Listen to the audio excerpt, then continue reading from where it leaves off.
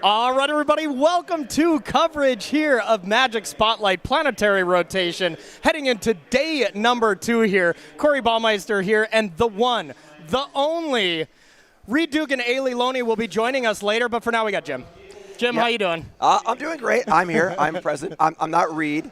I try every day to be. We know. But I'm not. We know. But you're even better, buddy. What are you looking forward to today? I'm looking forward to some great Magic. And I'm looking forward to seeing, Cauldron had a pretty good day yesterday. Yeah, it really did. And the deck is clearly really good. Mm-hmm. However, the last time we had this, we had a really good Izzet deck in Standard. Yeah. That was doing really well.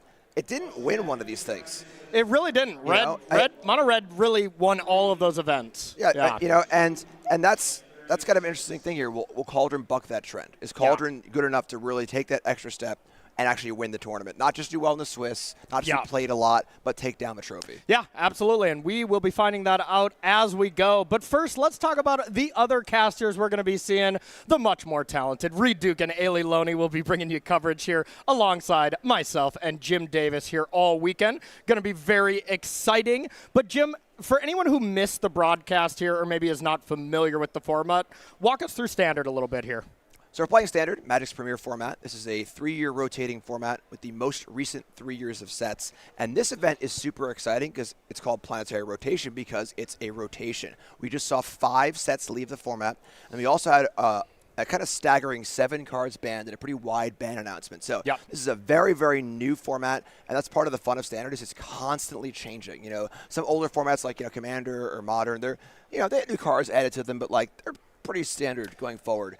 But Standard is a format that's always changing, constantly dynamic. Yeah, always trying to adjust to, hey, what did you lose? What cards were secretly unbanned? I think that's the biggest thing. We've seen a lot of cards that were in Bloomborough or Foundations or Tarkir or whatever that saw 0 play until we lost these cards, and now we're seeing some spice in the format, which is really fun. So let's take a look at what we're going to actually be seeing here throughout the rest of the weekend.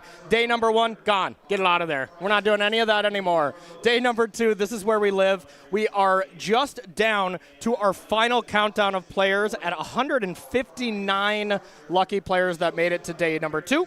Round 10 is going to begin here shortly. We're going to be playing ourselves 6 rounds, and the top 8 are going to be advancing to a single elimination playoff where all 8 of those players are going to be going straight to the Pro Tour for Pro Tour 1 in Richmond in 2026. Jim, what else are they playing for, though?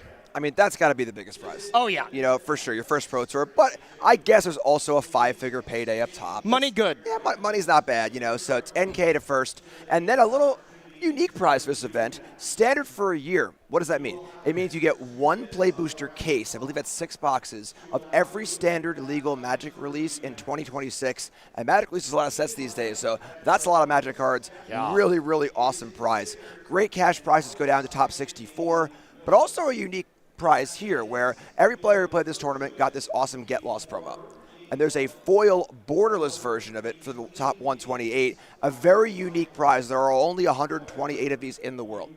So really cool memento, highly sought after, hard to get, and it just looks really cool. Very avant-garde art. I love it. Yeah, it is really sweet. And with 159 players, well, I guess you just got to not bomb this tournament here, and you're going to be getting one of those Get Lost, the foil borderless ones. And yeah, I've seen them. They look gorgeous. They are absolutely amazing. So that's the prizes. Now let's dive in. Let's shift gears and get ready for our actual tournament. Let's check out the standings to see what we got going on here. And the talk of the tournament definitely is at Cauldron, but Stanley up top, really fun stuff. 9-0, actually played a re-CQ on Friday as well and went 5-0 in that. So right now, Stanley in this competitive event is 14-0 with Izzet Cauldron. That's not a bad little run. Not too bad at all. So we got Stanley.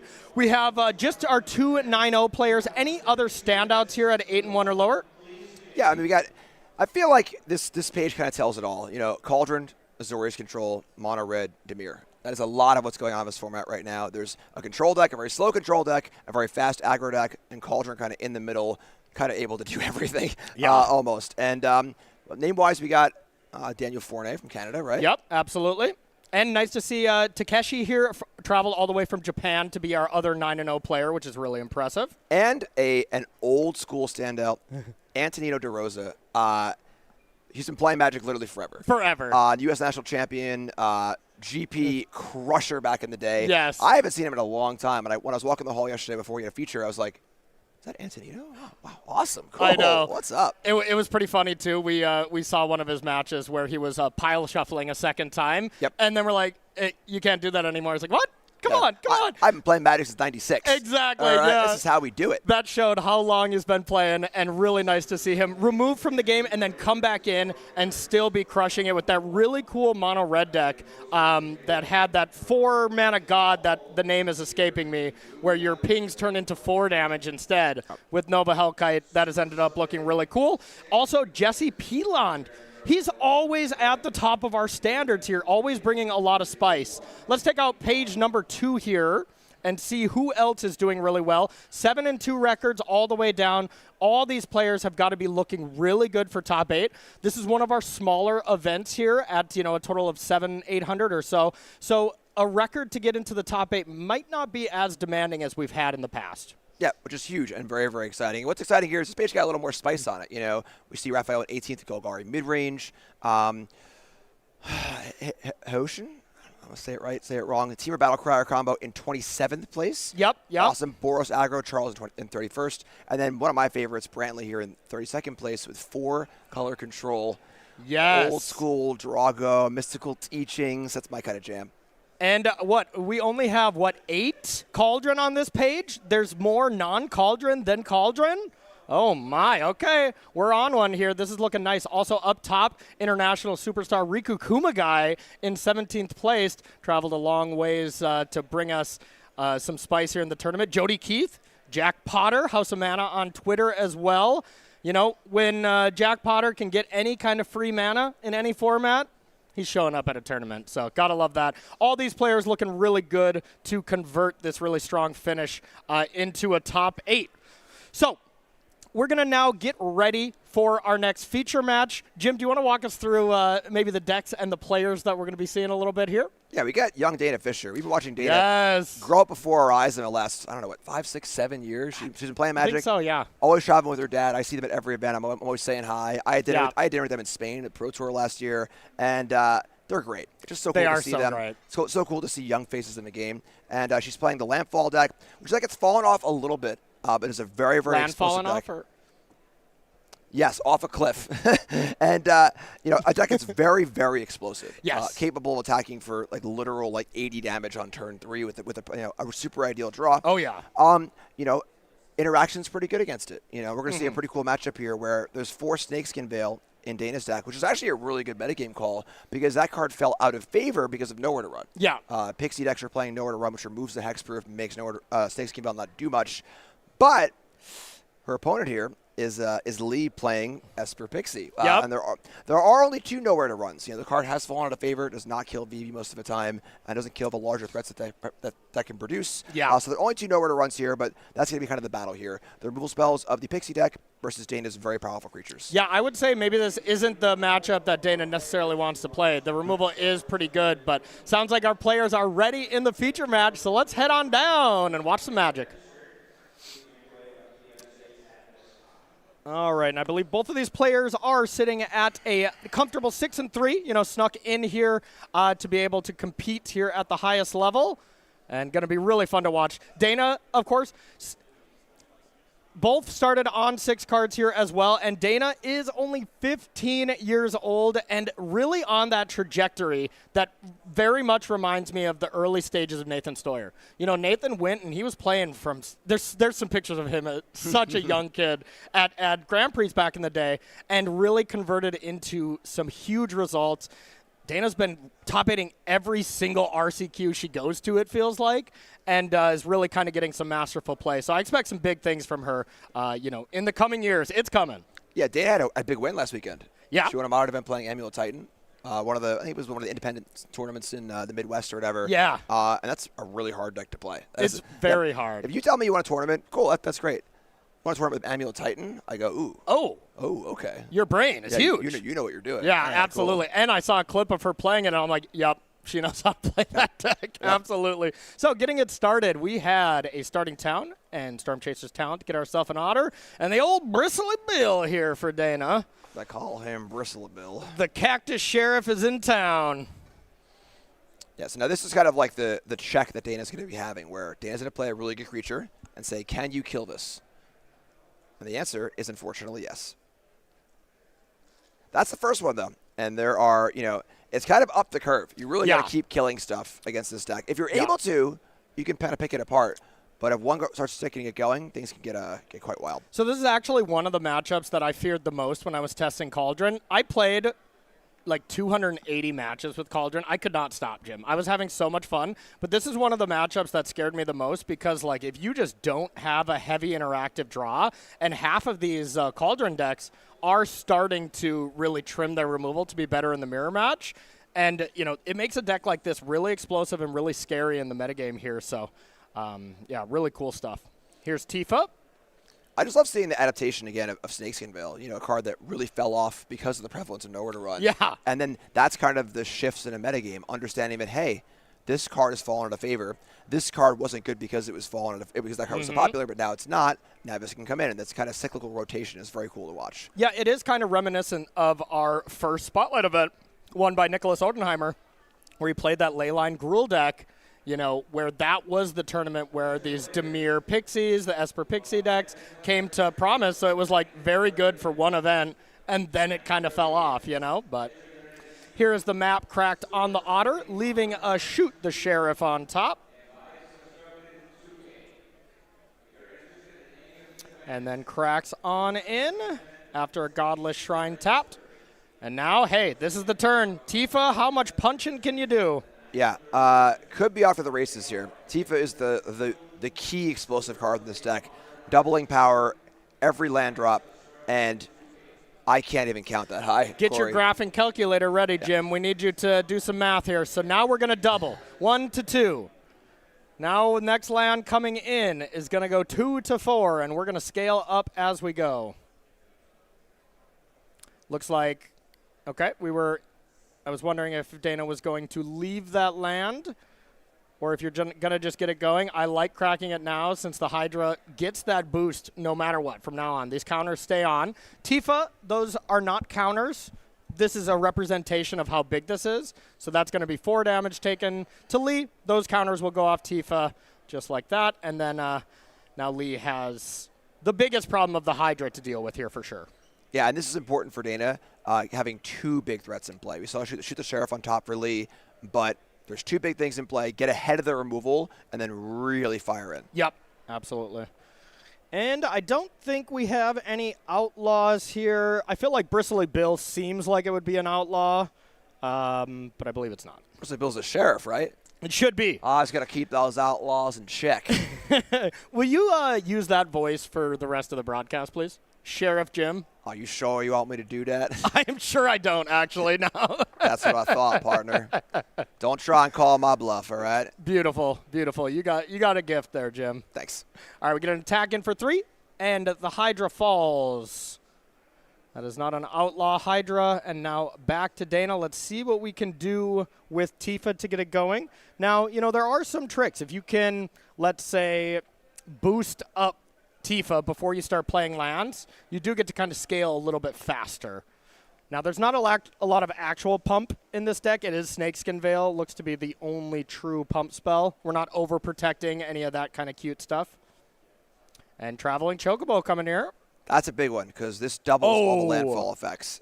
So sort of like a power modifier. So now every double is doubled, and that gets pretty big pretty fast. It reminds me of the bar question where it's like, would you rather $1,000 a day or 1 penny doubled for a year or something like that? It's like, it doesn't sound like much, but doubling is quite powerful. Doubling is powerful, that's for sure. And just being able to play lands off of the top of your deck is so great because the problem these landfall decks have had over the history of Magic, and that's it. Okay. Scoops it up, but that's the problem that these landfall decks have had in the history of Magic is you need such a great draw. Step links, GOP, those kind of cards were great in the early turns, but eventually you're going to stop drawing lands or you're going to stop drawing cards. It's hard to draw both of them. So looking at the sideboard here from Lee, we're going to start with here. We have 2 Authority of the Councils, 2 Duress, 2 Exercise, 2 Ghost Vacuums, 2 Ketramos the New Dawn, 2 Negate, 1 Strategic Betrayal, and 2 Tiny Bones joins up. I can talk today. Leave the voice to me, Corey. Okay. All right, Sheriff Jim, how are we sideboarding? Honestly, seeing Lee's sideboard makes me really like Dana's choice here because there is not much for her.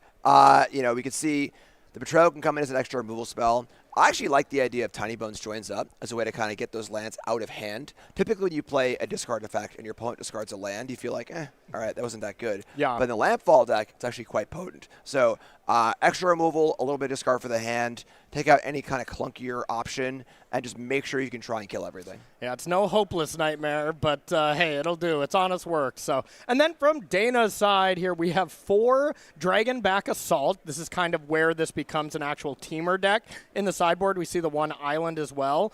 Maybe that'll come in. I'll leave that business to you. 2 Ghost Vacuum, 1 Ice Till Explorer, 2 Keen-Eyed Curator, 2 Magebane Lizards, and 3 Siege Ship Impact. What do you like here? So yeah, I love this transformational sideboard. Yeah. It's a single island. You're already playing all these land fetch effects. So and good. Dragonback Assault is a really, really powerful card. It's a 6 mana enchantment. It does 3 to everything, and you play a land and get a 4/4 dragon. So every one of those fetch lands is 2 dragons. This is a way to kind of zig when they zag. They're bringing all these kill spells to try and kill your creatures. You just say, hey, here's an enchantment, kill all your little guys, and then now try and beat me when I'm making a dragon every turn. So love the assaults here. They're also cool because they are effective against cards like Nurturing Pixie, Sun Pearl Kieran, Spyglass Siren, all these small creatures. And the Pixie deck isn't particularly fast. Without the life loss from Hopeless Nightmare, Pixie's more of a mid-range deck. Yeah. So I like the assaults here a lot. It's a really, really cool zigzag. It is open decklist today. Yep. It wasn't yesterday, so it is face up, and now you get to play that shell game of, all right, is Dana going to bring in the assaults?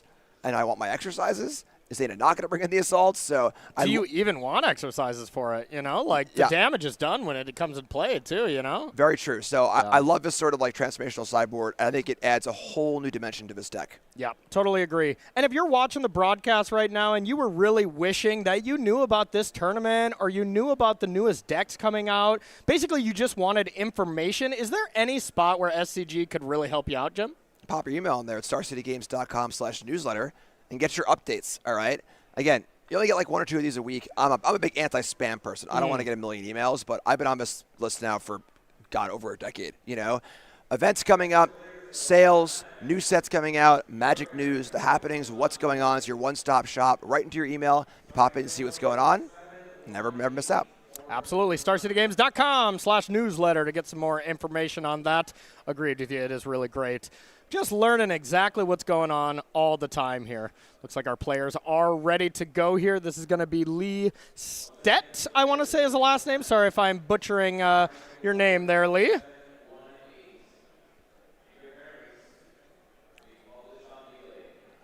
And everyone, game 1 did go to Dana here. Our win pips seem to be sleeping in. That's okay. We'll get a call and wake them up. Yeah, absolutely. Absolutely. We came to work today. They should come to work today, too. Exactly.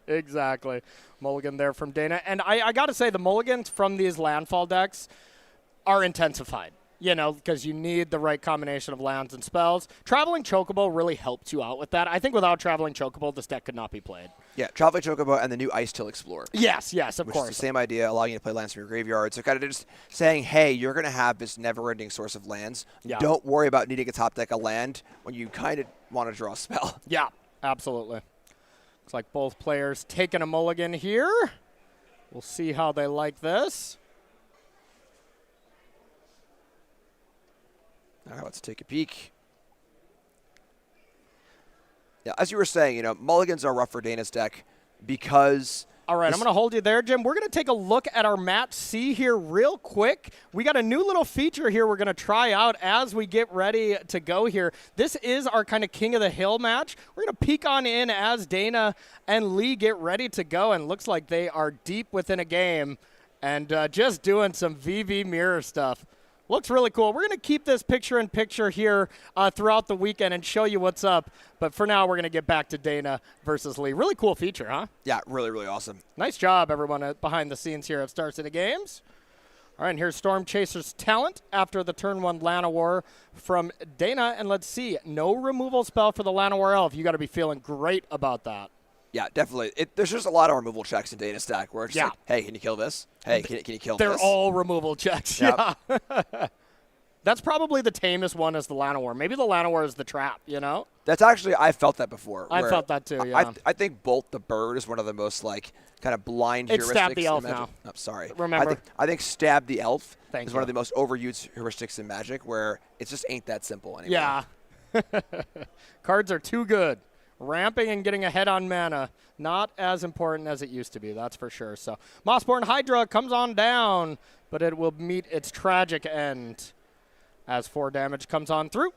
Dana Fisher is going to 16. Yeah.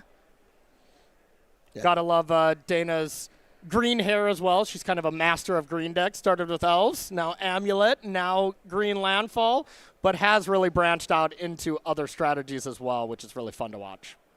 Gotta have a good brand, you know? Yep. I'm a big Dana fan. I really am. She's so nice. That Dana's great. Yeah. So we saw the Hydra on turn 2. That's a strong saying of like, hey, go ahead. It's kind of a check. If you can kill this, whatever. I got more stuff. And if you can't, awesome. Yeah, if you can't, it's over. Yeah. All right, so here's Tifa coming straight out of Final Fantasy VII to the battlefield near you. Will be going for a Bitter Triumph. Now, recognize that Dana did not attack with this Llanowar Elf, so that would signify that a Snakeskin Veil is there or some kind of defense, but no such thing being protected.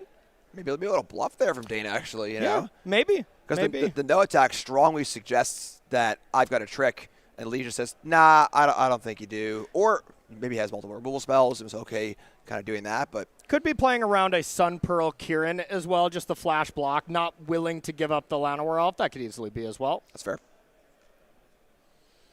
Land number 4 coming down for Lee. 3 mana being tapped, and there is the new powerful addition that honestly makes this deck decent / strong again, is this Esper Pixie's really kind of leader, the Cosmo Grand Zenith. Walk us through this card a bit, Jim. It's nice. Really, really powerful, yeah. The ability to create more tokens or bump the tokens you already have is super modular. And the big thing here is, when I saw this card at first, I was like, oh, Monastery Mentor isn't that good. This card's probably whatever. Yeah. That 4 toughness. This thing's hard to kill. Very hard to kill. No Abrade, no Torch to Towers. Anything that's played right now is really not able to do this. And my opinion on the Esper Pixie deck is it just is doing too much kind of small ball stuff now. Before this came out, once it lost Hopeless Nightmare, it just didn't have a way to close the game. This gives it that way to close the game again and makes it back into that Tier 1, Tier 2 range for sure. It also achieves the requirements of Cosmic Grand Zenith in that it's very good at playing multiple spells. You know? Yes. You do this by either playing a bunch of cantrips or all these bounce effects with Nurturing Pixie and Sun Pearl Kieran. It's really, really easy to just keep bouncing and doing things over and over again. It's not hard to go from no cards in hand to playing 2 spells in 1 turn, which is the most important factor. Yeah, I mean, we're looking at one right now. If there's 1 Pixie in hand, you have 2 spells, you know, so very good at doing that. You know, if you have to sideboard in such a way like the Pixie decks do against like Cauldron, where you have to bring in so much interaction, you can kind of falter on that double spell in the post-board games. But, yeah, of course, that's to be determined here against the big bad of the format. Yeah, so Lee here with basically the optimal draw, right? Get on the board, play some stuff, and then have a removal spell, and then an extra threat, which is great. So there's the island. Okay, so they're in. Or it's the ultimate bluff. Just brought the island in, no assaults. There we go. I like it. I like a good mind game. There you go. Just cause a little chaos. Introduce a little anarchy, you know? Exactly. Be ungovernable. And, I mean, let me tell you, it would look great here, you know. Oh, yeah. I mean, it does deal 4 damage, right? So I guess it wouldn't cleanly deal everything. That's 3. Oh, okay. Even worse. But dealing with everything but the Cosmogrand, perfectly reasonable. Now, if it comes off next turn, though, and Lee is able to double spell again, put more counters, all of a sudden it's maybe not as great. Yeah, the Cosmic Grand's the wrench in that plan. Yeah. You know, I think that the threat of the dragons is almost more of a draw than the actual sweeper. Okay. You know, killing a few small things is nice, but like the threat is like if it only did that, I wouldn't bring in Fire Spout here or something like that. You know, it's the combination of the threat.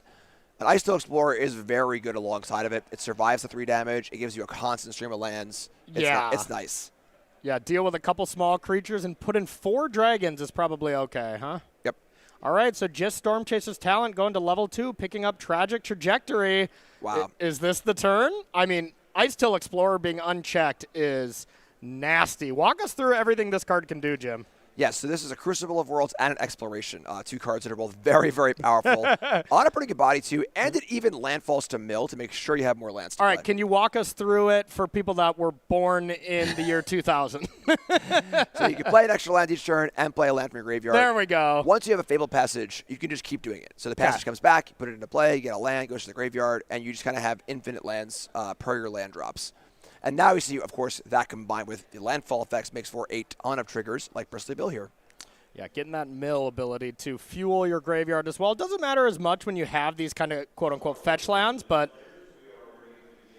And we are fully popping off here. So I believe we're going to be putting 2 more lands into play, and that will, on surface value, be enough to activate Bristly Bill, double all these lands. And kind of get it going. I don't know if that is necessarily going to be enough. Lee does have a great battlefield, has 1 Tragic Trajectory in hand, plus another mystery card. So just a big attack from Dana here maybe isn't enough, so we'll see what the follow-up is. I think this is more of a sit back and chill kind of situation. Yeah. With this double counter effect, with the double counter effect and guaranteed double land or quad land drops every turn, Dana can just sit back and say go, and then grow on her turn. There aren't really great attacks we saw from last turn. Like, the board's not gotten better for Lee since last turn. There's a Tragic Trajectory in hand, but, like, it's not really doing a ton here without a Void trigger. So, kind of settling into, like, an interesting landfall defensive kind of, like, control position. I don't know about that, because the Nurturing Pixar is a 3/3 now. If you get a second spell, it's still a 2-turn clock in the air. I mean... You got to be a little aggressive, right? This landfall deck is pretty explosive. Yeah. You know, like once you see a few more triggers and the counters double and the counters double, you know. But you're right, the race could be in Pixie's favor. Yeah. If we could slip across. What do we adding on some words here? Is it an extra otter? Maybe he's saying hi, Mom. Nope, we're drawing Okay. a picture. Nice, Okay, nice. Okay. Arts and crafts here. I like it. In I like Orlando. it. The Sharpie over that beautiful Spotlight Series logo is stressing me out, but don't ruin our playmat, Lee. Exactly. Our producers are all chomping their nails right now like Looney Tunes. Gotta get somebody down there. All right, untapping. Big turn here, big turn. Interesting to not activate Bristly Bill immediately. I suppose everything is out of range. Everything's not out of range of nowhere to run, so that could run afoul of that. If you go to end step and you want to activate, you know. For sure. But maybe Dana has something else to do with the mana. And another card, you know, that we didn't maybe talk about too much is World Soul's Rage. We haven't seen that card since the days when it was used as a combo card with all the Crimson Vow lands, Virtue of Strength, I believe. You know, you were popping off in that way.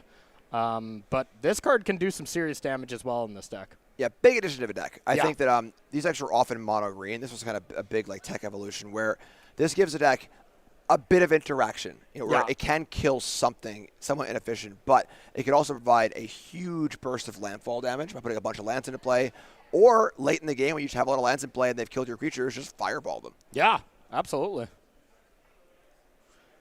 And for people that were born in the 2000s, what does fireball them mean? Folks know what Fireball is. All right. Let's put Fireball on the screen and put Corey in his place. Yeah.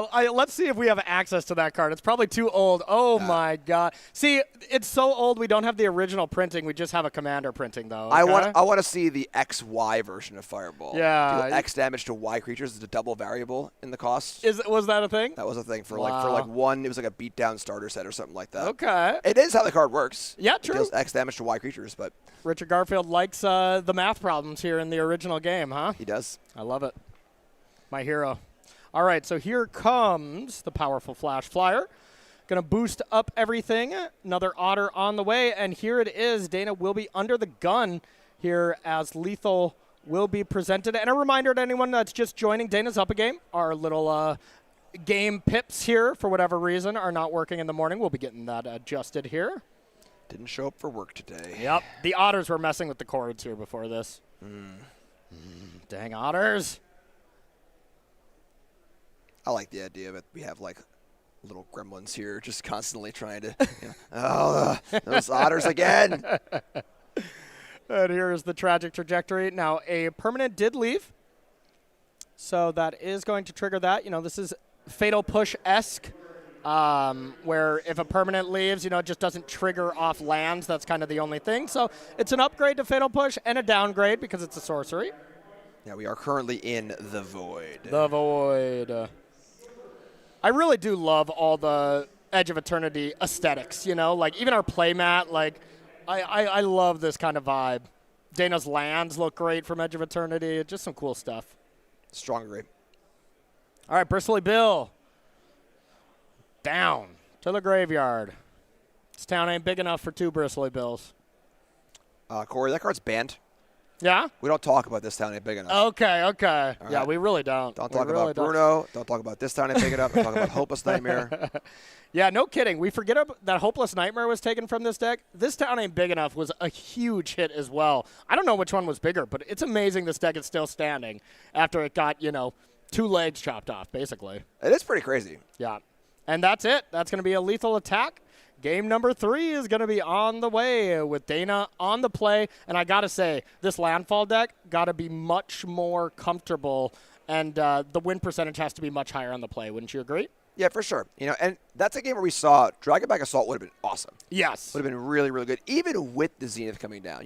Without the Zenith pumps and without the 4 toughest Zenith in play, Assault's a banger. It's just perfect. But even there, when it wasn't perfect, Assault would have been really, really good. The 2-4 would have lived, made a couple dragons, and we were off to the races. Least that cannot really come back to that without the reach of Hopeless Nightmare. But not quite there. Great draw from Lee. That was also Lee's almost best possible draw. Yeah. Absolutely. A lot of threats, removal, good stuff.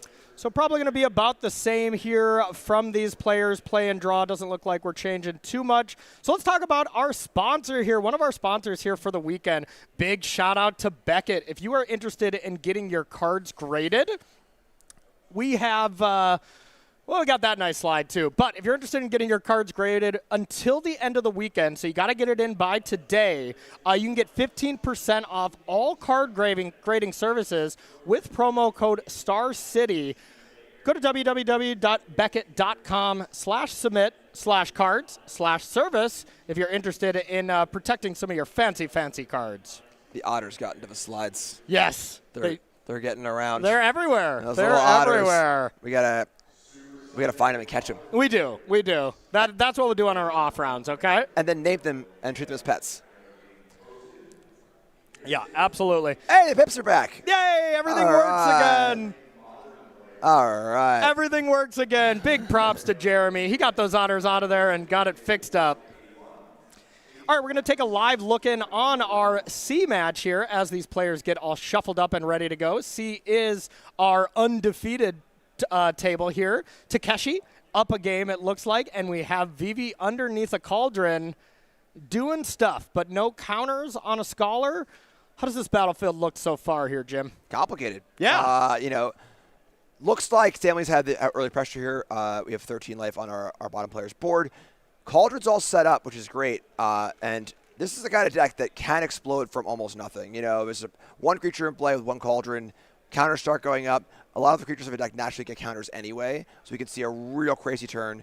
But that's, of course, if Stanley has nothing to say about that. What does Stanley have exiled there for that creature? Is that an Azure Beast? Yeah, maybe. Azure Beast Mage thing? Stanley also had the greatest shirt. What's that little gopher that everyone wears in this area? Is it is it Bucky's? I'm from New York, man. I don't know. Yeah, I don't know what it is, but I've seen those shirts everywhere. But looks like Dana is ready to go here with a Llanowar Elf to start. We'll be popping in to see that. But yeah, had just the greatest, basically a onesie. He had a shorts and shirt matching. A romper? It was kind of a romper. Yeah, kind of. It was pretty cool. So, as we say, the trajectory, the elf instead of Bolt the bird here. Llanowar Elf down. And now just an escape tunnel and pass has to be not exactly what Dana wants here.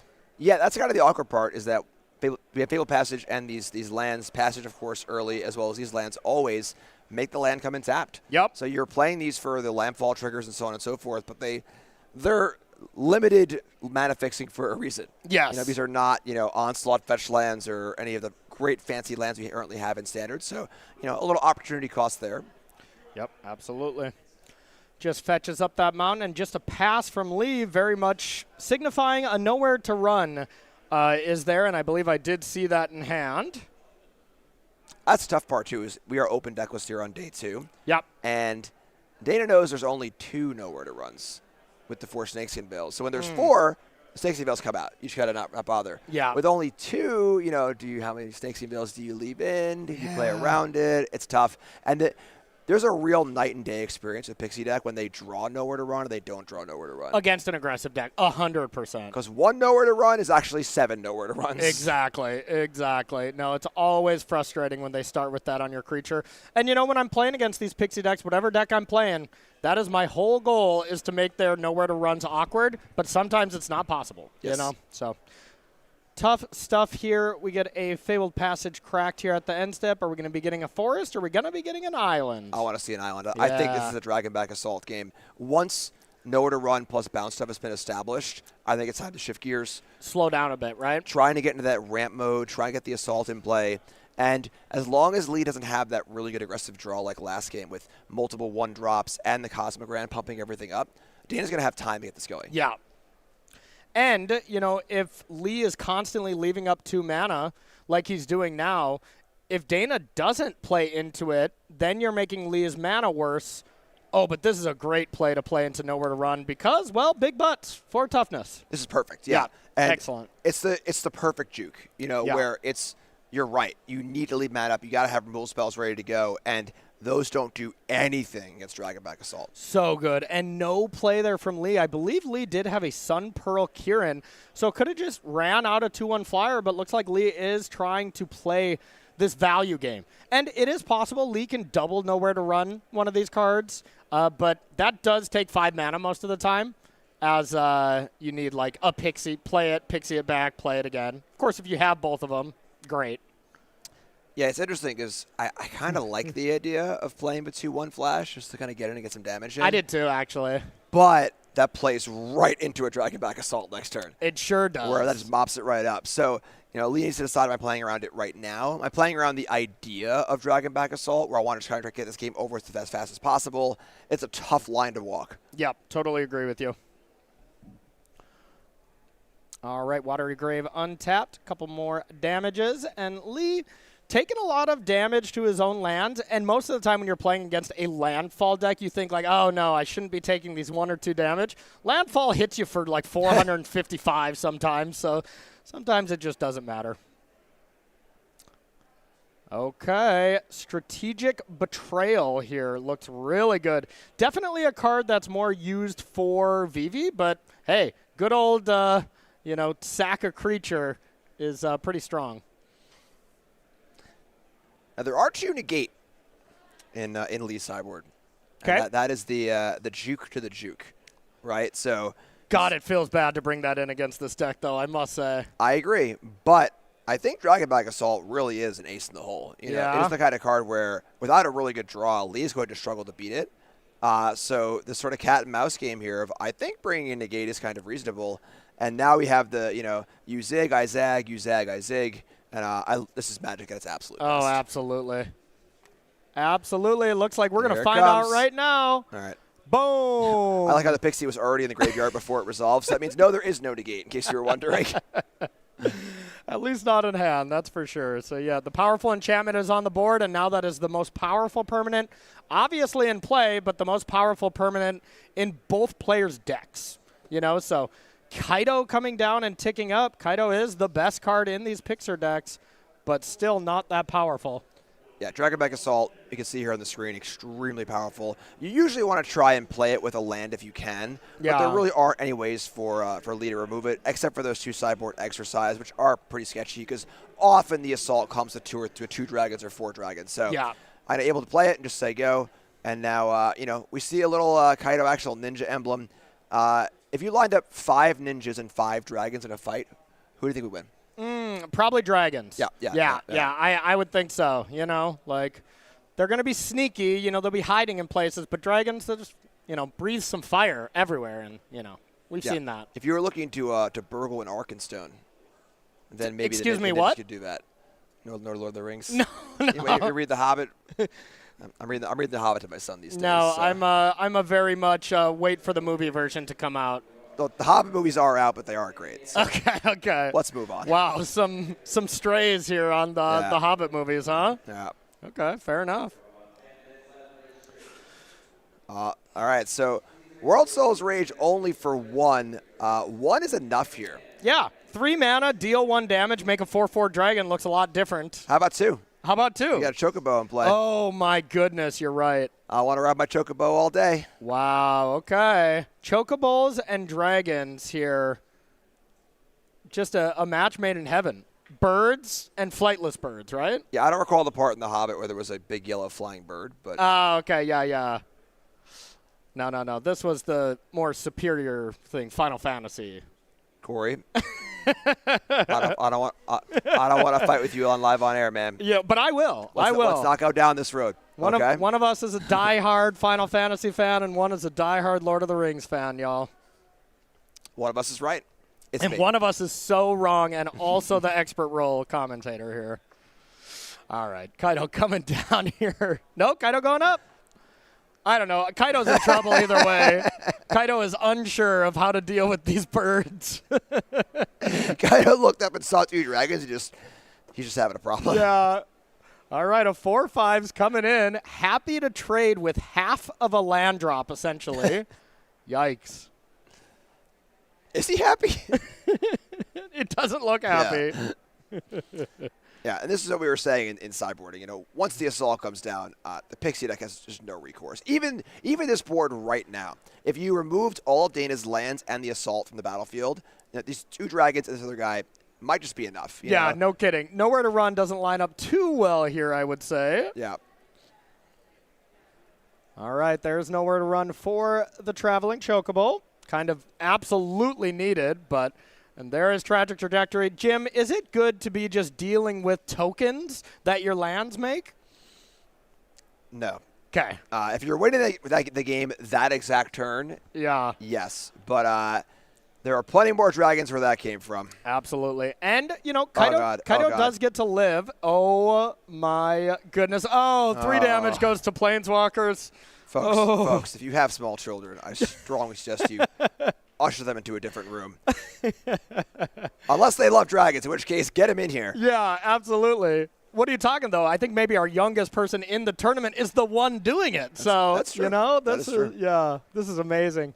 Yeah, I love this sideboard juke. I think that so good. When the Final Fantasy set came out and the landfall deck was first really kind of shaking things up, it was mono green almost entirely. Yes. This addition of World Souls Rage to the main, and then most importantly the assault to the board, really makes the deck much less one-dimensional. Yeah. And allows it to really kind of play both roles. It can be a ramp deck. It can threaten the kill. It can go big. It can do a lot of different things. Yeah. I want to say it was Canadian superstar Dom Harvey who kind of had that innovation in one of the challenges, and kind of popularized it. I could be wrong on that though. Also, Dana's dad, Adam, is still in the field as well, playing the exact same 75 at X and 2. So, yeah. That is just so damn wholesome. I know. It's cool when you and your friend play the same list. Yes. But dad and daughter in the same event playing the same list, that's just really cool. Me with a 1.5-year-old daughter is pretty much tearing up right now with the overload of cuteness, I mean, hey, I got to experience all of this stuff with my brother, and that was special. I look back on that, and that is so cool. To do it with a parent and have that kind of bonding moment is honestly what this is all about. We can have our jokes and have our fun, but it is truly special to connect with your daughter, with your brother or whatever, doing a game, having fun, doing what you love. So really cool stuff here. Kaido comes down, stuns down another dragon. Yeah. Once again, there are plenty more dragons coming. This deck is sweet. Yeah, really, really cool. I think Dragonback Assault is just a really good card. I think that the combination of Dragonback Assault and Ice Tail Explorer is just phenomenal. Oh, yeah. Those cards work just so well together. I mean, traveling Chocobo with it seems even more ridiculous. The doubling the landfall there on that, I did not even really realize that it did that. So Speak of a devil. Oh, my goodness. We're making Dana look good in the booth. She's making us look good in the booth. This is great. Exactly. Normally, this would be the spot where we're kind of in garbage time, and we'd look away. But, we're going to keep our eyes on this as Dana Fisher takes it down. You saw the exercise on top there for Lee. And, needless to say, the damage was done. But, kind of looking at that kind of sideboard action from Lee, do you like exercise or do you like negate more to deal with a card like that? I think I like negate. I think I like negate too, because once it comes down, you're in trouble, right? Like I said, there are very few targets in Dana's deck for negate. Yeah. Like it's World Souls Rage, it's Snakes and Veils probably came out, and it's the Assaults. That's it. Yeah. But World Souls Rage and Dragonback Assault are like the two cards that circumvent the things that Lee is doing. You got to bring him in. I think so too, because think about the scenario that could happen. Assault, play a Fabled Passage, crack it, get 2 4/4 dragons, and your opponent goes to exercise the enchantment. It's like, that's not going to work out very well, So I think the damage was done. The damage is definitely done. But sounds like we're going to be heading to another match here, I believe. We'll be getting that one all queued up here as we have 4 feature matches now instead of just our traditional 2. So you're kind of seeing more and more action. Star City Games kind of up in their game here. And it's been really cool to check out over there, wouldn't you say? Yeah, our meeting at Friday was awesome. It's like, here's all the cool new toys we have. It's, it's really, really cool to see. So, except they improved their cameras, which, really shows, our oldness, I would say. So maybe we can get the quality on that camera down a little bit. What do you say? We got to get hair and makeup. Well, I do have hair and makeup. They don't show up to you. Oh, never mind. Okay. Oh, natural. Oh, wow. So beautiful. So we're going to head into our B match here. We're going to be heading on in game number 2 and check out what these players are playing. So let's jump on down. All right. So we have Brantley up top, and we have Ryan Mullins below. Is it Cauldron versus 4-color control? Jim, tell me about your favorite deck. Is it Cauldron? And then we'll get to 4-color control. Corey. Corey's making fun of me. 4-color control. I played this deck at the store championship. I think this deck is awesome. This is a old school control deck, all instants, 4 colors, 1 mystical teachings, a bunch of answers. Has a pretty good matchup against VV. You see here, Brantley up a game. A lot of removal spells. This is a very unique version of the VV deck, though. This is the Artist Talent version. Oh, okay. I've been hearing some rumblings about this. Yeah, I'm interested in this. If it actually is an improvement or, maybe if it's not needed. Time will tell. Yeah, there's Artist Talent. There's also Storm Chaser's Talent, that kind of stuff. So High Noon coming down. Yeah, High Noon is a card that's pretty good against VV, but it is really good against Artist Talent. Yeah, no kidding. And just a Mako coming down here for Ryan, and definitely huge advantage there to Brantley. Yeah, and you're going to see Brantley do this a lot. Play a land, say go. Play a land, say go. Almost every card on the entire deck is an instant, except for 2 Ultima, a stock up, and of course, if you use Sideboard, High Noons. Yep. Okay. Yeah, and like you said, you took second with this deck with the 4-color control, right? Yes. Yeah. So, I mean, the deck has to be good if it carried, a player of your caliber all the way to the finals of this, Jim. It dragged me through, yes. And High Noon is really cool in this deck, too. Is like we saw yesterday. Pete Ingram was playing the Cauldron deck against this control deck, Flash deck playing High Noon. If you can play on both turns really, really well, High Noon is not only a hate piece, but it is also a synergy piece. Yes, absolutely. High Noon looking great. Haven't seen a lot besides that one match against Pete. It's not the best card against Cauldron. It really isn't. I've definitely lost to it. But, it's sometimes you just go profs and then Tersa them and kind of get the job done. Yeah, it stops the unfair stuff, but the Cauldron deck is just so good at doing the fair stuff, too. Yes. All right, profs, Eidetic Memory, doing some looting here from the talents. And drawing a card off that. I mean, I got to say, talents with profs, Eidetic Memory is really good. And, profs is low-key the card in this deck. Everyone looks at VV, everyone looks at Cauldron, but Props really reminds me of Up the Beanstalk. the first time someone just get lost my profs, and I was like, wow, that actually seemed correct. I'm just like, okay, this is up the beanstalk now. You know, it really feels like that power level to me. Yeah, it is very, very difficult to interact with profitably. Yeah. And the way to do it is honestly what Brantley has done here, where you're just going to try and kill every creature.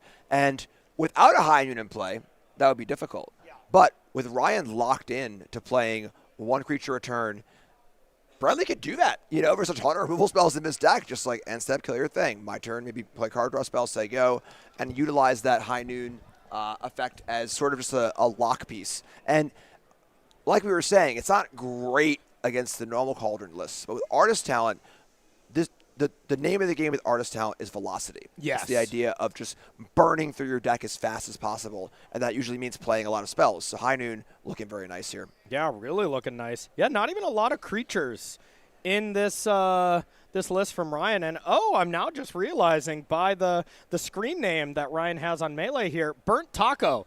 I've seen that name online a lot. A really, really strong player. All right, here is, I would say, maybe the breakout card of last weekend. Quantum Riddler just dominated some of the other Midwest series. And, I mean, just the winner of that tournament, the person who took second, 4 Riddlers in both of the deck, and really made a statement that, like, yes, you should be playing this card. And I tend to agree. I think Quantum Riddler is just amazing. Best card in Edge of Eternity to me. The Riddler has arrived. The Riddler is here. Somebody call Batman. Don't need high number 2, you know? Yeah, not really. Not really. Unless your opponent's at 10. Yeah, what are you talking about? I mean, if your opponent's at 20, how else are you going to win without 4 high noons? Ooh, this is huge. All right, here is a Ral. Crackling Wit. This is the card I lost to in the finals of my store championship. Oh, really? Yeah. Okay. Ral is the kind of card that's just so good. We saw 2 Get Lost already used by Brantley. That's one of the primary ways to kill it. Mm-hmm. And then it's also a card that plays phenomenally against High Noon, able to, air quotes, cast a spell every turn aside from your High Noon spell. Yeah, there you go. Oh, okay. Okay, so that does not shut it down for good, though, right? This is just kind of a counter spell for the one time? I believe Tiebreaker turns off Planeswalkers. Double check. Let's double check. Oracle wording. I'm pretty sure it doesn't. We'll see who's right. Is it only artifacts and creatures? That's what I thought. Oh, artifact creatures or planeswalkers. Oh, another point for Jim in the booth. God, you know what, Jim? You are the superior Magic player. I now concede. Expert roll. Dust my shoulders off. God, you're good. You're good. I love this. I think it's so important to attack the planeswalker that you Tidebinder. Definitely. Just get it off the board. Don't be in that, house of glass, whatever the analogy is, where if a Tidebinder dies, everything gets unlocked. Yeah, agreed. I love this too. So main phase consult the star charts, really utilizing High Noon as a synergy piece. 2 spells per turn cycle. Ryan's only playing 1. Great place to be. I believe you were looking for House of Cards. House of Cards, Glass House, Don't Throw Stones. I don't know. There's some kind of house. Jim's throwing cards in his glass stone house. And wondering why nothing is happening. All right, consult the star charts here to look at the top 9 cards. And pick 2 of them. God, that card's incredible. It's so good. Like, do you think that card is better or worse than Stock Up? It's completely dependent on the structure of your deck. Yeah. So the way this deck is built, it's a instant speed control deck. You want to say go every turn. Mm-hmm. In that case, Consult is much better.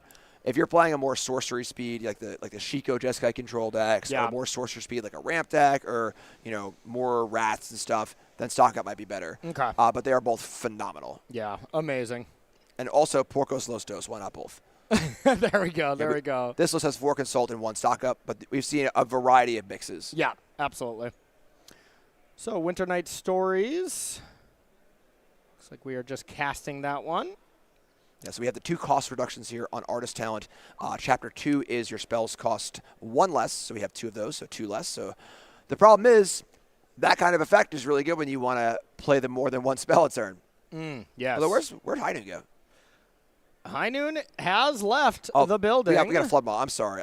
We were talking about houses. I know. I was talking about stones and houses. And So that's pretty rough, actually. Yeah. This is time to pop off. So this is the turn. So there is the powerful, ever powerful wizard here, Vivi Ornater. All right. And a Spell Pierce on the one piece of interaction. Is Ryan Mullins doing it? This is a lot of stuff. Reminder that Voral is not active. It is Tidebindered. Yep. So it doesn't even get the plus. Correct. Yeah. And is that just free? That is a free. Is that a free Cauldron? Ah, yes. Cauldron wasn't good enough. Let's make it free. Agreed. I'm in. Uh-oh. I saw a flash in Brantley's hand of an Ultima. Ultima looks pretty good here. Now, that is just creatures and artifacts, though, right? Not enchantments? Correct. Okay. But hit that Cauldron, get those maps out of here, get the VV out of here. Unlock the Rawl. Yep. Doesn't lock the roll, that is true. Yeah. I was going to say that came in this turn, but we are harmonizing. Ryan doing the classic, I would say, Moto Grinder, maybe Magic Grinder-esque. The put the spell right down below your lands whenever you cast it. Yep. Little out of view. Keep us on our toes, Exactly. Interesting to note here, too, that they are in game 2, and there is 9 minutes left. Yeah. 9 and change. If this goes to Ryan, this must have been one heck of a game 1 here, that's for sure. But sorry, we couldn't bring you that. We, of course, stay as live with the tournament throughout the entire time. Yeah, super long game 1. Yeah, and that's what this control deck is designed to do. Just keep playing. And that's why VV is so powerful, because it can play those long games with the control deck. Oh, yeah. Usually you hit garbage time with a control deck where they have 7 cards in their hand. You just can't possibly win anymore. VV can just keep going. Yeah. And, man, especially with these artist talents, most of the time you're a little limited to what you're doing, but this artist talent does seem it opens the door a bit.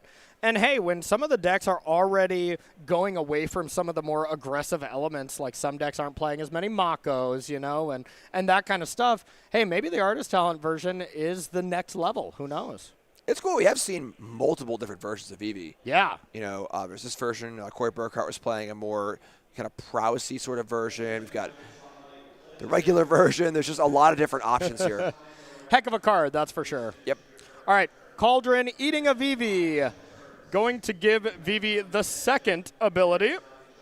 So now the Otter has one VV ability, and the VV itself can activate twice. It kind of stacks like that. So, yeah, VV has used its native ability. Yes. But has not used the ability granted by Cauldron. Exactly. So on surface value, we have 8 mana.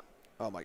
Down to 6. Folks, grab a snack. Yeah. This might be a turn. Because the one thing is these Otters, similar to Mako when you're discarding cards and it gets boosted up, the Otters themselves get boosted, so if you wait to use the VV ability from the Otter, the longer you can wait, the better is usually the heuristic here, because then you'll be generating more mana. So now we'll see. Mako can activate a bunch. VV hasn't activated, so by my count, we have 10 mana available. It's just how much gas does Ryan have left in the tank. What's the third ability on Artist Talent? Yeah, third ability on Artist Talent is if a source you would control would deal non-combat damage to an opponent or a permanent an opponent controls, this deals that much damage +2. So, VV's ability. How about a Lightning Bolt? Or a Lightning Bolt. Lava Spike, Yeah. Every spell is now a Lava Spike. That is a good way to close the game outside of combat, which usually isn't possible when VV's only dealing 1. Yeah. But 3's a lot. 3 is a lot. So this really is a deck that's comboing up. Man, the more we're seeing this in action, the more Artist Talent just really looks like Thrill Seeker in a hat. Yeah, the question here for me is, should Brantley just concede? Yeah. There are 7 minutes left, and this is looking like it is, there's an ultimate in hand for Brantley if he ever gets another turn. That's a pretty big if. Or if Brantley can even win a game in that time, if he just watches it go and accepts the draw, who knows, Yep. Either way, a draw isn't great, especially on day 1. They get a little better on day 2. They're not completely useless. But yeah, I'm kind of with you. It doesn't look like this game is going to go the way of Brantley, excuse me. Because both those talents are also unused. So right now, Ryan has a lot of mana, and that can turn into cards pretty easily, which then turns into more mana. Which turns into more cards, and that is typically a recipe for success. And we're getting damage here, too, so. I remember me and, Burnt Taco 77 from Magic Online, we bonded a lot over a deck in the past in Modern, and it was is it fair breach? Where, you would have breach, but you would have Dragon Rage Channeler, those kind of cards to be able to kind of not go full breach grinding station, but it would have that kind of fair game plan. And I'm like, yeah, this deck is quite similar to that. So you can tell Ryan likes this style of, I'm going to take all the game actions. I'll let you have some of them. But for the most part, Ryan gets to click the buttons. Corey, rude. Ryan, rude. yes. Winning, rude. Like I was saying here, so these Stormchaser talents getting back, just an opt. And the thing is that with these artist talents in play, it's really hard to miss. You get to rummage so many times, Jim, I got to stop you there. This is really bringing me back to the Nadu. Have you VV'd? Yes or no? The Nadu to the left, you'd put it in the middle, then you'd put it to the right. Don't invoke that name in this broadcast. Oh, the wing. We don't talk about Nadu. Let's see if we can get that one on screen. No. I veto that. Thank you very much. Oh, there we go. All right. I see you as the power in this duo. Okay, that's fine. I'm gonna take a deep breath. Take a deep breath. Jeremy is just over there, just twirling his beard here like an evil Jeremy over there, just sending us all the bad cards. Let's get Crook Clan Ironworks up there too. Stop. Nope. All right. And, yeah, we have fully entered garbage time here, y'all. I would say we'd take a live look in, but I imagine no matches are still playing at this time. So we're just going to watch this and enjoy it together. But the problem is that, again, this is game 2. Like, Brantley, it's pretty hard for Brantley's deck to win a game quickly. Yeah. But, like, you play lightning fast, you can win a game in 6 minutes. Yeah. Hey, I at this point, maybe either Brantley's not thinking of the clock and just kind of like, I want to see you do it, or it's the classic, like, he just knows he's not going to win. It's just accepting the draw here. I don't know. There is a point where, like, at this point, maybe we're at the point now where you don't even want to start game 3, because Brantley could lose in 4 turns and cannot win in 4 turns. That's what I'm getting at, like. Right. It's kind of funny how the time on the clock really, it changes drastically what you want to do. Yeah. 8 minutes left. Let's try and get a game in. Yeah. But, so step back and enjoy. It is pretty cool. There's always the thing where, a deck like Nadu or any of these combo decks, Ironworks, where when it's the best deck in the format and you're sick of seeing it, you're like, oh, not this again. Yeah. But it is really cool. It is really cool. Like, when these decks aren't the best deck, like when you see an Ironworks deck for the first time, even the Nadu deck for the first time, you go, wow, you could do that? Yeah. That's really cool, And I think what's the tiebreaker for me is how is the mirror match? KCI mirror matches, Nadu mirror matches, trash. They were bad. Maybe Matt Nass loved them, for the KCI mirror matches. But they overall, not that fun to watch. Maybe a little a luck-based, who drew better, especially Nadu. But is it Cauldron? There's a lot to it. There's a lot to how you sideboard. So, and maybe I'm biased, as I played a lot of the Cauldron. I did play a lot of Nadu as well. But I think the mirror match is the tiebreaker for me. What do you think? Well, it's also not just the mirror match in the pure gameplay sense. It's in the deck building sense. We're seeing here. This is a pretty different build of this deck. The core is the same. It's still Cauldron, it's still VV, but Stormchaser talent, artist talent, crash through ops. These are cards we don't see in the typical VV deck. Yes. I mean, if we are going to look and we're going to be unhappy about the VV Cauldron stuff, we got to still appreciate the nuance. Like you're saying, the changes that Ryan's deck is, because this is not a list we've really seen. The Artist Talent has popped up a little bit, but this is Artist Talent, Stormchaser's Talent, and then it's finely tuned by a really strong player. And, I mean, this is cool. This is definitely cool. Yeah, and it's interesting to me because this version is more combo heavy, where the regular VV deck, it's almost like the Cauldron part's of Plan B. The Profs is the Plan A. This one, the Cauldron's more of the Plan A, and there's more combo element with these artist talents, these cantrips, and one of the problems that VV can have is you get the Cauldron going, you have a few creatures in play, you have the ability to make 18 mana, and you didn't draw Winternet Stories. So you just don't have a lot to do with it. Yeah. Whereas this deck, with both talents as being insane mana sakes, you're always going to have a thing to do with all this mana. When this turn started, they're really, we had some mana to work with, but the fact that these talents were in play to be sinks is a really good way to kind of get going and make sure you can actually combo off. So we kind of dismissed this game like it's just completely over, and it still might be, but I'm now looking at Ryan's deck. There are 3 cards left in it Like, are we going to deck? Maybe this isn't over. Like, what is going on here? So he did the math, I'm assuming, to how many lands, but what can you do with one card? Yeah, a lot of Artist Talent is not mandatory, right? What? Artist Talent Rummage is not mandatory. I correct? believe it is not. Yeah, whenever you cast a non-creature spell, you may discard. It is. Right. It is. But yeah. the thing is that Ryan doesn't know this, but we know there's an Ultima in Brantley's hand. Yeah. So the VV damage, and it's interesting where the VV is still here, right? It's not underneath the cauldron. Like, it's still dealing damage. Yeah, but it's only one. The Artist Talents were never leveled up fully. Okay. And it felt like there was infinite mana. Maybe there wasn't, a true infinite. We see these Riddlers have come down. Like, maybe at some point in this, Ryan needed to get that talent up to make the VV deal 3 damage for each spell instead of 1. Yeah. Because now it does seem like we've kind of hit the wall. This is the wall that says, okay, you have to have a Wrath, but we know Brantley does. Yeah. And, I mean, the one thing that Ryan can do, I saw a bunch of opts in hand, and you can just, like, opt, hold priority, opt, get the VV triggers and stuff. But, man, if Brantley has the Ultima, like you said, like, pfft. The thing is that it's funny because, Ryan's last card should be known information. Ryan can look at all of his cards, count them all up, and figure out if that's a land or a spell. Yes. If it's a spell, that means the map in play can turn 1 mana into 5 with the Riddler, right? Yes, By adding a counter, so that's 5 more mana to work with, and then we can possibly level up a talent. I don't know.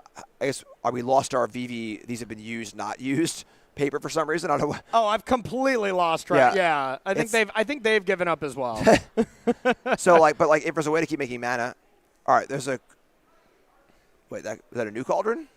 I'm not even sure whose turn it is. What state am I in? It's still the same cauldron. The VV just went under it to make it a little bit more clear. Okay. A Raw hasn't been activated.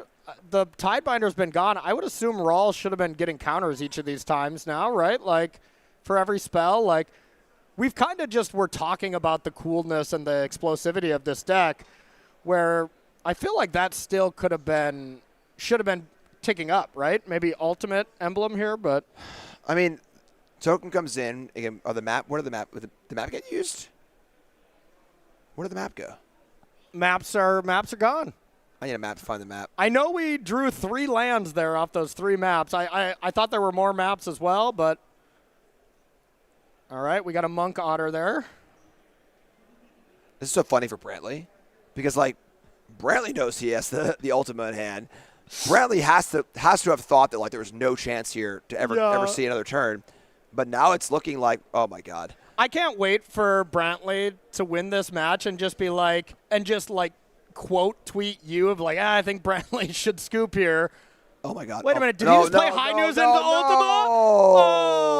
Oh no! Oh my goodness, acted a little too fast. High Nude came into play. That's someone who's been bit by Ultima before, because Ultima, of course, is a rat that ends the turn. So gotta do the other stuff first. Oh, you can't do that one. No. Oh man. Oh no.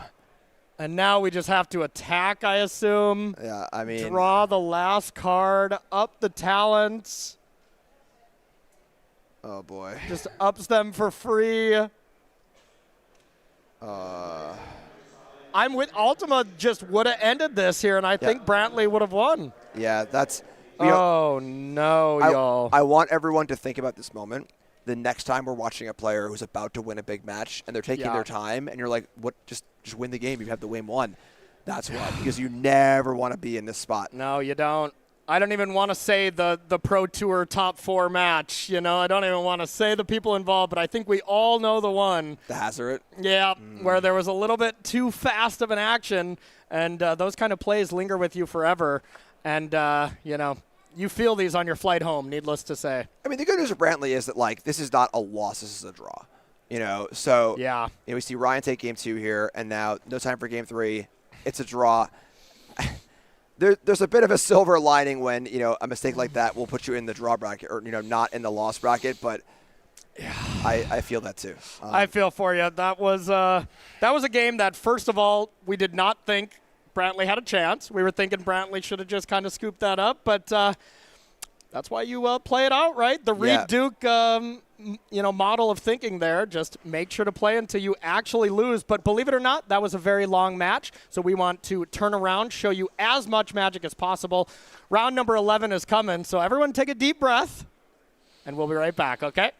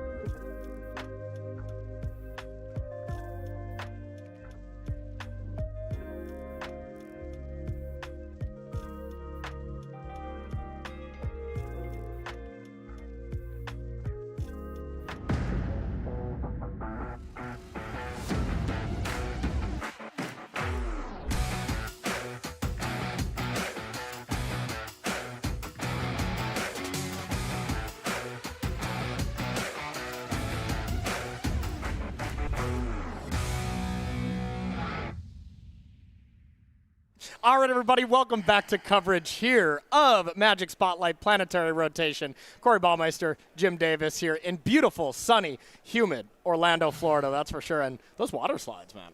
I want to go to that water park. You in? Yeah, I kind of want to go. Yeah, absolutely. I still got one good ACL. I can make it work. So, all right, we are going to jump into our next round here. Round number 11 is coming up. But first, let's take a look at the day 2 metagame. See how everything shaked up. Vivi was 30% going into day 1. Jim, now it's 54. What does that mean? It's not good, Corey. That is an unbelievable conversion rate. It really is. 54%. I don't know what conversion percent that is. I'm not Frank Karsten, but yeah. I just know that's a really, really big number. Yeah, and, it went from 199, I believe, to 86 here. Yeah, that's pretty powerful. You know, we see here a bunch of other decks you've seen all day: Mono Red, Dimir, Azorius Control. Pretty cool. Some pretty cool one-ups here. You know, we see a Selesnya Kona deck, Rakdos Aggro. We're about to see Weapons Manufacturing. Yep. So there are some cool decks in the field. But if it's VV versus the world right now, VV is currently at the top of the standings. Agreed. And I would say the other winner of this data, Mono Red Aggro, was in 4th out of the big 4, I will say, and now it moved up to 2nd. So our Mono Red decks did well. Our VV decks did well. Dimir, Azorius Control, solid. Nothing too crazy. We got our feature match players getting ready, but now let's take a look at the standings, see where everything's shaken up. And Jim, I mean, this standings going into this round, we're really starting to paint a picture. We got one person on the top of the hill. Walk us through these standings. Yeah, 10-0 is a great place to be. Now, yeah. Ain't there yet. I feel like, you know, across the whole broadcast, we say that a lot. We're like, you know, there's some nice milestones you can hit. But the milestone you want to hit is I'm in top 8. Yes. I got my Pro Tour slot. I'm playing for the championships. Not there yet. And we can see we're getting the later rounds here. We're thinning out. We only have 6 other players at 9-1, a whole bunch of 8-2s, and a whole lot of Cauldron. Yep. But there's a lot of players not on the slide who are still very much in contention. Absolutely. Big shout out. Jody Keith there playing Is It Cauldron. Normally plays a lot of spice, so this time you know this deck's good if Jody's not playing something kind of off the beaten path. A lot of great players on this front page. Let's take a quick look at our second page of standings and see who we got here.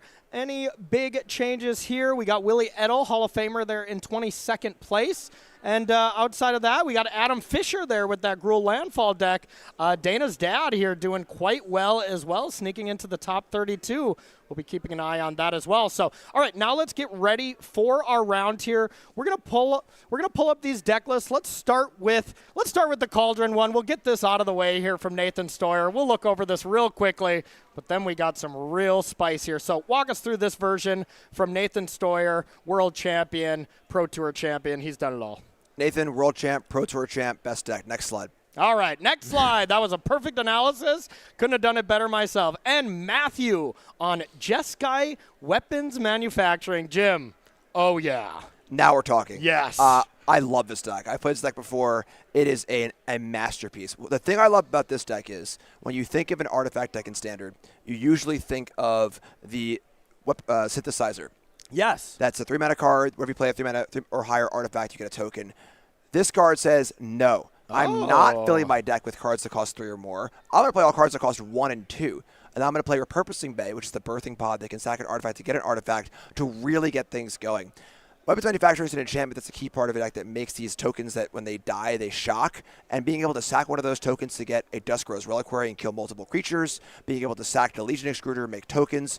Awesome, awesome stuff. But the big thing for me here is this engine is lean. All the cards are cheap. They cost 1 and 2.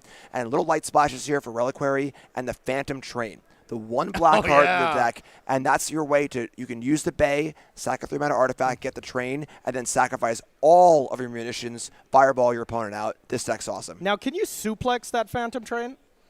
Did that happen in Lord of the Rings? If it didn't, then I'm not aware of it. Did Frodo do that? Let's see. I want to get some word from my producers. Can I get literally anyone else in the booth here with me? No, dang it. Okay, looks like I'm stuck with you. So you shall not pass. I thought it's you can't pass. You know, you're right. Actually, you are. Wow, Wow, take that, bro. Who's the real fan? In the movie, Ian McKellen ad-libbed that, but in the book, you are right. You can't pass. I knew that. So damn, yeah. Dude. I'm the true Lord of the Rings fan now, and the true Final Fantasy fan. How does that feel? I'm emasculated. I'm just going to sit here in quiet shame. No, we need you. We need you to talk. So then we're going to kind of look at some of our other feature matches here as we get ready. Some of our backup ones. Players are just getting sat now. So table 1, we do have an Is It Cauldron Mirror. You know, this is our leader of the tournament, Takeshi, here at 10-0 up against Andrew on Is It Cauldron. Some of our other feature matches, this is a nice one. At our table 5, Daniel Fortier versus Antonino Del Rosa, Mono Red versus Azorius Control. Classic. 2 great players in an all-time classic matchup. Yeah. Blue-white control, Mono Red aggro, a tale as old as time. How do you think that matchup kind of plays out? I mean, they're getting into the spot. They're X-1. They have a lot to play for here. Maybe can lose 1, 2 more at the very most. Well, how do you think that matchup plays out? It's interesting. The cards that Ant is playing that are good against Is It end up being kind of against control, too. Yeah. You have these small creatures that kind of ping, so you can kind of pace yourself, right? Okay. I can get a Needlehead in play or a Viper in play, nickel and dime a little bit. When you don't need to kind of like race this Cauldron or this threat, you can sit back, kind of really play that game against control where you pace yourself, you make them play their answers when they don't want to. Again, it's classic Magic gameplay. I love playing control decks.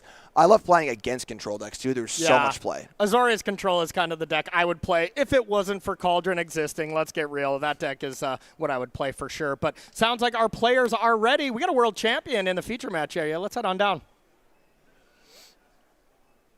We got a world champion that mulliganed to 5 as well, unfortunately, here. Jim. So Nathan up top at 7-3, and Matthew down below at 7-3 as well. And I mean, what can we say about Nathan? Nathan had one of the craziest streaks I have ever seen in my life. These were the first 2 pro events that I commentated as well as his world championship, and the next event where he won a pro tour as well. I mean, and then top 8'd the one after that. I mean, you just don't see that anymore in modern day Magic. I just wanted to throw in that Nathan made it into top 4 of Worlds over tiebreakers over me. I came in 5th, but it's not actually relevant to the situation, I suppose. But yeah. I just needed to put that information in there. So it could have been Nathan next to me and you. It could have been mine. Right it should have been mine. Give it to me. This is classic Jim. Like, I would have went all pro if it wasn't for my knees giving out here in college. All right, getting into the game here, we have Prof's Eidetic Memory into Steam Score Scholar. Say that 10 times fast, I dare you. Nope. And on the other side, here we have our 2 lands into the card name itself, or the name of the game here, Weapons Manufacturing. Walk us through exactly what this card does in this deck. So it's 2-mana enchantment. Whenever you get a non-token artifact, you get a munitions token. This is a token that actually does nothing. It is a blank token that says when this dies, you deal 2 damage to any target. So by itself, this card doesn't do anything. Yeah. It makes these tokens and it can't use them for anything. But when you get the machine going here and find ways to sacrifice them, you have a bunch of free shocks laying around, and also synergy. It's just extra artifacts in play, so it turns on your enablers. It's kind of a Rube Goldberg's machine, Rubik's Cube kind of deck, which is really, really cool. Really important to have this card on turn 2 and kind of get the balls rolling. Yeah, absolutely. This card is really, really sweet. I'm a huge fan, so... All right, then we are discarding just the Into the Floodmaw, boosting this up to 4 power. Very common play pattern here. Yes, from this deck. 4 is a good number because the deck has Legion Extruder that deals 2, Chainsaw deals 3. There are, there's the gunship which can deal some damage or whatever. But the big one in this deck that I really like is the Duskrose Reliquaries. These are 1-mana artifacts that can exile anything by sacrificing an artifact, making use of the tokens from manufacturing. Yes. And also, it's a thing you can pod into by sacrificing a tokens because it costs 1. Okay. So there's only 2 in the deck, but it feels like there's a lot more than that. Yeah, there is kind of 6 in that regard there. Plus, there's a lot of one-ofs here kind of across the board. You see Perilous Snares that you can repurposing Bay for, and, that really is like the 2025 Birthing Pod. The most cards get a little bit stronger as time goes by. Birthing Pod had to get a little weaker. That card was a little too good. So huge turn here from our world champion here, Mako into Tursa. And I mean, the pressure is on here, Jim. That's discarding a Vivi and a Stories, too. That's just the dream. Yeah, this is what this deck is just so good at. Like, we think of Cauldron, we think of Vivi, but these sort of just stompy draws, there's just so much power and toughness in play. I mean, it's just incredible. And this was on a mulligan to 5? Okay. Sweet. I had forgotten that part. Yeah. And that's the thing is, the thing that I love about Cauldron is you have your best possible draw. Your nut draw of Mako into, either Cauldron or FOMO. FOMO discarding Vivi into do the Vivi stuff on turn 3. That's your best possible draw, but Mako into Profs into Tursa is just great. As long as you can assemble 2 out of your 3 turns that are good turns, your deck is extremely powerful, Yeah, and my concern here is that this sort of stats board, where just a lot of big numbers, does line up pretty well against Matthew's removal. A lot of Torch the Towers and smaller kind of damage. Here we go. Awesome. So there's the Reliquaries, so now we're cooking. But yeah, I mean, this could have been so much better, if one of those creatures had 2 power. Maybe we still have the ability to get rid of the other one to finish off the Scholar here. And, I mean, if you can go to any target, we probably are, right? Here it is. All right. Oh, my goodness. This gets all the creatures. Fantastic. So Reliquary, like I was saying, so important here to kill those big creatures, and then you can tag team up, use the manufacturing tokens, and get it done. Just like we were saying, Jeskai Weapons Manufacturing, as long as you can curve out and go 1, 2, 3, it's the best deck in the format, not close. That is so impressive because that was awesome. Nathan's draw was unbelievably good. Yeah. And this was, a couple cards here and there.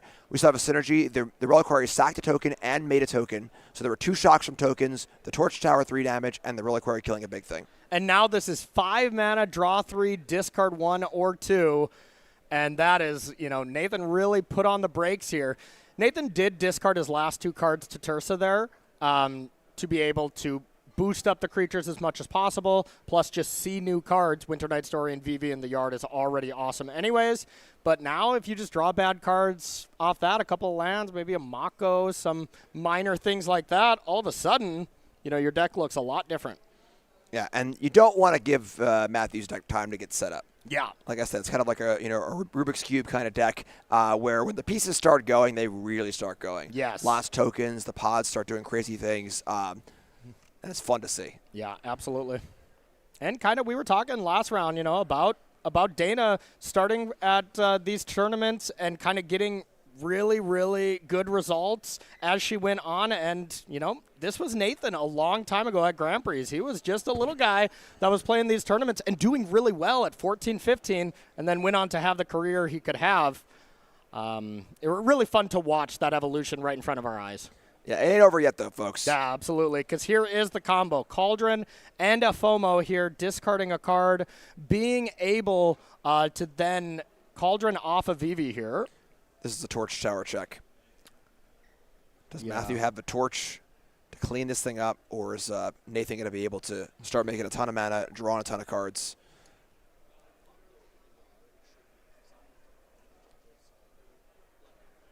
Discard an island. And this is, you can see Nathan's going in the how much mana, how many cards do I have headspace, which is not a great place to watch your Is It a Cauldron opponent be. Yes. No, not really at all. Ooh, nice island. All right. So Nathan's going to use the profs first, which I love. Yeah. Get that first counter on, get it out of torch range, and actually not going to use the Cauldron either, signifying there isn't much to do. Yeah, no mana, and why put Vivi under the Cauldron if it then gets exiled? Then you have to reassemble Vivi in the yard and Cauldron. So smart play by Nathan, but also signifies he's got nothing right now. Yeah, that storage was the only storage in the graveyard, right? So yeah, it was. So just not, and this is what I was saying in the last match, where like there are times where you assemble Vivi Cauldron and just don't have much to do.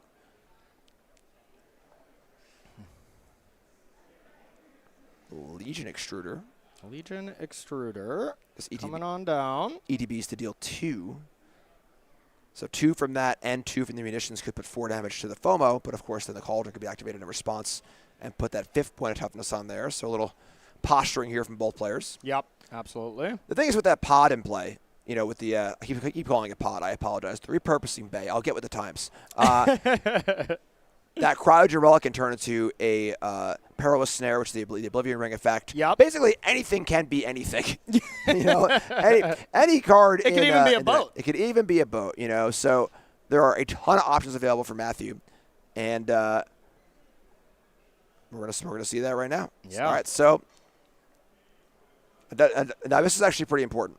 Dust Rose Reliquary can not only target creatures, it can also target artifacts. There we go. We were just making sure that Mako got exiled there. That was a Torch to the Tower a little earlier. Ooh, as the Torch too? Wow. Ooh. And the Spell Pierce. Okay. This is what we came to see here on day 2 of this tournament, folks. Absolutely. So now we are one big draw step from Nathan from being able to find like a Winter Night Stories and really pop off, Well, don't get ahead too far. There's still a sacrifice on the stack of the munitions going to get a Dust Rose Reliquary, which can then hit the FOMO or more likely the Cauldron. Yes, absolutely. Absolutely.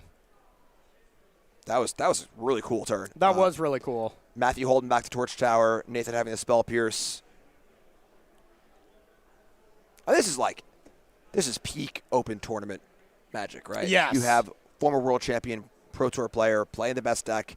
We have a player bringing an awesome homebrew, just walks in the door, and here he is on camera, day 2, playing for top 8, playing for Pro Tour invites, playing one of the coolest decks in the room, You couldn't ask for more. Yeah, absolutely. Absolutely.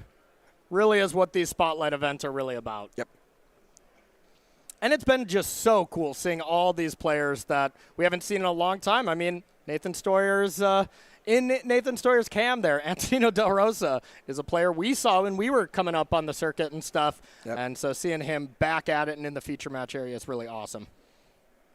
All right, so going to go after the FOMO for the Reliquary, not the Soul Cauldron. Can we get confirmation on the Reliquary that it can target artifacts? I'm pretty sure it can, but I would like a yeah, just a I think it can as well. Exile target artifact or creature, so we definitely can. That's an interesting choice. Yeah. All right, so FOMO number 2 comes on down. A great draw. A great draw. We played our land, so Nathan was just kind of flooded out. Yeah, and now VV Cauldron is available. That was a big exchange. Again, still tons of things happening on Matthew's side. Matthew is at 7, so... Yeah, Nathan really, that's the thing, though, is Nathan really needs that Tursa to push through damage, needs something to really get it going here. Maybe, I mean, a Quantum Riddler is still like the best draw for Nathan to just start really churning through cards. It almost always is in these late game scenarios. Yeah, Nathan doesn't really have a lot to do. No, not really. And Matthew has a lot to do. Yeah. Purposing Bay in play, a huge variety of mana costs in play. A Relic's a great thing to sacrifice. The Legion Extruder can make some tokens. There's 2 munitions there to work on. There's a lot of stuff all available. Yeah, absolutely. All right, counter on. But yeah, once again, just nothing to do. Yeah, so Matthew can sacrifice the Cryo Relic to get the Perilous Snare. Yeah. Can sacrifice, the Phantom Train can be a part of this in a turn or two to actually close things out. Once the Bay is in play, this deck has the ability to kind of just put together whatever it wants to. As long as it has the time to set up, as long as it has time to get these things in play, there is certainly a level of setup, but that has mostly been achieved here by Matthew. Let's see. Big turn here from Matthew.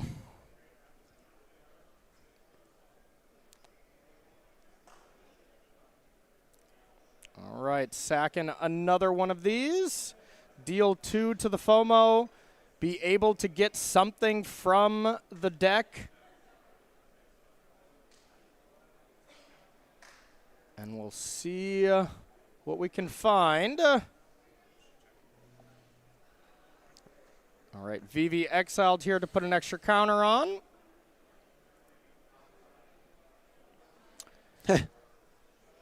And, wow, yeah, heads-up play there from Nathan to do that proactively for sure. Yeah, that's really interesting. I wonder if once Nathan does that, you should even bother getting the vacuum. Yeah. Matthew could have went and gotten, I guess, mostly just Enigma Jewel. But yeah, we're kind of out of those targets, right? I mean, the Jewel's cool. The Jewel's like the Soul Ring that can only be used for abilities. Yeah. Still pretty nice thing to have access to. But vacuum to stop future things, and now I suppose that Nathan's going to get a turn here with Cauldron, depending on what Matthew has in hand. Yeah. But next turn we can see the Bay, sack the Relic and go get the Perilous Snare, take that Cauldron out. Yeah, absolutely. If you can just take a couple permanents here. But, the one thing I'm noticing from Matthew's deck without the very powerful 3-drop to make constructs is how do you win the game here? It is seeming a little more difficult to actually close the door. So the big one's Phantom Train. Okay. Realistically, you just kind of pile up these munitions. You kind of kill a bunch of stuff. There's also the Extruder makes 3/3s. There's a couple Gleaming Gear Drakes. The big one is Phantom Train, but the Extruder is quite good. Yeah. It turns every munitions into a shock and a 3/3 for 2 mana, which is quite powerful. Wow. Okay. Yeah. So yeah, the one squeak of this game, we're trying to get the judges' attentions here. There is a Mako that should have been exiled a lot earlier from that Torch the Tower. And that is the only creature in the yard, so it hasn't come up. Okay, there is one other creature, so it hasn't fully come up yet. But if it does get exiled through the Cauldron, that of course shouldn't exist. So we're working on it.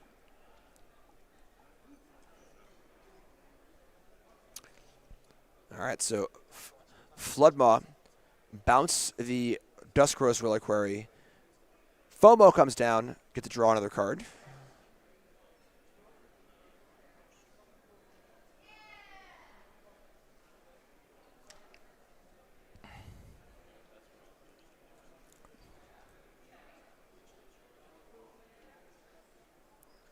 Little fish down there joining the ammunitions. Little fly down there. Saying hi to Tursa. There we go. All right, so profs, draw an extra card. Legend rule, get that to the yard, getting closer to Delirium. Yeah, this is the turn, where Nathan's got to make it happen here. That's okay. That's a big one. That is the biggest one. All right, that is from the VV mana. And here we go. Now, it's important to note that, so this card has the flashback on it, the Harmonize, I apologize, and as long as Nathan immediately goes to flash this back and cast it, there'll be no priority window for Matthew to use the Ghost Vacuum. Yeah, and you gotta. If Nathan takes any other action, the window is open for Vacuum to eat that, which is so important right now. Yeah, 100%. And Nathan's no slouch, going to do that for sure, but it is just which one do you want to tap?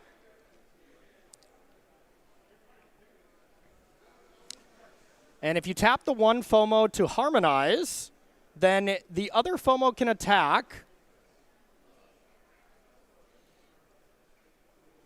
And see what's up. It can attack, untap the other FOMO, and then that FOMO can attack again, untap the other. So you could still take 3 combats, even if you have to Harmonize one to tap it. Yes. So there is the Extruder in play, which with 2 mana available can tap, sack, make a 3/3, which can block. But with Matthew at 7, this is looking a bit precarious. Yeah, very precarious indeed. Discards 2 land, and let's see. This looks like a flashback. Oh, are we not flashing back immediately? Casting another one. I mean, this is Nathan saying, I don't want to tap my creature, right? Yeah. I just want to be able to get him for a big Delirium attack.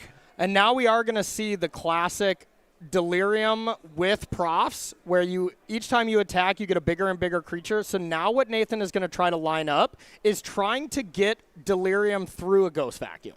So load up 5 types and kind of prevent that from Ghost Vacuum having any kind of impact.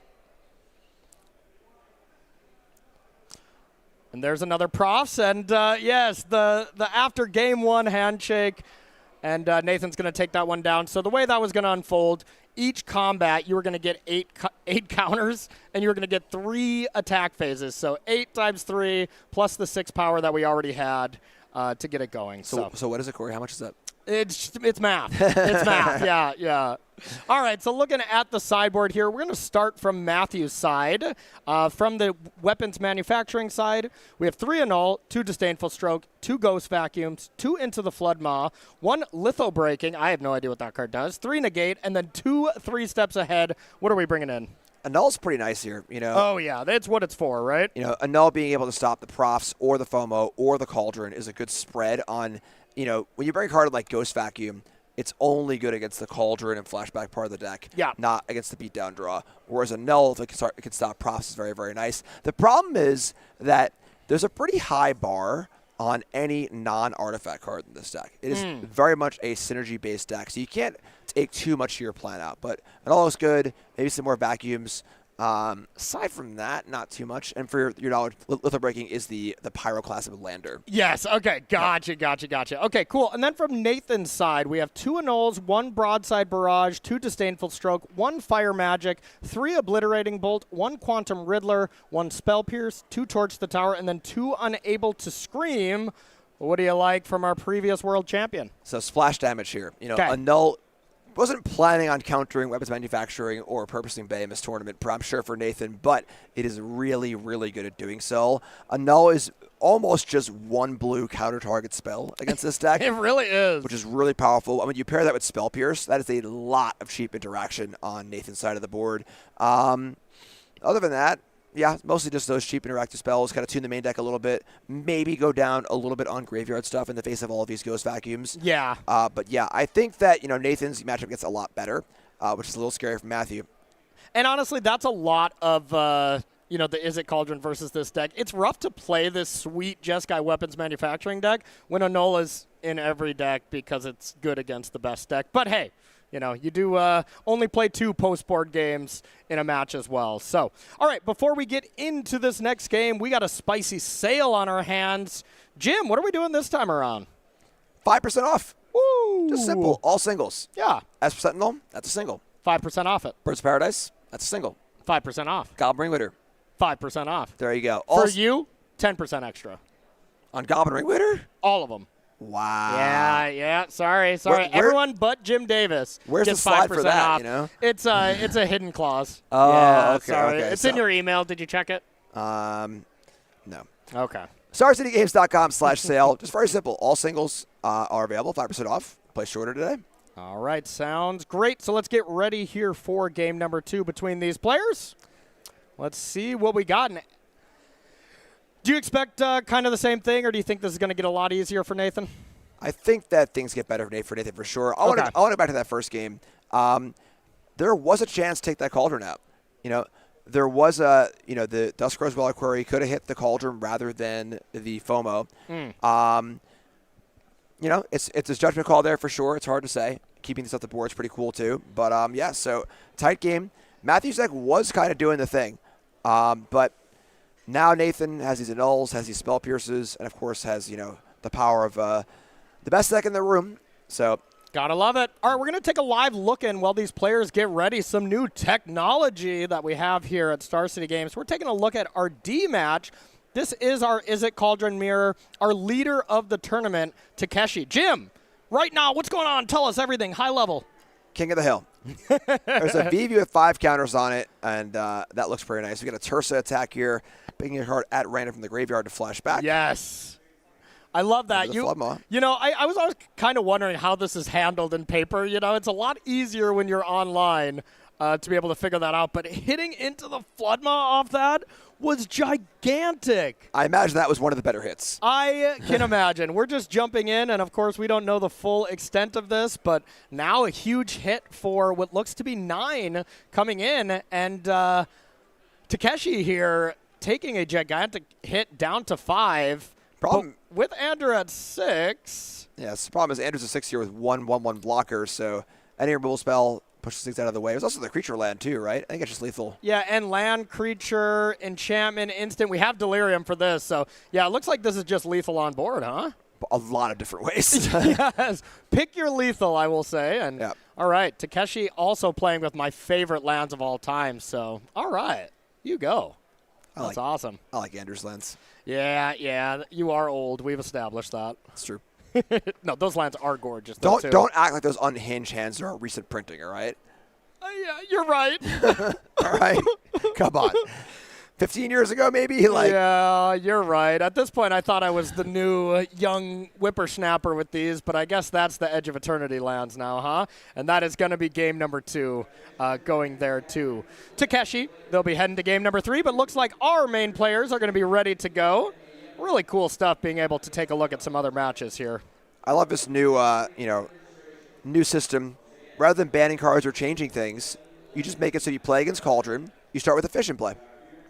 One tap fish starting the game. I think that's fair. Yep, that's how you nerf not only an amazing player like Nathan Stoyer, but the best deck in the room. Yeah, I like it. Yep. We're going to need some more fish around here, though. Yeah. Yep, definitely. All right, looks like Nathan's taking a mulligan here on the draw, and Matthew kept. And then, if, say, Cauldron wins this tournament, it's a Grizzly Bear token. Oh, I was going to say 2 fish. Token. Sure, 2 fish. Ooh, what do you think, 2 fish or a bear? What do you think's more powerful? Got to be 2 pieces of cardboard, right? 1 fish, 2 fish, red fish, night token. Tell me you're a parent without telling me you're a parent. All right, looking at our second hand, I see an annul. I see 2 Quantum Riddlers, and I see a Soul Cauldron, 1 Riddler to the bottom. And I got to say, Riddler's already amazing, but it makes your mulligan not as bad, too. So, just mulligan down to like 3, and then you get to draw 2 cards off Riddler. Easy. Yeah, one of the best hallmarks of a Magic card is how good is it when you're in trouble. Yeah. And Riddler does a really, really good job at that. Yeah, absolutely. And we see an annul in Nathan's hand. So, whatever Matthew plays, it could be countered and probably will, because that's the thing with this is a Cauldron deck. It's not a tap-out deck by any means, but you do want to be using your mana efficiently in those first 3 turns. So anything that's remotely cool, you're going to annul. This is on the lower end of it, though. What do you think? What do you think he does? I don't think you can annul this. Yeah. Yeah. Enigma Jewel is it's the pseudo Soul Ring. It taps for 2 mana. You can only use to activate things, not cast things. Wow. It's a cool piece of the puzzle. If you were in a commander game and you had an annul and your opponent cast Soul Ring, though, and you didn't annul it, you would be voted off the island, I believe. No, I wouldn't. See, you're thinking like a tournament player, Corey. Yeah. Commander players want to have fun. Okay. Let them have a Soul Ring. Go cast some spells. Have fun. Okay. You have fun. I have fun. We all have fun. All right, Jim. You're right. You're right. And that is the powerful Is It Bomb here for Murders, I believe. Yeah, the Gleaming Gear Drake making its way into Standard, which is pretty impressive. A card you really can't play when you're trying to play only 3 mana artifacts or bigger with the Construct Maker. Yeah, and again, that's why I'd love to build this deck, because the Synthesizer, it's such a powerful card. It has never really found any success in the last, like, two-ish years. I remember Pro Tour Outlaws, I tried so many Synthesizer decks. Did you? But the problem is when you're building your deck with all 3s in it, anytime your draw goes wrong, it goes horribly wrong. Yeah. When you build a deck of all 1 and 2s, that's a much better place to be. Yeah, those really heavy deck building requirements, are just really brutal. I mean, collected company decks fall under that. Like, you can't sideboard too much because you break up companies. Those kind of things make it really tough to play that type of deck. But when your payoff is so good and it's doing something so powerful like collected company, you're okay with it still. All right, Sacred Foundry tapped. Let's see what Matthew has. And just a pass back. Mako drawn. We see another land, a Quantum Riddler, and some other goodies here in Nathan Stoyer's hand. Yeah, it's amazing how much more tame this deck looks without profs in play. Yeah, no kidding. A 3-mana 2/2 Vigilance. Nice. Not quite Sarah Angel. No, not quite, not quite. Sarah Angel at home, I guess? Small Sarah Angel. Mako as the follow-up, plus another land, and looks like Nathan is really trying to squeeze all the value out of this Quantum Riddler, and I love this. I think that other card is an Abrade, so, we're cooking. You ready for this, Jim? Looks like we're lining up Abrade at end step, and then untap, Quantum Riddler, get down to 1 card, draw 2, FOMO, draw 2. We've basically tidings. Corey, you got to calm down. I can't. Right. These are my favorite turns. The Riddler warp turns are way too exciting. You can't see Corey right now, but he's floating 2 feet in the air off his seat right now. He's just glowing. I'm a fan. Riddler is so busted, and I just love that decks are really, picking up steam on that card. So Collector's Vault for Matthew. Kind of a cool, finicky little card. It's a looter. It makes some treasures. Kind of definitely a piece of the machine, not a primary piece, but does play very well with the Enigma Jewel. Jewel tapping to add mana for it, so kind of just taps for free, kind of essentially. Yeah, so that's cool. Yeah, it was kind of the card that replaced a card that Nathan's going to be very familiar with. What was the vehicle that drew 3 cards? Ended up getting banned in Standard. Smugglers Copter? Yes, thank you. The other 2-mana one. Reckoner Bankbuster. Bankbuster, yeah, absolutely. Bankbuster, right after Bankbuster got taken out, Collector's Vault came in, and everyone's like, it's the same. And then people played with it, and they're like, it's not the same. It's pretty different. Yeah. You take about 4 notches of power off the card, and then, yes, the cards do both draw cards for 2 mana and 2 mana. Mm-hmm. Bankbuster was the card that Nathan used along with the help of other Rakdos cards, Invoke Despair and Friends, at the Pro Tour that he won right after his World Championship victory. We got to talk about that Pro Tour. Yeah, you did pretty well. I believe you started off pretty okay in your first 12 rounds or so. Is that correct? Is that the one? It was the first 8 rounds, but first 8 rounds. Okay, gotcha. Ooh, Abrade on the Enigma Jewel, going after the mana here. Interesting. Instead of the Ghost Vacuum. I would have expected Ghost Vacuum, wouldn't you? I mean, we don't have that stuff right now, but you have a fear of missing out. It depends. It's the kind of thing where this VV deck is just so good at playing this fair game. I almost don't mind just saying, all right, sure, I don't have a graveyard, whatever. Yeah. Nathan just top decked the best and worst possible top deck here. Annul. It's so good in the matchup, but it does not enable the Riddler turns. I'm out of here. Corey has levitated back down to his chair. Yeah. He is now sitting once again. I'm slumped, if you will. So now, I mean, you can Riddler, draw a card, see what's up, and then, you know, maybe still get your 2 cards off FOMO, but otherwise you're just doing nothing here. And wow, that is what Nathan wanted to do. That is surprising to me. Yeah, this game is very, very different than Game 1. Yeah. Both players, Game 1 had really, really good draws, really got set up quickly. This game is the exact opposite. A 1-1 and a 2-2 for Nathan, and then a couple finicky artifacts for Matthew, no real engine pieces. This is Nathan trying to soak every bit of value out of his cards here and saying, you know what, this annul is going to be awesome. It's kind of going to be a time walk here, as he's going to counter whatever Matthew plays as long as it's somewhat relevant. This is taking some of the wind out of Annul's sails, though, because what makes Annul so good is how cheap it is. Yeah. And leaving up 4 mana, only planning on using 1 of it, making Annul cost 4 is not as exciting, but still a pretty good hit here. Yep, absolutely. And looks like we might have some counterplay here from Matthew. Is this a negate? Ooh. Sure is. Legion Extruder. So Annul was actually just factually the worst possible top deck as it led to this exchange instead of just drawing cards. It's funny how that's kind of like the hidden luck in Magic, where if you can't see both players' hands, you don't really necessarily feel that. Yeah. But for sure, huge game-changing effect. Okay, let's see what we drew. I think that's a Prof's Eidetic Memory. It's a good place to start. Big fan. And now with the Extruder in play, though, now the machine's starting to roll. So now these random junky treasures. Oh! Once again, the worst possible top deck here, except this time, the Riddler. 2 mana, draw 2. Divination 2.0. Oh, all right, draw 3 would have been a little too good. He's a world champ. He can draw 3 if he wants to. Not sure how that's or if that's how it works, but 1 damage getting in. Quantum Riddler gonna hang out in the void over there. It's like when you level up your character in a game. Yeah. The more wins you get, the better you are. So. Yeah. Oh yeah. Now my card draws 4 cards. There you go. I thought you only watched Lord of the Rings. I didn't know you played games where you level up like Final Fantasy. Moving on. I will not say you shall not pass again. Yeah, I mean, that really, really bit you there. That's for sure. So another Vault activation. Trying to find some goods. This has been an extremely reactive game so far. No player really getting ahead. And eventually the dominoes will fall as Nathan did pick up Vivi. But hey, remember when Ghost Vacuum did not die? Now leaves Vivi not the ability to kind of do the thing in the graveyard, but hey, you can just cast that card.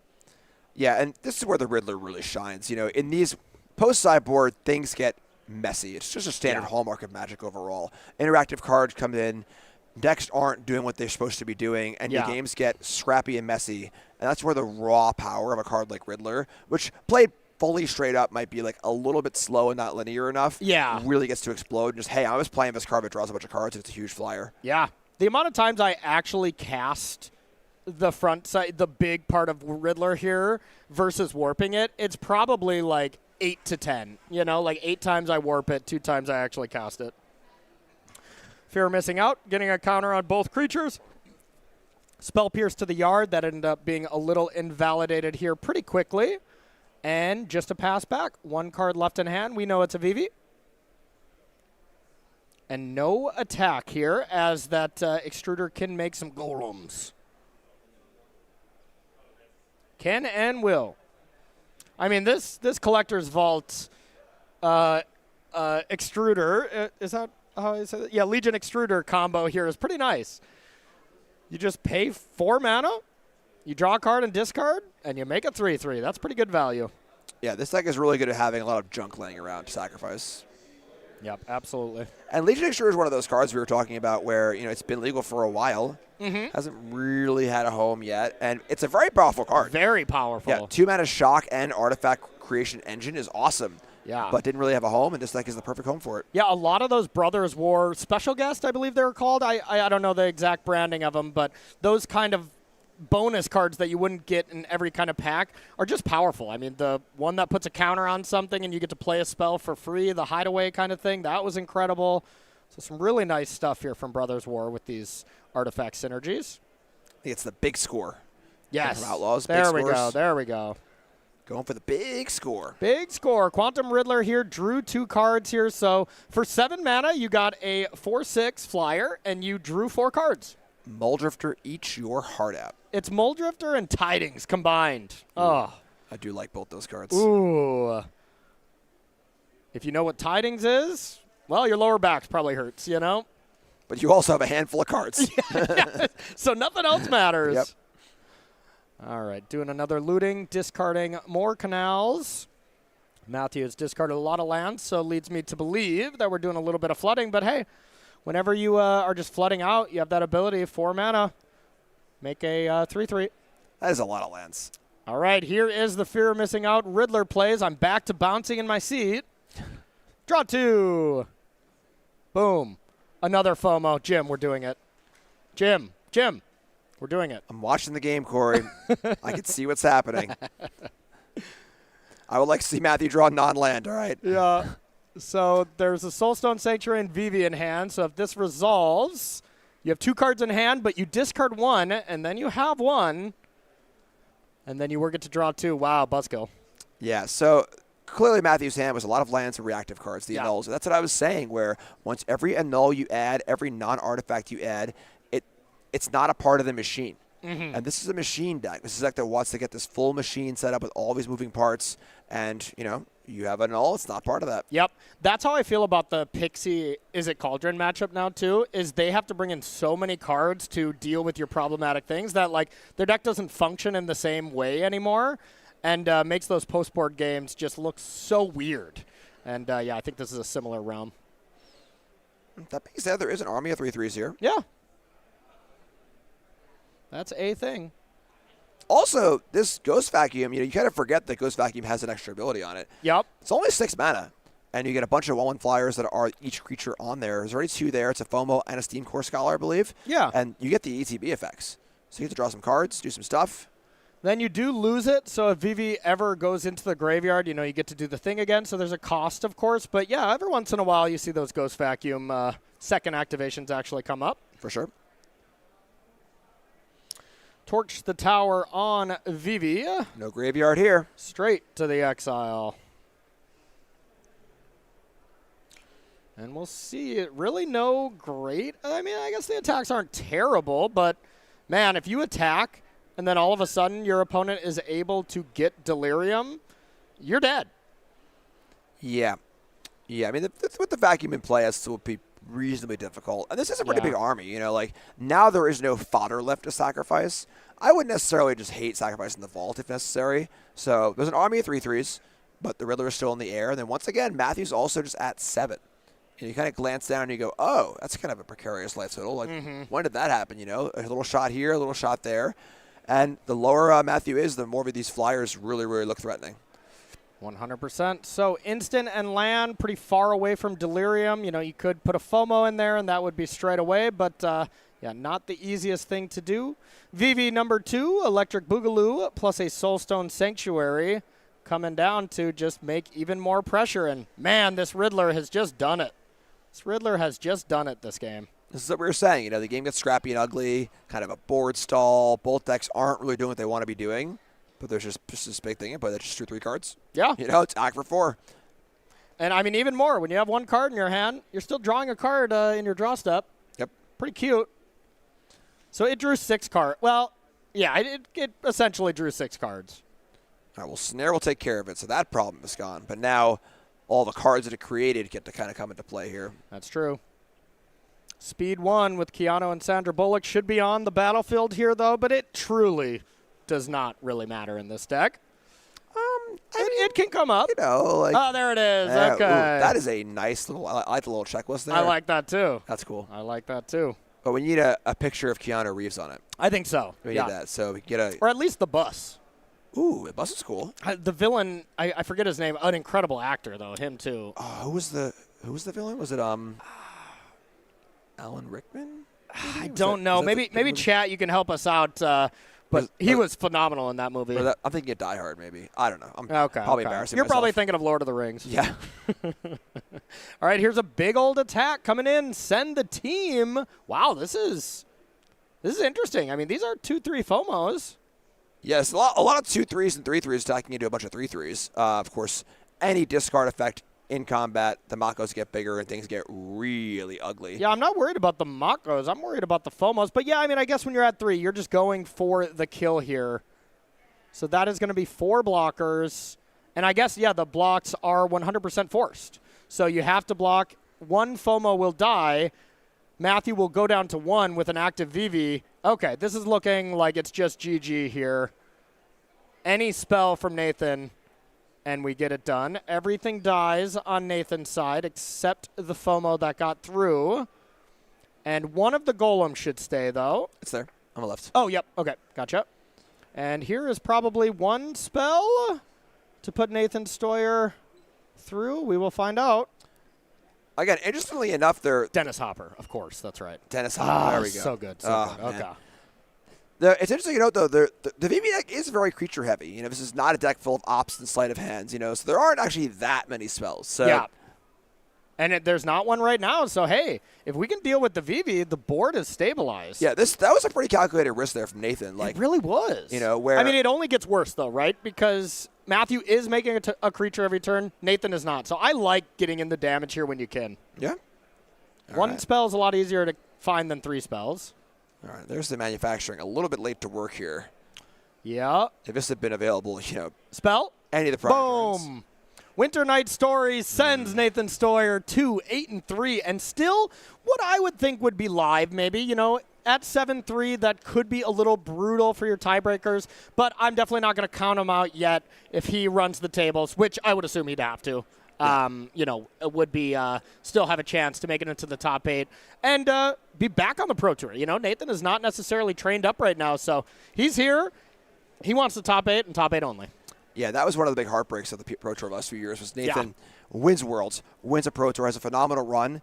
He had like 2 or 3 bad events in a row, and that's it. You fall off a tour. And exactly. He's been trying, but hasn't gotten on yet, and he's just so good. He is so good. He'll be back. We know it. It's just a matter of when, not if. That's for sure. So, all right, we are going to be figuring out here if we got a backup match to jump into.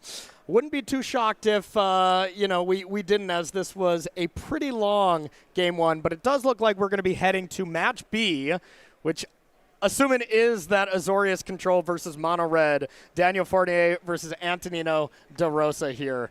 Mono Red versus Azorius Control. So sounds like we're ready. We're going to be jumping into game number 2. Let's check it out. It's a classic. I love it. Game number 2 looks like Daniel Fournier takes it down. Canadian superstar up against Antonino Del Rosa, national champion, 8-time Grand Prix top 8 competitor, as well as has a bunch of wins. No, excuse me, it was 11 with 4 wins. That's quite the conversion. You get to that top 8, he wins. Yep. Cool stuff. Hired Claw coming in. 1 damage. Let's make it 3 and see if Daniel has any responses. Both players agreeing on, I don't even know if this is the same set. I don't know my basic land knowledge that well, but both that old school style of lands. We've got beta lands for Daniel. And we have foreign black border revised lands for Antonino. Okay. Both, I do like the beta more a little bit, but they both look amazing. Both extremely classy choices. Yeah. Both gentlemen here. Yes. Third mountain coming down, and the Nemesis. Ooh, wow. No more lies coming down. Exiles that. This is one of the most important things when you're playing control deck against an aggressive deck is to have your interaction line up properly. And so far, Daniel's at 19 life with 4 untapped mana and no board. Yeah. Feeling good. Did we miss a land drop from Ant here that I missed? Or did Ant choose the draw? Looks like Daniel was on the play here. Maybe, of course, missed a land drop. Either way. Here we go. Daniel heading off his turn with a clear board at 19 life. About to slam an Elspeth. Thriving. Yeah, this is the definition of thriving. You know. Yeah. And this is that one where it's tough where, you know, it looks like Daniel got game 1 here. I think things get better for blue-white control post-board when you get to really tailor your answers, tailor your interactive spells and stuff. So yeah, I would tend to agree. And there is Nova Hellkite plus Burst Lightning to clean up a token, clean up Elspeth, get a free map activation. And hey, at least public enemy number 1, Elspeth is off the battlefield. We still get to play Magic now instead of Daniel just running away from it. Yeah, that was a huge turn. That was huge. You know, the dragon is very, very potent. Yes. I mean, has to be, one of the best inclusions for red here in quite a while. Yeah, if you think of it like this, the dragon is a spell. It says 3 mana, do a 4 to your opponent, 1 to their creatures, and draw a 4/5 flying dragon. Yeah. That's a pretty good spell. Yeah. That can't be, taken out of your hand or anything like that. There's a couple more corner cases applications. So it can be killed on the first cast. Yes. Meaning you don't draw, quote unquote, second dragon. Now we're getting in the weeds. But just a very rawly powerful card. Yeah, absolutely. It's kind of cool. It has the chain whirler effect too a little bit, where it makes, if this card is really popular, playing 1 toughest creatures is a little bit rough. Yeah, no kidding. Ooh, good old chain whirler. That was my Pro Tour where I don't talk about it. As I started my first at my best record at that one at 7-1, and then went 1-7 day 2. So it was some really impressive work. Some of my finest work. I feel you. Yeah, nothing like 0-3 in a pod in the morning to start your day. I would like to say I wouldn't know, but I can't with a straight face. Nova Hellkite comes down, deals with the creature to face a marauding river region. And let me tell you, Nova Hellkite, not as good when you get a bigger flyer in play. And Daniel's just going to hold back on this dragon, play defense until, the writing is on the wall. Screaming Nemesis coming down. Here we go. And now we're going to see if, number 1, Daniel has a answer for this, and then number 2, see Fountain Port start to do its job. Yeah, Meringue is great here. Usually casts as a card draw spell in these control decks, but in matches like this where you can just say, hey, a 5/6 bounce your creature, make a huge body is really just quite good. Stabilize, turn the corner, get the game over with. Yep, absolutely. Treasure made at end step. That way you don't have to take any damage to make any fish. It's probably going to be sacrificed anyways to Fountain Port. And now you get to this stage with Azorius Control where you kind of set that Fountain Port mana aside, and then you're like, this is what I am doing no matter what, because this gains you that value over time. And then this is what I have to spend for my extra stuff. This is my allowance, if you will. It looks like we have that 4 mana allowance as a chart the star cores. Look at a bunch of cards, see what we can find, and then still has the ability to sack that treasure or do something else if you really need to. Dig through time. Yes, I mean, at this stage, almost better. That's top 7 pick too. It's the exact same right now, isn't it? Because Yep. you have 4 cards in your yard? Oh, wow. My goodness. We've done it. Dig through time is back. I did play a lot of Dig Through Time in standard blue-white control on the SG Tour back in the day. That was about my break. I went to college, took a few years off for Magic, and then came back to Magic and got out of college, of course, right after Dig Through Time was dominant. So I didn't play too much with it, to be honest. But I sure would have if I was playing. That's for sure. That deck was nice. Oh, yeah. All right, Soulstone Sanctuary, land number 6. Second Screaming Nemesis. You don't really want to block that one with your 6/7. You can. Yeah, I mean, these Nemesis, the fact that Dan didn't have an answer to the first one, you see a little smirk on Daniel's face. Usually this sort of big toughness blocker is very good against mono red. Yeah. Hard to get through, hard to remove, but Nemesis, is one of the best cards of a deck for a reason. I did see as one of the 7 cards, we got a quick flash from Fournier, and I saw Day of Judgment. That was one of the options. We'll see if it was chosen and if you even want to cast it. With this paw, I mean, Day of Judgment is not amazing. You are giving up your really strong creature. But looks like before blocks, we are sacrificing the treasure to get perfect information. And then bang, takes a slap for 6. If this river region gets in there, I think this is the day of the judgment. I don't see how you can't cast Day of Judgment here. If we picked it, for sure. You just got to mop things up. Yeah. I also couldn't see how you couldn't pick it. Same. Same. Gonna stock up. I mean, that's got to lead me to believe that you don't have it, right? Yeah, I mean, because these Nemesis, Daniel's a 10. Yeah. They are a rumbling game. There's also a Soulstone Sanctuary there too. So you don't want to be in a spot where you cast a Wrath at a lower life total and the Soulstone comes in and gets you. Yep. There we go. Okay. Little sigh there for Anthony, The eye roll, you gonna block? It's like, oh, you want to race? Is that what this is? This is going to be a creature combat racing game, right? Negative Ghost Rider. Like you're making fun of me for being old. You're quoting Ghost Rider here. I'm not gonna let that one idly slip by. Right? Yeah. All right. Thank you, buddy. Thank you. All right. So a tale as old as time. Creature lands being good against Wrath of God. Ooh. Oh. Smite from the top ropes here. Exiles that Soulstone Sanctuary. Not that it's super relevant, but that has to be the nail, right? That was the setup. You know, Yeah. that's a control player's dream, is that you cover all your angles. Oh, yeah. You know, you take the time, you play your card draw spells, you get all things set up, you spring your trap, and you cover the follow-up angle as well. Right angles, acute angles, obtuse. Like right now, Daniel's got all the angles covered, goes up to 14 with the Biza, and just popping off. You are very obtuse. Thank you. And I am very acute. You are pretty cute. Yeah, basically got to be the nail in the coffin here. Get it out of there. Yeah, Honestly, I think even without the Biza, the Fountain Port would just win this game pretty much on its own. I think the life buffer's huge. Yeah. You know, like a little extra life buffer. You know, Sunspine Lynx is, you know, always the kind of card you're thinking about in these mid to late game scenarios of like, how can I get cheesed out? You know, so, but what Star Charts for 8 is like Demonic Tutor twice. You know, just like pick the best 2 cards in your deck, put them in your hand. You can see Ants, you know, slouch back in a chair. All right, you do your thing. Yep. Ant's been in these situations before, knows that, hey, the game is over, and you still got to play it. Shows some gas. You know, Ant was just like, okay, just show me a good hand, and we'll get out of here, and we'll be on our way. So that is game and match going to the Canadian superstar Daniel Fournier. And advancing to 9-2, Jim. All right, maybe a couple more wins, and we got a top 8 here. For a really powerful player playing, hey, not the deck. Yeah, I mean, you don't got to sell me on blue-white control, Corey. Yes. I'll start levitating in my chair, right? Absolutely. Ant's also not dead here, 8-3, still a great record, and also just a very, very great player. I would love to see Ant in the top 8. I would love to see really both of them in. Both really nice players.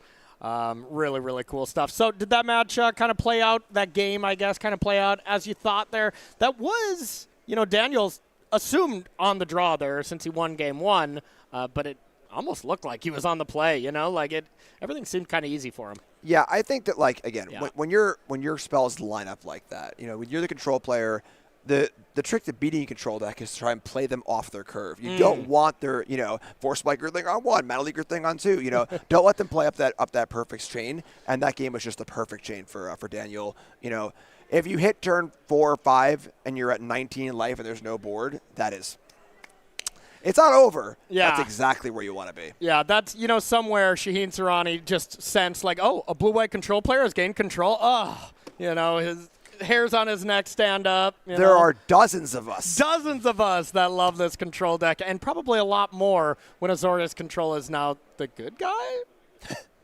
Yeah. Gotta love it. All right, everyone, that is going to do it here for round number 11. We're going to take ourselves a very short break, but on the other side, round 12 of this 15-round tournament, things are really heating up. We might be seeing our first player, you know, notch their ticket into the top 8. So do not go anywhere. We'll be right back here at Magic Spotlight Planetary Rotation.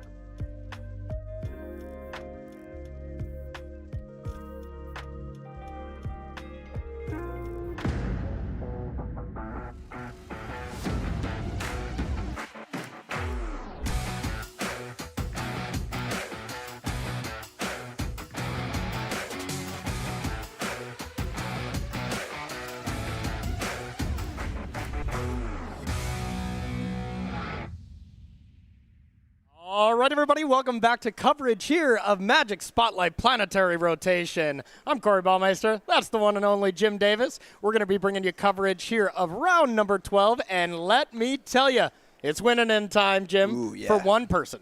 For only one person. So let's take a look at the standings and see which lucky person has the chance to get it done. And Takeshi Ozawa on the top of the hill all by himself at 11-0. 12 wins, you're assuredly locked. I think there's a solid chance that Takeshi could just lose the next 3 and maybe still sneak in, but I have a feeling he doesn't want to do that and wants to put control in his own destiny here, huh? But let's win and lock it up. But then look at this. Second place, third place, mono red. Those aren't Izzet Cauldrons. And we see a couple more mono reds. There are 5 mono red decks here on this screen, Jim. That's pretty impressive. Yeah, and it's interesting to see the variety of a list, too. Yeah. The list we're about to see is a little more standard. We've seen Antonino with had a crazy, Inger version of a deck. There are a lot of different variations here amongst both the Cauldron decks and the mono red decks. So you got to miss that minutia here, just seeing the metagame breakdown in the decks, but kind of cool to see. Yeah, really cool to see. Looking at some of the results here, we got Benny in 4th place. Fan favorite there for sure. We have Stanley, which was one of our overnight leaders there in 5th. Normally 5th place, pretty good, but when you start 9-0, those were Stanley's first 2 losses of the weekend after 5-0ing a re-CQ and going 9-0. So I guess the heater had to cool off at some point.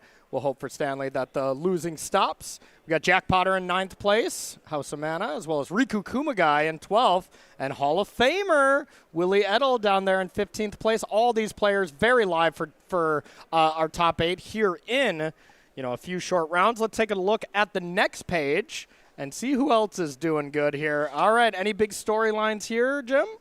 Got that nice little draw bracket there. Oh, yeah. Yeah, we got Luna East in the draw bracket. Yes. Teammate of mine for Pro Tour, Aether Drift. She's a phenomenal player. She's so good. Very, very good. Antonino and Nam Dang, right? And Yeah. then we go down to X2 here, only at 20th place. So this is the, early on we see the standings, and it's like, there's 10,000 people at X1 and so on and so forth. But now we're seeing the tournament really take shape, and the players who are in striking distance of top 8 looking for maybe, winning in and looking maybe for that top 8 berth. Yeah, absolutely. Nam game. They're Nammer squats online, and I'm sure you and I have all lost to him many, many, many times. Ivan Espinoza as well in 29th place.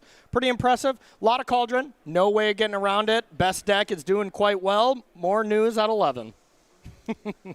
So we're just going to get ready here for our players to get going here. But as we wait for that, let's look at some of our other matches here. We're going to be our main feature match. We're checking out table 1 because this is a win in here for Takeshi.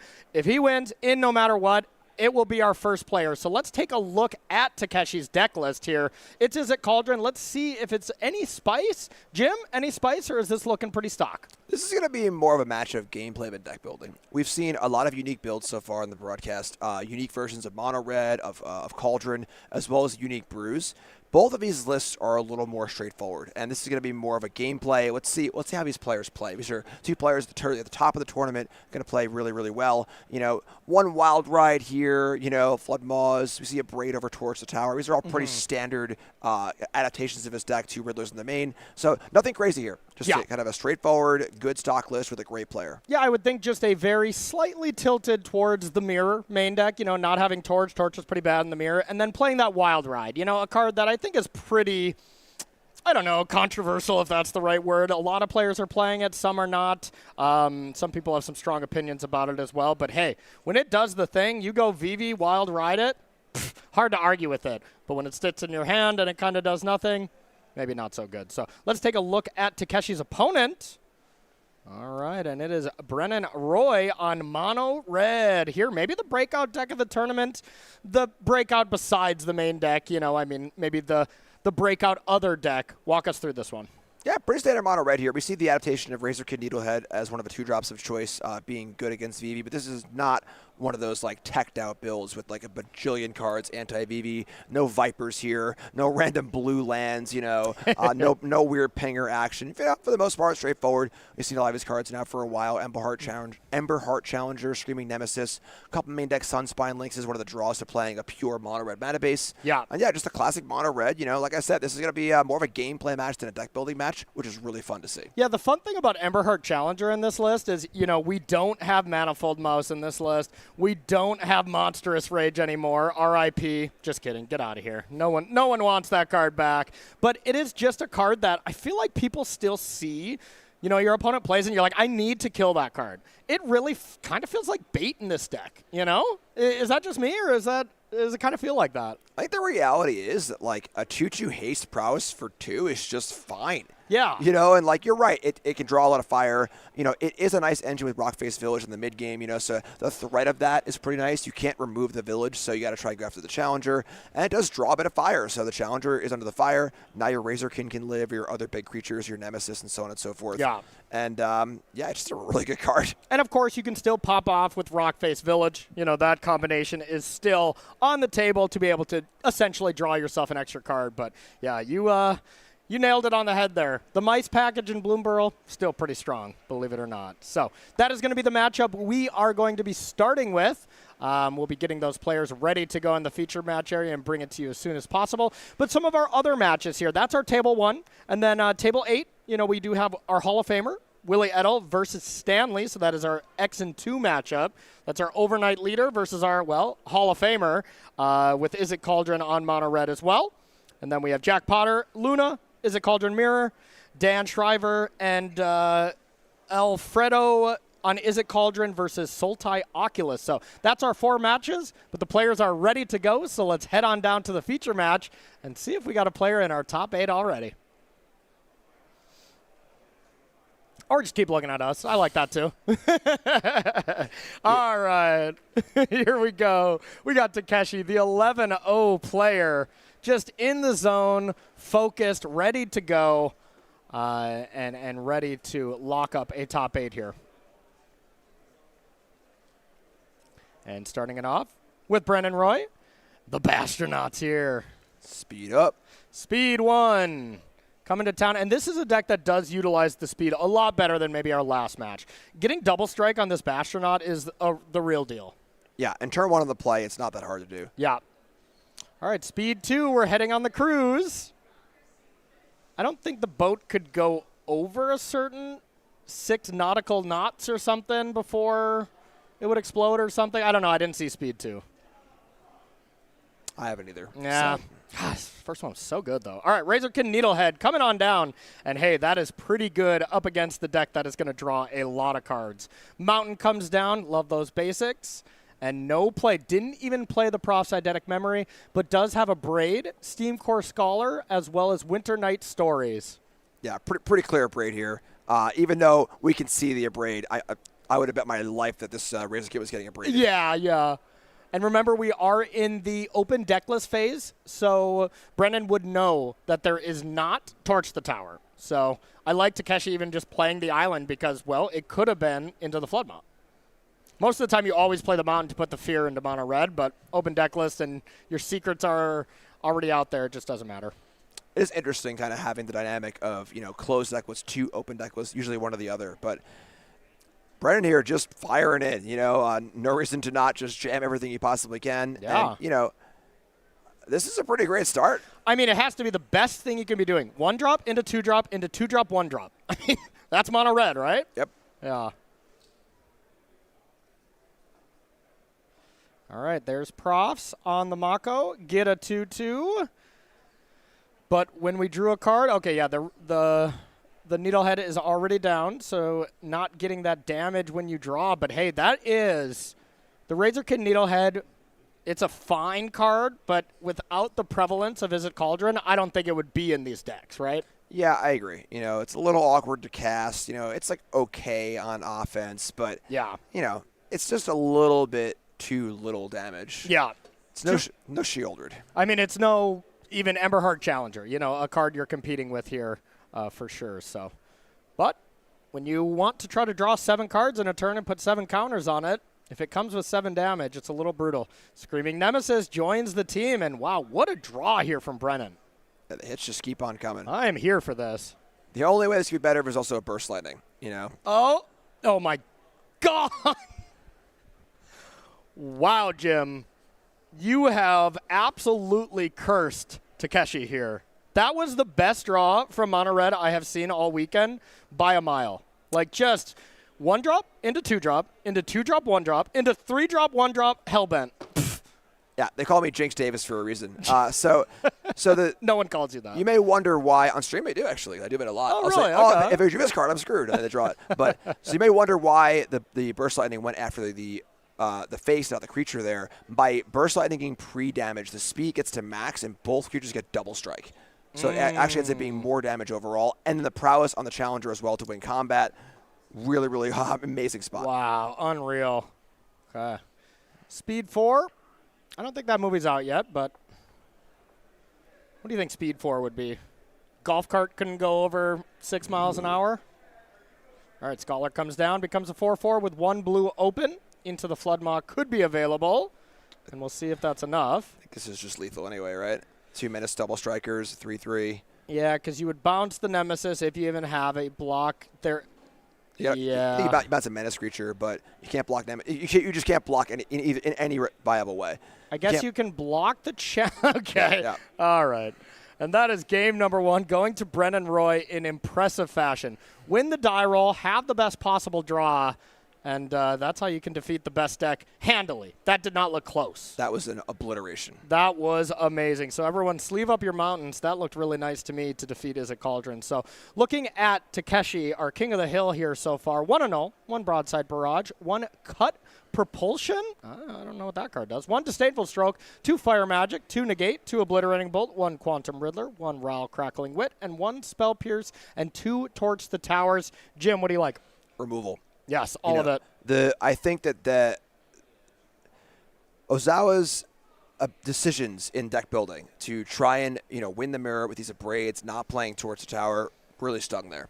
You know, if that abrade had been a Torch the Tower, that game looks a little bit different. Maybe still you lose that game as a draw was so good anyway. Yeah. But the cheap interaction is so important, and the flexibility of a braid is really nice when your opponent's playing artifacts, but not here. But sorry to interrupt you, Jim, but the counter argument is, hey, if that were torches throughout the other 11 rounds we had, maybe he wouldn't be in this position in the first place. But absolutely, for sure. But the being aware of those metagame shifts and be aware of, Red is doing quite well in this tournament. Yeah. That could be a large reason why. So Torch got to come in, obliterating bolt, removal spells, just get in these cheap kill spells. Do not let the game snowball out of control like that. Yeah, Jim and I argue on a lot of things. Final Fantasy versus Lord of the Rings, best deck versus blue-white control. The one thing we both agree on is these really awesome metagame shifts where, oh, hey, people are doing this now, so now I should do Y. People are Xing now I want to be doing Y. Those kind of things on a week-to-week basis, watching those shifts are just something we both absolutely love. That's what makes competitive Magic beautiful. Exactly. It's these subtle little shifts here and there, and then being able to be in tune with the trends and know, okay, this weekend, this is where you want to be. Yes, absolutely love it. And, the fact that sometimes you're right, sometimes you're really wrong, and that leads for good stories at dinner on Saturday or on Sunday night, that's for sure. Then from Brennan Roy, our player we haven't seen a lot of here so far on camera at least. We got 1 Abrade, 2 Chandra Spark Hunter, 2 Fire Magic, 2 Magebane Lizards, 1 Nova Hellkite, 3 Obliterating Bolts, 2 Sunspine Links, and 2 Vengeful Possession. What are you bringing in? It's not too much to change here, I feel like. Like the Obliterating Bolts, extra rule spells are fine. Magebane Lizard is a card that looks good against Izzet. You got to bring it in, right? It's the Cauldron deck? I don't really think so. I mean, there's so many creatures in this Cauldron deck. Like it's the 1/4 body isn't super relevant on the draw either. I don't know. I feel like it's more for the more spell-based versions of Cauldron, so on and so forth. I could be wrong.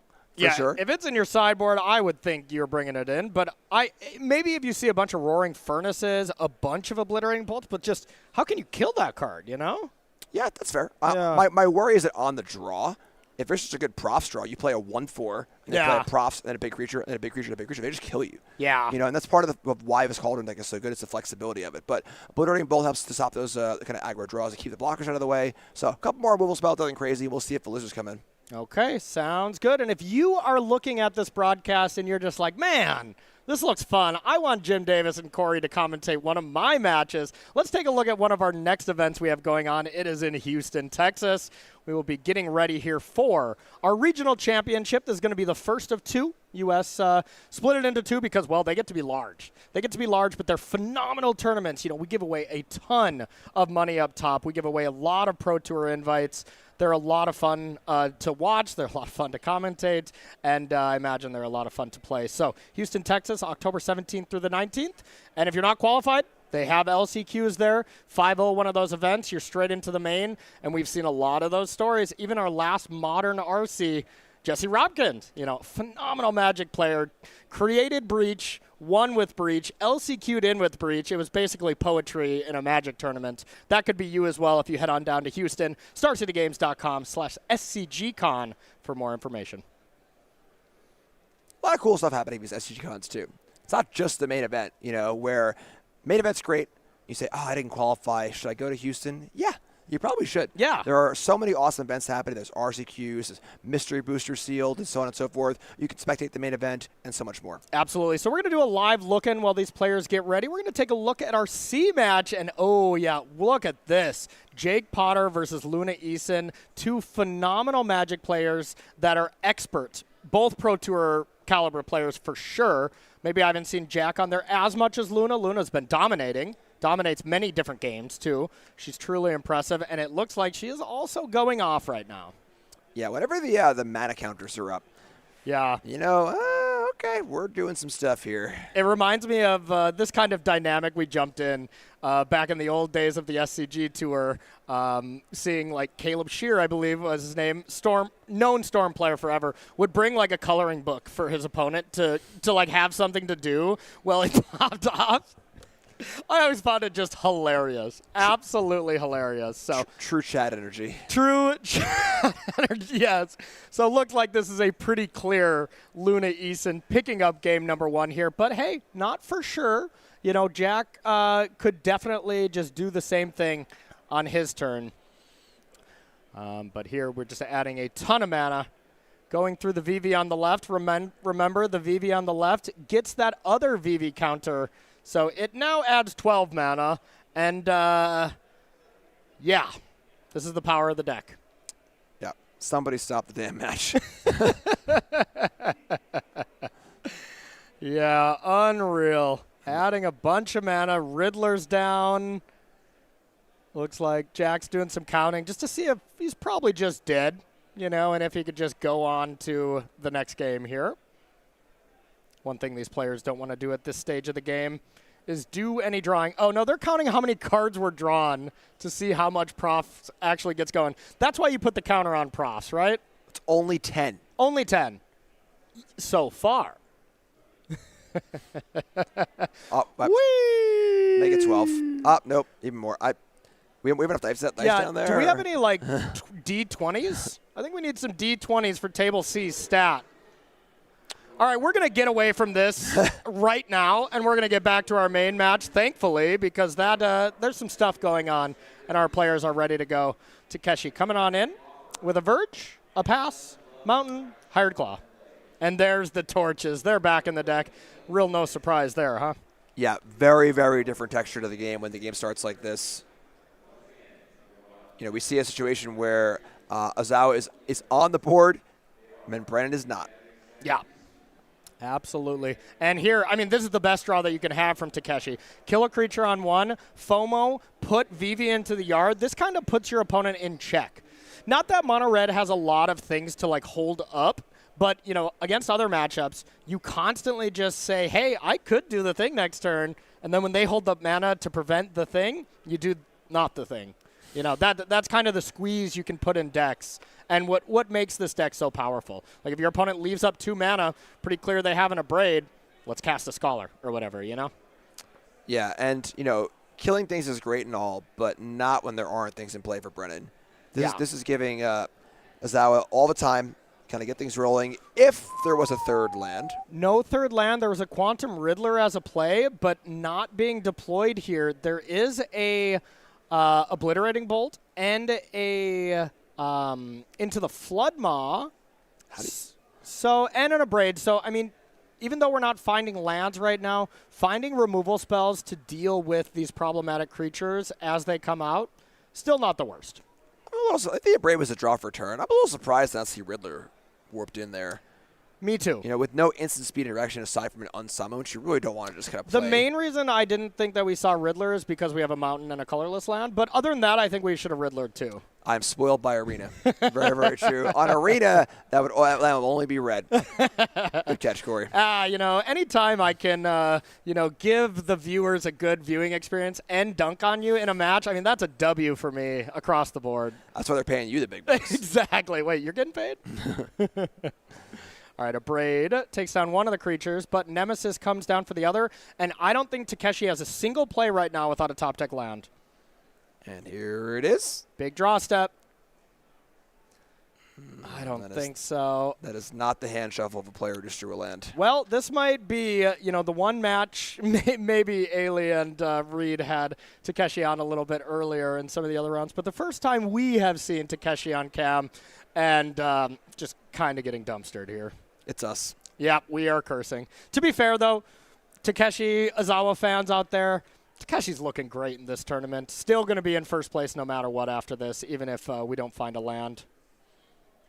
Yeah, that's part of the benefit of, starting off so strong. Your tiebreakers are going to be unbelievable. Unbelievable, yeah. So if you take a late loss or two and you kind of get into murky waters, your tiebreakers should be able to buoy you up and keep you safe. Yep, and that is all because if you take those losses early, everybody you start beating drops from the tournament. That doesn't increase your tiebreakers at all. So just generally, you want to be winning early and losing late. Or not at all. That's the better way to do it. Not at all is the way to do it. Yeah, if it doesn't know how tiebreakers work in a Magic tournament, your tiebreakers are based on how your past opponents have done. Yeah. So how many wins do they have? So if you've lost rounds early, you're playing against players who are lower in the standings, therefore have lost 4 matches. And whereas if you are 11-0, every round you're playing against the best possible opponent at all stages. I bet Pro Tour Minneapolis, your tiebreakers were sick, dude. Probably.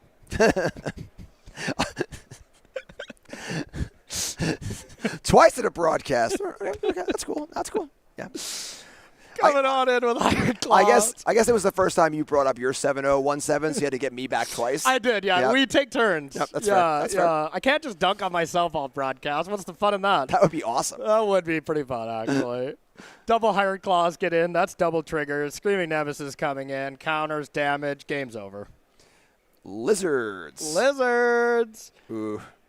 And that's the thing is that, there is, I suppose, fire magic in Azawa's board, but it would not even be close to enough. Right. Yeah. There's aside from that, there's no real way. You just dump your cards and play and do the thing. So Brent takes it down. Both players just laughing a little bit because, hey, Magic at the highest level, when you get 2 great players playing decks that they have mastered, most of the time it's just nothing but great Magic. But, hey, this is also Magic sometimes. I totally agree with Takeshi's keep there, had 2 lands, had a bunch of removal spells. You had 2-3 turns to find a land, and instead you don't at all for 5 turns, and you don't get to play Magic. So there has to be a risk of ruin in the game to make those decisions interesting. Yeah. Without that risk of ruin, the decisions are kind of like, oh, all right, whatever, sure.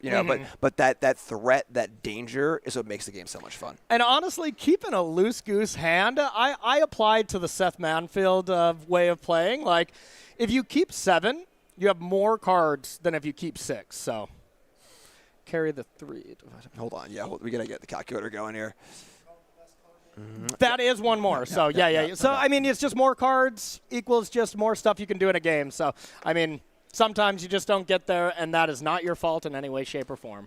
Also, when you're 10-0 in a tournament, that probably hasn't happened to you yet. Yeah. It's going to happen to you once or twice in a tournament, no matter how well you're doing. So, you got to take your lumps at some point. I'm sure also there have been lumps on the other side of the board where Azawa, just watch his opponent just not do anything, So it's going to happen here and there. It's a very long tournament. It's a large sample size. So you take your lump. You go to 11-1, shrug it off. Yeah, when you're 11-0, you've probably, diabolic tutored a lot of cards onto the top. Be like, God, a land would be great. Nice, it's there. We've all ran hot like that, and it's the best feeling in the world when you're walking on water. So, all right, that match was fast. Believe it or not, we have plenty more Magic to show you here from round number 12. So let's head on down to our B match. and watch that in its entirety. It's Willie Edel. It's Stanley. I'm not even going to try, Stanley. I'm sorry. I don't want to butcher your last name. So, well, you want to try? No. Keselowski? Keselowski. Okay, gotcha. And so far, Stanley has had some of the best shirts I have seen in Florida at all. Go look at our 9-0 pictures here from yesterday on the first shirt, and now look at this one. It's really nice. So Stanley starting off with Cauldron. This tells me one thing, that you have the way to put Vivi into the yard and put it on a creature. So Tursa, FOMO, something like that. Otherwise, that's not the card you want to play. But when you have it, I bet my life there's a Vivi. Yeah, so now you get to pop off, and that's the main reason to put Cauldron down as your first play. Yeah, and there is a Razorkin in play, so if there's some ridiculous card draw turn, a lot of damage will be dealt, but probably not enough with Stanley at 20 life here. So this is the dream. This is why this deck is so good, and we're going to watch it happen. Yep, this is, I mean, the only thing that could have been better is having a Mako instead of a tap land, but you'll let that piece kind of go away. That's no problem. Yeah, so unlucky for Stanley. So looking at Stanley's list, Jim, anything really big sticking out? Any hot tech? Yeah, there's 2 Azure Beastbinder, which is kind of a cool card. We've seen this card in Simic, seen this card in Dimir, kind of a way to turn off creature abilities and cauldrons, and just adopting it here for the mirror, which is a pretty sweet little addition. Yep, I absolutely love it. And then on the other side, how about our Hall of Famer, Willie Edel? Nothing crazy. Pretty standard mono red. The Razorkin has now become stock. It's not just like a tech card anymore. Yeah. But yeah, the usual stuff, creatures, burn spells, just classic Magic. Okay, sounds great. Oh, well, this is happening. We are fully popping off. Who cares if you take some damage here from all these card draws? We'll see. Yeah, they're updating the life total now. Stanley's like, I can't update that life total right now. I'm a little busy. Chill. Now, the 3 counters from Prof goes on to the new FOMO. Post-combat, 5 mana available. Got anything else to do? Probably. All right, 5 mana. What are we doing? More card draw. I mean, if Stanley had the removal spell, that's really where you'd want to start. But 3 mana, Vivi comes on down. 1 blue into the Flood Mob, bounces. Now Vivi can add 2 mana because it gets the Vivi underneath the Cauldron and the Vivi itself. Is that all? That's it. Stanley with a really medium turn 3 Boo. here. Stanley with a really medium turn 3. And I like the just stare afterwards. Like, can you beat that turn? And then you can see like the furrowing of Willie's brow there. Yeah. No, I can't. That was a decent turn. Yeah, absolutely decent. We've seen Willie scrap on, though. Willie's comes from the redo school of not conceding. Yes. Willie's going to play on, see what happens here. Willie Edel, probably our most established player. I mean, you can definitely put Nathan Stoyer's career right up next to him, as Willie didn't win Worlds, didn't win a Pro Tour, but has that more longevity, has those 5 Pro Tour top 8s, has 8 Grand Prix top 8s with 1 W, been around the world forever. And not only has he done those kind of amazing results, he's also been kind of the teacher facilitator for Brazilian Magic and has really helped elevate everyone's kind of game there. The Marcios, everybody else like that has succeeded will really attribute Willie to a lot of their success. And I love, seeing that camaraderie amongst the rest of the people in your area. A true steward of the game. Really true, An absolute pillar, Magic would be a very different game if Willie was not around. Yeah, just 100%. Full stop. Yeah, absolutely. Hall of Fame career, even without playing Magic, really, for what he's done for the game, And if you've never heard a Brazilian on Willie's team make the top 8 of an event, well, you clearly haven't been close enough to the top 8 announcement. They always have a ton of energy, always do some singing and hugging and stuff. It's fun to watch. Yeah, great positivity. Yes. Really, really cool to see. And it's tough, too. Like, traveling from Brazil, there's never an event in Brazil. It's always got to be flying to Europe, flying to the U.S., Makes it much more challenging, and to still bring that level of positivity and energy is so cool. So great. Okay, well, Soulstone Sanctuary comes down, and, Willie just has to beat, 5, 6, 7, 8, 9, 10, 11, 12, 13, 14, 15 mana available on Stanley's next turn, plus these creatures really getting in there. That being said, the last turn, we just kind of cast an Agatha's Soul Cauldron to just get an extra counter. So, there's not too much left to do. Yeah, and that's part of Well, we got a little reaction here. Okay. So a Braid on the Cauldron, and the other Vivi was exiled. So no more Cauldron shenanigans, but hey, was the damage already done? Yeah, that's a lot of power Duffus in play. And this is what we were kind of saying earlier about the VV deck, where like there are times where they get VV into a Cauldron, they have 10 power and 18 mana available, but if you don't draw Winternet Stories, that's the card that really allows you to just keep going and going and going. Or Scholars, that kind of stuff, all those things. Now, the way this works here is the +1/+1 counter should still be put on a creature. If you abrade it in response, you should still get that counter, I'm pretty sure. I agree. Okay. All right, so we're going to read over and check it out, making sure everything's, copacetic here in the future match area. And again, the reality is that wasn't bad for Willie. Getting the Cauldron off the board is great. Yeah. But there's just so much power and toughness in play. That's true. And the one thing that's missing is Delirium. If Delirium hits, game over. Like, if we can play another Profs, get that enchantment to the yard, I think that's all we wrote. But let's get things all set up properly here. All right. This has been the talk of the tournament, right? Basically we have Mono Red versus Izzet. Looks like they are still waiting for a judge call here. Looks like game is paused as they just figure out exactly what happened. So we're going to take a live look in to see it. This is one of our newest features here from our SCG event. Really cool stuff. So let's take a quick peek at our C match while they get this all figured out.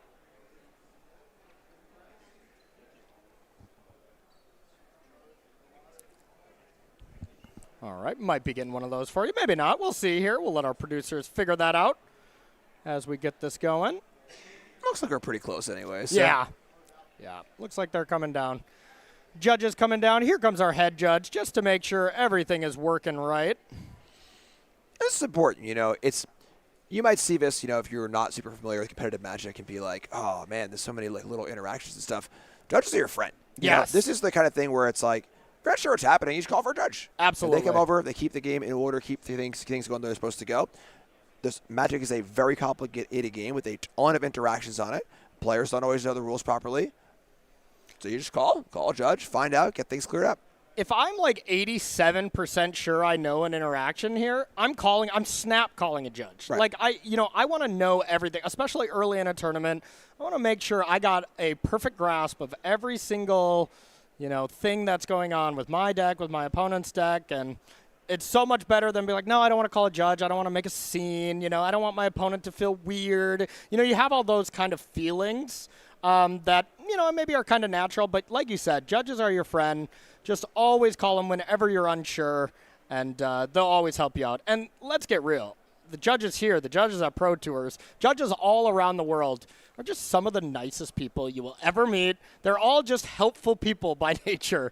And, really awesome stuff. Yeah, I think people think that, like, calling a judge is like calling the police. I'm trying to get you in trouble. You're doing something wrong. No, it's more like just, like, asking a teacher or, like, asking a professor or something like, hey, we're not sure about this. What do we do here? And then they have the information they need to kind of get you going. Exactly. So, looks like we have resolved it in the proper way.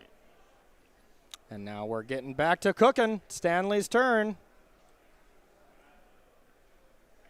Yeah, 11 power on board. Willie at 10 life. That is more than Willie's life total. Yes. That's good math, Jim. Thanks. I mean, the numbers are right there for me to count. It wasn't too hard. But, hey, Stanley is not, like, slam dunk trying to go for a play here, I mean, like, a Profs is probably the best thing you can do because it gives you Delirium. You'd get 3 combats. The way that you can stack that for anyone who doesn't know, like, you just attack with one of them, untap something else, then attack with that other one, untap something, and you get 3 combat steps with each FOMO. Same with if you have 3 of them, you get 4. It's always one more. That's kind of cool how, like, I guess cool, how this is the fail-safe for the deck. Yeah. Had a great draw, fizzled. Just totally fizzled. But I got these big guys in play. Whatever, this is fine. Yeah. We can work through this. Absolutely. And wow, okay. Frenzy to deal with one of these big creatures. And now, all of a sudden, you just have 8 damage coming in. I mean, before it looked like we were jokingly thinking like this game's over, but like you said, Willie keeps grinding, keeps getting it going, and this battlefield is now at a manageable state. Still Stanley far ahead. Wouldn't be shocked if Willie scoops it up right now, but it is manageable. Yeah, the big thing here is that both the other creatures have 6 toughness. 6 is kind of the magic number against mono red, where there's nothing that can deal 6 damage in the deck, and that'll do it. The Hall of Famer agrees with you. Packs it in, heading our way to game number 2. Stanley taking it down. Stanley on, I would say, having a horrific day, as he is 0-2 on the day, but still in 4th place in the tournament. Everything going quite well for Stanley, and being 1 game up on a Hall of Famer is pretty strong. So let's take a look at Willie's sideboard together. We got 1 Abrade, 2 Agatha Soul Cauldron. I love it. I love it. Who's the VV deck now? 1 Chandra Spark Hunter, 1 Fiery Annihilation, 1 Fire Magic, 3 Magebane Lizards, 1 Obliterating Bolt, 1 Shock, 2 Sunspine Links, and 2 Vengeful Possessions. This list looks a little similar. The sideboard looks a little similar here to Ant, but maybe not exactly. What are you bringing in? Yeah, the Soul Cauldrons here, of course, very interesting. You know, the funny thing about Soul Cauldron, what makes the mirror very interesting, is that Soul Cauldron is a piece for your deck, but also a piece against the deck. So like you were saying, you can just bring in Soul Cauldron, take their VV. You can't necessarily do the crazy things that they could do. There aren't those card draw elements in this mono red deck. But it's also just a fine card in general. You could exile a flashback spell if needed, keep them off of their Delirium for their FOMO, add a few counters here and there too. So that was pretty nice. Braid looks pretty good. You know, maybe tailor their removal spells a little bit, but aside from that, not too much. Agree with you. All right, Stanley's side. We got 2 Anoles. We got 1 Broadside Barrage, 1 Disdainful Stroke, 1 Draconautics Engineer. Haven't seen a lot of those this weekend, which is surprising. 2 Fire Magic, 1 Negate, 1 Raw Crackling Whip, 2 Spell Pierce, 2 Torch the Towers, and 2 Unable to Scream. What do you like? Cheap removal. Boom. Torch Tower. Unable to Scream is also very nice here. It's one of the few, if any, ways in blue-red to deal cleanly with Screaming Nemesis. So you pop it on there, loses all the abilities. You know, there's no redirection. Typically, blue-red decks struggle with Nemesis because you can't burn it. You can bounce it, but it has haste, so those answers aren't very good. So for 1 blue, Ant's the problem. Not too shabby. So Torches, Screams, a little more removal, go a little leaner, and do your thing. All right, all right. So looking at one of our next events here. Are you a big fan of webs? Webs? Webs. Yeah, web them up. How about spiders? Spiders are like the fuzzy friendly kind or like the creepy kind? This kind. Hey. It's SCG Con Baltimore. That is going to be our Spotlight Series featuring our brand new, really exciting set here, Spider-Man. Walk us through this event, Jim. What's going on here? This looks sweet. Yeah, do-do-do. We got Spider-Man. We just got DMC strike. Thanks, Jim. Oh, all wow. right. So Spotlight Series Spider-Man. We're going to be playing some Standard with the new Spider-Man set, which is really, really cool, October 24th to 26th. And as I said yesterday, it's pretty close to Halloween. So if you show up in a Spider-Man costume, you will get a high five from me, all right? That's awesome. How many do you think we're going to see? It's not if we see someone in a Spider-Man costume. It's how many. The line is 3.5. 3.5. Oh, my God. So over, it's not even close. I sure hope so. Oh, my God. Go to StarCityGames.com/SGCon for all your information. Hope to see you there. I just think that we're going to, like, walk out of, after a long day of commentating this, Jim and I will be there bringing you some coverage here of this one. But I just picture us, like, walking out of the event and just 5 Spider-Mans just memeing, pointing at each other. And I'm going to laugh every time I see it. So if you do that, you will get me to laugh. So that is a guarantee right here. Guarantee. All right, here comes Hired Claw coming in for 1 damage. Make it 2 if it connects. Bring me pictures of Corey laughing at Spider-Man. I am a menace, so yeah, I'm with you. I'm with you. All right, and then we have the very powerful 2-drop here that goes immediately back to hand. And good patience there with Stanley. I think if the Hired Claw would have got pumped, we would have saw it boosted up there. And then we see our little bit of tech card. Is it good against red?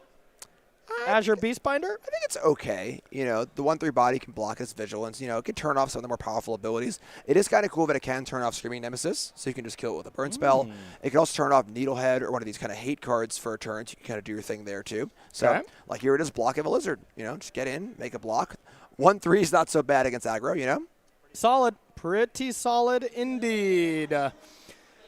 Much better draw here from Willie, and more importantly, a much worse draw from Stanley. I think that's the biggest thing. Now we're going to attack. This just makes it into a bear. Yeah, so until Stanley's next turn, Nemesis is a vanilla 2/2 with no abilities. Yep. And let's see what the follow-up is. Nothing. So that leads me to believe we got some removal cooking.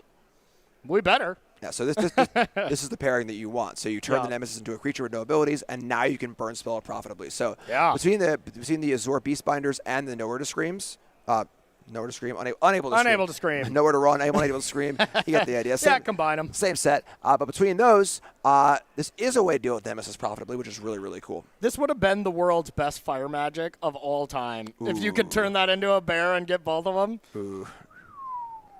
No such luck. Instead, it will be Broadside Barrage.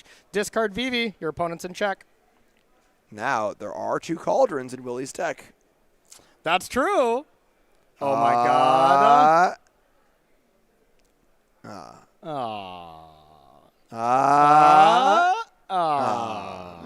Still a pretty good turn. A roller coaster of emotion there, Jim. Yep. All right, a Braid takes down the Azure. Hired Claw gets in for a good chunk. 2 cards left in Willie's hand. And Stanley, do we have a VV turn? FOMO into Cauldrons, the best that Stanley could be doing. Gotta take a second to figure this one out. Soulstone Sanctuary, the land, it looks like.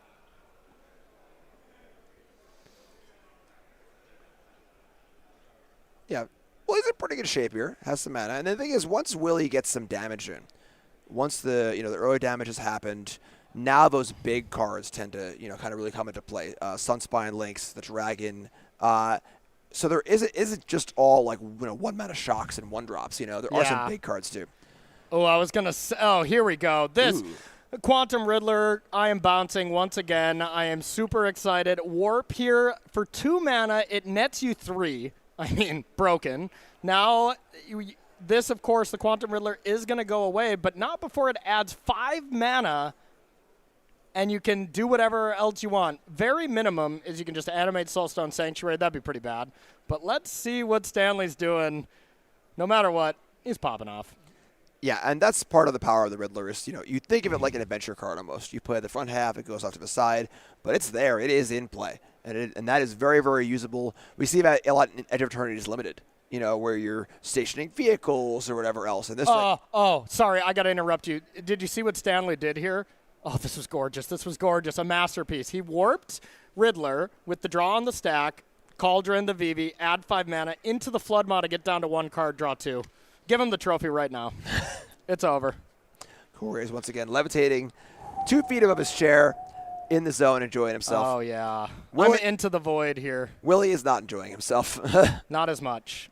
Not as much. So now we have 3 cards in hand from Stanley, and I'm sorry to interrupt you. Continue what you were saying, Jim. I forgot. Okay, I'm sorry. There's all sorts of Riddler stuff happening here.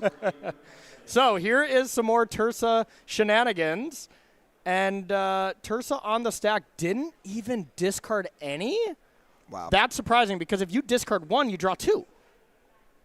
Yeah. Those cards better be good, and I'm still upset, Stanley, okay? It's also weird to what you kind of want to keep going, Yeah. I mean, to be fair, that would have been the end. No matter what, you'd only have 1 blue. So if those 2 cards are the best thing that you can have, yeah, that's fair. I get it. But, man, if 1 card's somewhat medium, it could be 2 cards, and that could even be the 1 card you discarded. It could even be a boat. It could even be a boat as well. Yeah, so great spot for Stanley here. The 11 life is a pretty good amount. We're not that scared of getting cheesed out by, a burn spell and a dragon or something like that. Yeah. And then, of course, if Stanley has allowed to untap here with the Cauldron under Vivi and the Tursa, the Riddler's hanging out, and, of course, the perfect 2 cards in hand because neither was discarded. Yep. And, I mean, that's where the most common times I cast Quantum Riddler is something like this, where you already did this busted turn, and now you get to keep your things. You get to keep your toys for the next turn. Then it's like, well, I got this 5 mana anyways. I might as well just cast it, but... All right. Unfortunately, all Willie can muster here is a Razorkin Needlehead, which is, nickel and dime. And, 10 life, if Stanley draws 10 cards this turn. But Stanley's alarm bells should be going off because there's a Hired Claw in hand we know about. Why would you leave 2 mana open? I bet my life it's an Abrade. And no reason to do it now because there's no creatures with counter on it. So you might as well wait until Stanley would target a creature to exile it as you get a little bit more value. So, of course, Stanley knows that information also about the card in hand, so going to puzzle it out and figure out what the best course of action is here. And at 9-2, with 3 rounds left to go, I would assume these players have to bare minimum 2-1, and that might not be enough. But if you go 2-0, you can probably shake hands into the top 8. Razorkin no longer screaming. Yep. And here is FOMO. So the last cards in hand were, in fact, pretty good. Yes. Surprise, surprise. Yes, it was. Did we discard? Was that Into the Floodmaw that we discarded, I assume? Oh, boy. There is the Riddler. Or, we must have just been hellbent. Okay, so we just drew, and now we draw 2. Stanley's going to start floating in his chair, too. I mean, Stanley is about to pop off if there's no Abrade, but the Abrade feels pretty face up to me. Yeah, even then, though, like, you still get the counter, some bodies in play. And again, once again, Willie has no threats. We have an 0-2 toy in play. Yeah. Yeah, I mean, I think Stanley should still probably go for it because just in case Willie does not have it, it would be a weird play, don't get me wrong, but the only thing you're losing is a creature in your graveyard. You could even take your opponent's nemesis, and then you still get a counter. So, like, I'm still very keen to doing it. And if I'm allowed to put a counter on a creature, I probably would still put it on this warped Riddler and then just cast the other Riddler. Because then you draw 3 cards, Jim. Corey, I have a question for you. Yeah. What's better than 1 Riddler? Nothing. Not 2 Riddlers? 2 Riddlers. Okay. Oh, come on. Touche. Slam dunk. Alley-oop, and you just fell over yourself. I know. Yeah, you're just. I get it. You're not in your. You're in the Riddler zone right now. I'm in the Riddler zone. You're just vibing. Yeah. I'm not in the mood for riddles. Okay. I'm in the mood for riddlers, not riddles. Riddle me this.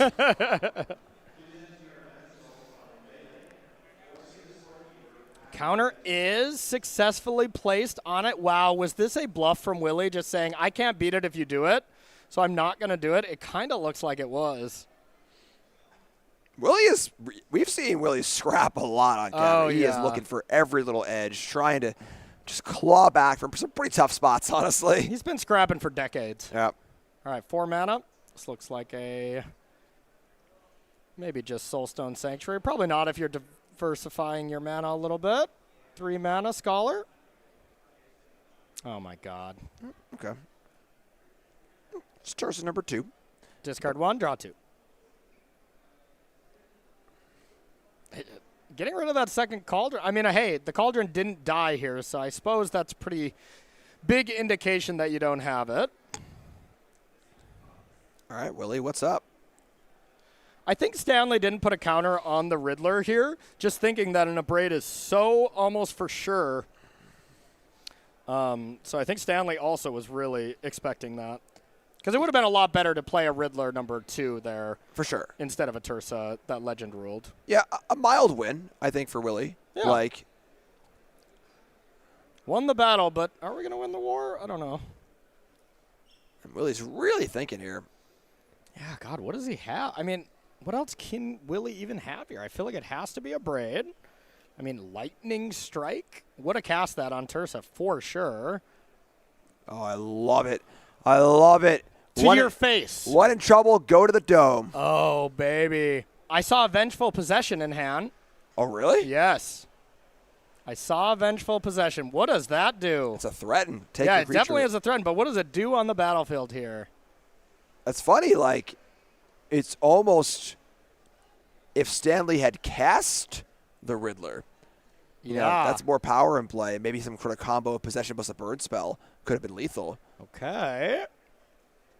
You may discard a card. If you do, you draw a card. So, hey, the one thing that could happen, it is the last card in hand. So, the one thing that could happen is, let's say we draw, I don't know, like a creature or something we can put into the graveyard, steal FOMO, get an extra combat? Sure. Like, we're still 2 away from Delirium, so that's a little far-fetched. But this game ain't over yet, though, because if Stanley just casts a Riddler here, that's 4 damage in the air right there. Yeah. Couple lizard shots. Yeah, Lizards versus the world here. I love this from Willie. Calculated risk because, hey, he could have Lightning Strike that Tursa. Yep.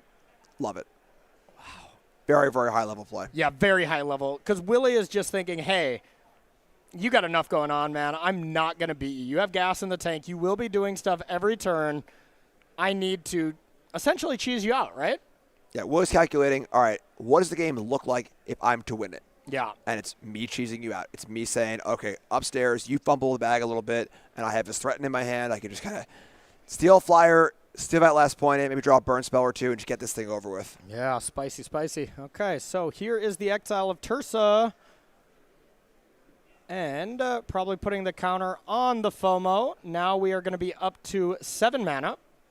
8, 9, 10, 11, 12, 13 mana in total. Just 13. Just 13. Casual 13.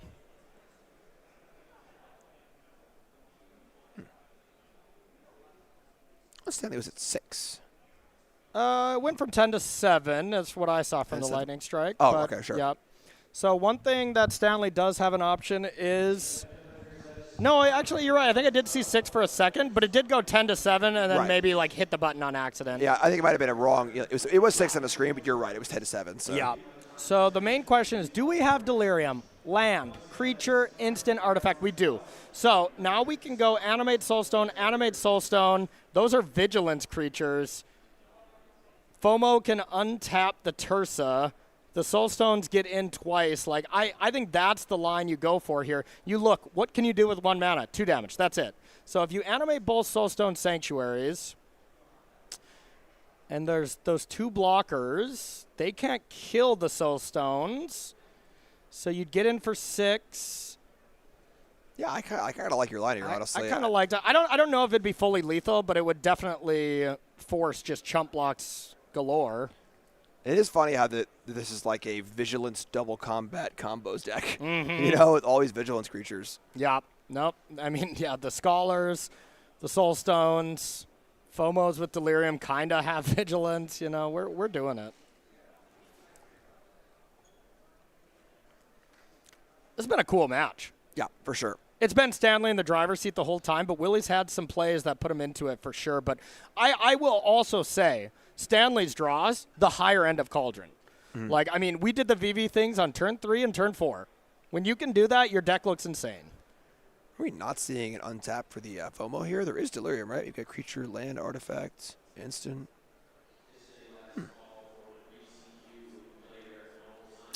Yeah. Hey, I mean, this is the kind of spot where you get so close, you can feel it. You know, like sometimes, I mean, we saw it a little earlier with that Ultima play. Oh, don't bring that up. Yeah, all right, I take it back. We didn't see anything. You saw nothing. But hey, I mean, sometimes the moment gets to you, you know? Okay. As far as I'm seeing, if we get a Burst Lightning, we win. Because we can steal the flyer. Yep. Attack with the Hired Claw, and then Burst Lightning to the face if that's the thing. And you get 2 draws at it. That all sounds right to me. And you see Stanley shaking his head Here like, it is. Yeah. Riddle me that. Magebane Lizards is universal. You got to take a damage. Any looting? Here we go. Slam it. Slam it, Willie. Draw 2, Quantum Riddler. Give us that Lightning Helix moment. 1, 2. Oh, yeah, you draw 2 with the... Oh, my God. This is broken. I saw 1 land, though, which is not good. Yeah, I think it was land and Razorkin. I think we are the tiniest bit short here. Oh, no. So, attack for 4 to 3. A Lizard attacks for 2. Play Razorkin, draw step, go to 1. 1 is not 0. I think it is going to be, this game is going to end at 1 if that's the card that we have. Not like this. And I mean, all that's being said is Stanley has nothing. He could have an Into the Floodmon. This game is just laughably over. And there's 2 in the bin, so. Yeah. Okay. A Braid. Oh, that's the same thing, right? It's same thing. One off yes. Lizard or 1 off the Lizard. It's just a dead Lizard. So Stanley at 6. Quantum Riddler. So close, Jim. It is. I mean, even if Willie loses this game was a masterclass. It was. Like, and this is the thing where, like, I think when, someone will ask me on stream, like, wait a minute, how many cards does Stanley have? If he has 1, he has to draw 2. No, well, yeah, the Riddler goes back. The Riddler goes back. Here, have that. That's yours. Oh, my God. 1, 2. That was the game of the tournament. It's not even close. Oh, my God, chat. Oh, my God. That was unbelievable. That was an absolute masterclass in understanding, playing to your outs, knowing what you need to do to win. 5 minutes ago, there was just no chance Willie won that game, right? Stanley's doing all the things with the broken deck. Willie just weasels and just figures away and scrapes and claws. And oh, my God, what a game. The lightning strike to the face, Jim. Oh, Let's go back to that moment. I love it. That's a Hall of Famer right there. Yep. That is a Hall of Famer in action right there. That was incredibly played. That was by far my favorite game of the tournament as well because Stanley's draw was amazing. I had this whole speech planned about how even though Willie lost that game, he found so many edges and so many great spots, and that's the difference between like your average and he wins anyway. He just wins. Jim and I are both just like throwing paper. We're just like we're losing it right now here in the booth. Live by the Riddler, die by the Riddler, Jim. Wow, that was unbelievable. That was so awesome. And the thing is that when you're in a game like that and you're scrapping, you're just looking for an inch. Give me a little inch here. Give me a little inch here. Yeah. And just trying to get it so you can just cross the ball over the goal line and wow, in spectacular fashion. I'm so excited we get a third game from this. Now, Jim, going back to Stanley being on the play here, any changes that either of these players really do play draw differences?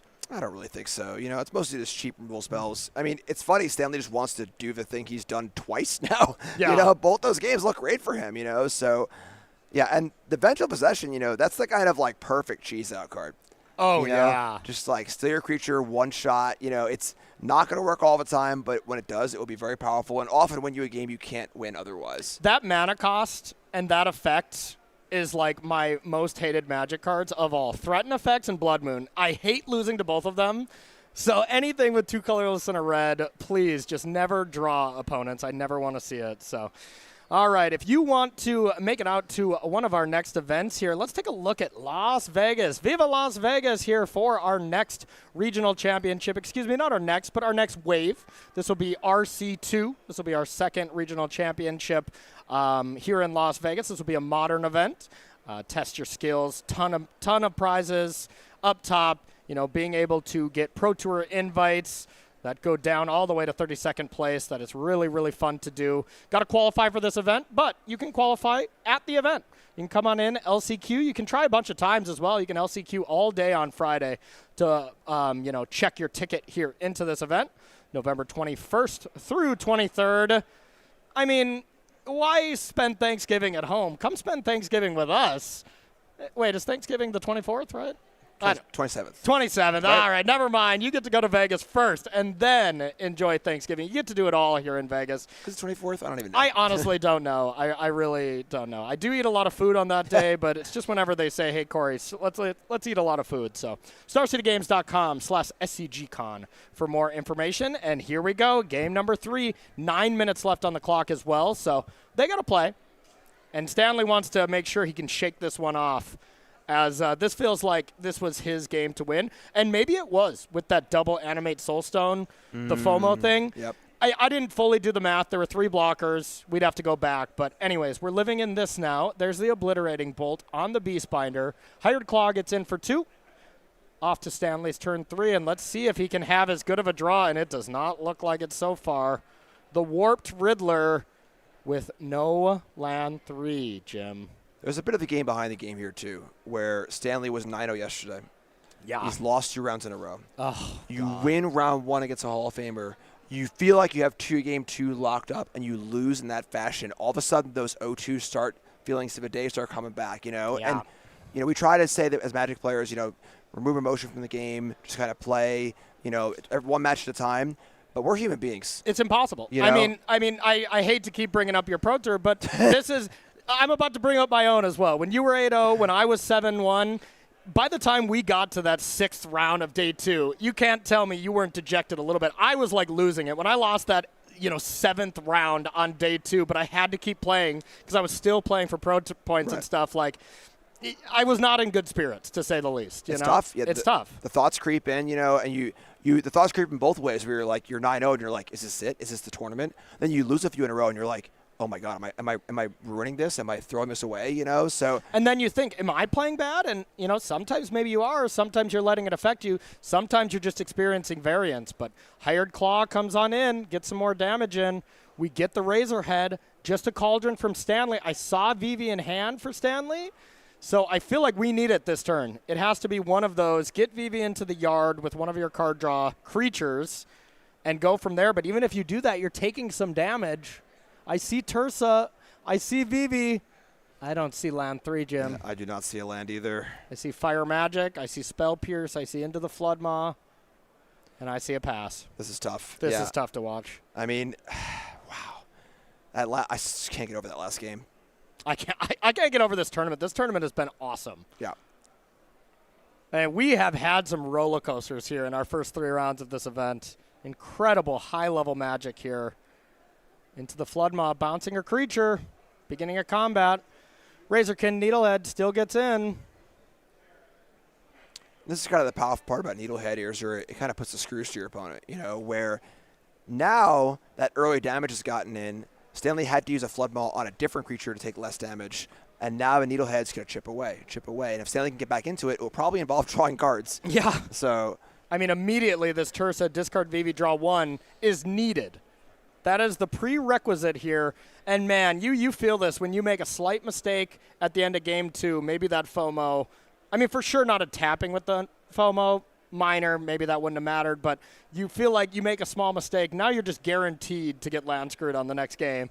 At least maybe that's where my head goes. Well, that's the problem, though, is that your head goes there where it normally wouldn't, And a lot of that game was, too, was just Willie playing, like, just one of the best to ever do it. But I would be shocked if the players in this room, you can count on one hand that would have won that game. I would have lightning strike that Tursa for sure, Jim. Yeah. And I would have lost because of it. Wow. And that is it. Hall of Famer Willie Edel takes it down. Really feeling for Stanley there. We're not going to keep harping on it. It's rough, But, hey, masterclass in mono red, a masterclass in just keeping a level head there from the Hall of Famer Willie Edel. And I'm with you. Very few players that would have won that game. And, I think the amount of players that would have won that game in this room is like Willie Edel and one of our coworkers, Reed Duke. That's probably about it. I would not have won that game. I would have lightning strike that Tursa and lost in 2 turns for sure. Yeah, it's an absolute masterclass. And again, Stanley's still in it. Yeah. Obviously going to have the best tiebreakers in the room with an 9-0 start. Has to shake it off. It's really tough. Mm-hmm. I really feel for that, because when things are going wrong for you in a tournament, you get that feeling of like, okay, they were going really, really well. I was 9-0. I just lost a few. Okay, are things going wrong for me? Is this it? And then you win a game or two, and you're like, oh, maybe we're doing okay. And then to get just completely flipped on that side, where Willie plays amazing, and then game 3 doesn't really go your way. You gotta recover. You gotta rally. I just picture all the times from my days in competitive Magic. All I picture right now is that flight home where I just I'm not even listening to music. I'm just staring at the wall, and my head's only in the matches. I'm just replaying them, and I'm like, I hate that feeling. There's nothing worse than it. Absolutely. Yep. So, any last-minute thoughts here from our first 3 rounds? I mean, those were incredible. I think a good thing is that feeling is born from a desire to get better. Yes. You can see that. I just never did, I'm sorry, man. Me either. But that feeling is born from a desire to get better. If a player who doesn't care about the game, isn't a student of the game, will fly home and watch John Wick and not think about it. You know? But the players who really want to improve, and the players do end up improving most of the time, are the players who will sit there and just stare at the board for half an hour and be like, oh, what could I have done? And maybe it was nothing. You know? But just taking the time to really evaluate and say, hey, I believe there were things in my control here. What could I have done to make them better? Yeah, and man, now that I think about it, the drawing 2 cards off Riddler to get land Razor was so good. Oh, that was incredible. If you didn't get that whole match in its entirety, go back and watch that, as that was a lot of fun. So that's going to do it for Jim and I here for a couple rounds. We're going to have Reed Duke and Ailey Loney on the other side to bring you nothing but winning in Magic, as well as the top 8 to follow. Pro Tour invites on the other side of this break. Do not go anywhere here at Magic Spotlight Planetary Foundation.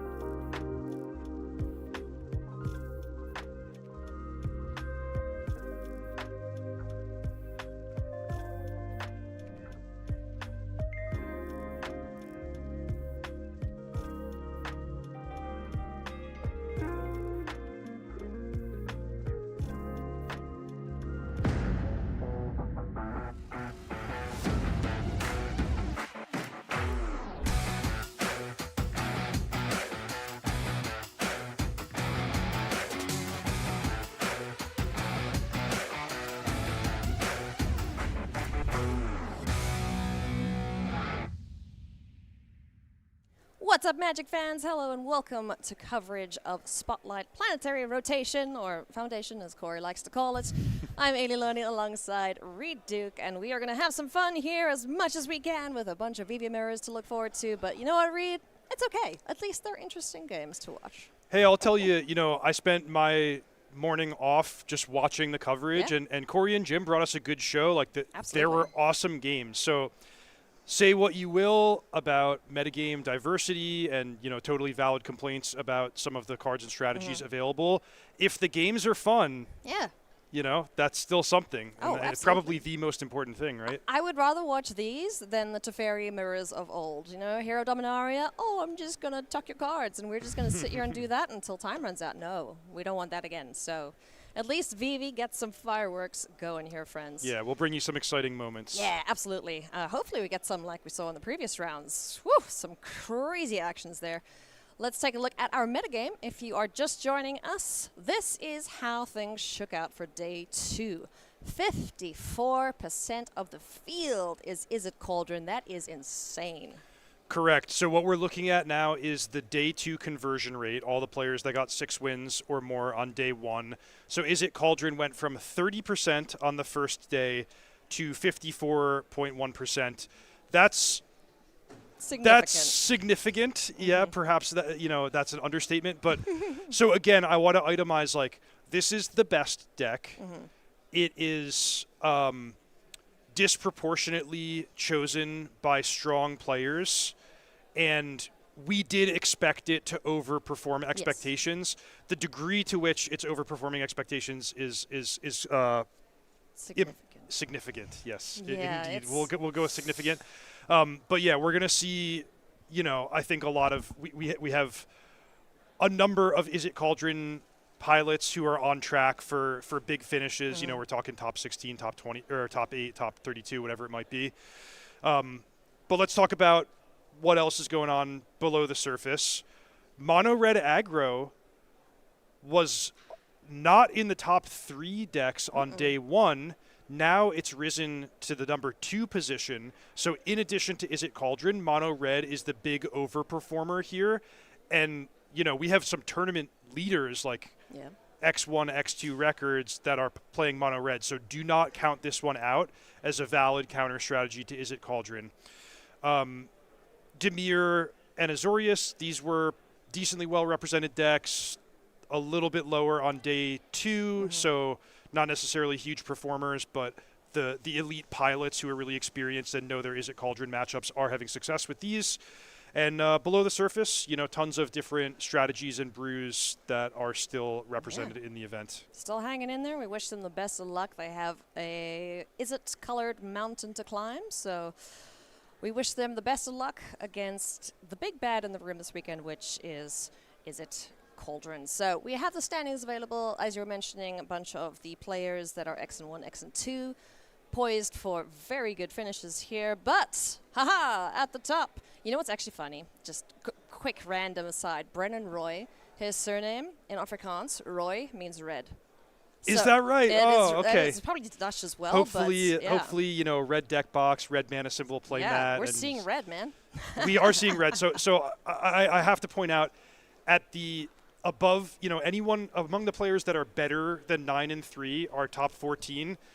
The colors white, green, and black are not represented in those decks. Yeah. So a little dicey. We don't want to sugarcoat it, but it's the story of the tournament, and we're gonna try to make the most, bring you some good gameplay, some big moments, and we'll follow, the narrative thread to the very end here. Let's go. Planetary Rotation. Our players are ready to rock and roll, so let's jump down into the feature match area. We're going to be taking a look at Alexander McIsaac up against Jonathan Lobo Melamed. This is a Rakdos aggro deck up against Is It Cauldron, so let's see how this one shakes out. It's Rakdos aggro list. We're taking a look at it before we went live, and it's pretty much mono red, but then it's doing some exploding things with the Callous Soul Sword, that burn together finisher that we've seen a couple times. So yeah. Okay, so let me tell you what's going on in terms of this being a Rakdos deck. The mana base is 18 mountains and one black Glaze red. Marverge. Yeah. So it's Rakdos because it features Callous Sellsword, but the main use of that is going to be burned together. Yeah. This is a mono red deck. Yeah, this is a mono red deck, but there's still some cool stuff going on because if you remember Standard, if you've been following for a long time now, a few months ago, there was exactly one way that the mono red deck, or that the red-based aggro decks looked. They all featured Heartfire Hero, Emberheart Challenger, Manifold Mouse, Monstrous Rage, and a number of other staple 4-ofs. That's not the case anymore. Heartfire Hero and Monstrous Rage have exited the format. Those are banned.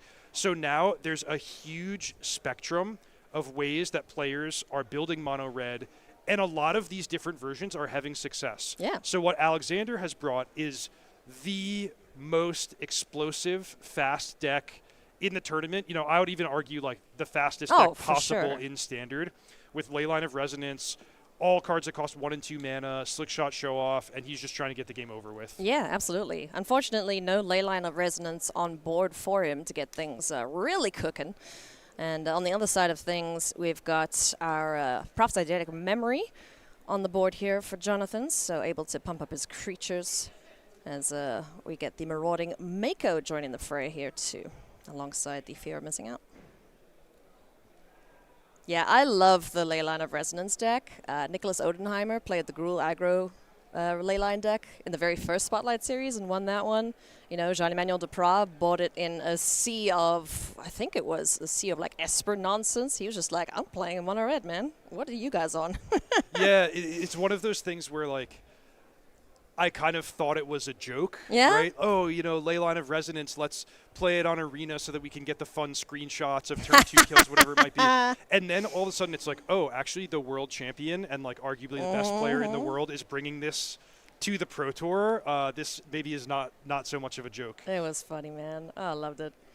Alrighty, what I got there? Dreadmaw's Ire. This is kind of the replacement to Monstrous Rage. There's still a big monster on it, you know. +2/+2 and Trample. Also gets to destroy some artifacts, which is very relevant in this format. That's a super cool card. I really like that. Wow, so that was Alexander winning the game on the third turn on Looks the draw like it, yeah. against a pretty nice draw from Jonathan Lobo Melamed. Yeah, he was setting up nicely, but oops, you're dead.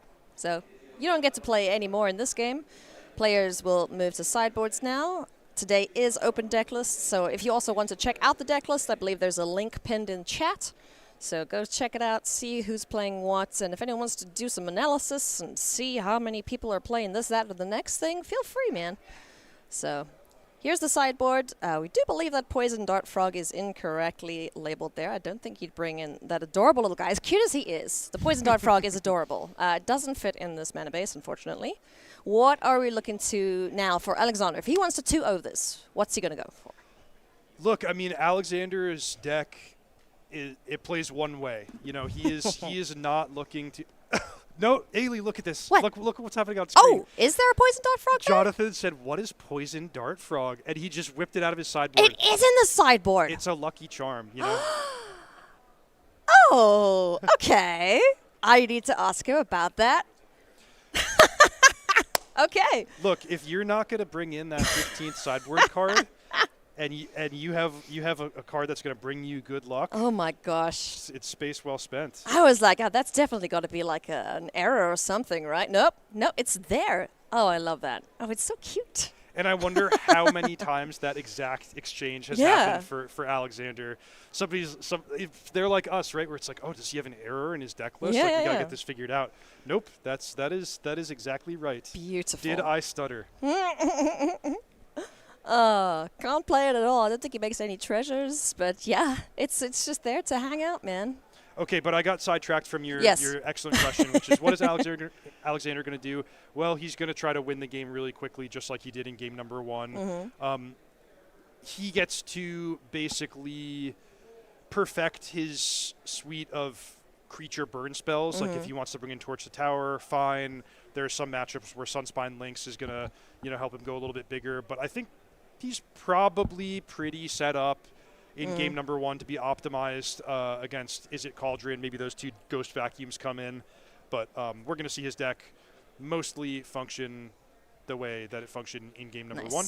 And then on Jonathan's side of things, he got dead really fast there. So Yeah, I think Jonathan's goal is just to basically slow the game down, have whatever answers he can have against Slick Shot Show Off. So, I mean, if I'm him, I'm like, okay, anything that kills a creature. Torch the Tower, Abrade, Fire Magic, Broadside Barrage, Obliterating Bolt, those are straight in. And then if he can manage to slow down the game and get to turn 5, 6, 7, that's where his deck, the power level of the Is It Cauldron strategy is gonna help him ride to victory. So let's just pace the game and survive that early rush. yeah, kill some stuff. Hopefully counter a couple things. Get the Quantum Riddler down, and hopefully give us 3 games here as we get settled in to round number 13. So there's some really cool cards that we've seen from Edge of Eternities lately, friends. So if you would like to get your cards, your singles, pick up your sealed product, go to SCG's website and go grab yourself that awesome set. It's really, really fun. Fuel up your rocket ships, go to space. There's a galaxy far, far away that, Tezzeret's hanging out and being a meanie pants, but yeah, go get some spaceships, find some planets. There's some excellent, excellent cards that we're seeing make an appearance here and make a big difference. There's also the Shocklands, which are gorgeous, so definitely go check it out. StarCityGames.com/MTG-EOE. Such a sweet flavor set. I dig it. Who doesn't love a good galaxy, right? Yeah, it's been fun. I had the most disgusting draft deck yesterday. I think I showed it to you just before we left. Tell us about it. Oh, man. Starfield Vocalist, and then just everything in Azorius that enters and does a thing I could possibly have. I got 2 of the station monitors, the Azorius Uncommon, Signpost Uncommon. So, I was eating good yesterday. Station Monitor that's one of those cards that I just feel like I never beat. No. They play it on turn 2. It's like, okay, I know where this one's headed. Yeah. I've seen this episode before. Just tokens every single turn. Oh, it's so, so good. This format's really sweet. I've been enjoying it a bunch. And then I had like the Astrali Redeemer or something, the big 5-mana angel. It doesn't do that much in the deck, but if someone kills my station monitor or one of my other, creatures, enchantments or artifacts, I can bring that back. It's great. Anyway, I digress. I like Magic. Magic is great. So Jonathan Lobo Melamed is one of these players that I'm really excited to see out for the Spotlight Series event. He is an old-time player from Brazil, and an interesting fun fact about him is at the time that I was getting on the Pro Tour around 2010, they maintained a rating system of players based on how much you won or lost recently, gave you a number rating, and Jonathan was the number 1 ranked player at that time. Oh. So he's definitely got some chops. Like, this is a Pro Tour veteran who's back. Sweet, yeah. Not unlike some other players that we've seen on camera throughout the weekend. So when a big fun event can get people, back into the game, getting on airplanes to travel and come out and play, that's a really nice sign. So yeah, that's awesome. And there's it's not just in the States that we have these spotlight events. There's also a bunch happening in Europe. I'm not 100% sure about the other regions in the world, but definitely check them out. Pretty sure Magic's website will have a list of all of the spotlight events that you can go and attend. Yeah, there was Spotlight Final Fantasy in Japan, which I heard was a really, really fun event. I would have loved to be there. Oh, but yeah. A little far to travel from East Coast USA.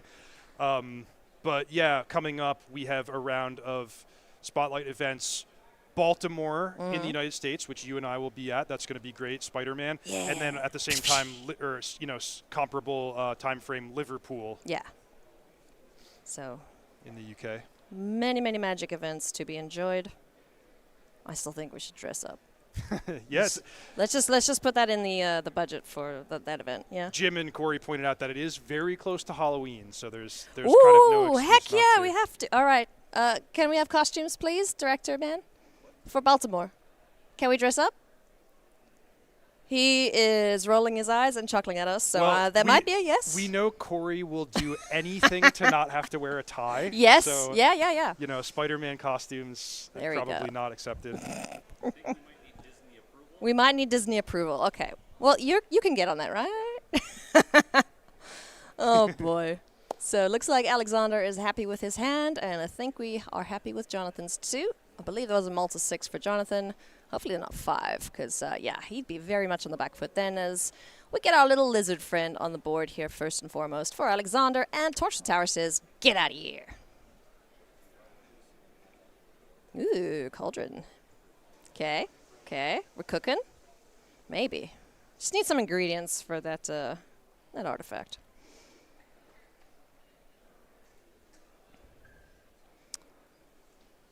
Okay, Emberheart Challenger in for 2. Ooh, pass the turn with no play. That's so rough. we'll hope for Jonathan's sake that he has some kind of instant speed interaction. Although, if I had a Braid in this spot, I would be quite tempted to just main phase kill the Emberheart Challenger, so there's no shenanigans. Especially with Might the Meek on the stack here. Get a pump up and gets draw a card. And the exile of the Valiant trigger. So yeah, Emberheart Challenger is... This was one of the staples of the old mono red deck from a few months ago. This is the one that survived. It's not banned, and it's like frequently the mice package with Manifold Mouse that's gone to the wayside. Yeah. But this is still an amazing card. Yeah, it's excellent. Yeah, it allows the red deck to sort of play a value game that normally it's not supposed to. So remember when we were sideboarding, I was like, okay, yeah, all Jonathan has to do is survive that early rush, then he's going to win automatically, right, by virtue of his deck being more powerful. Well, Emberheart Challenger kind of flips that script where Alexander gets to continue attacking and pushing damage while generating free card advantage along the way. So, pretty decent board established here. Did some damage dealt to Jonathan. Down to 14 he goes. Jonathan needs to do some critter control here, or he's going to get run over by rodents and lizards.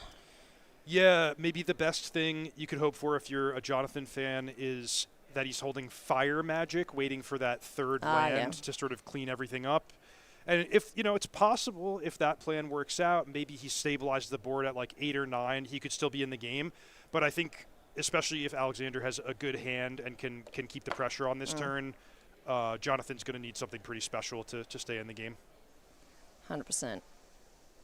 Marauding Mako gets to sit in front of some increasingly threatening critters on Alexander's side of things, and he's having a big think about something. Now, the Mako is actually a uniquely interesting play for Jonathan to make because just on the board, he did have the option to cycle that. So based on the context, like, we can kind of deduce that the Mako was the card that he drew this turn. Yeah. And, what does my hand look like where I'm electing to play that as a blocker versus cycle it and try to hit another land? It's like interesting questions that both players should be thinking about here. Yep. On the other side of things, though, full bore is what Alexander is going. Target creature +3/+2. It's got some things that care about warp, but unless there's a Nova Hellkite, I don't think anything cares about warp in So that's this pretty deck. cool. It's just like basically a red giant growth. Brute Force was the name of that old time card. Good lord. That's a lot of damage. So before damage dealt, we get the ping from our Hired Claw. Wasn't interested to target the mouse, though. Yeah, so that's kind of a nice technique that you can think about sometimes in your red decks. There we go. Just do it twice. Why not both? But Full bore. I was going to say sort of like splitting the difference, pumping up the weaker of your two creatures so that you put your opponent in a tough spot. They can't answer all your best stuff in one go. Oof, that's so much damage. No block, no colored mana at all, because that's a Soulstone Sanctuary Jonathan's got available to him, so he just has to eat this. Ugh. Down to, what, 4? And if there's a burn together, then the game could be over.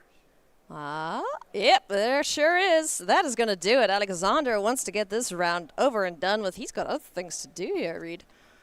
Yeah, he's like, I don't know what maybe he's working today or something. He's like, I got to finish all my matches in 5-6 minutes so I can free up my time between rounds. But he's doing it. And 10 times in the course of this tournament, he's finished off opponents like that. So Jeez. advancing to a really, really nice record with, we'll say, the fastest deck still in the field here. And that was all without Leyline of Resonance. Yeah, so it Didn't can even be see that. It can be even worse, believe it or not. Yeah. Oof. My goodness me. All right. Well, we certainly have time for one of our other feature matches, so we'll likely jump down there in a few minutes. But yeah, that hand from Jonathan was rough. I saw 2 VVs in there, not having access to both colors of mana, no way to interact with the board. That was just the worst case scenario for him. Right, and we'll remind people he had already taken a mulligan. Yeah. So generally, like, my mulligan strategy is the first time I look at a hand, okay, if it's below par, if I don't think it's going to be good enough to win me the game, I'll throw it back. But once you've already mulliganed once, like, sometimes you got to take those calculated gambles because by the time you're going down to 5-4 cards, it's like sometimes you don't even really get to play the game. Yeah, it's rough, I mean, what's the most you've ever mulliganed? I mulliganed to 2 one time, and I didn't win, but I almost did. I was playing – the reason I went that low is I was playing a deck with the natural order to search for Progenitus combo. Okay, gotcha. And my 3-card hand had Progenitus in it. This was under one of the old mulligan rules. So I was like, well, this is literally even worse than if I just didn't have the card in my hand because it won't be in my library to search for. So yeah, two cards with Legacy Elves one time. Oh my goodness. Okay, well, let's hope we don't see that in our next feature match here. We're going to jump on down and check out... It's a mystery. We'll find out shortly. As we head on down to our feature match area, it's Peter Mooney versus Josh Moscow. Ooh, dragons. Nice. Mono red dragons. Is it Cauldron?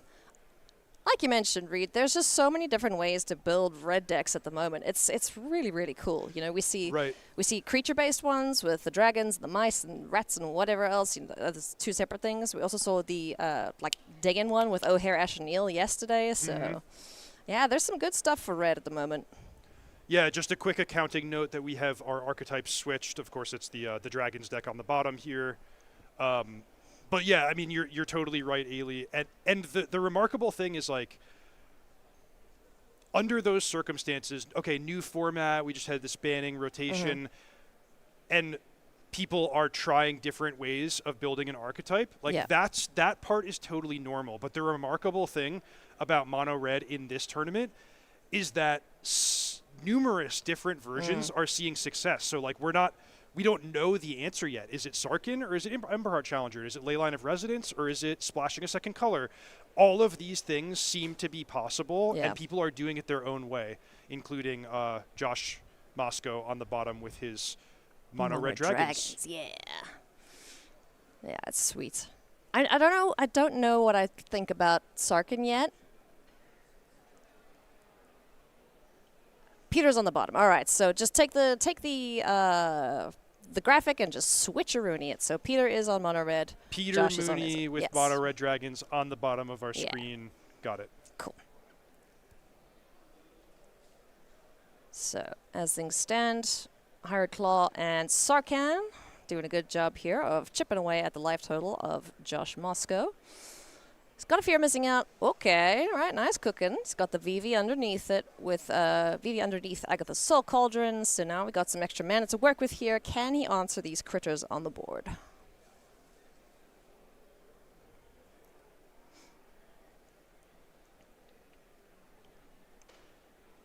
So there's the activation. Prophet's Eidetic Memory. Okay, it's going to get even larger now. Anything of relevance there drawn? Nope. So just going to get a counter, and that mana goes away. Just sitting pretty. Got to sit tight. Passes the turn back to Peter. This opening for the Dragons player is just so nasty, where it's like Sarkin, you get your treasure, then you warp the Hellkite, then you cast the Hellkite. That's just 2 cards that unload so much flying damage. It's really a lot. Like, and that's something that I look for. This is not some kind of crazy nut draw where you had to pick every single card in your hand. This is just 2 cards working together to make a really, really nice, potent opening. Yeah. Also, being able to ramp, like, it's such an impressive start. Steam Core Scholar here for Peter. Can he combo off anything? At this point, he is at 3 life. If Peter untaps, you got to think the game is going to be over.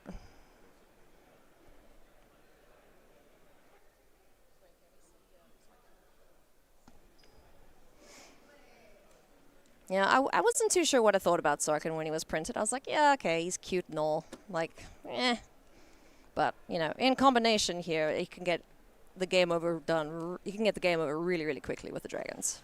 So here's the thing is, you know, for a long time, they've printed cards that reference dragons, but the dynamic of competitive constructed is that it's a lot about like your cheap cards, right? Yeah. How can you be most efficient, make these plays, whereas some big clunky dragon just gets murdered or counterspelled or whatever. But now in this standard environment, there actually are enough efficient, potent dragons that suddenly like all this stuff that used to be kind of like casual just for fun, suddenly it's like, okay, wow, like Dragons is actually, you know, 10-2 at the most competitive standard tournament we have in the United States. So, yeah, no joke. I love to see it. And, you know, it's not just the red dragons. There's some awesome blue ones. You know, we've seen Meringue River Regent. Obviously, we see in the Boros colors, we've got the Twinmore Stormbrood. So the ones with the not the adventures, but, you know, the extra abilities on them. It's really, really sweet to see them. The omens. Yes. Really, really sweet to see them seeing play. Nice. So one of the particular strengths of the Dragon deck against Izzet Cauldron is that Izzet Cauldron is amazing at putting a lot of power and toughness onto the battlefield as ground blockers. However, it's not that good at removal. It's not that good at flying, and it's not that good at winning the game all in one turn. I mean, it's okay, and maybe Peter Mooney, or maybe our Izzet Cauldron player will pull it off this turn. But in general, you know, it's possible that the Cauldron deck can do a lot and still lose to the reach in the form of flying, burn spells. So yeah, that time that's a win for that time. It was Cauldron pulling it off. Yeah. Absolutely went crazy there. Got the blocker out the way, made a massive fear of missing out, had 2 combat steps, and all of a sudden, Josh is dead. Excuse me, Peter's dead. No, wait. I'm getting confused now. Okay, the life total's in the wrong direction. I'm going to start saying just the mono red player against the Izzet player is dead. So that we can all be on the same page. Crap, I got it wrong again. Anyway, it's 1-1 between these 2 players. We're visual learners, friends. Sorry, we get a little confused when things are out of place. Sideboarding time now for our players. Wait, is it 1-1? Oh man, my brain is fried. Stay tuned to great coverage of Planetary Foundations. Honestly, Ailey, the four of us are just a live blooper reel, but we're doing so all well in good here. fun. Yeah, no. All right, that was game 1. Izzet deck 1. Yes. Dragons deck almost won. So to finish that thought, yeah, that's exactly right. The Dragons deck almost won. The Izzet deck was able to pull it off. The explosive turn, the Prophecytic Memory with double combat through fear of missing out was enough to get the game over with in one turn. But you can imagine a slight twist on that game where maybe the Izzet player isn't able to remove the blocker, or maybe they don't quite get it done. Then it's like, despite the overwhelming advantage and all this cool stuff that we've been able to do with Vivi and Cauldron, the mono red deck can still steal the win. And that was actually the story of the previous round that Corey and Jim covered with Willie Adel, you know, stealing victory from the jaws of defeat with, you know, some burn spells and flying creatures. Lightning strike to the face. Go fast, go face. So players consulting their sideboards here. Trying to find the best answers possible. So the mono red deck is certainly going to be looking for a couple more answers for the Vivi player. Magebane Lizard, perhaps. A nice one to bring in. Yeah, so we've seen Magebane Lizard, Razorkin Needlehead, and Scalding Viper as all cards in that sort of category of let's punish the players for doing a big flurry of action all in the same turn. And they're pretty effective. Yeah. Surprisingly annoying to work through if you're a Cauldron player who wants to have that big turn to stabilize against mono red, but all the while you're doing it, you're hemorrhaging life points. Very tricky situation to navigate through. Yeah, Magebane Lizard also pretty tough to deal with. So gonna have to look at some of the removal spells like Broadside Barrage to deal with it. Obliterating Bolt, good option against it too. I don't think I've seen anyone do the third level of Fire Magic yet. That's just... that doesn't even kill the Magebane Lizard, because that only does 3, right? We'll find out when we get our Final Fantasy cards. Speaking of Fire Magic. Yeah, speaking of Fire Magic, Final Fantasy is a pretty fire set, and you should go and check it out. StarCityGames.com/MTGFin. It is the best-selling set of all time. I don't think anything will come close to it. It is incredibly fun. I am not a big fan of... Oh, I'm not a big fan. I've just never played the games. I know of them. I know that they're great. I know Reed can gush about it for hours. So if the sideboarding takes too long, we'll get some lessons from you here. But would you like me to recite the plot of every Final Fantasy game? Yeah, we have time. Starting from number 1? Hell yeah, let's go. But yeah, go check it out. Get your products from StarCityGames.com. And enjoy the chocobos. I really like the chocobos, honestly. The chocobos are fun. That's certainly one of the cool things about Final Fantasy is it's such a huge franchise, but it has those sort of like themes and tropes that you can see in every game, tying it together. And chocobos, probably number 1 in terms of just the most fun, recognizable thing about Final Fantasy. Yeah, absolutely.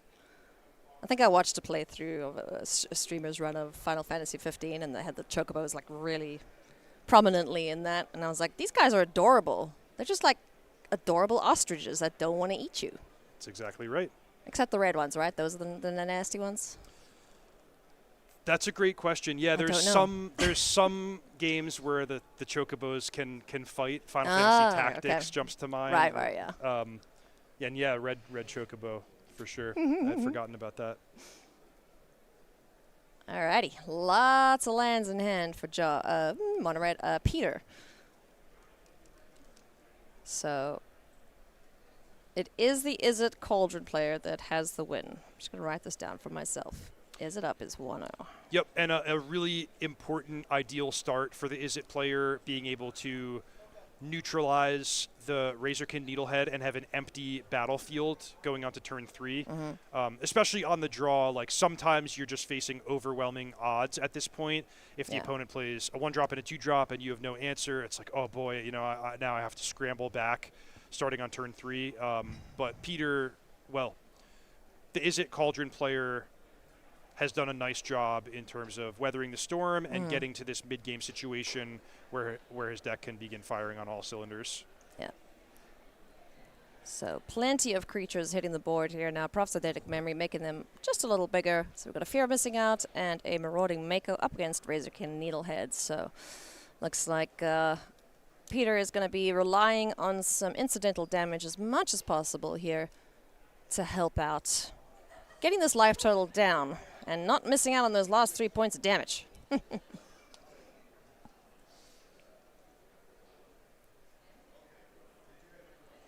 Ooh, okay. There's the Twin Maw Storm Brood. Which Behold!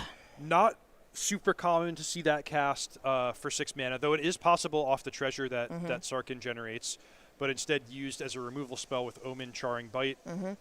And that's just beautiful, right? Like getting to behold the dragon and full value off of Sarkin, but then also using it to kill the troublesome creature on the other side of the battlefield. It's just a card that does a lot.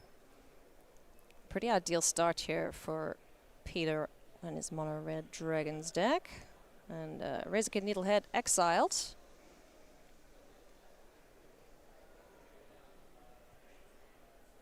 Also comes up, you can just deal 5 to your own Screaming Nemesis if you want to. Yeah.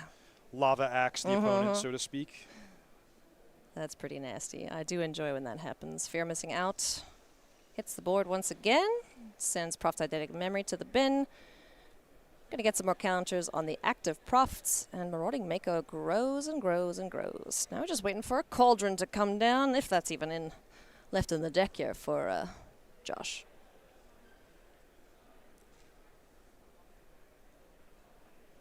Aha, there it is. Cauldron, counters, combat. Oh crap. That's how that goes, right? Yeah, exactly right. So no VV yet, but the Cauldron, honestly, not nothing to just start distributing counters onto attackers and blockers in a close game like this. Yeah.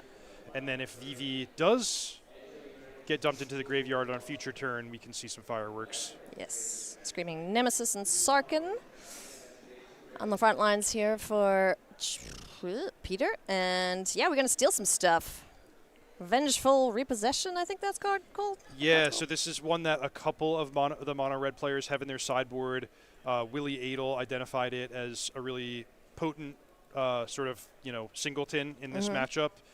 And here it is, stealing Fear of Missing Out. Nice. Getting Josh, allowing the mono-red player to loot away redundant copy of his legend.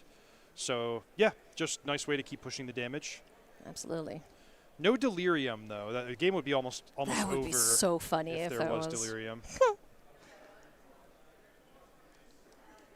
I would enjoy that. My little mono red heart would enjoy that very much, but alas, not this time around. So we see 8 on the battlefield, but the mono red player has to worry about exactly what happened in game number 1, where, hey, if I throw caution to the wind, attack you as aggressively as possible, which is what my mono red deck wants to do, I have to sweat that maybe on your turn, you play Winter Night Stories, you get Delirium, you double trigger your Proph's Eidetic Memory, and I'm dead before I get another turn. Yeah, okay. Ghost Vacuum has some insurance against a VV in the yard. So the Fear of Missing Out will go back. There is a potential for multiple combats if we get Delirium. Do we have it? We've got Creature, Enchantment, and 2 lands? Possibly? Creature, Enchantment, Instant Land. Instant land. Okay, cool. So. However, the Ghost Vacuum can annoy that. Yes. Always fun to ruin your opponent's game plan with a well-timed cleaning spree. Oh, a Riddler. Quantum nice. Riddler. Riddle me this, riddle me that. I'll take a card. Okay, another Fear Missing Out. Hits the board now. Okay, hi Vivi. Oh man, now it's like, okay, who's going to go first? Yeah, so now what we see here is Peter can just go to combat and threaten, hey, I've got this Proph's Eidetic Memory, Fear of Missing Out, Delirium. I'm going to double trigger and just deal a massive amount of damage. So if you want to take me off of Delirium, you can do that, but then I get Vivi under Cauldron. Yeah. And we play this whole other game that might be equally bad for you. That's like 2 threats presented here, and both might lead to lethal. All right, so let's say for the sake of argument, we just go to combat, dump 3 counters on the Marauding Mako, attack for 11 damage, get another combat. So that would be it. If Josh doesn't have a 1-mana, or if the mono red player doesn't have a 1-mana instant, he needs to use Ghost Vacuum to take the Izzet player off of Delirium. At which point we have a VV turn on our hands. Yeah. Because that would be 3, block the Mako with Sarkin if there's no removal spell for it. Down to 14, and then, the second swing would be... How big is that guy? Yeah, actually, you're right, Ailey. I maybe wasn't factoring in the Sarkin as a chump blocker in an appropriate way. So, okay, let's go back. Dump the counters on the Mako. Attack for 11, untap the Mako. Mono red player takes it down to 6, and then chump blocks the Mako the second time around. It'll be bigger with the second round of counters off of Profts. Yeah, you have to block the second attack from the Mako, not the first. Okay, so we have a really interesting situation on our hands here. And what happens if you put the counters on the FOMO? That shouldn't change anything. Alrighty, going to combat. Move to combat. Yes, let's declare that first. Give Peter the option to remove Delirium if possible. Man, that's so tricky. Because then, all right, effectively tapped out. So imagine now there's a removal spell in hand. So he's going to take Delirium away. And he can't do that just by taking VV. Correct. No. So yeah, he has to. He would have to target, like, let's say, something else. Prof's Eidetic Memory or something.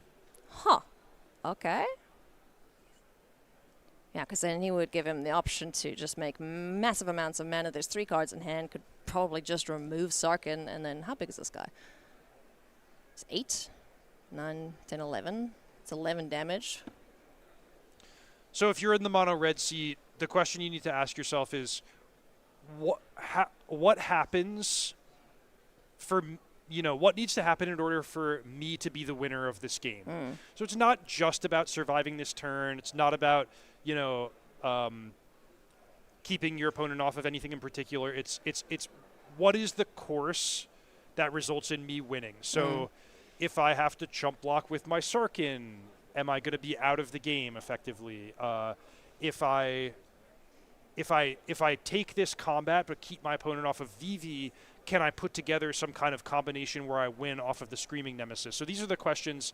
It's not just about the snapshot of what's the worst for me in this turn. It's also what kind of material do I need to have on my side of the battlefield in order to still have a chance of winning next turn. Yeah, absolutely. Decides to take Delirium away from Josh on the Is It Cauldron deck. Yeah. I would be a little careful choosing the instant in particular because of instants. Yeah, because the Is It player could take the VV, generate mana, cast an instant, and then basically get to Delirium anyway. Have his cake and eat it too. But it seems, I guess, based on the texture of the game, a little bit unlikely that he has an instant speed removal spell. Yeah, because that would just be tickets then, right?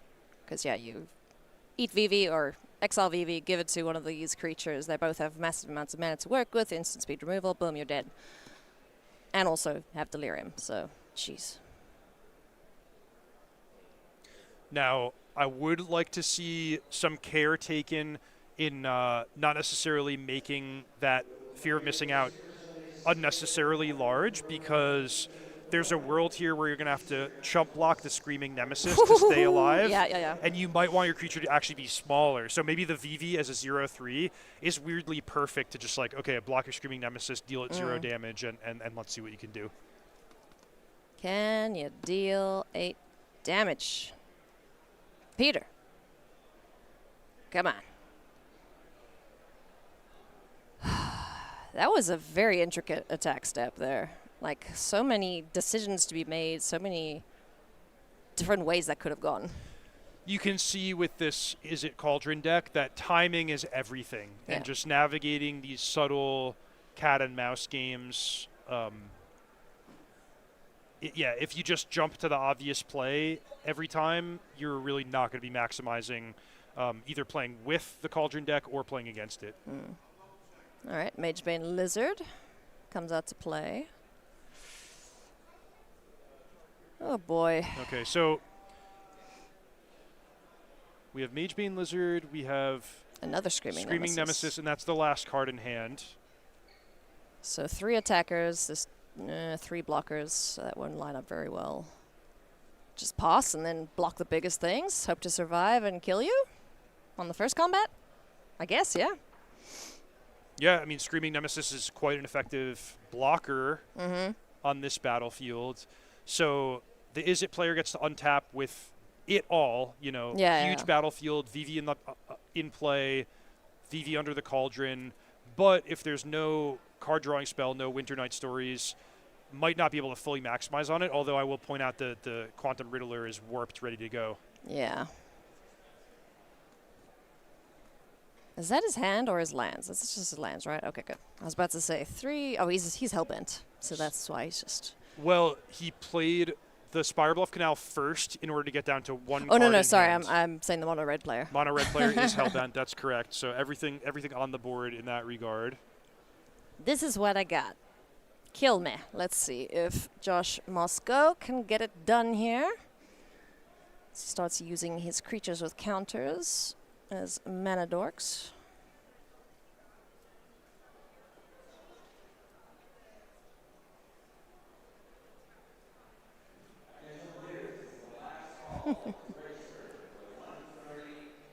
Representing whether or not he's used it by taking it in and out the sleeve.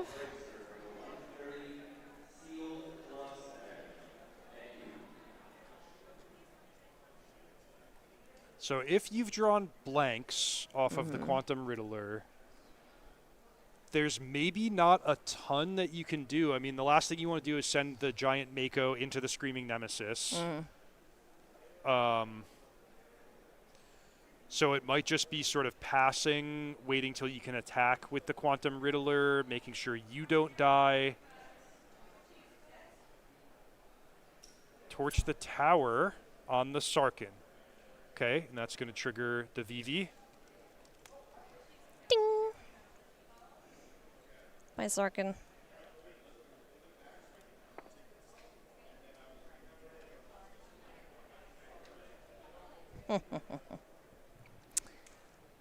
Yeah, we're a bit of a ways away from a ghost vacuum activation. You know, doing the Winter Night sacrifice. Stories. Okay, so Woo! that's I think Izzet's going to win this turn through the combination of VV triggers and just making a big attack. Like you could probably distribute enough counters with the Prophetic Memory and the Soul Cauldron that you just win in combat right away before the Screaming Nemesis triggers will kill you. Okay. I will point out there's Magebane Lizard, so you can't just be totally frivolous in terms of the spells you're casting. But Wild Ride on Quantum Riddler, it's going to put our Izzet player down low on life due to Magebane Lizard, but the Riddler is lethal right away. Yep. Hasty threats. Big ol' Sphinx in the air coming in.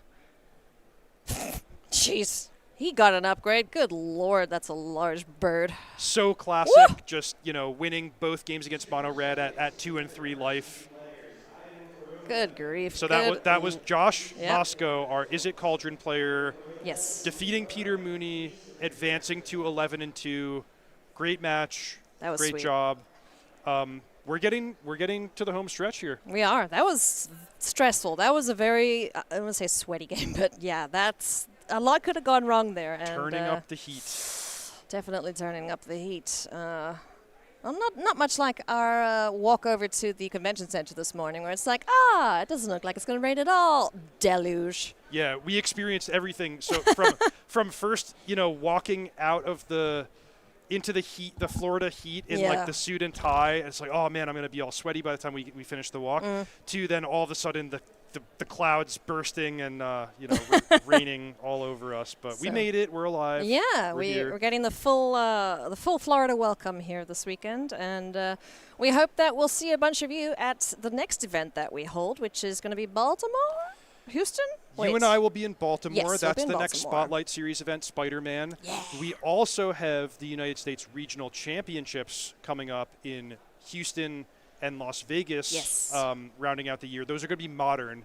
So check out the SCG Con website, see if there's a good fit for you, whether you're a regional championship player or just want to come out to a big open tournament like this one. There's plenty to do. Yeah. It's a great time. What would you be playing in Modern? Well, I actually have been playing a bit of Modern because nice. Pro Tour Edge of Eternities in Atlanta is going to be Modern. And boy, it's tough because there's a lot of really, really powerful, appealing strategies ranging from Boros Energy, which is the best fair deck with all these incredible mythic rares from Modern Horizons 3, all the way to turn 2 win combo decks, to crazy stuff with Quantum Riddler and Ephemerate. Oh, nice. But yeah, that for people who maybe haven't been following Modern, Quantum Riddler is a really, really exciting card from Edge of Eternities. in part because of that combination with Ephemerate, Yeah. which is already like really strong way to make use of creatures with warp and enters the battlefield triggers. Oh, gross. Yeah, that's very, very cool. I look forward to seeing those decks in action. We're going to take a short break. When we come back, we'll have more action here from Spotlight Planetary Rotation. See you soon.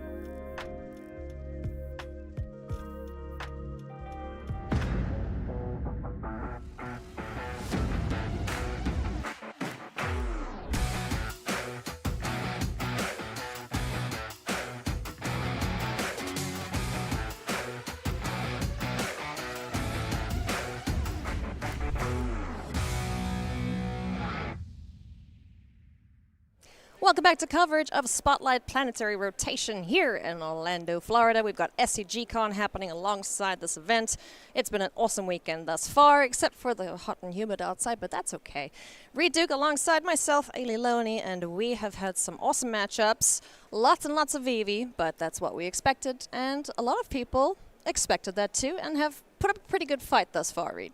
Yeah, for sure. In addition to lots of VVs, just lots of mountains generally. Yeah. So certainly in addition to like the expected performance of VV Cauldron, the story of the tournament is mono red rising from like sort of a tier 2, 4th or 5th place archetype in terms of metagame share to being like, this is the one archetype that is consistently challenging VV Cauldron. We have a lot of players at the top of our standings playing mono red, so maybe we can see awesome segue into standings. There we go. So take a look here. We have 2 players at 12-1. We believe they're locked so far. We're doing some quick mental math, but don't take our word for it until the tournament organizers say, yes, they're good. So 2 is a Cauldrons on top there. Brennan Roy drops down to 3rd, sitting at, he's the 1 mono red aggro player there, and then the next one down, Ryan Eliasson on mono red aggro. So definitely mono red doing the best it would seem against is a Cauldron. Definitely. So we have 2 rounds to go. We're round 14 of 15, and we're getting into the home stretch of like players playing win-and-ins, try to punch their ticket to the top 8. There's a lot of uncertainty. So basically where you and I have been at is like the people who reach 12 wins before the final round, we're going to see them in the top 8 very, very likely.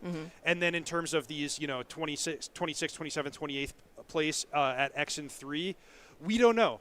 It's a little bit of a smaller event, so the people who get to 12 and 3 will be in pretty decent shape, but it's certainly not a guarantee, and we might see, a couple of unlucky players reach that premium record and wind up not making it on tiebreakers, but we'll cross that bridge when we get to it, when we hand you back to Jim and Corey for round 15.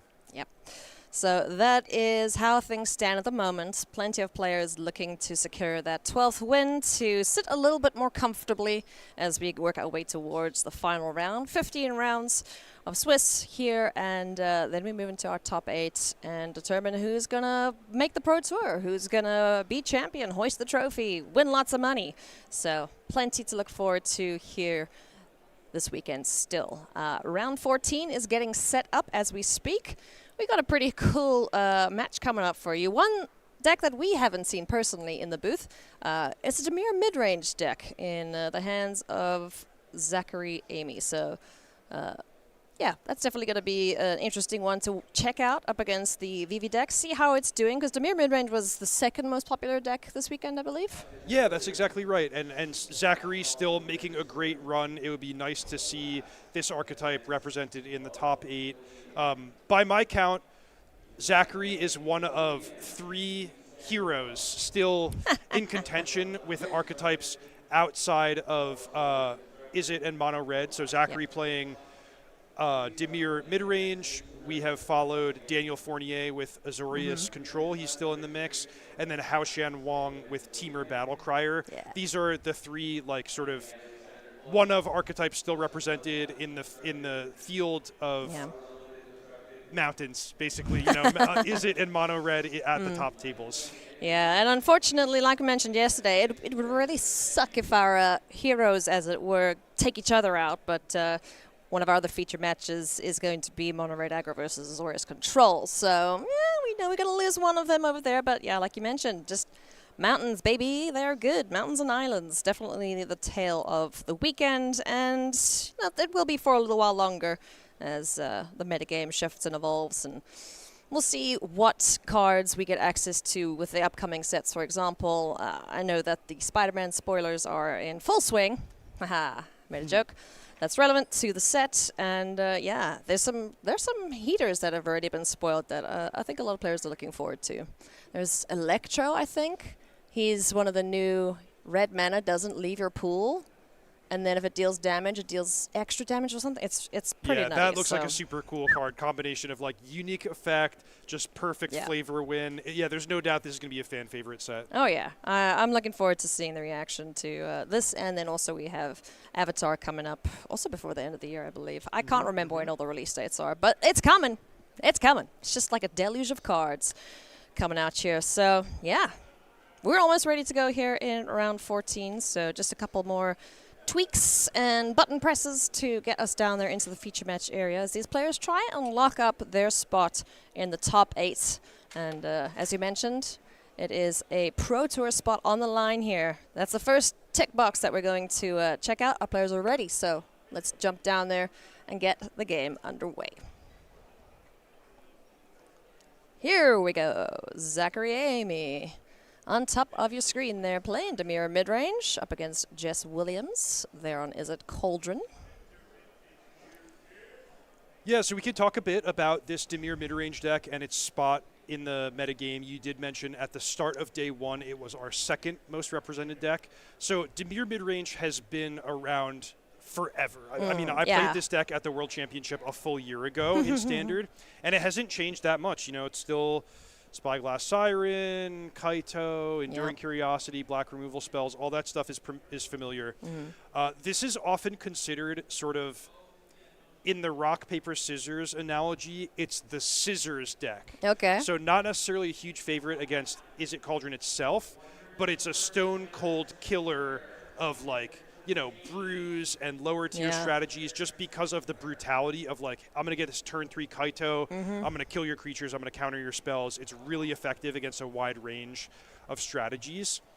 And the elite Demir players like Zachary who have made it this far, they've put together good, effective plans against Is It Cauldron, including sideboard cards like Annul, you know, well-placed, I guess we'll call it like strategic gameplay and knowing the right battles to fight, how to get ahead and stay ahead. So it's just a nice, well-rounded deck that performs well in the hands of a good player. So here you see Zachary nabbing the Agatha's Soul Cauldron activation with Tishana's Tidebinder. So not only is that Vivi not going to get exiled, not going to put a counter on fear of missing out, the Cauldron is going to be nullified, just rendered inert for as long as that Tishana's Tidebinder is on the battlefield. The pot's not on the stove, Reed. They forgot to put the pot on the stove. Icy cold. So while Tishana's Tidebinder's hanging out there, Jess is going to be incentivized to try and remove it to get that game plan underway. But no critters left on the board here as Zachary is able to bitter triumph away the fear of missing out. But 2 flyers in the air, doing a good job here of chipping down Jess's life total. These Spyglass Sirens, they're really annoying, especially if you just use the map tokens on them. 2/2 flyers, you know, they're going to get the job done over a game. And this is a card I'm most excited for to see in the Demir midrange. This is a Sunset Saboteur, 4/1 with Menace. It's got Ward of discard a card, which can help out your opponents sometimes. You know, a little bit of a downside there. And also it gives your opponent's cards 1/1 counters, but this deck likes to kill stuff, so... Super interesting card. I mean, this thing packs a punch. Like 4 power, evasive creature on a 2-drop just gets you dead so fast. And as you mentioned, it has this downside of distribute counters against opposing creatures, but hey, sometimes you face a battlefield like this where your opponent doesn't have a creature. Perfect. Sometimes you as a Demir player just have 100 black removal spells in your hand, so you get to kill whatever you're distributing counters on. So there are lots of ways to sort of de-emphasize or make that downside of Sunset Saboteur not a compelling factor in the game. Yeah, 100%. So and we're going to see a couple creatures removed here or braided away from Jess. So keeping creatures off the board. Yeah, and meaningfully Jess able to kill the Tishana's Tidebinder, which can turn back on the Agatha Soul Cauldron. So we'll note, you know, looking at the battlefield, Jess is far behind. They could be facing a lethal attack in 2 turns with the Sunset Saboteur. You know, there's a Soulstone Sanctuary. There's these flying creatures. However, if there's a way back into the game, it's going to involve, let's drop a creature, let's put a counter on it with Soul Cauldron, use Vivi to explode out and really stabilize the board all in one big turn. Owie. That hurt. That was a big swing there. 4, 5, 6, 7. Yeah, down to 5 goes Jess. So do or die time now for the Izzet Cauldron player. And Zachary looking pretty comfortable. Does Jess have a creature in hand? Apparently not yet. Yep, not what you want to see. Looked like a Soulstone Sanctuary. I can talk off the top of the library there for Jess. That's the land for turn. And yeah, I don't think there's a critter in sight, unfortunately, for game number 1. And step activation, another attacker in the army here for Zachary. Go to combat, swing, and dead. So game number 2. Let's go to sideboards here now. Dimir mid-range, obviously a known quantity in this metagame. Izzet Cauldron players would have been expecting it. So how does the sideboard, or how does the main deck configuration change now as we go to sideboard? Okay, so from Zachary's side, the main sideboard card is going to be a null. Tishana's Tidebinder was put to excellent use in that game 1. So Zachary with 2 in the main deck, 2 in the sideboard, access to all 4 if he chooses that approach that he wants them. I also noticed those 4 strategic betrayals, which makes me ask, has Zachary identified that as a key card in his plan against Izzet? Yeah, 4 is substantial. Now, if we were really sharp, we might be able to get a hint at what Zachary's doing, because he's sideboarding face down, but he's sort of counting out the cards. So it's like, okay, 2 + 1 + 4, is that, does that mean the 4 strategic betrayals are coming in? I'm not sure, but this is something that you can sometimes get some hints if you watch the way people sideboard. And then from Jess's side of things, what are they going to be bringing in? Well, Fire Magic is an interesting one because I wouldn't name that as a universally strong card against Dimir, but it can line up well, Bunch of one toughness creatures, Yeah, you get to tag those Spyglass Sirens before they get map counters, Enduring Flood Pit's Drowner. Some people have Deep Cavern Bat, though Zachary happens to not play that particular card. But Fire Magic is a really effective way to kill off Sunset Saboteur on a 1-for-1 basis without having to pay the ward cost. So a little bit of a guessing game here. Like, I think if I was Jess, I would be really looking at the Fire Magic. There are some ways that Zachary can sideboard and or navigate the game such that he, minimizes his exposure to it. Sure. But that's a card that let's keep an eye on for the post-board games here. Yeah, it's going to be interesting to see which of these cards have a big impact on game number 2 here as we get ready for that. Both of these players are 10-3.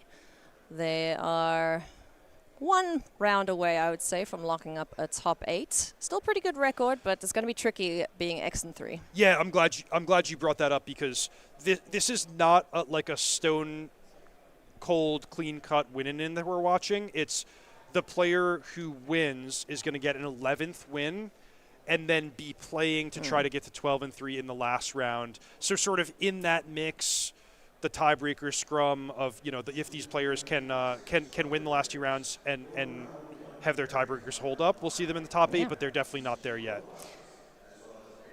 Have you cracked any awesome cards lately? Maybe you opened a Vivi or Nitier in your Final Fantasy pack. Well, sell it while it's hot.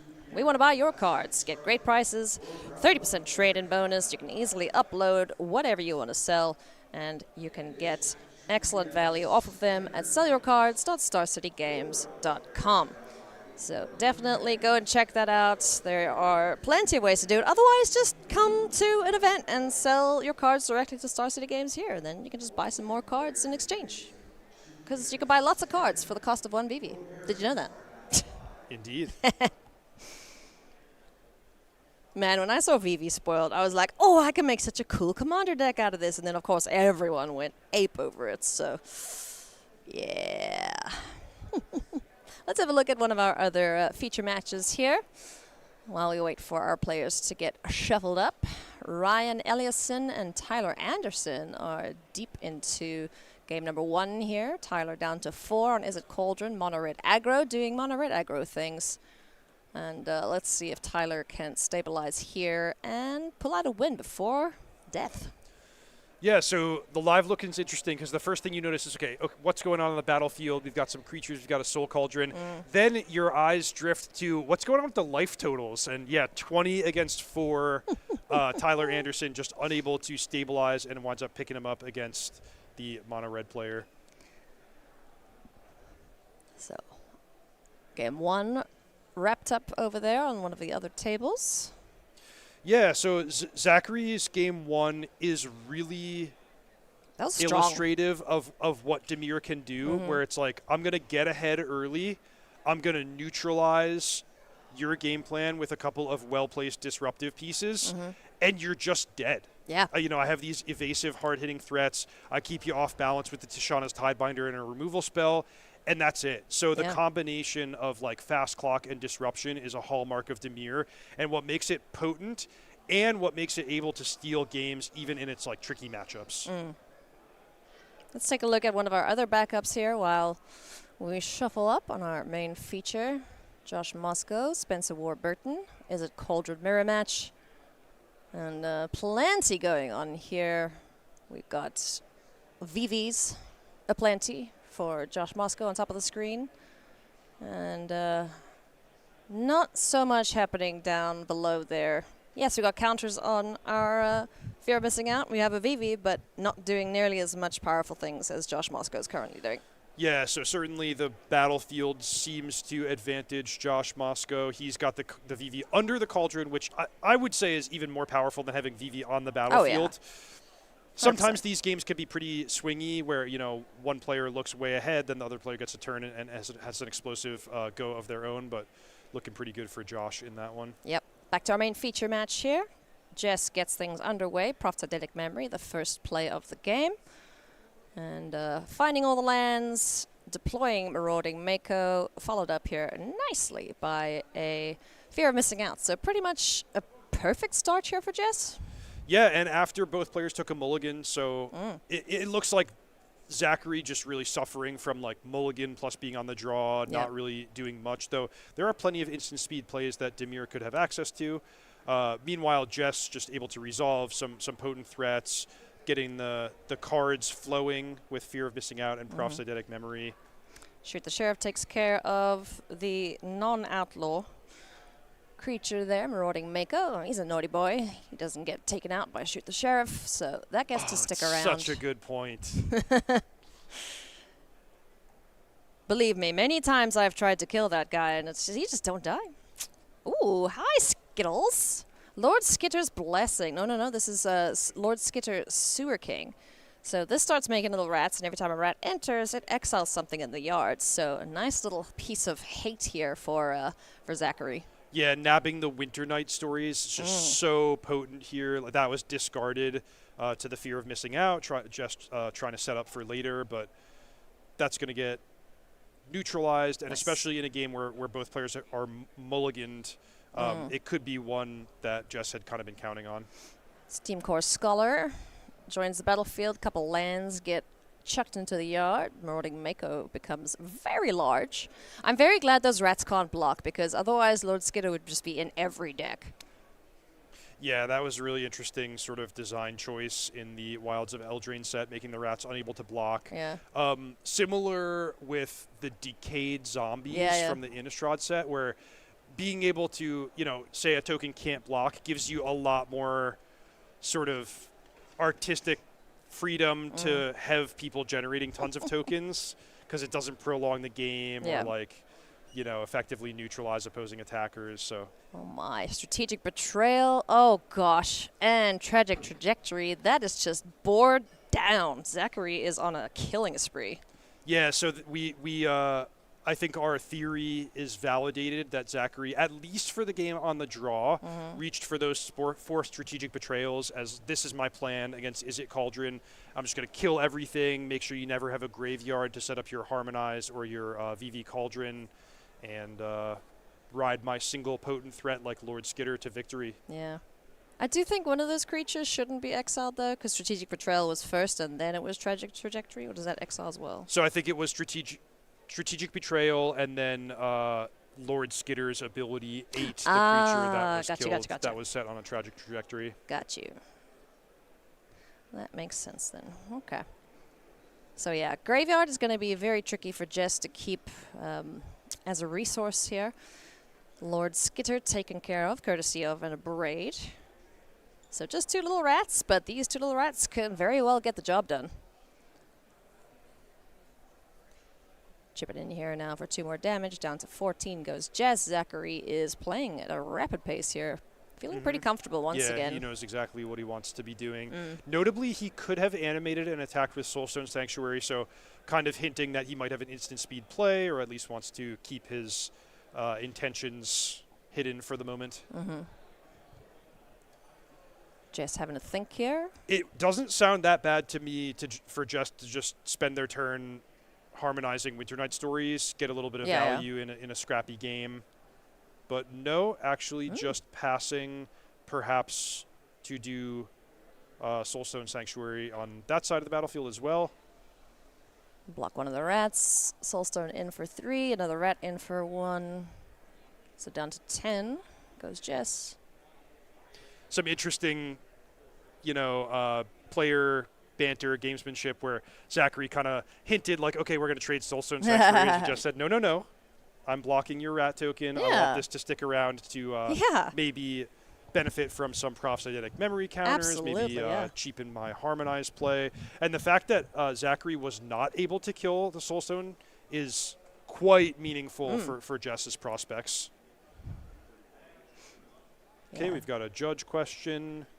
And yeah, like you mentioned, Prophetic Memory, because now this turn, if we have another card draw available, which I believe we do, even if we have for the Winter Nights with another land, we will be able to get this Soulstone Sanctuary bigger than Zachary's.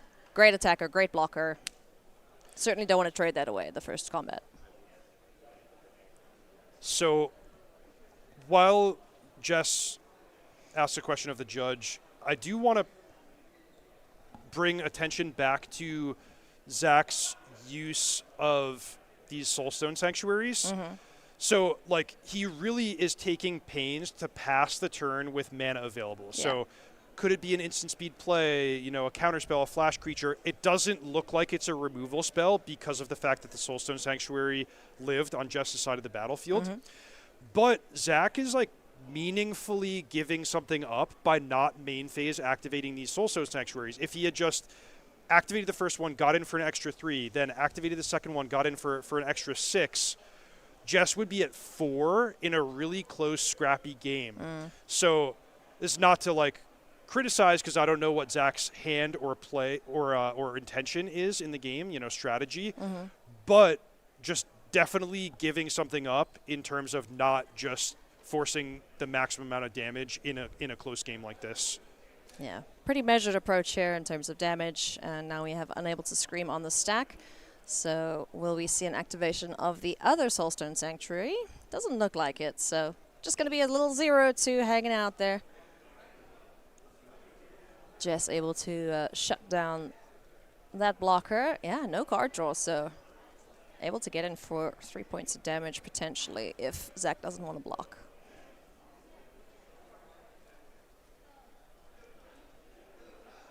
Yep, 3 damage dealt, down to 12.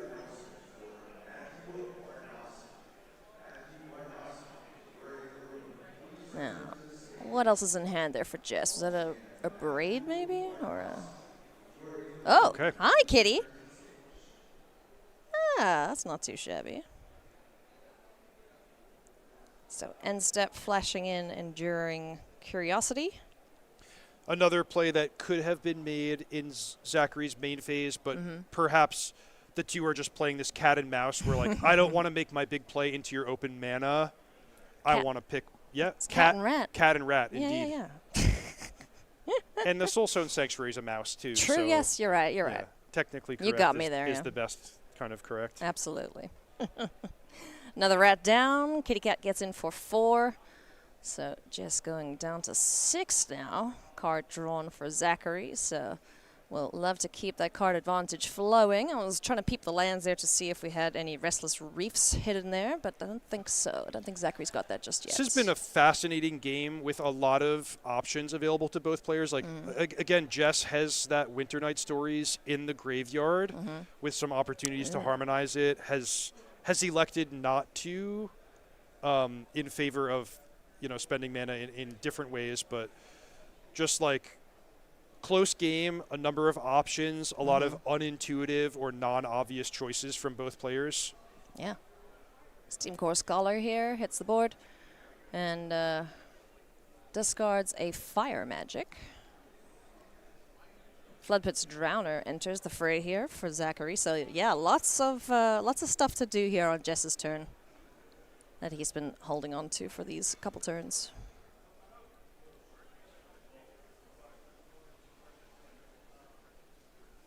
In response, we're going to blow some stuff up. A Braid, so Kitty Cat dies, comes back as an enchantment. At least that's one big thing off the board. No attack. Unable to attack. Animate the land on the end step there for Zachary, so 3 creatures to work with. Is this dice on the board just hanging out? Or is that stun counter? Stun counter. Gotcha. Yeah, so the Soulstone Sanctuary has 2 +1/+1 counters from the Eidetic Memory. Yeah. And it has a stun counter from the Floodpit's Drowner. Yeah, all right. In for an attack. Scholar has to jump in the way, so is going to trade there. So now Zachary has the choice, do I want to activate the Floodpit's Drowner to permanently get rid of your Soulstone Sanctuary, or am I happy to just trade off against the Scholar? Okay. He decides the latter. So Scholar down, no more flying threats. Jess needs some blockers here, Reed. Currently, they have none.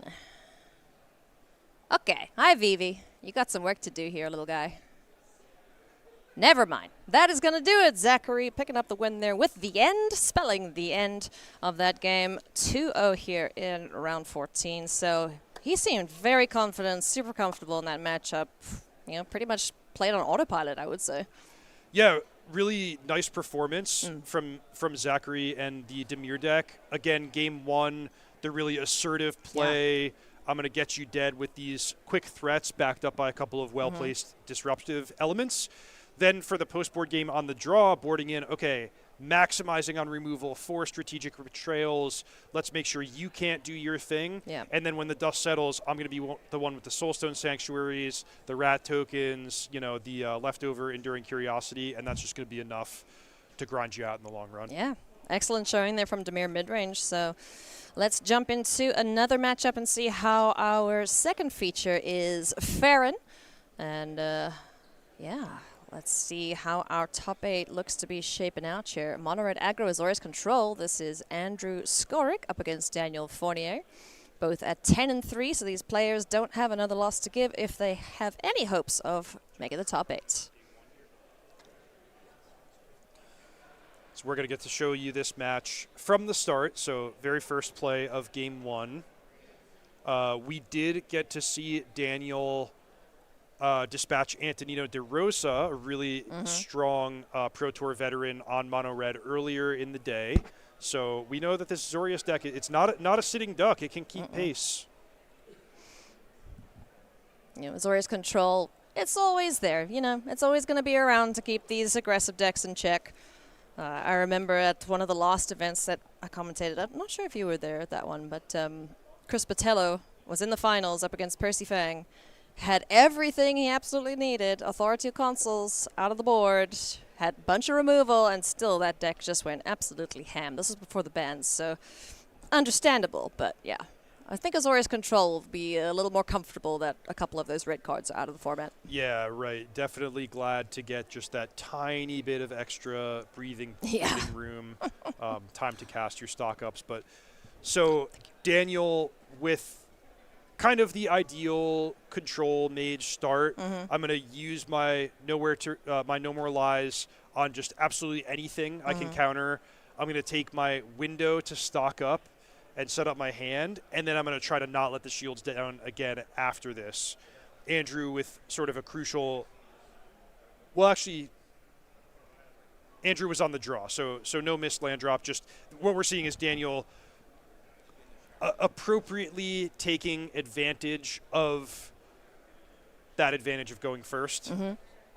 Yeah, definitely one step ahead at the moment, not 3 steps ahead, but here comes a big ol' Hellkite, and that is 4 damage in the air to Daniel Fournier. Yeah, the Nova Hellkite really powerful in its ability to just lower the opponent's life total, but Daniel actually might be somewhat relieved there in that it wasn't Andrew adding to the board presence, and therefore Daniel doesn't have to scramble to tap out and answer these threats, and instead he can just pass with open mana, ready to counter anything that Andrew might deploy. I got really excited because he's also playing O'Hare Asheneel.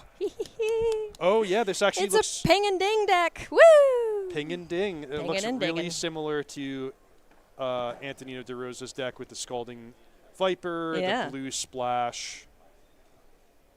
For the steam clean. He's got his own laundry service there.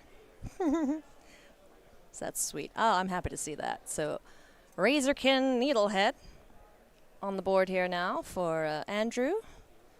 Little Bastronaut got lost, but there's some map tokens to help out as one more creature is sent away. Is that Essence Scatter? Yeah, just taking care of the Razorkin, so no more ding in there, unfortunately for Andrew. I've been quite impressed by Essence Scatter out of Daniel's deck. I mean, that card is basically as old as the game of Magic. Yeah. Before Essence Scatter, it was called Remove Soul. And it's always kind of a fringe option, right? Depends what creatures people are playing with, Yeah. if there's enough consistent targets. But for this tournament, it has looked excellent. Oh, absolutely. You know, a lot of people tend to prefer, the modal counter spells nowadays because they want to have more than just one use out of it. But I mean, Essence Scatter has found a target in every matchup we've seen Daniel have it. Yeah, and if you look at Daniel's deck, it's like a couple copies of No More Lies, a couple copies of 3 Steps Ahead, a Null, Essence Scatter, some sideboard counter spells. So with that healthy mix, it gives him the option and the opportunity to line up the right answer against the right threat. So, I'm going to see so much of my deck with stock up and consult the star charts, set myself up with one defensive measure against anything you might throw at me, line up the right tool for the right job, and that's sort of the control player dream to get to the end game and just lock things up. Absolutely. Now we see the lands coming into play here for Daniel. Meticulous Archive doing some surveilling, and we see a Seam Rip there take care of a little Hired Claw. The fish there from Fountain Port on the end step, able to get in. No, not this time around. Able to attack, but is just going to hang out for the time being as the turn passes back to Andrew. So big picture, Ailey, Daniel is one of what I'm calling our heroes who not playing Mountains or not playing Mono Red, or is it? Yep. One of 3 players at this stage in the tournament still with that 10-3 or better record. Trying to win the last 2 in order to reach 12-3 and be in the conversation for top 8. Since Daniel was one of our tournament leaders for so much of the event, he's got pretty strong tiebreakers. I would bet on him to make it if he's able to win the last 2 rounds. Yep. But, still some tough opponents in the way before he can get that far. And first is Andrew Skoric with Mono Red.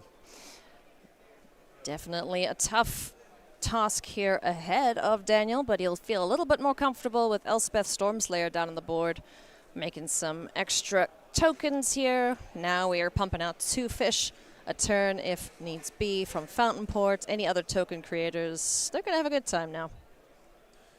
Game 1 certainly looking good for Daniel, the uncontested Elspeth, the high life total getting to this stage in the game. So he's hoping he can notch game 1, reach for his sideboard, bring in all his defensive measures, and advance to 11-3 when all is said and done. Screaming Nemesis hits the board here now with the Hired Claw. How's Andrew feeling? Frisky? Yeah, we're turning things sideways. 1 ding, courtesy of the little lizard. Now, do we block?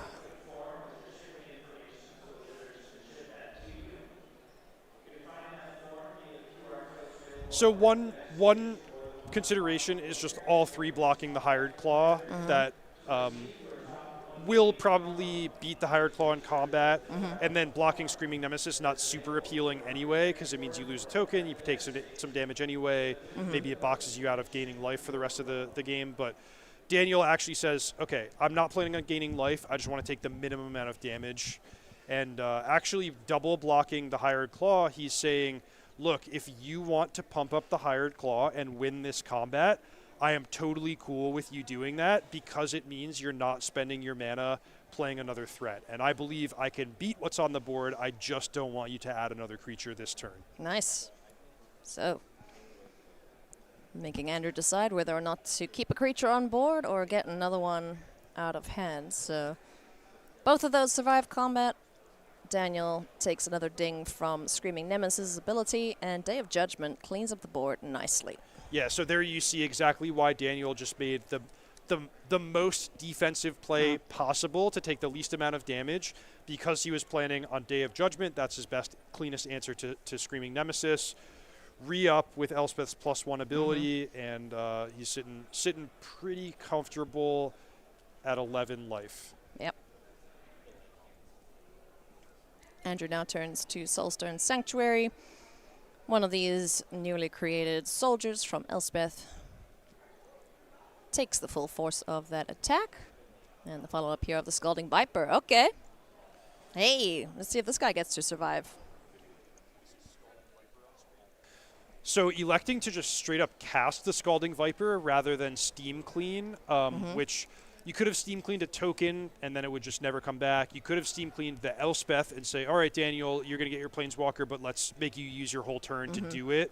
So a little bit of a unintuitive or, non-obvious choice from Andrew there to just cast the creature, but he's trying to get this game over with. He's saying, you know what? It's all about your life total, Daniel, at this point. I mean, Scalding Viper's ability is cool. Whenever an opponent's casting a mana value 3 or less spell, you're going to ding him. But at this point, with Elspeth ticking, Daniel doesn't need to do anything else. Yeah, that's the thing you said it. Daniel doesn't need to cast any more spells to win this game. He can just make tokens, block every turn, eventually start using Elspeth's 0 ability, especially in conjunction with Fountain Port to get ahead on tokens. Yeah, if I'm Daniel, I'm quite happy to see that on the board. It's like, okay, cool. If you want to attack with it, it dies. I'm not going to be costing anything, so.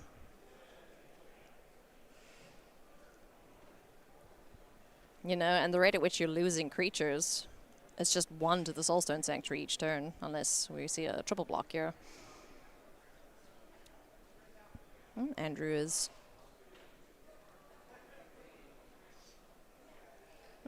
raises the eyebrows there. Okay, well, yeah, that's dead.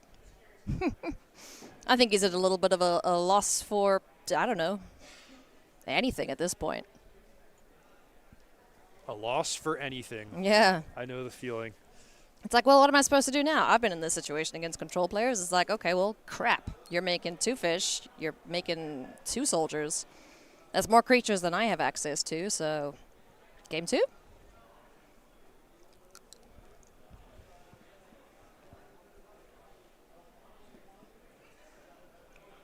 Now the fishies get swinging. When the Azorius control player starts attacking, you have probably lost the game. Yeah, just sort of the academic stage of the game here, and Andrew sees it, probably drew another mountain there, and he's ready for the next one. Alrighty. Let's go to the sideboards here. We'll take a look at Andrew's first and foremost. What does he want out of the sideboard? Well, Chandra Spark Hunter, that jumps right off the page in terms of, often the best thing you can do against a control deck is diversify your threats. So in game 1, it's, hey, I've got a Hired Claw, a Screaming Nemesis, a Soulstone Sanctuary, a Scalding Viper. Oops, I lost them all to Day of Judgment. But if you can have instead, a combination of creatures on the battlefield, a Planeswalker ticking up, some burn spells or warp creatures waiting in the wings, that makes it as difficult as possible on the control player, where he can spend his whole turn Day of Judgment, but then Chandra is just going to keep unloading damage, rebuild your battlefield immediately. Yeah. So if Andrew can resolve that, on sort of an uncontested battlefield, that's going to go a long way towards winning the game. Sunspine Lynx is pretty nice if he can resolve that and just get more reach in the form of damage directly to Daniel's life total, because I think a common dynamic is he's going to get the control player pretty low with the quick rush of creatures, but then Daniel is going to start to take over with Day of Judgment, with Elspeth, whatever it might be, and then the question becomes, can you actually close the game from that low life total? And then always a big part of sideboarding against control is just getting rid of those low impact cards. If Andrew has like Torch the Tower or cards that are specifically targeted at killing creatures, reducing the number of those in favor of just more proactive threats is going to serve him pretty well. Okay, and then from Daniel's side of things, if he wants to quickly 2-0 this matchup. Those first 4 cards, those are all coming straight in. Beza, Devout Decree, Elspeth's Might. So more ways to gain life and stabilize the battlefield, more ways to kill off early creatures and keep pace. That's exactly what he wants. And then additional options like Overlord of the Mistmourns if he just wants to be able to like drop the hammer and go over the top. He could turn to Negate if he anticipates something like Chandra Spark Hunter coming in. But the rest is more about like sort of rounding out the corners and making sure that he has a well-balanced configuration where he's ready for anything. Nice. Well, that was a pretty sweet game 1. Going to get ready here for game number 2, but in the meantime, as our players get shuffled up, just want to say a big thank you to our sponsors of this event. Big shout out to Beckett and to Dragon Shield. Thank you for sponsoring SCG Con, making this event possible. You can find Dragon Shield products on SCG's website, and if you ever want to get your cards graded, well, go to Beckett.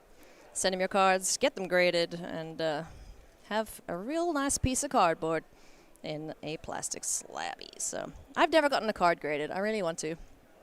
I've got some shinies that I just can't bring myself to sell. I'm like, I want to keep this one, so I should do that. Yeah, I mean, if it's mostly a collector's item that's not going to get played with in the deck, it's a nice thing to do. Yeah, I mean, before crazy foilings and whatever versions came out, the coolest card I opened as we get the game underway here was the Liliana Box Topper. Love that. Yeah. Oh, I was so happy that day. She's so pretty. She just lives in my binder though, so I think I need to get her slabbed.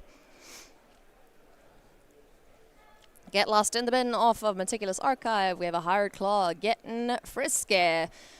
Dinging Daniel for 2. Followed up by a Razorkin Needlehead. Ooh, this is a good start. Much better start for Andrew Skoric. So now Daniel is going to be scrambling to answer these threats, but it's like every turn that goes by, say Daniel plays 1 removal spell on 1 creature. Well, guess what? He's taking damage from the other unanswered creature. Andrew's playing another threat.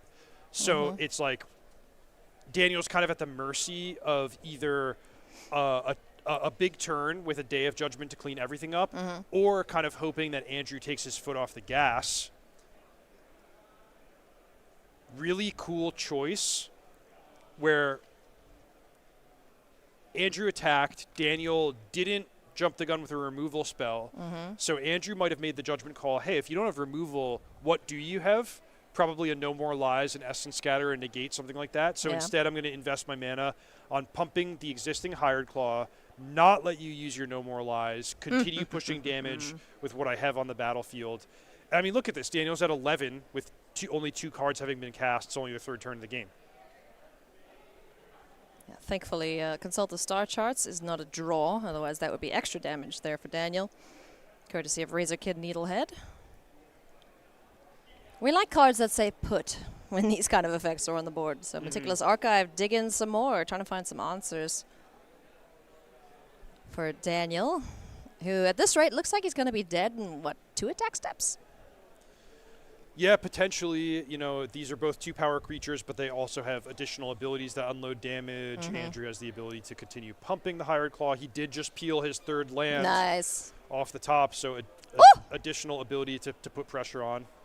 No! Boo! Essence Scatter. Boo! Okay, I really like the dragon. It got countered, but still a big chunk of damage to Daniel. What's that? 1, 2, 3, 4, 5. So down to 6. Yep, and then 1 more on the draw step. So this is just what I mean. It's like, okay, Daniel has a great turn where he gets to answer one of Andrew's threats cleanly. However, he's taking damage from the other 2 creatures. But Beza is just the perfect card here. 2 fish, 4 life, and suddenly he's gone a long way towards prolonging the game and stabilizing the situation. I do think Andrew missed a ding there from the Razorkin. Yeah, there we go. Okay. Life total's correct, so now Daniel's at 9. So we got some fishy friends. Got a big blocker in the way here for Andrew. One of the best things Andrew could have here is another copy of Nova Hellkite, because that's 4 damage flying. You get to kill off one of the fish. Yeah. But, you know, if he's not able to attack through the Beza and not able to add anything meaningful to the battlefield, this could be a little bit problematic. This is the position a lot of aggressive players find themselves in. It's like, aha, I'm doing so well. I just need you to not have anything. Ah, crap, you gained life. You know? And yeah, Beza is like nothing before it in terms of its ability to just stabilize the battlefield all at once. Screaming Nemesis here. Yeah, that's pretty strong. Oh well, might as well. Swings it sideways. Yeah, so imagine Beza blocks Screaming Nemesis here. It's good for Andrew. It's not great, though, because Beza, of course, beats the Nemesis in combat. And then you're like, okay, well, you can deal damage to Daniel and just bin your creature, or you can kill off the Beza, but then you're not pushing damage. Yeah. So, yeah, it's not perfect. Daniel just decides to chump block there with a fish, so minimizes the damage taken. Also can't gain life now, right? Correct. Yeah. So yeah. Yeah, Andrew dealt the damage to Daniel with Screaming Nemesis ability, which means Daniel cannot gain life at all for the rest of this game. Andrew could have just killed the fish token if he had decided that was, more meaningful on the battlefield. Yeah. But I kind of like it. Like, really put Daniel on a clock. Hey, man, you're at 7. You're ticking down every turn with Razorkin Needlehead. Yeah. You still have this Screaming Nemesis to deal with. All of your, techie, blue-white control sideboard cards that might be gaining you life, those are turned off. So pressure's on. He's turned up. Absolutely. Because even just with an attack that might not be profitable, in terms of blockers, if Daniel can deploy a couple more, you've got extra damage from being blocked, from the Nemesis being blocked, also from the attack on the Hired Claw, and then every time you're drawing a card, Razorkin is dealing damage. Where is O'Hare Asher Neil? Are you getting frisked? Is this Moose attacking? Yeah. Ooh, boy. That smells like Day of Judgment coming. Smells like Day of Judgment. Andrew takes it. So Andrew's probably thinking the same thing. Like, look, he's got Day of Judgment, but the last thing I want to do is chump block with one-eyed creatures and then give him the flexibility where, like, maybe now he doesn't even need to cast the Wrath. Yeah. So, yeah, of course, Andrew's life total is, like, not the most meaningful thing in the matchup between Mono Red and Azorius Control. Yeah. Oh, okay. Oh, this is spicy. Look at these little guys, these little reptiles. Gonna cause some more problems here for Daniel if he wants to deploy anything cheap. Yeah, really sweet way to rebuild because Daniel's at 7.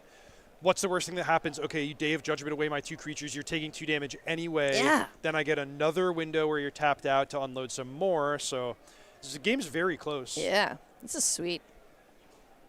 This little lizard makes me so happy. Which one? Oh, both? Well, that's a snake, so I like the elemental. What's his name? Magebane lizard. He's very cute. And he breathes fire, so he's basically a dragon. He just needs to grow his wings. Good point. O'Hare Asher Neil. O'Hare Asher Neil. Come on. Probably won't see him, but, a girl can dream. Daniel's doing some quick maths. Trying to figure out, can I kill these little guys without dying trying? Seam Rip. Seam Rip take 2. Ouch. Ding, ding. Down to 5. Get that guy out the way. Cool. All right. So get the bigger attacker off the board. Keep that little guy around. Make sure you don't cast any more spells because that's kind of like a little storm lizard, right?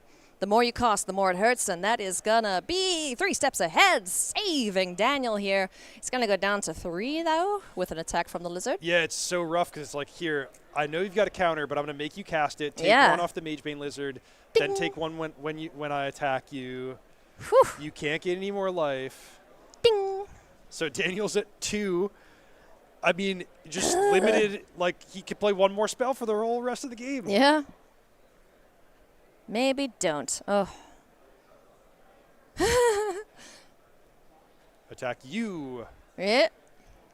Get in the way. What you got? Oh, more lizards. So Daniel cannot play a non-creature spell for the rest of the game. Nope. However, honestly, he might win. Like, okay, Yeah, he might. Andrew can draw a flying creature or a lightning strike or whatever. But if that doesn't happen, whoa. Whoa! Oh, goody. Get those little guys out of there. Oh, the Azorius control player's attacking. You know what that means. Lightning strike. Burst lightning. He's got 4 of them in the main deck. Come on, Andrew. Oh, no. He's just redeploying those guys. I think it's Is that over. lethal? Yeah, if just he fires plus? up the Restless Anchorage zeros. Yeah, It's going to sorry. be 7 plus 3 plus 6 is 16. So Daniel Fournier advancing to 11-1. Or sorry, 11-4. 11-3. 11-3, yeah. On the quest for 12-3 in our last round to come. Man, Elspeth Storm Slayer, baby. Oh, she's so good. That was pretty gross and pretty perfect in terms of what the Azorius control player's game plan is. It's like, oh yeah, I'm going to get down to 2. It's okay. Don't worry. I got this. Yeah, amazing. Finishing the game at 2 life. Elspeth Stormslayer just turning the corner so quickly, giving the mono red player as few draws to find Lightning Strike, Nova Hellkite, Burst Lightning. That's the key. You want to get that over with so nothing bad happens. And a very, very clear MVP in that game in Beza was like the one card that was able to stabilize the life total and the battlefield at the same time. Absolutely saved Daniel's skin there, and Daniel is looking for one more win to most likely, we think, lock up a top 8 spot. So we have one more round to go, friends. We're going to hand that... we still have one more match going. Are we going to go and see it? Okay, well, we got one more. Let's go. They can't get rid of us yet. So let's go see if we can catch the last couple turns here of this matchup. It's the Cauldron Mirror. Alrighty, looks like they're just getting started. Yeah, all right. Yeah, they're resolving mulligans. So is it 5 cards from both players? Yeah. Yowza. Wow, this is going to be a different type of game with 5 cards instead of 7. It's going to be a lot slower, that's for sure. So let's see which top of the deck likes which player more. As we see a Spell Pierce there on Agatha's Soul Cauldron. Fear of missing out. Chuck a land. Oh, good point. That is Spell Pierce. I thought it was Annul, which Annul is a much more like sort of straightforward sideboard card. I understand why that's good and why I would definitely bring it in the mirror match. Spell Pierce is more is less obvious to me because a lot of the deck is creatures. Sometimes, you know, you're harmonizing Winter Night Stories where, on a turn where you have tons of other mana untapped. But there, it was just perfect for Spencer, able to like flip the script, kind of like hijack being on the play by countering your opponent's 2-drop and then resolving your own. You hate to get Spell Pierce, but you know, your opponent's got in their sideboard, you gotta expect it. So Josh doing his best to rebuild. And Josh is so funny, like mulligan to 5 and just find 3 redundant copies of the legendary Soul Cauldron in your top, 7 or 8 cards. Holy moly. I doubt he kept a hand with 3 in them. So we got a couple Torch the Towers in hand here for Spencer. Prophet's Eidetic Memory, as well as a Fear of Missing Out to get the damage flowing. First things first, though, let's kill the opposing Fear of Missing Out? Question mark. Well, you'd have to sacrifice some material in order to do that, which is totally possible. You're allowed to do that. Prophet's Eidetic Memory, I guess, already did its job drawing a card when it came down. Yeah. Get to scry as well if you do bargain it.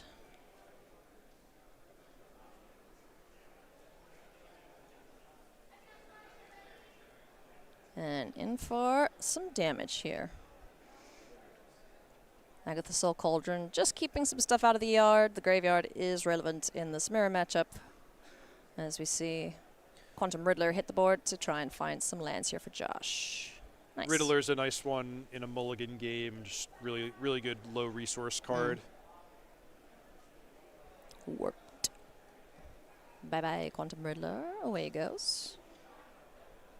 So just our Mako on the board here for Josh. Down to 13 from the fear of missing out. Down to 11, excuse me. And happily munching away on that graveyard. Some strange ingredients going into this soup. Yeah, no doubt. Now, interestingly, I see that Spencer Ooh, has Tersa. VV in hand, but hesitant to deploy it because of that nightmare situation where the opponent could abrade it and then eat it with Soul Cauldron. That would be a very, unfortunate way to lose a game. Tersa Light Shatter now, though, is going to apply some extra pressure. We do see consideration here to get rid of it, either via Into the Floodbowl or Abrade, but both of these removal spells deployed to keep these creatures away from Spencer's life total. All right. So Spencer doing a good job of keeping the board nice and clear for him.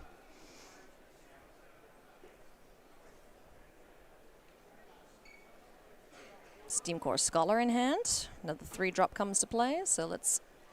Okay, well, yeah, you don't want to chuck that. Now he's VV flooded. Yeah, and he has to chuck 2 other cards in, right? And normally being flooded with redundant legendary creature would not be so bad in a deck that can draw and discard so much. But against the opposing Soul Cauldron, that's rough. It's dicey. Not where you want to be. But on the plus side, Spencer is the aggressor at the moment with 2 creatures on the board. Josh doing his best to try and find something that sticks. So I presume that was beginning of combat, exile your island to keep you off of Delirium. Yeah, looks like that. Fear of missing out, a great card to enable Delirium because it is an enchantment and a creature. Oh boy. Big birdie. The honest way. Can Spencer kill this bird? Let's find out. Nope. Yeah, nope.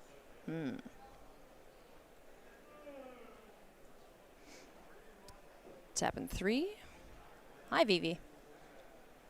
And just passing. Not happy to attack into the big ol' Sphinx on the other side of the battlefield. So now exiling some creatures to give the counters to the Riddler. Importantly, though, no activated abilities in the graveyard, so... Here comes the Mako. And another Riddler. Oh, we're drawing 3 cards? Holy cow. That's a way to unmulligan. Bloody hell.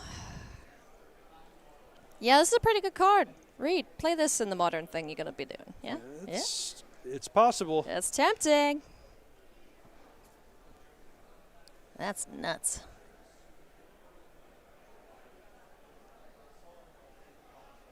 There's a couple other cards in the standard. If you would draw 1 card, draw another one. Vinwixit or whatever his name is. He wouldn't ever live, but, you know. Oh, if you some have max crazy speed? cards. Yeah, something along those lines. We're going to speed things up a little bit here to see the conclusion of this game. We got 1 match out in our 14th round. 1 more round to go after this, and we'll know who our top 8 is. That's super duper exciting. Spencer has not found a land. Well, he's chucked 1, so I guess there's that.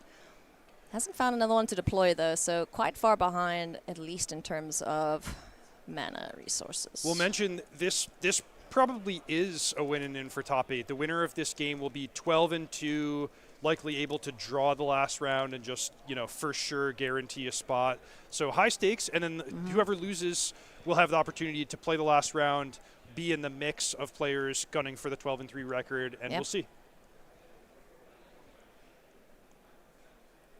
Now the big old bird gets swinging, so in comes the Quantum Riddler. 5 damage to Spencer.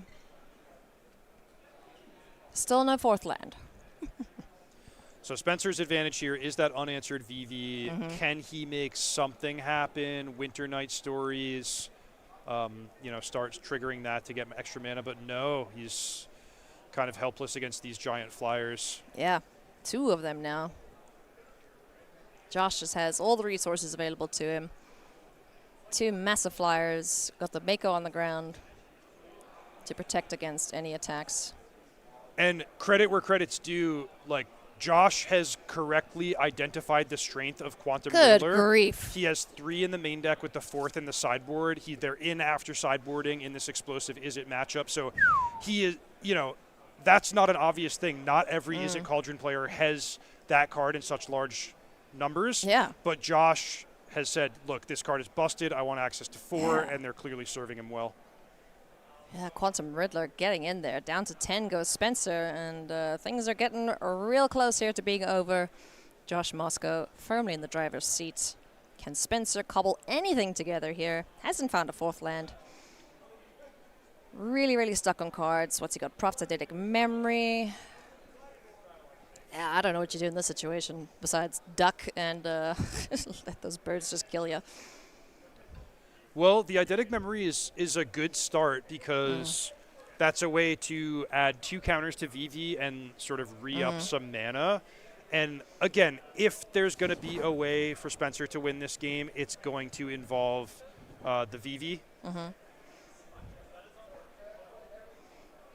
All right, he's annulling. No, he's. Okay. So what happened here is Spencer cast Prophetic Memory. Josh cast Annul. Spencer annulled his own spell in order to further trigger VV. And then Josh cast into the Flood Maw on the VV. So now it's like we're in chump block mode with the Steam Core Scholar. And actually, I think it's just going to be fully over here if a counter gets added to the other 4/6 Sphinx. So much power here on Josh's side of the board. Quantum Riddler just taking it home here for Josh Moscow. Going to improve to 12-3. There's the handshake, and Josh Moscow looking pretty darn good there with all those Quantum Riddlers. Yeah, Sheesh. so congratulations to Josh. You never want to promise anything, but that's amazing shape to be one of our top 8 players, probably alongside some of his Is It Cauldron colleagues getting that 12th win. But that's a great showing, and then Spencer will have an opportunity to play the last round and try to get the 12th win as well. Speaking of last round, we have one more to go after this. We're going to take a short break. Corey and Jim will be back in the booth, so don't go anywhere. We'll see you soon.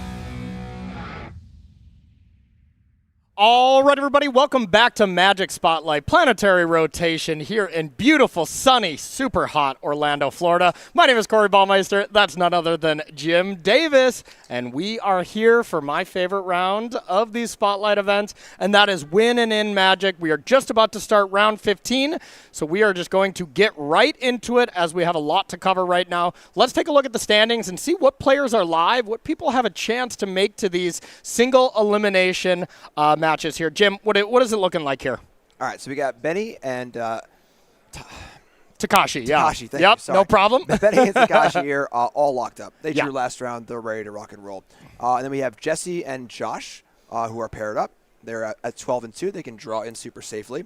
Unfortunately, Brennan is our player who's paired down at 12-2. So Brennan could draw, and Brennan's tiebreakers are unbelievable. They're very good. They are really, really good. So even with a loss, Brennan has a decent chance. Now, don't forget, tiebreakers are not a science here. They are certainly very nebulous, and weird things can happen. So beware. You never want to trust them. Yeah. So we're gonna have Brennan in a win and in, and then we're gonna have Daniel and Jody in a win and in, and we've got Josh. I believe it's Josh and Brennan and Jody and Daniel. Victor's still alive. Ryan's still alive.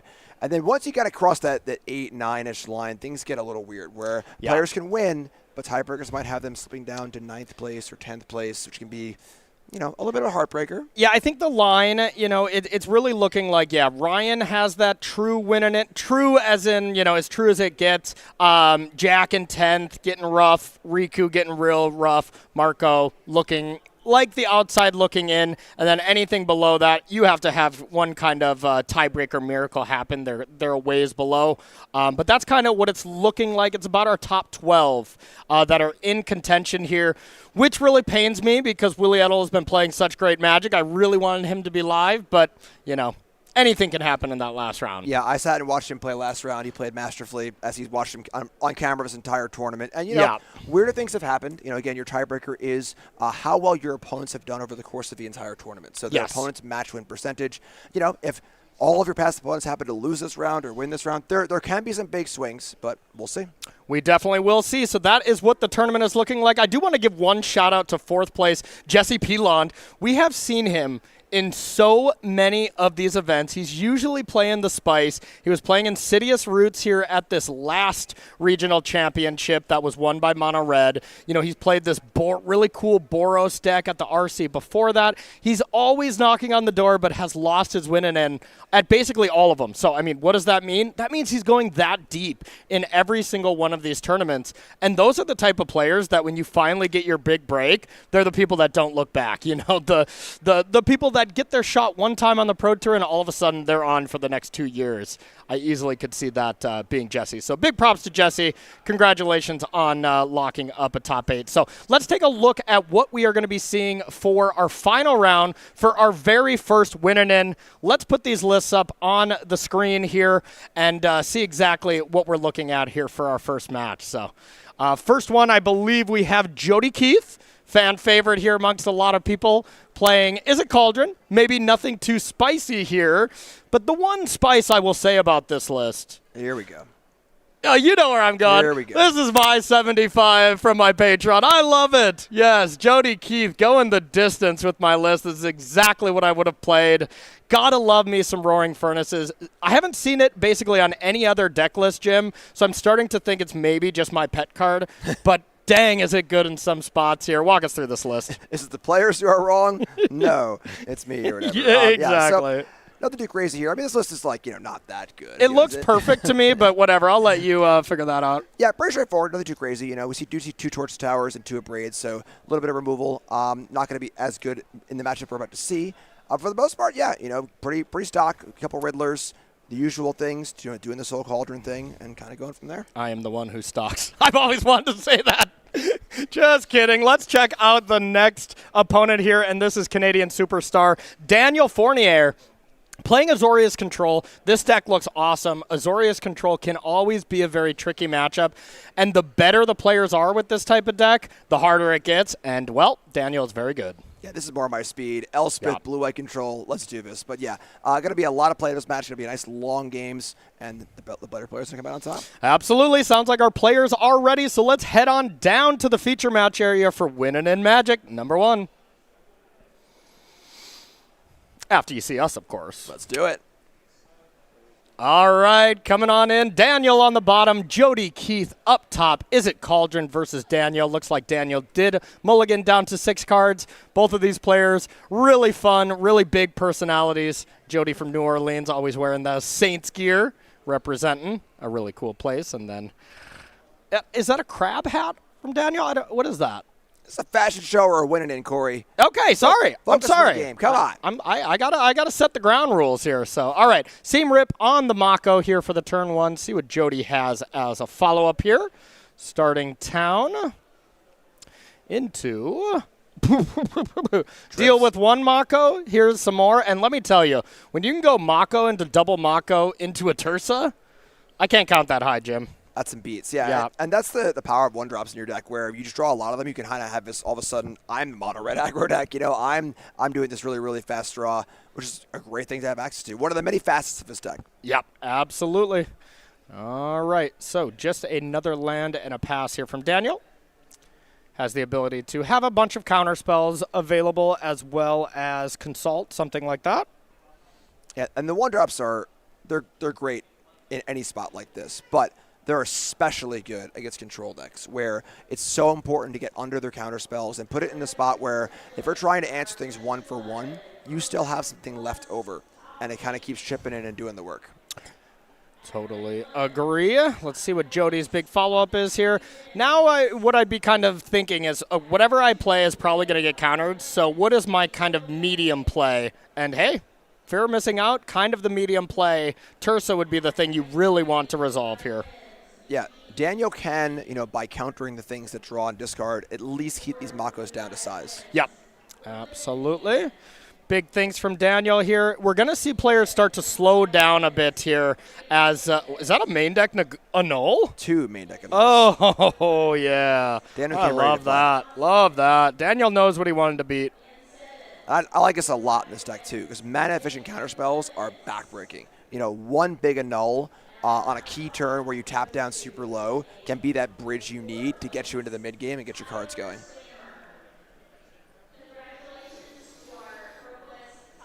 All right, and just comes on in here for 2. See if Daniel wants to do anything else. Gets that surveil in and doing some consulting.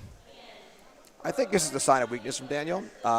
Consult's a card you really want to kick. Yes. I feel like it effectively costs 4 with a 2-mana buyout if you're desperate. Definitely. But with Jody on the board here, Daniel's saying, I got to figure things out and get out of this and kind of do my thing. Usually trying to find land 4, right? That's kind of most of the time what it's all about, because missing land drops here is really brutal.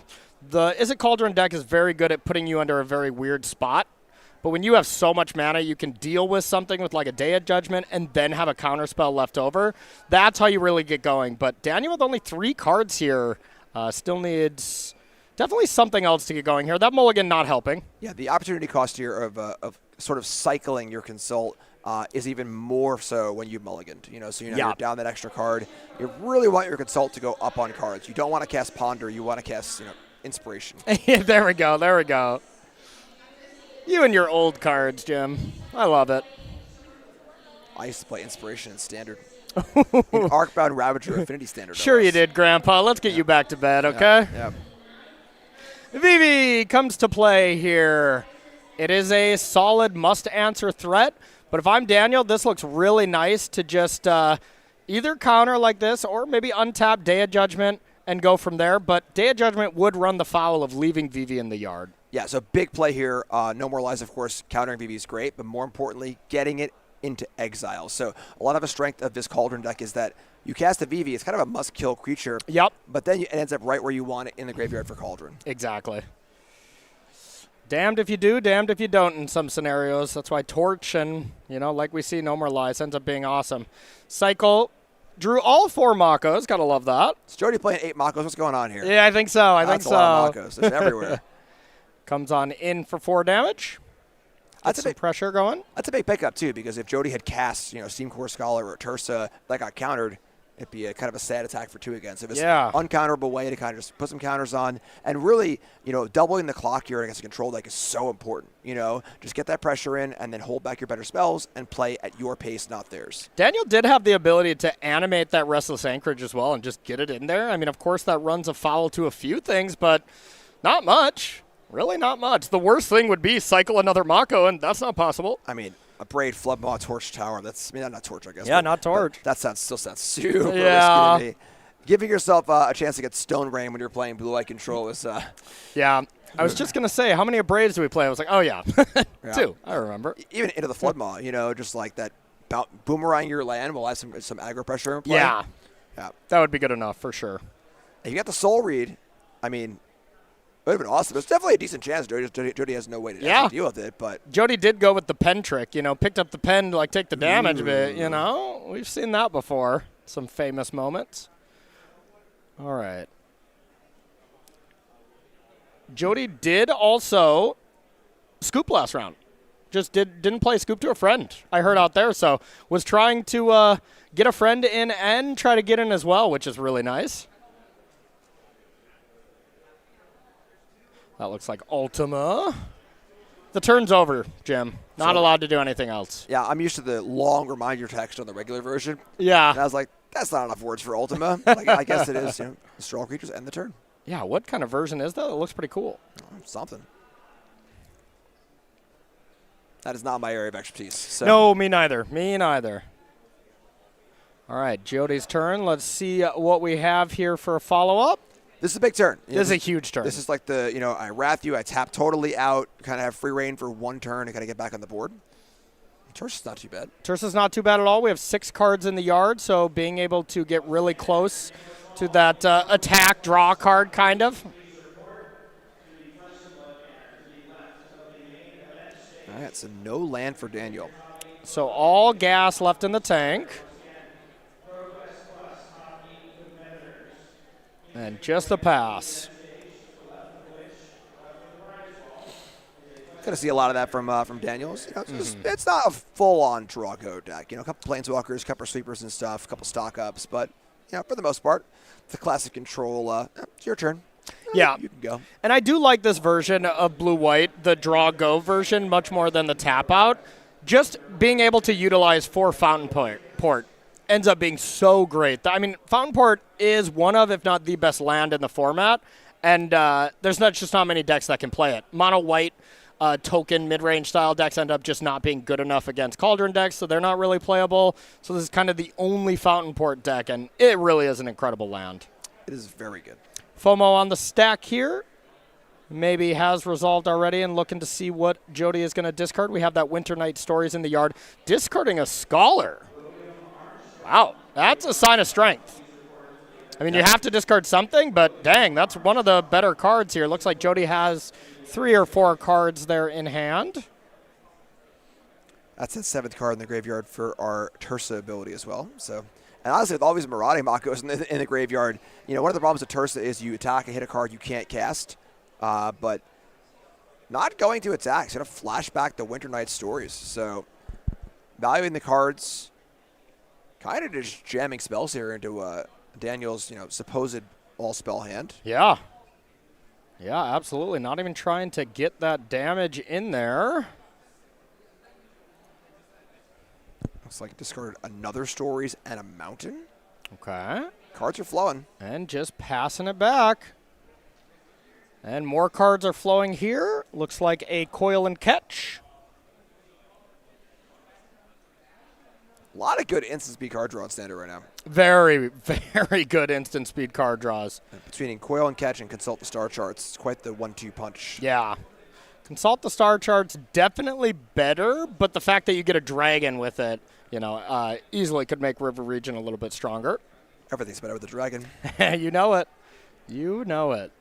Shuffling that dragon back in, and let's see what Daniel has. Now Daniel has a good amount of cards. If he can do something like, Day of Judgment away these creatures, having a null open or something, that classic, get rid of all the creatures on the battlefield, and then have, that answer for the next threat. That's what it's all about. And boom, it is the Day of Judgment. Daniel running a full 4 of this card. Not very common, I will say.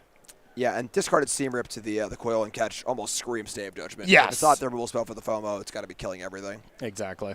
So Day of Judgment is down. Let's see what the follow-up is here from Jody. And I will say these Azorius control decks, game one, they're favored in this matchup, I think. Very much. Like you just don't have the focused amount of cards. You have Torch the Towers in. You have Abrades in. All these dead kind of removal cards, and that's what Azorius control takes advantage of. Post-board, when Jody is able to bring in Draconautics, negate Spell Pierces, it really flips. Like, I mean, it is like 60-40 in favor of Daniel to then 65-35 in favor of Jody, something like that. Yeah, it's a classic blue-white squeeze, where you're playing control deck, you're not playing any creatures, and your opponent's probably got some kill spells in their deck. So if you can blank those, game one looks nice. But you're right. Duress, negate, the classic sideboard cards that come in against these control decks where removal goes out, good interaction goes in, and those change a lot. Here's the Warped Riddlers. I think maybe the one thing about my list that was probably not great is only playing the 2 in the main and playing the 3rd in the board.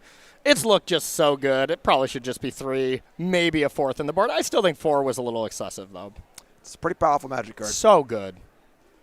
I mean, if you're at 2 and you have a Riddler in play and your opponent has the Razorhead in play, you just lose the game, as we saw earlier. So gotta be careful of that one. If I had a nickel every time that happened, I'd have 5 cents. Oh, back to Daniel here. See what we got as a follow-up. And while that was a solid play, drawing some cards, essentially 3 mana to what Brain Surge, I believe, is the modern staple there, of drawing 4 cards, discarding 1. That's all fine and good, but no pressure is on the battlefield here. And that means Daniel has a turn of reprieve where he can stock up and maybe have a counterspell available. Now the all-powerful Fountain Port joins the party as well. Yep, this is looking pretty good for Daniel here in game 1. 9 life is respectable. It's a little low, but not too shabby. Winter Night Stories coming on in. One thing we've really missed in this game, well, some pressure for sure, but profs. We've drawn so many cards. It's just none of those cards we've been drawing have, equated into any form of pressure. Yep, for sure.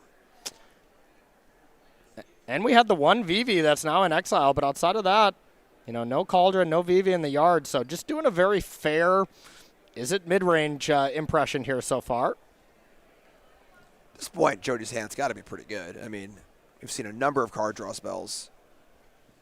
This card's FOMO. Okay, and there is profs, but I bet there won't be a Mako to follow this up, and there is the prime target for it. A Null coming down. The classic draw, land, go from Daniel. I'm sure he has said that plenty times this weekend. Yeah, and also a big pickup. Yeah. Daniel properly predicted that the metagame would be largely as a Cauldron. Yep. And the card is great there. It has applications in other matchups too. Yeah. But just as cheap and efficient as it gets. Yeah, and I mean, especially in these later stages of the round, I bet today Daniel's played a lot of Izzet, and it's just been unreal. I bet if he could, play extra Nulls just for day 2, he would stock it up to 4, Yep. I'm sure he's played a lot of Mirror, or a lot of Izzet. Quantum Riddler number 2, warped on the stack. Gonna consult the star charts first. Look at the top 8, pick 2 of them. No big deal. Just casual top 8 cards. Just a new and improved dig through time. Really giving those cards a good shuffle going to the bottom of the library. They are random. Yep. I hate having to ask, do you want to cut these cards? That's maybe my least favorite thing in competitive Magic. So don't ask. Yeah. I never ask. That's going to be the one time you're like, wow, Corey is cheating here, rearranging his bottom cards. Listen, if my opponent wants to stack just the bottom cards when they do that or whatever, go ahead. I don't care. I'm calling a judge on you if we play and you don't ask. I will refuse to do it. Okay. Well, I can't argue then. I'm going to go like this. I'm going to put it on the bottom, all right? Soul Cauldron comes into play, also enters the graveyard. It looks like 2 cards in hand, so we're getting close to the Quantum Riddler extra draws here. Maybe if we have a FOMO, something along those lines, you can get that extra draw. All right, profs. Okay, never mind. We still have 3 cards in hand. Jody was just fast shuffling. Pieces are starting to come together. Yeah, they really are. And now the pressure is on. See how many cards Daniel has left. And that's the one thing is, yeah, sure, Jody's not doing anything, not putting any pressure to the board. Cauldron and Prof, they're both scary, but that's all they are. They're scary. You know, they're all bark, no bite right now. If we get some creatures going, it will be a different story. But as it stands now, we are not there. And, man, Daniel, another Consult the Star Charts, going up to like 7 cards here. Wow. Yeah, and that's a lot of looks, you Yes. know. So now the top 16 cards have been picked through for the best 4. Just pick up your deck, Daniel. Pick the cards you want. Right.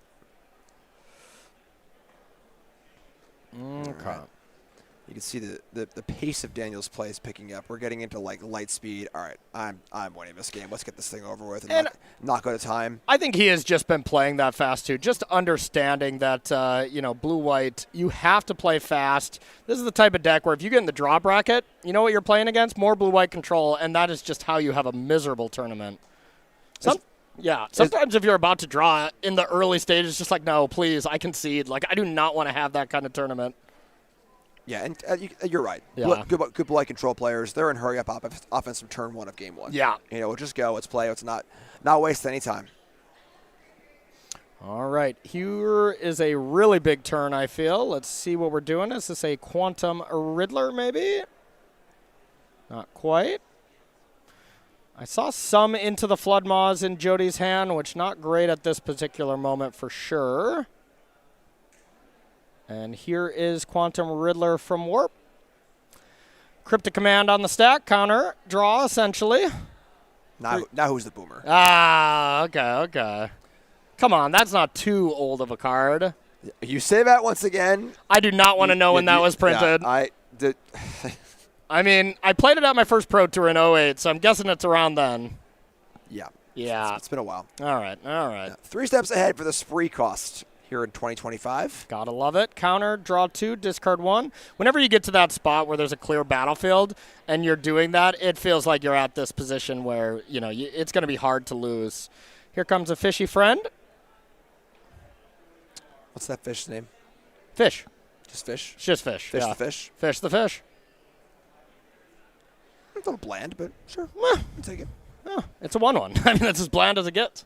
There's nothing flashy about it. I will say Daniel's playing phenomenal Magic this weekend. Yeah. His printer needs to make. Yeah, I was wondering what's going on with that. Yep.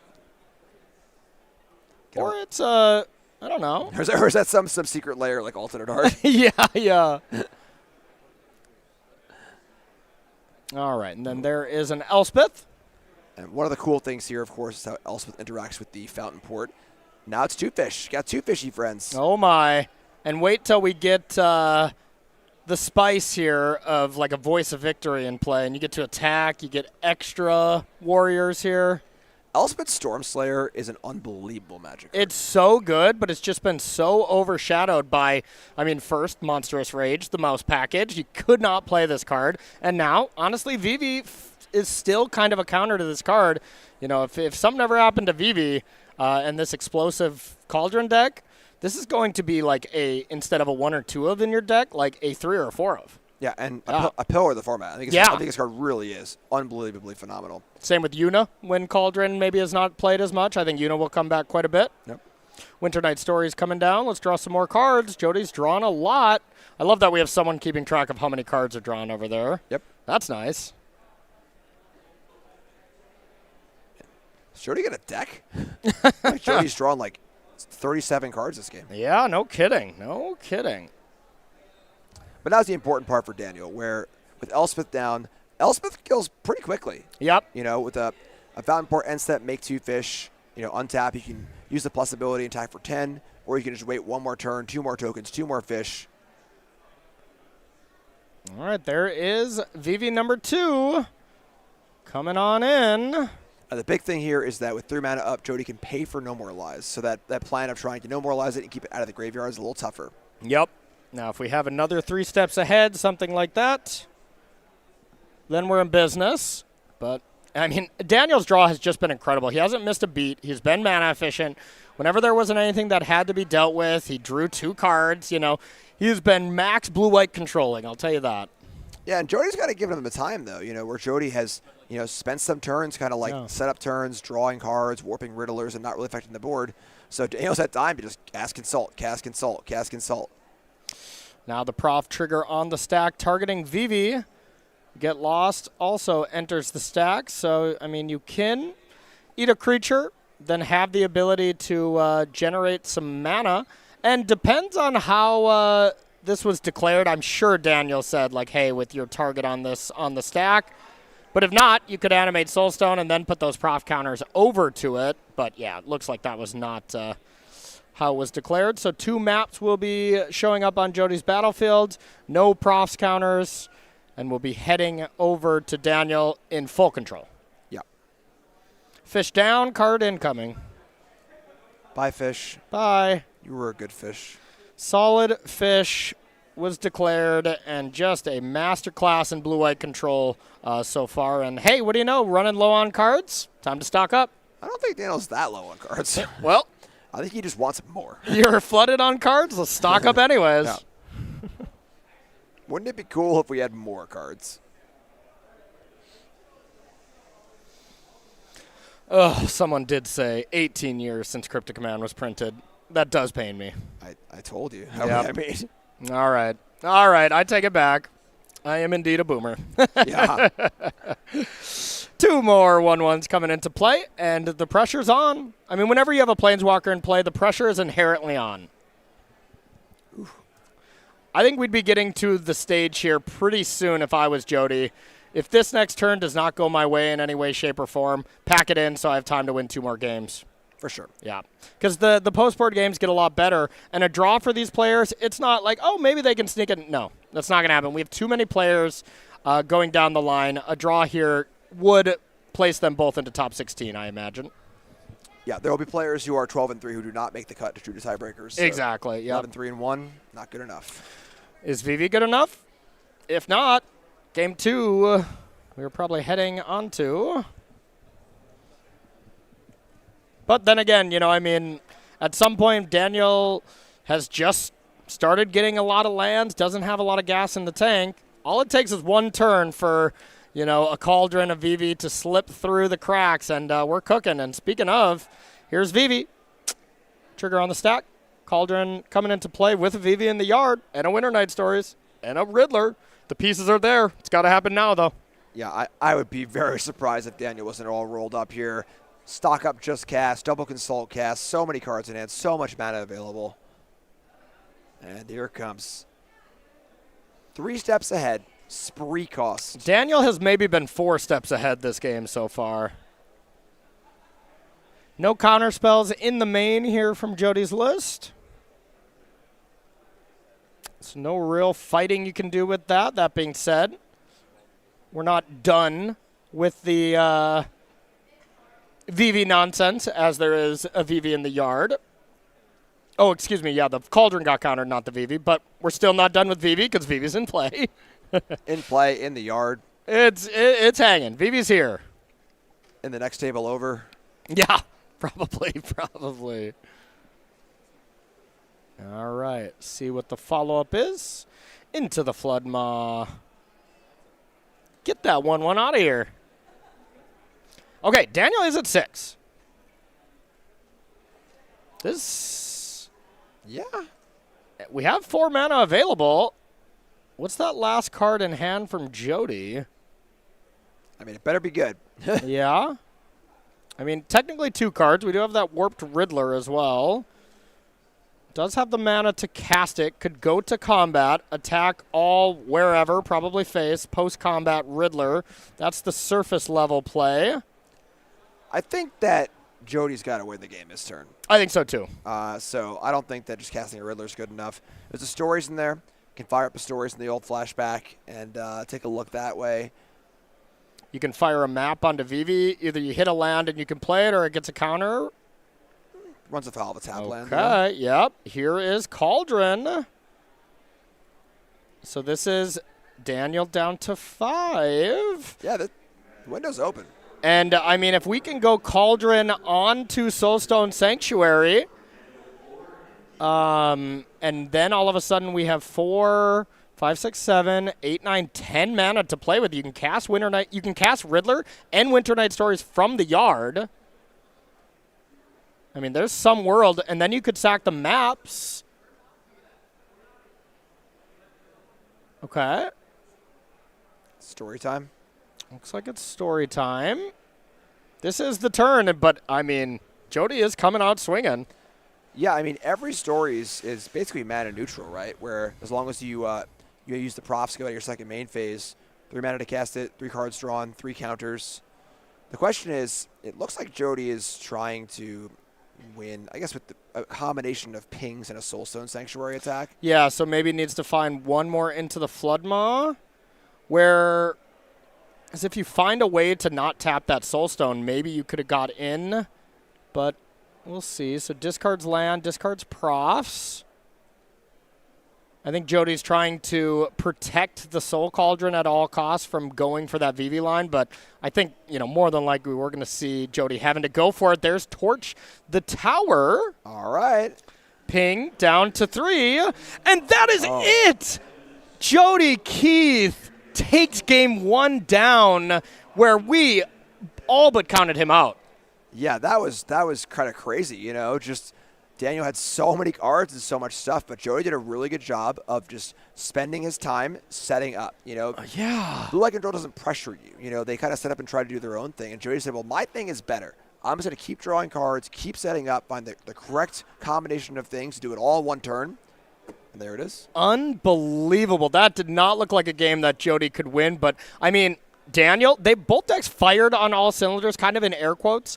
Jody was just being very mana efficient, did things every single turn. So did Daniel. It's not like Jody popped off, had that turn 3 over the top thing, but just did things, mana efficiency, saved the spells until it was time, and I cannot believe he took that game down. So we're going to head to Daniel's side.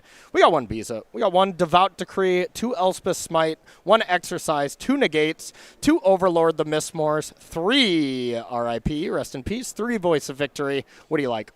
Honestly, it feels like a lot of the stuff's already in the main with those annuls, but, some of them are Rest in Peace. I don't know if I like all 3 of them. 3's a lot. I mean, if you have 3 of them, you're bringing them in, right? It does feel, I don't know, I always hate the notion of overboarding, but it is good against the flashback spell as well, which is pretty nice.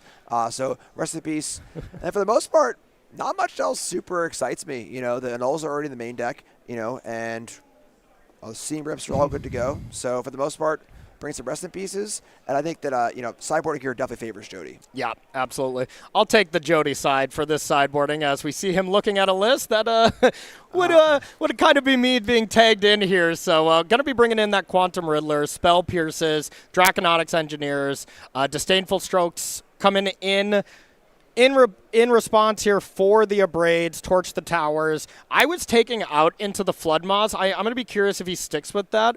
I basically was just kind of conceding the fact that if you have Rest in Peace, that it was just going to be gone. And then I was trimming 1 Cauldron, 1 VV, and just kind of trying to fight through the Rest in Peace instead of trying to actually be able to bounce it. And just saying, hey, if you got 3 of them, now you essentially drew a dead card against me. See, but if you were sideboarding against me, I'd only bring in 1 or 2. So God. That's what I'm saying. So if you overload on the Rest in Peace games. effect, it's pretty easy for this Cauldron deck to be able to kind of say, all right, Graveyard, that'll be a plan C, so we'll go from there. Yep. Absolutely love it. So, before we get into this next game here between these 2 All-Stars, Jim, walk us through this newsletter a little bit. I know you're a fan. You're subscribed, right? Yeah, it's super simple. Just you want to know what's going on, you get an email every week. It says, hey, we got sales. We got events coming up. You can play in them. You can watch them. We got new sets coming out like every week or 2. Edge of Eternity, Spider-Man, they're always coming. So you got to stay on top of things. You don't want to be at the water cooler, and your buddy at work's like, have you seen the new Spider-Man cards? And it's like, yeah, I'm in the newsletter, dude. Of course I have. Yeah, like, wait, Spider-Man's in Magic? And you're out of it, and now everyone thinks you're a loser. So get on the old newsletter there, starcitygames.com/newsletter. Get signed up and get ready to go. You heard it here first. You're a loser if you're not on the newsletter, says Jim Davis. Quote of the weekend there. Absolutely love it. So, yeah, newsletter's great. I've been subscribed as well. I mean, even before I was a player, when I was just kind of an aspiring grinder here when it came to this stuff, I was always watching coverage here of the SCG Tour and just basically absorbing any content I could. Still watching coverage, on dial-up internet, asking my mom to get off the phone so I could watch the SCG Tour. Man, you are right. I am old. I'm now realizing it as I start to say these words, Jim. We all know it. Okay. Welcome to the party. Okay. Thank you, buddy. Appreciate that. I'm in pain, and Daniel takes one mulligan here. And now, with 20 minutes, where we thought Daniel was going to be taking this on, the pressure was on Jody, but it was going to be doable. The other way, pressure's on Daniel, and it might not be doable. That is, as a control player myself, one of the worst feelings is playing a really long game one. Yeah. Having it just slip away and then looking at the clock and seeing 19 minutes left. Exactly. Here's where you got to just be like, every single time your opponent tanks for even a little too long, sorry, you need to hurry. Okay, so looking at Jody's hand here, I saw a nice one. Essence Scatter to pick that off is huge, but I saw Cauldron, I saw Vivi, I saw Tursa, I saw Land 3. Jody has the nuts. It's just how much does Daniel let him do here. So Jody's got to be feeling excellent. There's no RIP. It's just time for the Cauldron. Here comes a Mako. Get lost. Creature's gone out of the graveyard. 2 maps are coming. And the starting town comes into play for turn number 3. Essence Scatter is a heck of a card in this metagame. Oh, boy. Oh, boy. Y'all know what's about to happen now. Shield the eyes of any youngsters watching.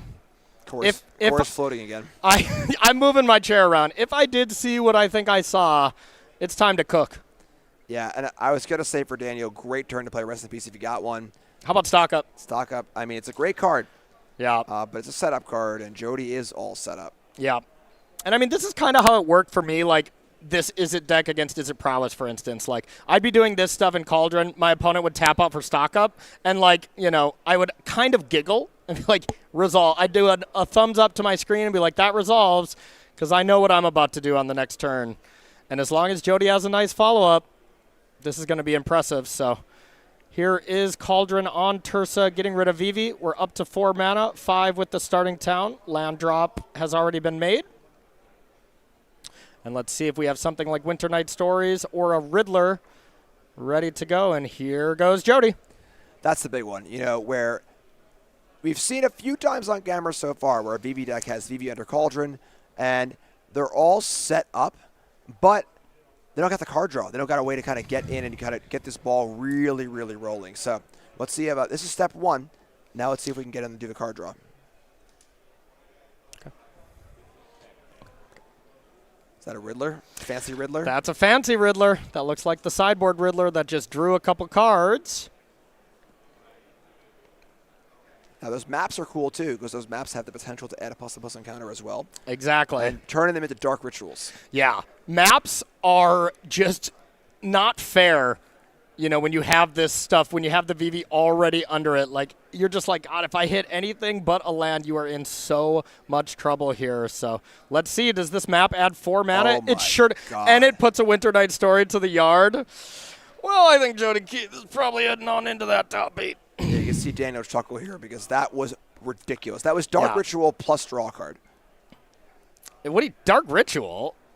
The map makes the counter on the thing, so now it makes mana. Yeah, but it adds 5 mana, and Dark Ritual costs 1 and makes 3. It's so much better than Dark Ritual. Not a perfect analogy. It's a perfectly bad one, actually. Conceptually, 1 mana make a bunch. Listen. It's actually 2 Dark Rituals. That's what it is. There's some broken things happening here, all right? It is 1 mana, double Dark Ritual, Jim, okay? There we go. I fixed it for you. And draw a card. And draw. Yeah, man, Dark Rituals really power crept out of here. So, all right, Winter Night Stories discarding 2 more cards. That puts counters on the Mako, so that's 3 more mana. We still got this map available, so now we are up to 7, 8 mana again. The map kind of just gets to do whatever. See if we get another Winter Night Stories. You always leave FOMOs on top. That card's too good.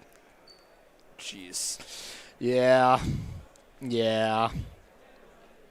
We're doing it. You can see, head in hand for Daniel Harris. Had a phenomenal tournament. Has played so well. Yeah. but not much you can do here. That being said, I mean, if we don't fully do it, if we don't get, let's say, a Draconautics in the yard or a Draconautics into play to put a dragon and then give haste, and we untap and cast Ultima, I mean, this is still very much in favor of Daniel. So I will not be calling it yet. There needs to be a follow-up for Jody. I mean, a follow-up could be have a Spell Pierce GG, but... Don't speak such things into existence. Hey, that's why you put him in the sideboard. There's only one Ultima in Daniel's deck, so very heavy on Day of Judgment, only one Ultima. Day of Judgment would still fall to Spell Pierce. Yes. If Spell Pierce is here, we can... but... There's our nice activated. So we have 3 mana plus the Mako plus the land, so still at 7 right now. And with Jody still thinking, that means we're optimizing here. We're not necessarily kind of doing anything else. Okay, so there is the discarded Mako. Depending on how many cards are in hand, that would draw 2. Must be more than 2. Discards that from the Mako. Here comes 5 mana in total. 6 with the starting town.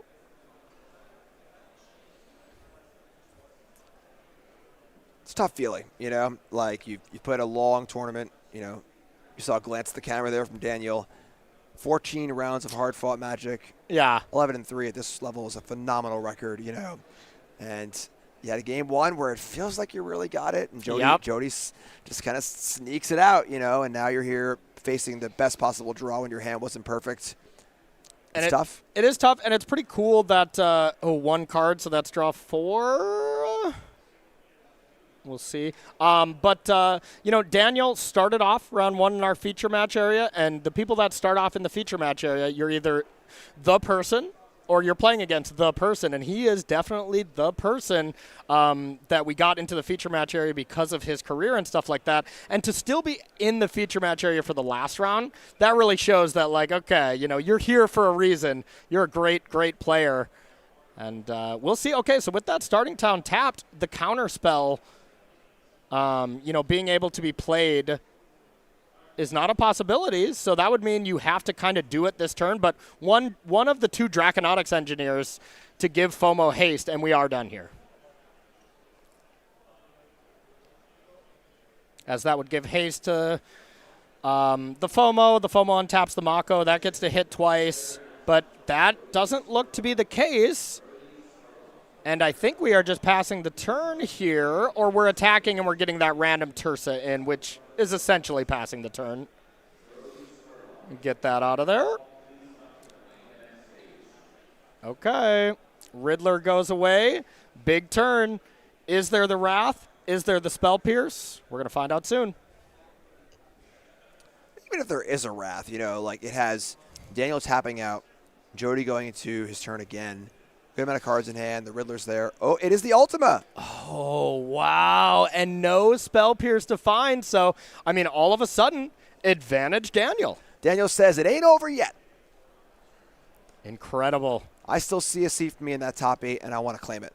Exactly. Okay, we got ourselves a game and a match here. Scholar, draw some cards. Now Jody has to rebuild. Let's see how the hand was after that. Most of the time, you're not gaining a lot of card advantage at the end unless you're really doing a lot of Riddler stuff. So wouldn't be too shocked if Jody just does not have that much gas in the tank. Riddler into the yard there, as it is a creature with flying. All right. And profs to make this a 5/5. Very manageable from Daniel. Okay, Jim, we are still playing some Magic. Got Soulstone Sanctuary over there, hiding in the lands as well. Still got a Riddler on Warp Zone, so plenty of resources for Jody.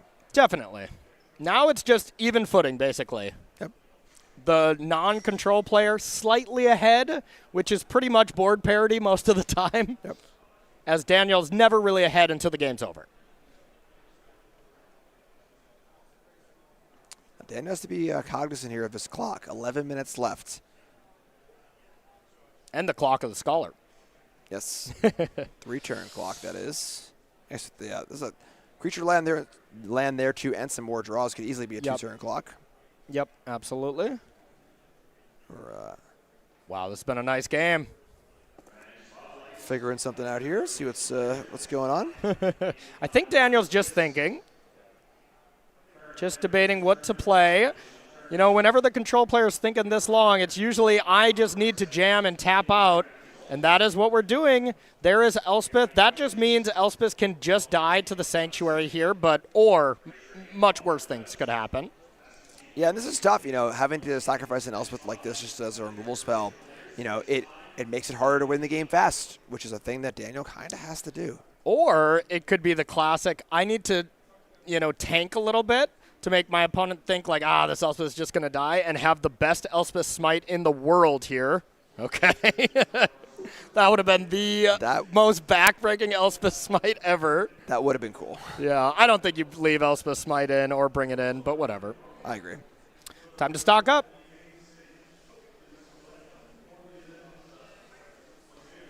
And reminder, everyone, this is about as true of a win and in as it gets. Both players' tiebreakers are pretty decent. Daniel's a little bit lower, but Daniel was in 8th.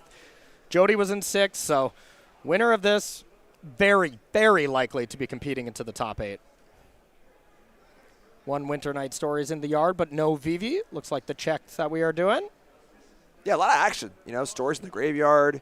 Riddler still hanging out in the warp zone, cards in hand.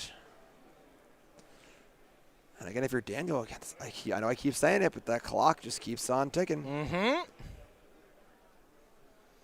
Yeah, just going to be really tough to see this match ending in a Daniel win. I could see it ending in a draw, which would be terrible for both players, but... Yeah, this is a tournament that you really want to make top 8. That was Coil and Catch main phase. Tap out to play around the possibility of a Spell Pierce. And now let's see what Jody can do. This is the big turn where, hey, Profs is going to do some work. You got Quantum Riddlers. That is probably a Winter Night Stories right below the camera there. We can maybe see if the players will keep the cards on the battlefield a little bit. And there's Vivi to the yard. Is there a Cauldron? Is that Vivi and another Stories? Vivi and a Scholar. Yep, just the Stories that got cast. Oh, I'm sorry. I had it backwards. My bad. But it was... now, for whatever reason, my mind was blanking. You can discard a creature, discarded 2 creatures. So on purpose, Jody discarded an extra card. You'll see this very often when you have Riddler in your deck. Or, if you're going for the win here. Otherwise, keeping the other Scholar here looks great. So I would assume Jody has got a Cauldron based on discarding those cards. But we'll see. Tursa, Profs, Disdainful Stroke. And a land is what I pieced together. So even just play something here, play an untapped blue source, put the 6 or 3 counters from the Sanctuary over, say go, hold up Disdainful Stroke, looks decent. Yeah, a lot of options here. 4 for the Profs, untap land, attack, have Disdainful Stroke open, and we'll see if Daniel goes to tap out for something big. If so, Jody will be saying no to that. Uh-oh, that's 4 mana. And yeah, you counter anything at this point. When you have a Riddler out, you are totally fine just kind of getting that counter spell out. Chart for a No More Lies, is it there? You get a lot of cards to look. But that's not how you want to be using this card, right? Yeah, this is a desperation chart. Yeah. Consult the star charts now in quotations. But there it is. All right, but again, this is like the 4th turn in a row. Daniel's been totally tapped out, and Jody's had free reign. So we'll see how many cards in hand. This looks like kind of a Riddler turn here. Still a lot of Winter Night Stories in the yard as well for more gas. And, hey, that's the thing about this Cauldron list and kind of the configuration post-board with 3 Riddlers and stuff. You kind of just don't run out. Oh.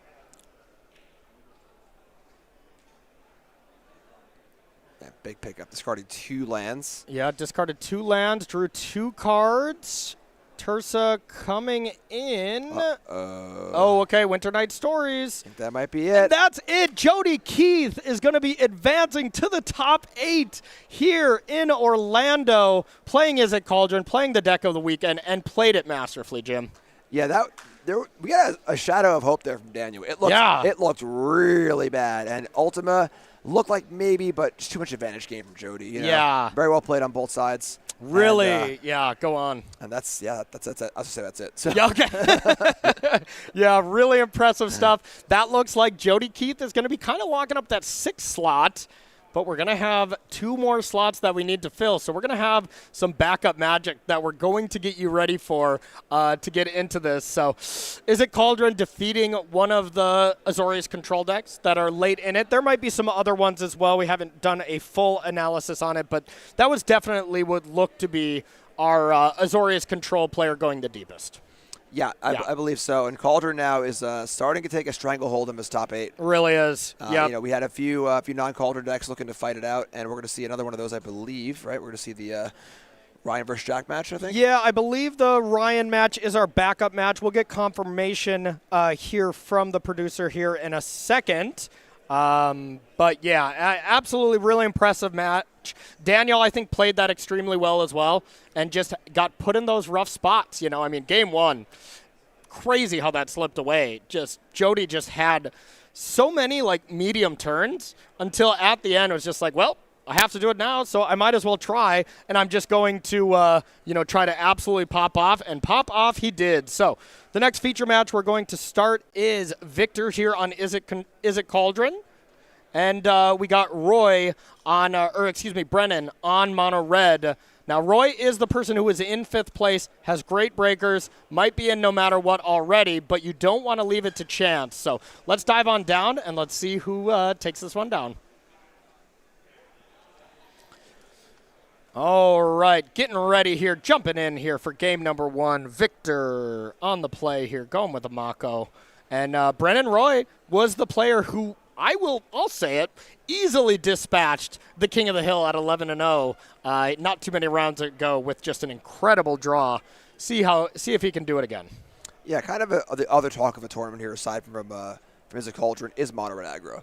Mono Red's had a pretty good weekend. Really good weekend. A few players striking distance, of course. Brennan, again, likely in with a loss breaker-wise, we'll see, but wants to win, wants to lock it up. Yeah, exactly. And Brennan was the person, we noticed the record differences. Brennan was the unlucky player who had to play this round. There were 4 people that got to shake hands and go jump up and down with their buddies. Cross-Identic Memory is play number 2 for Victor, and here is the powerful 2-mana 2/2 haste Emberheart Challenger getting in for some damage. Just a little mouse. Just a little mouse. How much damage could a little mouse do in a little house? Fear missing out. A little bit bigger of a mouse. A very scary mouse. Yeah, that's some creepy stuff. Yeah, it really is. That especially, that alternate art, those are the ones I own as well, and they are pretty creepy. I do really like the Barbenheimer of Bloomborough into Duskmourn, just the absolute tonal opposite. Cute pairing. little bunnies and then horror. Yep. I loved it too. I'm a big fan. I'm a big fan of both sets too. They were really fun. Yeah, great sets. Great limited sets and, brought some power. Bloomborough especially. Bloomborough brought some of the most busted stuff. Turn number 3 for Brennan. Let's see what the follow-up is here. We do have that land to be able to kind of get that combination going of essentially drawing an extra card. Not really what you want to be doing on turn 3 after you already played a land, though. Love it. I attack with my 2/2 into your 3/3. Could be anything. Wow. Okay. Oh, but this was before blocks. I was going to say, you don't want to... Or I guess if these did go upstairs, that would work, right? Did we block? I kind of missed that. I don't think there's a block. Okay, so this was just attack before blocks. Could do it main phase, but whatever. Deal with that creature, get in 4 damage, put Victor down to 14, and Victor, importantly, did miss a land drop. Yeah, that's tough. We've seen a few times now with Cauldron players. You gotta make some land drops. The deck goes, but a lot of the important cards cost 3. Yes. Yeah, and you play a lot of 3s. If you look at it and you look at just a normal curve of this deck, you look and you're like, ugh, this is kind of clunky. Then you realize, this deck can just add 15 mana on turn 3, and you're like, oh, never mind. But if you do brick on your 3rd land drop, it really can be a problem. Still no land, it looks like. Picked up a Torch Tower, so okay. Not bad. Bit of a consolation prize. Yeah. And back to Brennan. Let's see what the follow-up is here. How about a dragon? bang, and just cast this one. No warping, and yeah, it makes sense when you already have 5. No real reason to put it in again. So there is the Cauldron, but there's not even a VV in hand here from Victor. There's a Scholar, which can then find VV. But I like that play from Victor. Just play it because you have to, one, hope that you survive. Not going to happen anyways. And then hope that you find VV and then try to do something busted. But, man, once again, Brennan on camera, when we've been casting at least, plays against him as a Cauldron player who just didn't make land drops, didn't really play the game. Yeah, I mean, Brennan's draw was very good anyway. You know, even if there had been some clean land drops there. But, yeah, taking game 1, great place to be. Absolutely. Brennan has been playing this deck extremely well, and you can just tell by the way he plays it. Played a lot of these test matches here on Arena or with friends leading up to the tournament for sure. So heading over to Victor's side, let's see how this sideboard looks. We got 1 Abrade, 2 Annul, 1 Broadside Barrage, 2 Disdainful Stroke, 2 Fires, 2 Torch the Tower, 2 Spell Pierce, 1 Ral Crackling Whip, 1 Quantum Riddler, and 1 Obliterating Bolt. Removal again? Yeah, I mean, just we've seen his story a few times already. Bring in the removal spells, bring in the cheap spells, and make sure you can bridge yourself into your powerful mid game. Yeah, absolutely. Pretty easy on this one. Take out the cards like into the Flood Maw, the cards that are only bouncing a bit. And actually, that might not even be true. You want to bounce Nemesis sometimes. That can be nice. Maybe take out some of your other stuff here. And then from Brennan's side, we got 1 Abrade, 1 Chandra, Spark Hunter, 2 Fire Magic, 2 Magebane Lizards, 1 Nova Hellkite, 3 Obliterating Bolt, 2 Sunspine Lynx, and then 2 Vengeful Possessions. Is Vengeful Possession going to be as cool as it was with Willie Edel? I mean, the Izzet deck is really good at putting numbers into play, you know, just like making putting numbers into play. I like that. Just making large bodies, you know, with Prophetic Memory or casting a Riddler. So it looked really good for Willie, you know, so, but yeah, Possession, maybe Abrade, you know, and again, I think, you know, just kind of more of the same, you know, just kind of get under, kill some stuff, and end the game as soon as possible. I love it. Okay, so let's take a look at one of our proud sponsors here of this event. Let's talk about Beckett a little bit. First of all, Beckett, thank you so much alongside Dragon Shield for sponsoring Live Paper Magic. That's really what it's all about. Got to go out and support the companies that support what we all love. You're watching high-level competitive Magic right now. That means you love it, just like we do. So, Beckett, 15% off. A little bit of a grading service benefit here until tonight. You know, you do got to get this in now. So if you want some of your cards graded, and I looked at some of their prices. You know, they look very affordable to grade some of these cards. So go on, head over to www.beckett.com/submit/cards/services to get some more information on how much it would cost to get your very fancy Magic cards graded or your non-fancy ones. Do whatever you want. Get whatever you want graded. Go ahead and check them out. Big shout out to Beckett. I like that, Corey. Don't tell people how to live. Yeah, exactly. If you want to get your cards graded that really are not that valuable, you do you. Now, there's one really, really important facet to this matchup right now that has not been stated, is that because Brennan got paired down, Brennan can't draw. That stinks. But if Brennan wins, he will have the best record of the tournament and be on the play for the entire top 8, which is huge. Mono Red doesn't really want to be on the play, though, does it? I've run some numbers. Yeah. I've done a little thinking about it. And yes, you're wrong. They do, actually. Okay. Yeah, no, that is huge. That is a very, very good point. And honestly, if Brennan could look into the future and say, hey, if I lose, I'm in 8th. And if I win, I'm in 1st. Well, you have to play it out anyways. But, like, then it doesn't hurt as bad. But it's when you lose and you have to depend on tiebreakers and maybe you take 9th. You know, taking 9th on breakers in any normal event really hurts. Taking 9th on breakers when top 8 is a Pro Tour invite, which I don't know for sure if Brennan has qualification to PT1 of next year, but, you know, if he doesn't, that would be the ultimate dagger. If you have to, number 1, you get unlucky that you can't draw. You're the one person who has to play down. Number 2, lose when you're already at a spot where you're just won game 1. And number 3, your breakers tank, so you take 9th and you miss your Pro Tour top 8. Like, that's complaint equity at dinner if I've ever seen it. Yeah, for sure. I really do love the higher seed going first rule. I do too. I think it makes it, you know, where it puts you in a spot where you're right. Like, if Brennan felt like, if you told Brennan you're 95% to make top 8 with a loss, do you want to play and try and get first place and be on the play for the whole top 8? Yeah, that's the thing. If you're not qualified, Jim, and you haven't played a Pro Tour, would you risk it for that 5% just to be on the play? How about 2%? How about 1%? Yeah. There's always a line, you know. Yeah. 5%. Yeah. 5%'s not too bad, you know. But you're right for sure. You know, there are Not me. I'm not risking it if it's 1%. Like, you know, when I wanted to qualify for the Pro Tour for my first one, man, I was doing anything to get in that spot. I wouldn't be risking it. Because just think of that story if you walk away and you risk it, you didn't. Like, you now are going to feel bad for a couple weeks, months, year. 0.5%? No, I'm not doing that. 0.1%. Ugh. 0.01%. I don't know. I'm still not in. I'm not a gambling man when it comes to my Pro Tour dreams, Jim. 0.00001%. Okay, well, what about this? What if you have the worst headache in the world, okay? And you can just let that headache ride, or you can take an aspirin where 0.5% you're dead. But the other percentage, your headache's gone. Would you take the aspirin? I'm asking you the questions here. Okay, right? well, this is your hypothetical. This is my counter hypothetical. You got to answer mine first, all right? I'm just All saying. right. I answered. I'm drawing. I will be happy in 8th place. I'm going to the Pro Tour. Even if I take 8th in this tournament, if I could lock in 8th place when I'm trying to queue for the Pro Tour going into the tournament, I would. I respect it. Yeah. So I'm going to guess you would risk it. I don't know. God dang it. I haven't really thought about it. I'm glad you asked. Oh, my God. Get me out of here. Mako, turn number 1 here from Victor into the Bastronaut. Speed number 1 here coming on in. Which one's the better one drop, you know? I mean, Bastronauts look pretty good. Mako's look great as well. Impressive cards for sure. Bastronaut hits. Yeah. They both definitely hit. They both need a little help. Yeah, definitely, you know, the banning of Heartfire Hero opened up a door for a few other one-drops to kind of get in there and show what they got. Exactly. All right, let's see what the follow-up is for Victor. See if we have a couple more lands. I think the quick glance I got at the hand, I did not see lands, Jim. Oh, my God.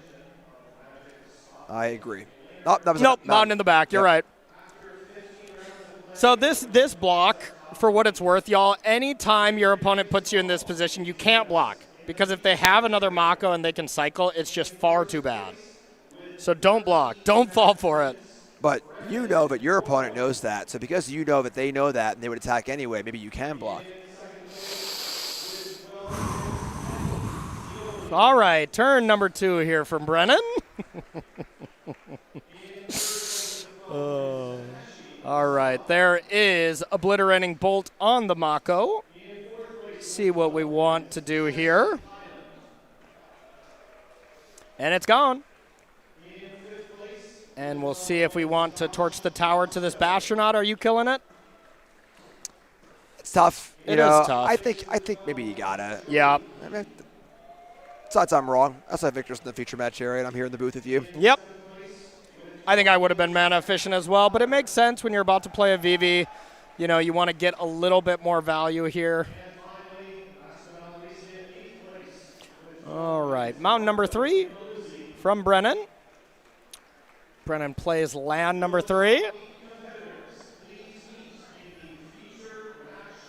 Let's see what we're going to do here for the follow-up. I feel like you got to kill Vivi if you can, right? Yeah, that's job number 1. I would imagine if Brennan had a way to kill VV, it would already be dead. Yeah. So that's a little scary. You know, Obliterating Bolt did come in and go after the Mako. Oh, never mind. And it's gone. Wrong again. Fantastic. Wrong order for those removal spells, though, I will say. Yeah. One of them gets to hang in the graveyard. One of them does not. I'm going to assume that the Scorching Shot was the draw for turn. I would assume as well.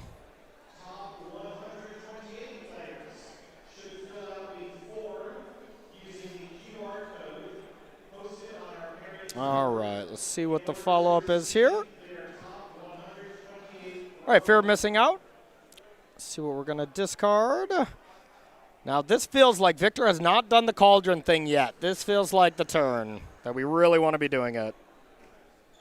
Yeah, still had a pretty healthy 19 life, too. Is that right? That can't be right. I would assume that can't be right either, as we for sure attacked twice. Yeah. But it is probably just 18. Looks like 18 to me.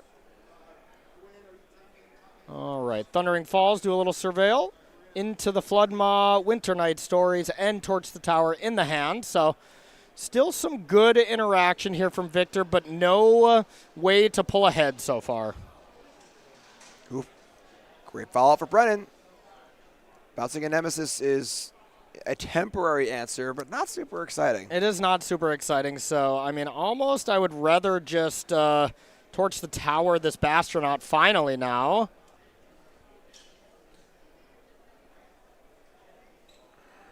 Okay. Decides to not do that and instead just takes the one. We are now max speeded out, and now the Bastronaut is a true threat. Yeah. Double strike, hard to block. Full speed has been acquired. All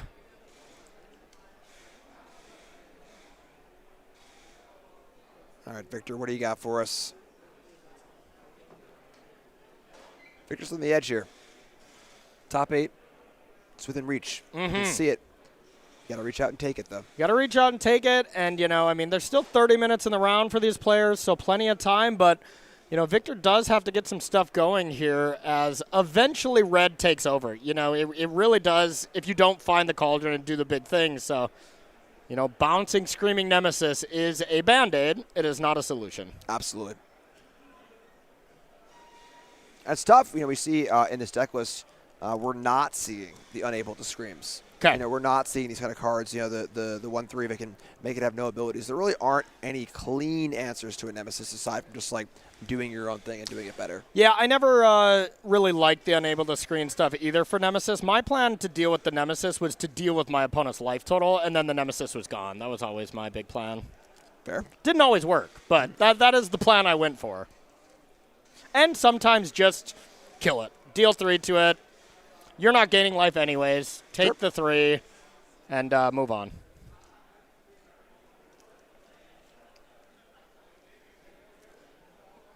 All right, land number 5 here from Brennan. And hey, maybe Victor's patience is going to really pay off here. If you get these creatures, never mind. I was going to say if you get the creatures in and you use all your mana for the Bastronaut and then you get a torch, that'd be awesome. But honestly, the discipline, it's kind of worked out here too because you at least get to torch this Challenger, which is much better, I think. Yeah, Brennan's still looking pretty good here. You know, Agreed. I mean, to be fair, you know, Victor finds a Cauldron, the BBs are already in the graveyard, the stories are already in the graveyard, so Victor's not that far away, but Brennan is certainly applying the pressure at the moment. Definitely.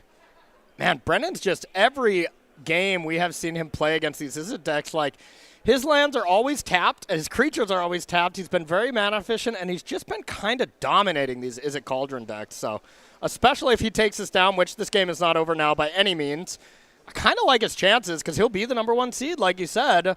Could just go through these Cauldron decks here in the top 8. Maybe no problem. It's a good feeling being on the play every match. You know, like in top 8, I would sit down, you know, were you the 2 seed or the 3 seed? Am I the player? Are you the player? Yeah. I was the 1 seed. Don't even ask. Yeah, exactly. I'll be on the play. Yeah. Flex. Prophetic Memory coming on down. Draw a card. Let's see if we have Delirium. Creature, sorcery, instant land. We got it.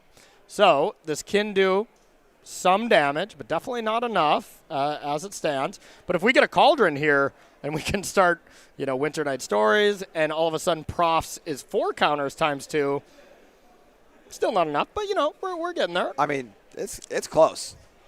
It's a lot closer than it looks, I think. Yes. Oh, actually, it would be enough. If you can get 4 counters, that's exactly enough. It would be 16, because it would be 6, then plus 4, it'd be 16. So if we can draw 4 cards and have an untapped Fear of Missing Out, we could get it done. And never mind, we're going to combat.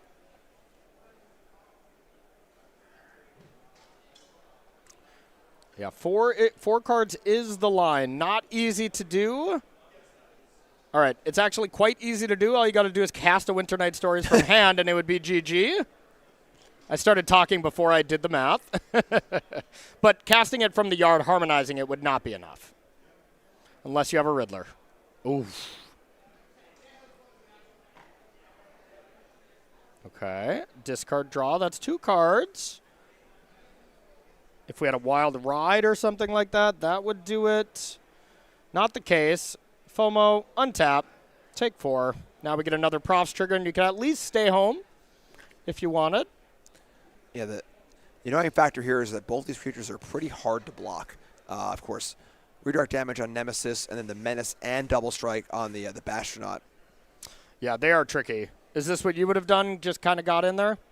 This is what I would have done if I have any piece of one-mana interaction. If not, I think I'd leave them both home. Yeah, it's tough, because with the 2/3 Fear Missing Out as the other blocker, if that gets removed, Bastion can't be blocked. And then you have a huge creature trying to block the Nemesis, which is also scary. Yeah. But that being said, like animating Soulstone, getting in there, like that's not crazy or anything. The other play, land 6, triple pump the Bastronaut, 8, 9, 10, 11. That's not enough either. So, Victor is relatively safe here. Outside of like Lightning Strike, some of those kind of more absurd things that Brendan could have in his hand. Brent's thinking it through. It's pretty interesting game state here. Yeah. A little bit of a race. A little land heavy for Brennan, and then not quite there for Victor. And Screaming Nemesis on defense against large prof creatures can be a big deal. Yeah, we've seen one Flood Moss so far. 2 others available in the total deck list. And here it goes, just the Bastronaut. Okay, Screaming Nemesis on defense. Full. Nope. So taking 6. Kind of the look at each other bounce. Okay, no more. That's a big hit. That is a big hit. Into the Floodmaw is there.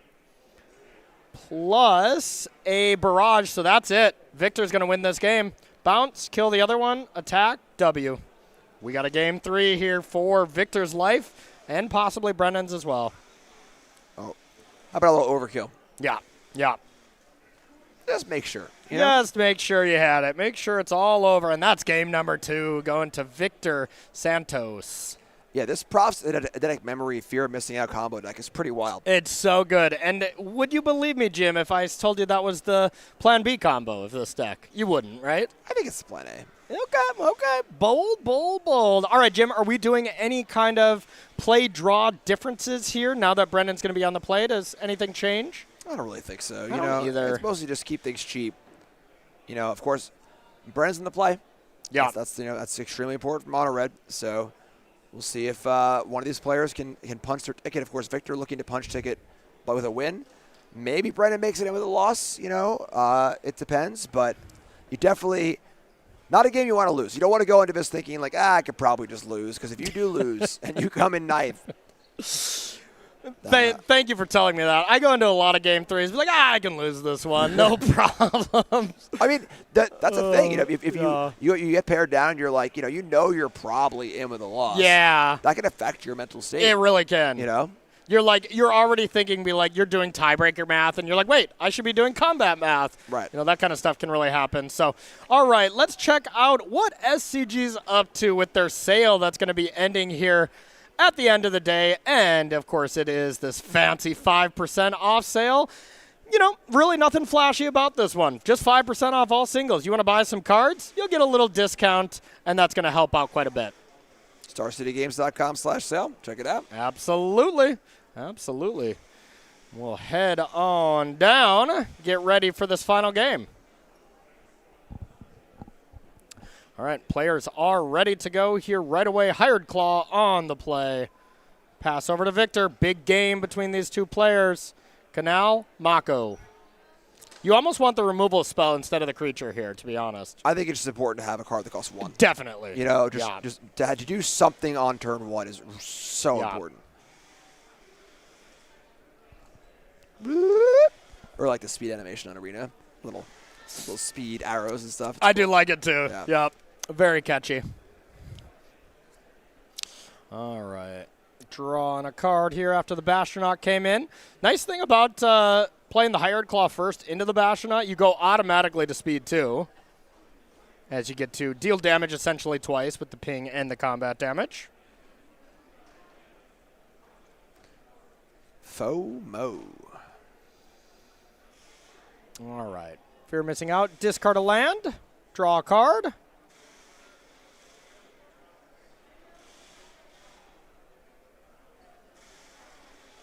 All right. And back over to Brendan we go. Pretty good start for both players. Yeah. I think this is a really important turn here. I mean, that's basically the best start here from Victor, besides like Torch, Abrade, is being able to play creature, and, get a good battlefield here going.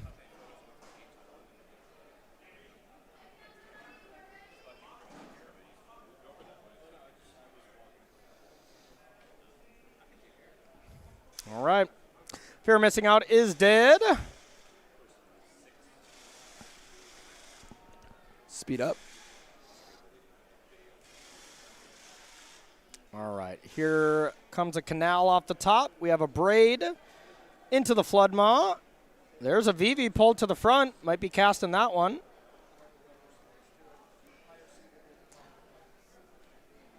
Brennan's got 3 Obliterating Bolts. Wow. It's a good amount. That is a lot of Obliterating Bolts, and I mean, that's great if you just cast here the Vivi. Yeah, that is definitely the normal pattern. If you play VV, don't care if it dies, and then you have, in the River of Cauldron, is thrown for a wrench with the Obliterating Bolt. So, big turn for Brennan here. Yep, absolutely. Let's see what we have here. Looks like Fear of Missing Out. I saw Soulstone Sanctuary, land, and maybe a Scorching Shot. Not the best hand I've ever seen. I think it's a Razorkin.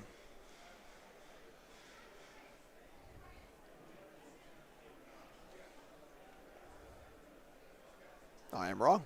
Okay. It cost 2 red, I'll tell you that. So, that's it's an honest mistake.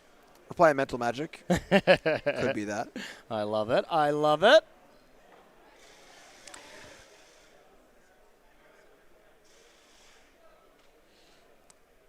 Speed 4.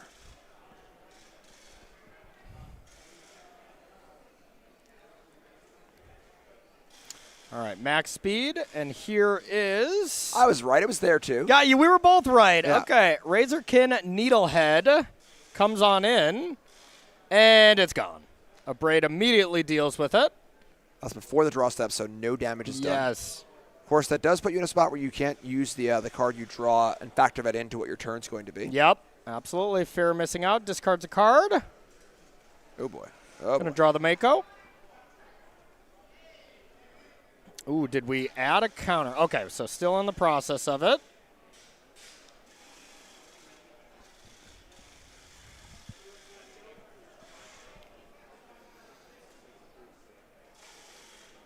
Okay. Let's see. Did we discard 2 or something there, or? Because how'd that Verge get there? I think that's what we're kind of saying here. Yeah, we'll see. We'll see. I kind of missed that.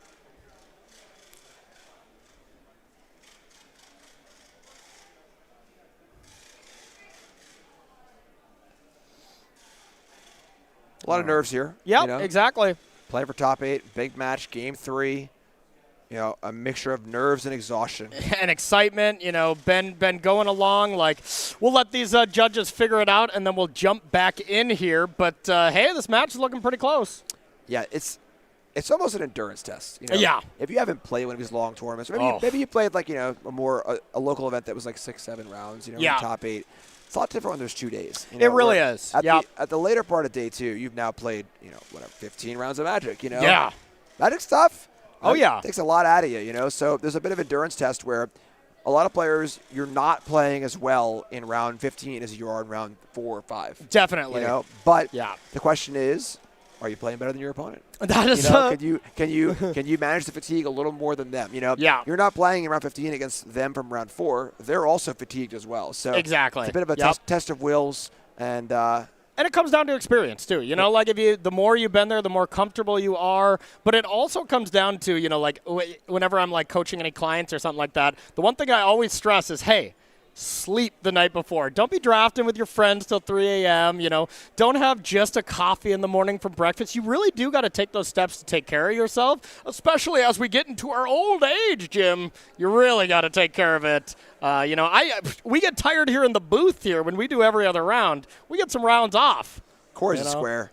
I tell my clients, you party all night. All wow. Right? Party all night, have fun, live your life, enjoy it. Wow. Bravo. Bravo. How are they doing? How are all your clients doing? I don't know, but they had fun. They're having a much better time. Yeah, that is 100% true. So, all right, we're diving right back in, and let's see what's up. Okay, looks like everything has been figured out. And, yeah, it did look like maybe just Victor discarded 2 and drew 1. You can't do that. Okay, 9-minute time extension. So that clock of 7 minutes, just picture that we got 9 extra here. Looks like this was a bit of a long fix. We'll see if maybe we can get any confirmation of exactly what the fix was. But, you know, doesn't truly matter as we play on. All I'm saying is a good game of Magic. You know, creatures on both sides, VV's in the graveyard. Brennan's trying to say, I got to get you before that VV goes into a cauldron. Exactly. Let's do a little combat math. Okay, let's see. I think we're deciding, if we wanted to attack it all from Victor. Decides no, and to play some defense. And those lands must just be face up in hand. I think that's what I'm seeing here from Victor. We'll find out.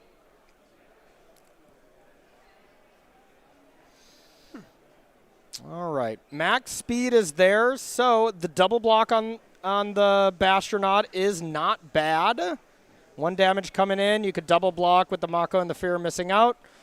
And first strike damage would deal with 1. I mean, it would be a double trade, which I guess is not the greatest, but. Or you just double block there and see how that works. Yeah, 2 little guys coming into 2 big guys here. Brennan's probably got a plan of some kind. Yep. Or mountain. Man, we've been wrong every step of the way this match, huh? We really have, you know. No big plan here. We're going to do some pumps. And, yeah, Hired Claw not even going to grow as it would, well, do nothing. So just takes a huge hit of 6 damage, putting Victor down to 6. I mean, that is a plan, honestly. Yep. It really is. Now, we already played a land from Brendan. If we didn't, right, we should have played that. I think Brandon had 5 lands to play to start. I could definitely be wrong there. Yeah, I could be wrong as well. A lot of things have been happening here in the later stage of this game, so.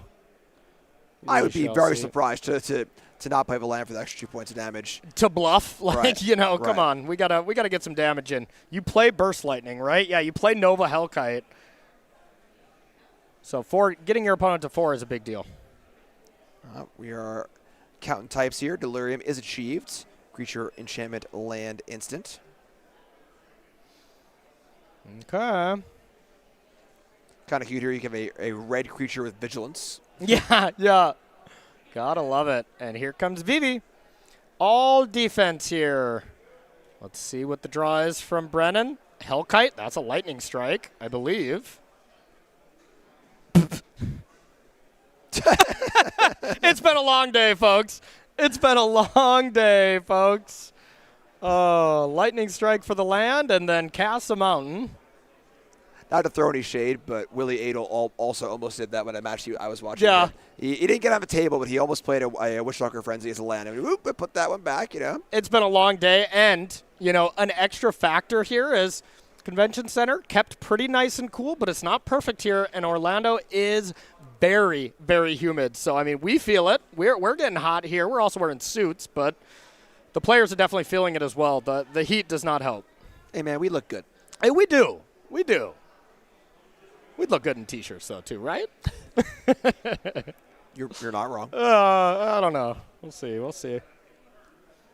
Okay, so Bastronaut coming on in. You have Lightning Strike to play around. I like that Brennan was just unfazed with that. Like, yeah, I did it. It is what it is. That's no mountain. Yeah. But, I mean, to be fair, this Lightning Strike is pretty brutal. I mean, I guess no matter what, the Mako is going to kill the Bastronaut. So I think just no matter what, the way this is going to work out is the Bastronaut is going to kill whatever 2 creatures are in front. And the Bastronaut will die. Pump it up. I think that Mako was a 4/4, though. I think that dice went away and then came back, but I thought it was a 4/4. Because I was thinking it was going to live no matter what. Wasn't that right? I don't think so. Okay. Yeah, I don't think so. Because there was no other discard. It was just the FOMO itself. Okay. I believe. I could. Yeah, there are two FOMO discards. Okay. 2 FOMOs in the bin, no other discards. Looks good to me. Easily could have been wrong. Play on. We game on. This Vivi's look a little sad here. Very sad Vivi. It's a very good-looking Vivi, though, I will say. I still like the OG a little bit better, but all right. So there is the powerful creature. We know about the Lightning Strike as well, and didn't want to get the Soulstone Sanctuary in there as there's another Soulstone to just block it. This has been an interesting game, and I mean, this is Brennan's deck drawing, not so great. You don't really want to draw 6 lands. It's maybe a couple above what you really want, but still out here scrapping, and when the pressure's not on from Victor, having a Lightning Strike in hand, you can top deck a lot of cards to just win this game outright. Yeah, both decks not firing on all cylinders. No, really not. Victor's looking for some card draw. There's the Abrade. That's big. Okay, let's see what we got from Victor. There is the Cauldron, but nothing to do with it. Normally, this is the draw that's going to be great, but as it stands right now, it is tap, put a 1/1 counter on a creature every turn, and that's still good. That's not that bad here, honestly. Yeah. Or, I mean, you could eat a Bastronaut and give your creatures fire breathing. That's also cool. That's kind of cool. I mean, that's really cool, actually. Because you have the Vivi ability right now. If you do that, I mean, it's not lethal yet, but line that up. Use your extra mana here. That's what I'd be doing. It's hard to remember that it does things besides just eat Vivi, Right.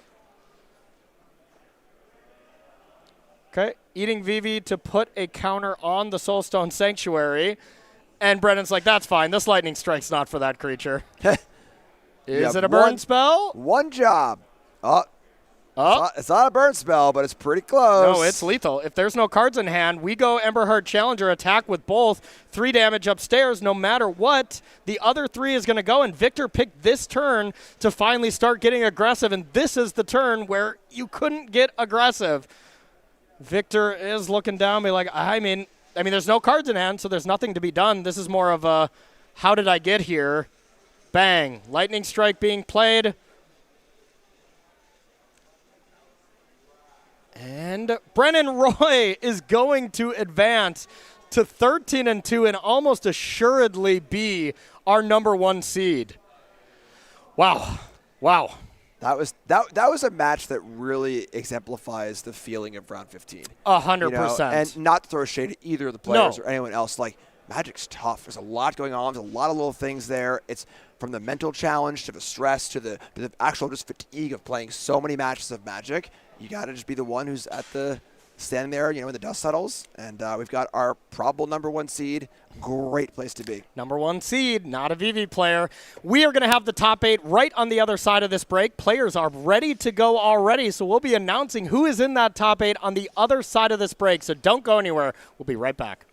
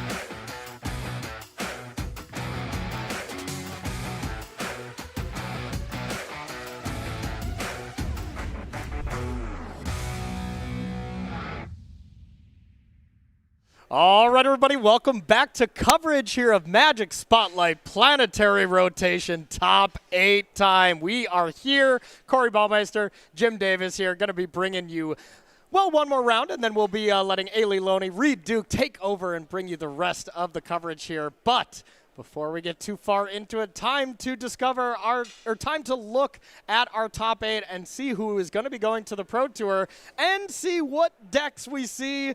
And yep, this is about what we'd expect here. It is 6 Cauldrons, 2 mono red decks. So red decks against the world here. And I gotta say, I mean, come on. The 2 red decks playing each other, how unlucky. That is that is a bit of a bummer. I'm not going to lie. That is a little bit of bummer. I agree as well. But we got Brendan Roy here in first place, as we expected with mono red, up against Marco Camiluzzi. Here on mono red as well. That's where we're going to be starting. And then we'll be checking out some of the other Cauldron decks. All the way down, we got Jack Potter and Benny. They're playing 2 versus 7 seed. We got Takeshi versus Jody here for the 3 to 6 seed. And then we have Jesse against Joss here. All on Cauldron there for those 3 matches. But let's take a look at our mono red decks if we have those available before we jump in and kind of see what differences. Jim, I'm going to ask you, what are our big mono red play draws? Is being on the play just really, really important in this, or is this a matchup that has a lot of play to it? Yeah, I mean, there's definitely play. Yeah. Don't get me wrong. I mean, being on the front foot in a mono mirror is almost always. I mean, I feel like 10,000 million years ago, you would occasionally choose to draw when all the cards were so bad. But these days, all the threats are so good. Oh, you know? yeah. So get on the board. There's some play. There's some nice back and forth removal spells, kind of timing and getting your spots. But Screaming Nemesis is going to be probably the most important card. Very, very hard to deal with. And it's going to be fast. It's going to be blazing. Going to be fast. Like you said, the last time I took the draw was in Antonino Del Rosa's national year, where it was the Rakdos Greater Gargadon decks, and you wanted to take the draw in the mirror. That's how long it's been. 05. That's the last time I took the draw in Constructed. So sounds like our players are ready here in the top 8. We are going to jump on down and start figuring out who our champion's going to be here in Orlando. All right, we got Marco on the bottom, an established player as well, and Brennan Roy, our number 1 seed, almost assuredly taking the play here. It's interesting where I feel like all the Is It Cauldron players in the rest of the bracket are rooting for Marco here.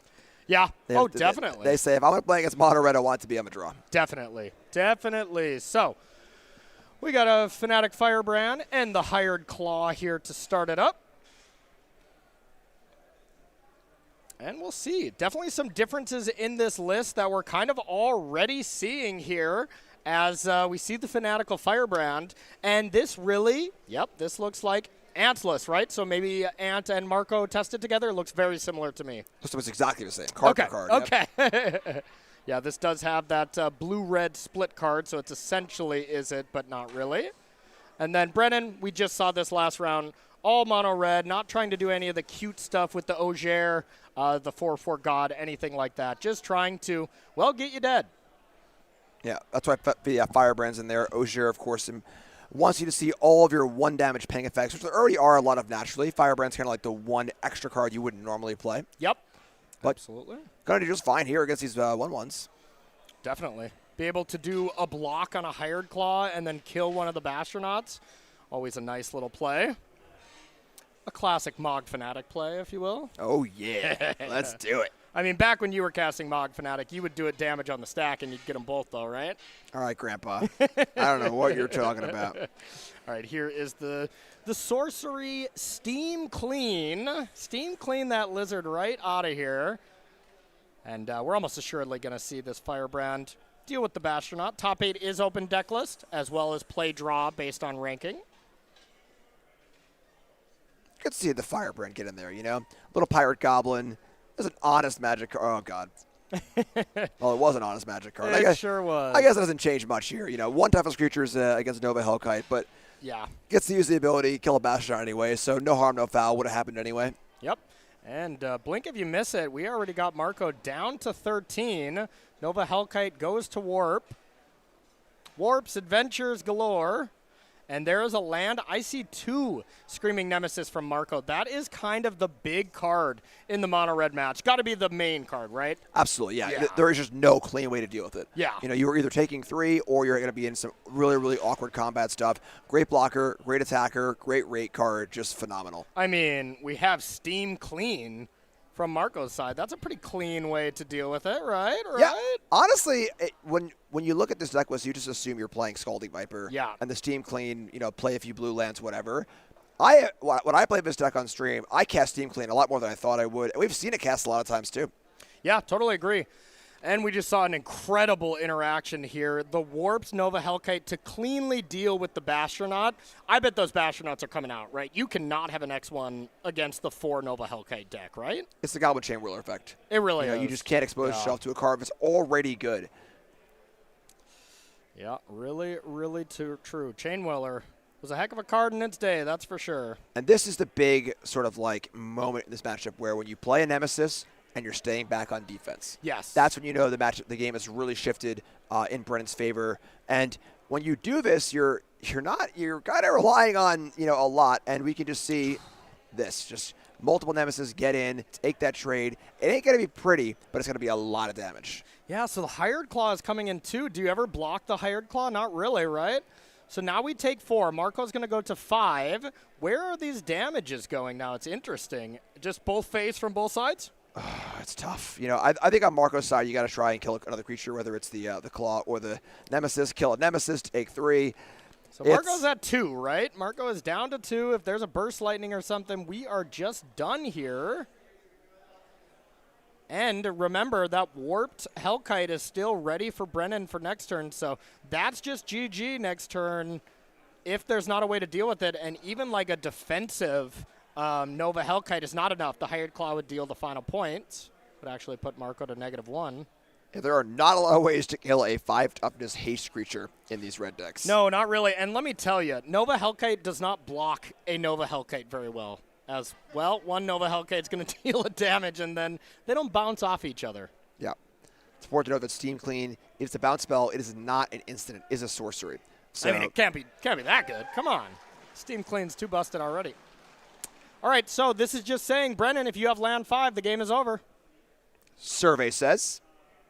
Land 5, burn spell, bang. Dragon time. Impressive stuff. So Brennan went from having to play round 15 to winning round 15 and now up a game in the top 8. Now let's look at this mono red mirror, starting with Marco Camiluzzi's side. We have 1 Abrade, 2 Case of the Crimson Pulse, 1 Cut Propulsion, 1 Dreadmaw's Ire, 1 Fire Magic, 3 Magebane Lizards, 2 Stingerback Terror, and 4 Sunspine Links. What do you like in the red mirror? Stingerback Terror is kind of a sweet one. Yeah. That is the plot dragon from Outlaws that is bigger when your hand is empty. Kind of a cool card in a red mirror. You just kind of kill some stuff, play a big dragon. It's a flyer that can get in the air and tussle with the other dragon, which is kind of nice. Maybe a little removal spells. Fire Magic is a really interesting card for both these decks in the sideboard, where it's a card that is, kind of good against you and with you. So you have to be careful with your own creatures. Also plays really well with Screaming Nemesis. If you have your own Nemesis in play, you can cast it. But if they have one, it's a double-edged sword. So it's kind of Spider-Man meme pointing at each other. Yeah, so it's kind of interesting. I will say that it looks like creatures. We got Marco's creatures here are a little more. Nope, sorry. Marco's creatures. I'm sorry. Papers. Good. Yeah.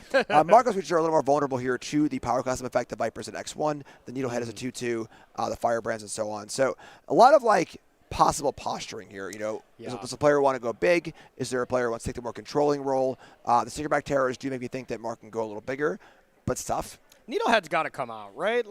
Those seem pretty weak to me. I think from the other side, from Brennan, we have to take out those Bastronauts. Maybe if Brennan's on the play, you can try to be as aggressive as you want to, but I just don't think you can leave those cards in. I don't think Needlehead has room to go out. Yeah, maybe not. Bash has to come out. I mean, Viper has to probably come out too. Viper's tough, though, because the body's not great. But the bounce spell is pretty cool. If you're able to bounce a dragon on the play, bounce a Nemesis, it's kind of a way to interact there. So there is a lot of play here, both in gameplay and then card selection and sideboarding, as well as choosing a plan. Sideboarding is all about, not just about what card is coming in, what card's coming out. Sideboarding is about what do I want the game to look like? Yes. What's the structure of this game going to be? How is the game going to end? Am I going to be kind of taking a more controlling role? Does my deck list have more removal spells? Can I take that controlling role? Is that possible? There's a lot of questions that you need to answer, and that can be dynamic from game to game too, from play draw as well. Yep, totally with you. All right, from Brennan's side here, our number 1 seed, Abrade, 2 Chandras, not coming in, I imagine, 2 Fire Magics, 2 Magebane Lizards, 1 Nova Hellkite, hello, 3 Obliterating Bolt, 2 Sunspine Lynx, and 2 Vengeful Possessions. What do you like? Probably more removal. I think with Brennan on the draw here, removal spells are a little more important to try and break serve. They are a little bit clunky, the bolts and the abrades. Bolt especially, it's fine, but sorcery speed, no matter removal spells, is a little awkward. Again, Fire Magic, it's kind of a gambit. It's the kind of card where it can be really, really good. It could also be really, really awkward, but maybe you want to try and play that game, try and set it up. So, totally agree. And if you've been enjoying the show so far, well, first of all, thank you so much for watching. We really appreciate you all being here watching us on YouTube. Really means the world to us to have you supporting competitive Magic. And if you want to be here in person and you really want to try your skills out, come to our next event here. That's going to be at SCG Con Houston. Now, this is going to be a regional championship, so this is not an open invite event like we are playing here in Orlando. You got to qualify for this one, but you can just come down. You can play side events. You can, and most importantly, play last chance qualifiers if you have not gotten one of your regional championship invites and qualify for the main event. And, $10K up top for these spotlights, even more up top here for these regional championships, and Pro Tour invites going all the way down to 32nd place instead of just the top 8. So these are incredibly awesome events, always really fun to watch. So if you want to join us for our first and next event here at Star City Games at SCG Con, go to starcitygames.com/SCGCon. That will be October 17th to the 19th. And that's going to be a really fun event. I'm looking forward to that. I love Modern, too. It's still my favorite format. I know. I know. That's when you're supposed to say, me too. Me too, Corey. I also love Modern, but I know you love Standard, so we're good yin and yangs. Yep. I also love Standard. It is my second favorite. Don't get me wrong. All right. Looks like we're shuffling up here. See if any mulligans were taken yet. And now these matches are untimed, not like it would really matter here in the mono-red aggro match. That timer here is just to really say, like, wow, you finished in only 17 minutes, huh? Yeah, I think we could end up seeing a longer game, Yeah, we definitely could. Post-board games, everything's going to slow down a bit. And, I think the sideboard card that I like the most from Marco, and maybe just in the matchups in general, is that case of the Crimson Pulse. Like, I really like that card. These games could become this battle of attrition style thing. Yeah, I agree. Yeah, there's the posturing here between the case, the terror, bring some more rule spells, take out these weak, low toughness creatures. The problem is that Nemesis really throws a wrench in that. And kind of so does the Hellkites. Those are hard to actually kill that, like, you know what, you do kind of have to just race. So, yeah, you might be right. Maybe it comes in on the play, not on the draw type thing. Sure. And it also comes in, like, if you see your opponent boarding a lot of removal spells, you want to play a longer game, maybe it can come in. Yeah. So there's a lot of play back and forth here. I think that Screaming Nemesis is the card that really kind of defines the matchup because you can't just sit behind removal spells. If you kill it, you're going to take some damage. It's a card you can't ignore. You can't just take a hit. You can't try and block it. It's hard to kill it. So it does push it in a more aggressive favor. Agreed. Well, these players mulligan here. Brendan's taking a mulligan. Let's do a live look-in on one of our tables here. We got C that is going off. And, oh, yeah, Jody Keith has got a lot of dice. That's probably good, huh? That is a lot of dice. To be fair, though, that Mako looks like it is a 0-0 now. 5 +1/+1 counters, 6 negative counters, but whatever.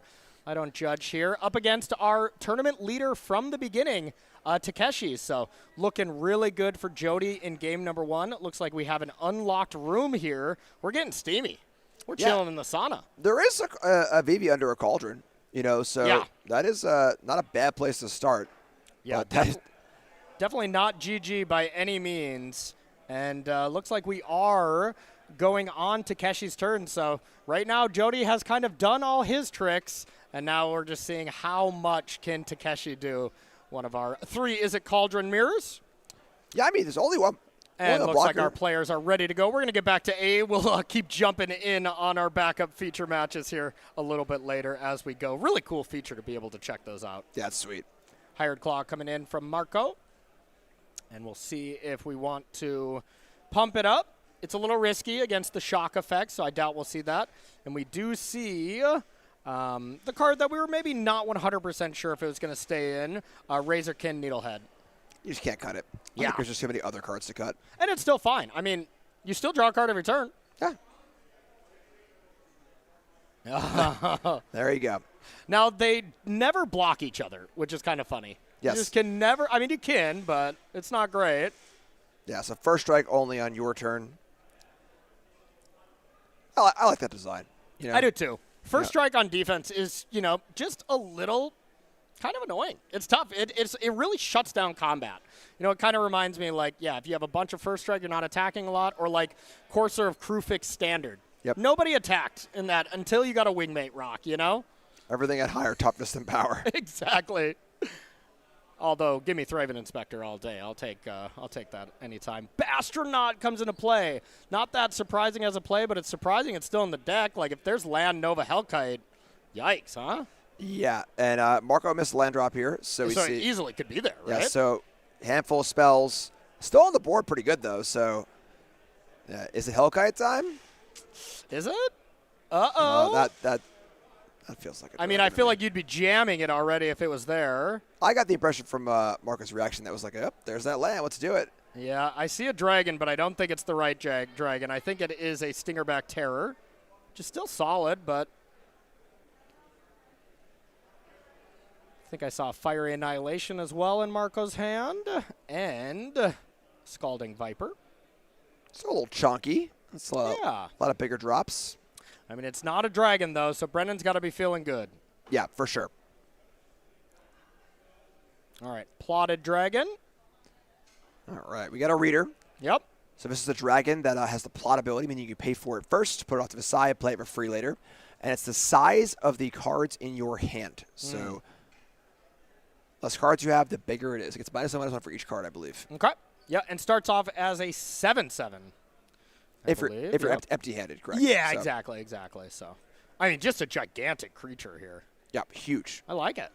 I wonder, do you think it's like kind of just for the mirror, or what is this card? What are you bringing this in and thinking, yes, this is a Stingerback Terror matchup? I'm generally curious. It seems like for the mirror, but I think it mirrored. I think it's against other aggro decks. And, yeah. And just a scoop up from Brendan, I assume, as did not have enough gas in the tank, wasn't going to beat what was already on the battlefield.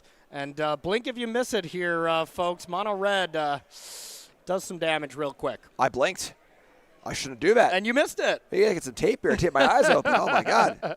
All right, before we go check out some of our other games, players are not going to be changing too much in the sideboard, but let's let y'all know of our other regional championship, of our event after Houston, and that will be our next Spotlight Series. And webs will be flying everywhere. I'm so excited for this one. It's going to be a lot of fun. Jim, why don't you walk us through what's going to go down in Baltimore? Da-na-na, da-na-na. Spotlight Series Spider-Man. So October 24th to 26th will be in Baltimore. Big standard Spotlight Series, as well as an SCG Con with tons of other events. We got tons of formats to play, Mystery Booster, Sealed, and more. And, of course, Spotlight Series, just like this event. Open event, 8 Pro Tour slots to the top 8. Tons of great prizes. It's going to be awesome. Right near Halloween, get your Spider-Man costumes ready.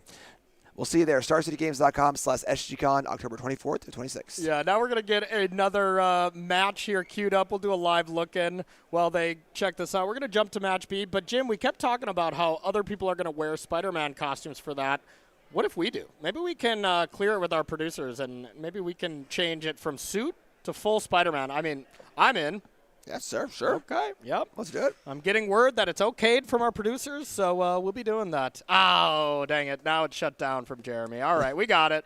All right, so look at it in. We got Jack Potter, House of Mana, up against Benny. Benny, phenomenal player as well. Mako coming in for 4 damage. Benny already up a game and on the play. And here comes Quantum Riddler. Haven't seen a lot of these players really in the feature match area.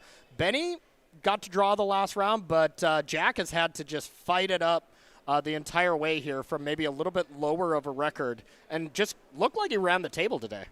Yeah, it's really, really impressive. Yeah. The players who entered day 2, some players are X and O. There's a few of them. That's the ones to hear about. And some have 3 losses, They snuck in at 6-3. They're still in the tournament, Yeah. And You win some matches, and you're good to go. Yeah, Jack Potter, a very, very skilled Amulet player. So no shock that he picked the deck with free mana here in Standard, huh? This seems like a natural thing for him to be very good at. All right, FOMO discarding a card. Mako gets boosted up again. And, hey, this is just some good, clean Izzet Cauldron matchup here. Post-board games where Annuls are coming in, Spell Pierces are coming in, and you're able to really prevent the over-the-top aspect from coming down. And, hey, Jack's already got Benny down to 4, holding up mana, likely representing an Abrade, more counter spells. So, and Benny's really not too close to lethal here, but of course, Izzet Cauldron can kind of do anything, huh? Is it aggro versus is it aggro? Yes, yes. The Cauldron happens game 1 a lot. Then it gets a lot less Cauldron-y post-board. Stories, stories, stories. Okay, Winter Night Stories has resolved. This kind of feels like desperation to me, Jim. Yeah, you don't want to be in a spot where you're casting Winter Night Stories, but you're not getting any value off of it. We're talking about no profs counters. Yeah. No discard counters from your Mako. We don't have a Cauldron in play to exile some stuff. So just to generically cast draw 3, discard 1 or 2 is not great. The one value that we did get here is it did achieve Delirium. That is 8 damage right now. So if we go land profs, that is lethal. Looks like we got some SpongeBob Islands there. That's pretty cool.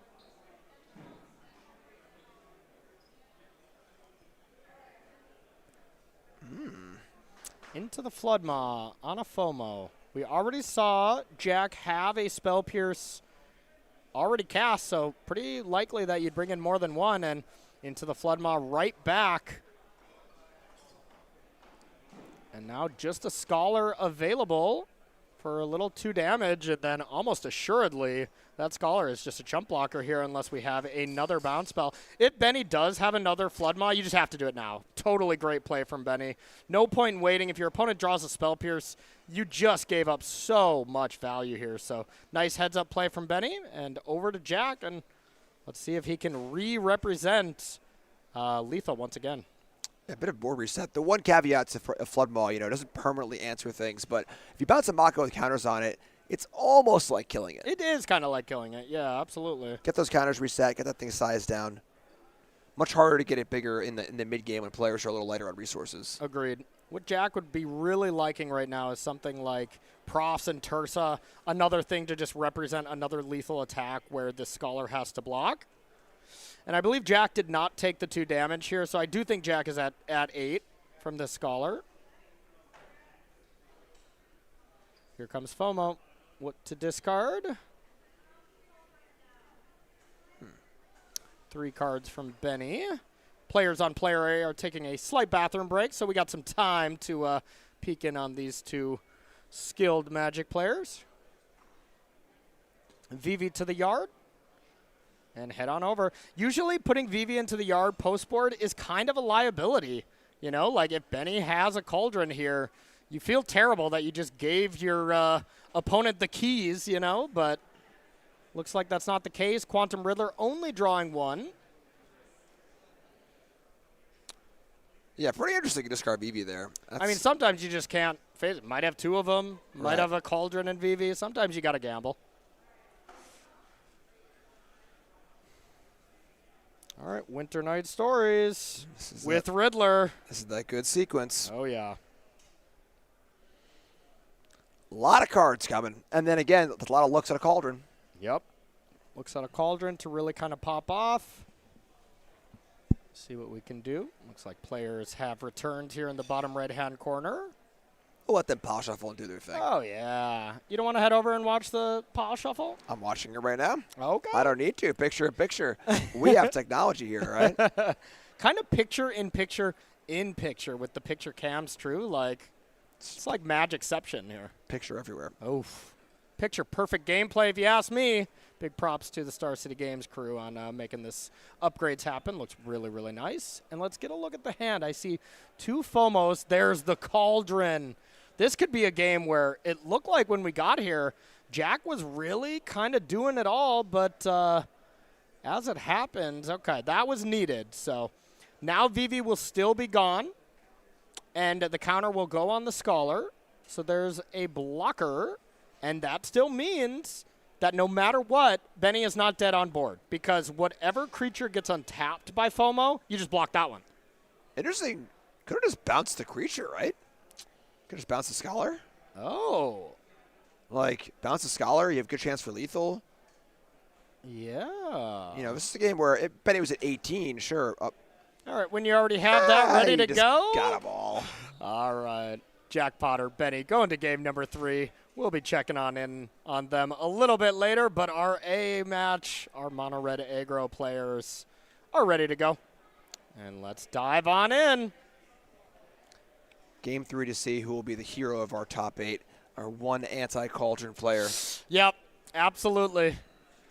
Yeah, I think a lot of people are definitely rooting for either one of these players, whoever takes it down, to be able to take down mono red. And, you know, I'd love to see the win percentage of mono red versus Izzet. As like you were saying, the deck of the tournament, you can never deny it's Cauldron. It's been dominating this weekend. It dominated last weekend. It is the best deck. Anybody who thinks otherwise, they're wrong. You know, that is as plain and simple as it is. But mono red aggro is really coming up. It was our 4th most played deck. And, you know, it rose to the 2nd most played deck as far as conversion rate on day number 2. And clearly it's doing quite well against Izzet. I'd be curious to see the win rate. Yeah, by far our most populous deck besides Izzet Cauldron in the top 16, top 32. Yep. And, of course, we see that represented here with 2 players in top 8. Right here battling it out. Of course, as fate would have it, they're playing each other. Yes. You know, which, you know, it's just, just how the cookie crumbles. But that's still a brutal pill to swallow for sure. I mean, come on, give them each a chance to fight the good fight. But hey, that's how it happens. Tiebreakers are always random. And hey, you know, I mean, we didn't really focus enough. Marco did sneak in on tiebreakers here, so big congrats to Marco. Made it in by 2%. Had a pretty good over. Want to guess who was in 9th place? I mean, I know you just saw it, but who would you guess? I mean, I called it. I said Willie was going to win and come in 9th or 10th. Willie Uddle takes 9th place with mono red as well. So, yeah, brutal stuff. Daniel did take 14th with Azorius Control, and then there was 2 other mono red decks in top 16 as well. So a total of 5 mono red in the top 16. That's not shabby. So 10 out of top 16 were VV Cauldron as well, is how the numbers did end up unfolding. Oh, no. Oh, I mean, this is Marco on the mulligan and only has just a Grizzly Bear on the draw. Lightning Strike from Brennan. And this is before the draw step. Save that 1 life. Yeah. I don't know if I love that, but. Oh, man. Okay, Bastronaut coming in. That is going to go to automatically to speed 2. Or speed 3, right? Speed 3. Why 3? Start your engine goes to 1. Hired Claw deals 1, and then combat damage? Or no, that's just 2, right? 1 per turn. Okay. Oh, never mind. one besides the first one, yes. Okay. You said 1, I said 3. You know, we're doing it. Somewhere in there. Okay, here's Screaming Nemesis, and I did see a Nova Hellkite as well, so that Bastronaut is not long for this world. But Screaming Nemesis is by far the best play that Marco could have had there, besides like triple Burst Lightning or whatever, you know? Yeah, like this is an absolutely, load-bearing Nemesis where it's pretty hard to have a hand with no 1-mana play on the draw. We saw the Grizzly Bear come down and die. Great run out for Brennan, but Nemesis holding the fort here. Yeah, and if you ever want to proactively deal with that card, from Brennan's side where you don't have the way to bounce it, it's a natural 2-for-1. You lose your removal spell, you lose a creature. That's just how it's going to happen. But, I mean, if Brennan has it, you're still probably doing it. Love it. I love it. Damage is coming in. What's going on now? No fear, Shakespeare. That's what's going on here. Okay, there is Lightning Strike number 2. 3 damage from Nemesis. Almost assuredly going at the Challenger. So the way it works is the Challenger is a 3/3 right now. If you aim that 3 at the Challenger, you do have Brendan would have the ability to play 1 more spell and completely blow him out. Yeah, so the Hired Claw is the safe one, right? Marco agrees here. Going to go to the Hired Claw. Just too risky. Because you don't go for the Bastronaut. You have the Hellkite to deal with it, I guess. The tough thing is the Hired Claw already attacked, dealt the damage. I mean, this is a really, really rough spot.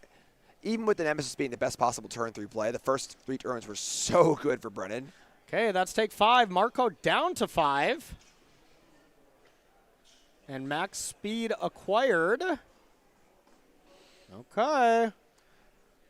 Let's see what Marco Camiluzzi has. We know we have Nova Hellkite to just deal with the Bastronauts, so no matter what, you can stay alive on the battlefield. But, you know, Brennan could sneeze on Marco and win this game. Yeah, we see land 4 Burst Lightning Dragon. That would be a nice start to get it back in the game. Oh, yeah. 5 is low. I mean, 5 is not 4, though, in this matchup. That's a big deal, and looks like Auger is coming down instead. Oof. Weren't we supposed to get to max speed there, or was I off on the one there? You're just off by 1. Gotcha. You're going too fast, Corey. Slow down. I'm trying to get it max speed. Nova Hellkite comes down, and that is going to be it. Brennan Roy, our number 1 seed, takes down one of our established pros, Marco Camiluzzi here, in pretty impressive fashion. Mono red onto the top 4. Of course, that was going to happen no matter what, but really impressive stuff here for my number 1 seed. Yeah, being on the play is really important. It's also really important just to have a functional hand. You know, Yeah. like, we saw the mulligan, which is tough. You can't mulligan that low, you know. Yeah. But if you're on the in the red mirror and you're on the draw and don't have 1 mana play, You probably do have to mulligan. But I'm That's with tough. you. Like, I mean, I guess that's kind of my brand anyways. Like, I'm not mulliganing a lot of hands in the mono red mirror because you do just kind of need to cast a lot of stuff. For sure. But, you know, you're right. You do have to interact. You can't keep, you know, nothing but 3 drops or whatever. So sounds like we have 1 match still playing. We're going to jump down in for a live look at our C table and see what's going on. Our B table, excuse me, and that is Jack Potter up against Benny for that game number 3. And oh my, Benny's looking good here. What are we looking at, Jim? A lot of stuff. We got Profs, FOMO, 2 Makos, counters going up on each. Riddler. Looks like, is that a null in the graveyard? I believe so. Bordeaux a null. Oh, yes. Something like that, is so- one of them. No, that's a Spell Pierce. That's all on man. Yeah. Yeah, close enough. Yeah, close enough. Get some warped Riddlers. Pretty heavy board by Benny. All right, Fear missing out coming down as well. Gets rid of Starting Town. 3 to Delirium. Another counter on the Mako. And my correction here, all 3 other matches are still playing. So we're going to bring you as much magic here from the top 8 as we can. And here's a Surveil with the Thundering Falls. Doing a Delirium check, I imagine. Yeah, both players are doing the things here. You know, this is both players on kind of the Profs draws, not Cauldron draws. Post board, like you were saying, Cauldron's a little harder to do, and it's riskier. You know, Yeah. It's kind of likely for most players to shave down a bit because you don't want to be in a spot where you just have to discard a VV and they go nab it. So a little more about Profs, a little more about, you know, board presence, and this kind of FOMO prosthetic memory combo deck. Yeah. Yeah, and for what it's worth, in the mirror, what I was always doing was keep it all in on the play, take out 2 VV on the draw. No idea if that's correct. There's no, like, one way that is like, hey, this is what you should be doing. And that is what makes the mirror really awesome, you know? So here is Profs with FOMO here. That Surveil of the Into the Floodmaw did get Delirium here. So we got some damage in. We untapped. Now it looks like Jack is looking where to put this other counter and if to attack again. Good place to be.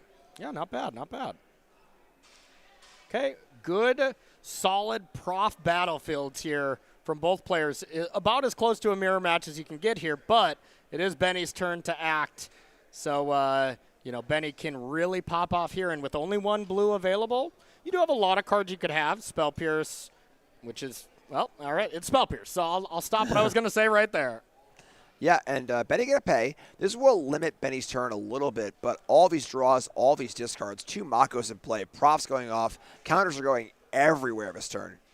Okay, big question. Can Benny now get Delirium? You can discard 2 cards. You could discard land, creature, instead of, you know, just creature or whatever. Get Delirium.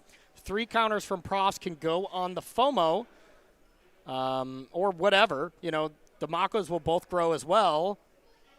And then you'll get another combat, and you'll be able to distribute more counters. So 6 counters from the Prof is coming down. I don't believe we've made a land drop as well, so it can be more with this Winter Night Stories being harmonized with that 4/4 Mako. Really is an impressive amount of power being added to the board for a card draw spell. Yes. You know, this is like a divination or whatever, sorcery, and all of a sudden counters, Makos, discards, Profs, double combat steps. This is pretty interesting here. So I was like, you want to discard more than just a creature to make sure you get Delirium. FOMO is a creature and enchantment, so you could have just discarded that, but the extra starting towns, not that great. You want to discard more cards to maximize your Quantum Riddlers at this stage of the game. I think it's the discard, it's the counters on the Makos. Also, yeah, that too, yep. You might want to flash back to Winternet Stories, in which case you would lose your Delirium. So you would have, now you have enchantment, land, instant, creature, the sorcery's gone. So little heads up, I think, for sizing and as well as preemptively maintaining for Delirium for later. Yep, amen to that. So beginning of combat here, first combat, going on the FOMO. It's quite the song and dance because both players have the ability to output a ton of damage with these FOMOs and the profs. So you gotta fire in for a good attack, make sure you're not dead to a removal spell in the backswing. Yeah, and the other thing is, you also kind of want to leave back one of the creatures, because if you attack with all three creatures, whatever one you untap with Fear of Missing Out, that's the one you just go to block, because then you don't have another creature that can attack. You can get more counters, you'll still get a second combat, but you won't be able to attack with that creature, and, you know, Benny could just die on the flip side of that, for sure, you know? So big turn. Big turn. Thinking it through, doing the math on both sides. Offense, defense, how much can I attack for? Do I have enough blockers? Okay, I like this attack. Untap the big one, untap the big Mako, or untap the Fear of Missing Out. Interesting either way. I would think the Mako, right? Like, it's bigger for the next attack, and then if you want to hold back on D, it's bigger on defense. Yeah, if you untap the Mako, though, you just triple block that, and then it won't get to attack again. Basically, whatever creature you untap is probably what Jack is going to kill. So then you just think, okay, which one is worse to get blocked? Which one's worse to die? And, I mean, a tapped FOMO that's going to do this again next turn, I would rather have laying around. So this is saying, if you kill my FOMO, I'm going to hit you hard with Mako's next combat. And if you kill my Mako, I get to keep my best creature, which is the FOMO. Now it's Jack's turn to do some math. It's a tough thing to balance. How much can you take? How much can you do next turn? Exactly. What are you pushing through? Because now the ball is really in Jack's court. Like, there is some more action that can happen as far as Benny's decisions. And that is, do you attack again or do you hold these Makos back? So there's still one more point of, complexity that Benny's going to do. But for the most part, Jack knows what he can expect for next turn. This is a pretty interesting sequence where it really is like a Spider-Man meme. We have both players having Fear of Missing Out, Makos, Pross. Both players have one stories in the graveyard. So it's not like one player has more resources than the other. Yeah. They really are quite mirrored here. It really is. An absolute mirror match. And, say what you will about mirror matches being aplenty here because Izzet Cauldron is the best deck. The mirror matches are really fun to watch. Yeah, I've heard that on the floor. I've heard players saying, listen, I get this isn't necessarily the most diverse format. Yeah. But the games aren't bad. The games are interesting. Mm-hmm. Absolutely. Kind of reminds me a little like, when Dimir Fairies was kind of the deck for quite a while. That mirror match was awesome. Maybe a little different there, but. That was a deck I would always go 6-2 with. Yeah. Yeah, just wasn't good enough at it. You got to suspend more Ancestral Recalls into Bitter Blossoms then, it sounds like. Oh, my God. That's what I was doing. Exactly. Yeah, when you don't do that, your win percentage probably went down.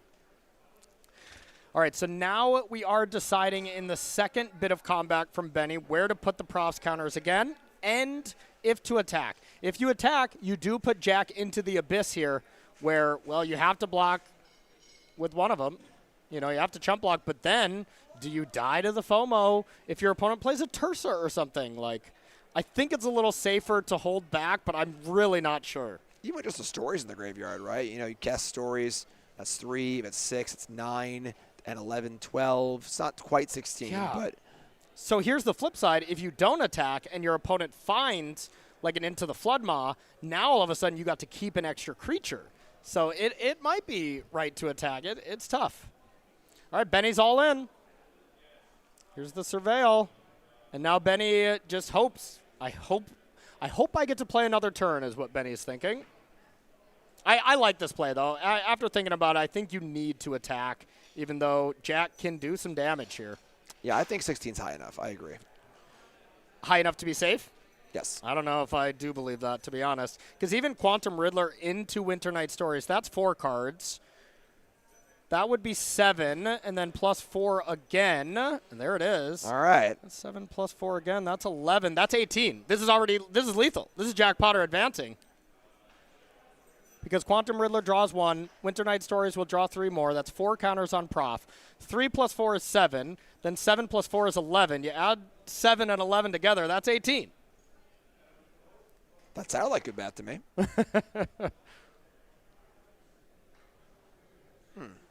That's 1920. Overkill. I think Jack's flexing. I mean, this is a true. And it's that's 21-22 because of the Riddler. I mean, this is every Amulet player ever. You don't just win. You do everything you can do with the deck, and then you win. It ain't worth winning if you can't win big. This is going to be Jack Potter advancing to the top 4. As long as it doesn't accidentally lose Delirium, that Winter Night Story should be exiled. And that is it. Jack Potter wins an incredible, incredible game. Oh, wow. That was some impressive stuff. You know, the other decision point, Jim, is if you leave the Mako back, does it change anything? I don't know, because you have that other Mako that's coming in. You're discarding a lot of cards. Yep. I would think Jack was still going to win regardless there. So impressive stuff. Yeah, I like the attack. Impressive. Yeah. You know, I think they're like, all right, if you got it all, I'm dead, but I'm going to attack, put you in the abyss. 16 is a lot. You know, Yeah. is it capable? Clearly, we just saw it was. Yeah. But I think 16's a lot. Take your chances. It didn't work out, but that's that. Big congrats to House of Mana. Really, really nice guy. Big fan of him. Big fan of Benny as well. So condolences there. But, hey, Benny, you're heading to the Pro Tour as well as anyone that lost. Another update from one of our back players. Jody Keith did take it down, heading on into the top 4. Another really, really strong Magic player. So that just leaves one match. We'll see if we're going down to watch it or if that one has been concluded as well. I'm going to get some word here from our producer in a second, and that word has been delivered. Josh has taken this down. Josh will be advancing to the top 4 as well. Josh Moscow with Is It Cauldron. So the top 4, Josh Moscow, Jody Keith, Jack Potter, and then our one mono red player, Brennan Roy, makes up our top 4. So really impressive stuff. We're going to be bringing you all that action next. But that's going to do it for Jim and I. We'll be heading on out of here to go, let's get real, watch the rest of this coverage. You know, maybe poolside. That might be fun. But, hey, thank you so much for watching, everyone. Any final words here, Jim, before we sign off? You know, Mono Red's the hero we didn't know we deserved, but here we are, Mono Red. Can try and topple the Menace. Let's see if it happens. Absolutely, everyone. So we'll have Ailey Lodi and Reed Duke on the other side of this very short break, and then top 4 Magic. Don't go anywhere.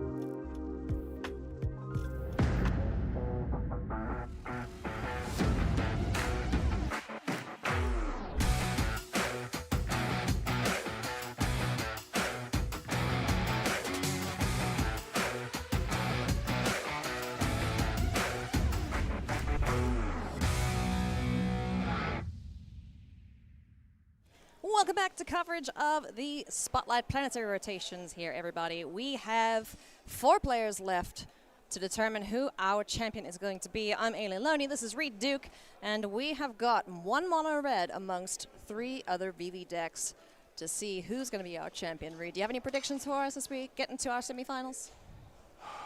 Well, Roy Brennan is our remaining mono red player. He also happens to be the #1 seed, Yes. which means 2 things. First, that he gets to go first in some pretty volatile, fast matchups. So that's a notable advantage. It also means he's just 1 more than anyone else, He has, being the first seed. So, you know, in a field where it would be tough to pick any of the individual Cauldron players amongst, you know, three strong options, I'll go with Brennan, you know. Yeah. Mono red, the standout deck. He's played against Izzet Cauldron a lot and won a lot. And he gets to be on the play for as far as he makes it in the event. How about you? That is, you know, a massive advantage. I've always been wrong when we get to the finals of these in the last couple events that I've covered, and the mono red player has always come out on top. So this time, I hope I'm not cursing you, Brennan, I say mono red is going to win the whole thing. All right. Yeah, let's go for it. Let's find out. You know, between Jody and Jack, I'm not entirely sure who's going to win over there. Very similar decks, very similar, you know, quality of players. So it's going to be a pretty good slugfest here, irrespective. And as soon as our players are ready to rock and roll, we will jump into our Brennan Roy versus Josh Moscow matchup. So should be a goodie, friends.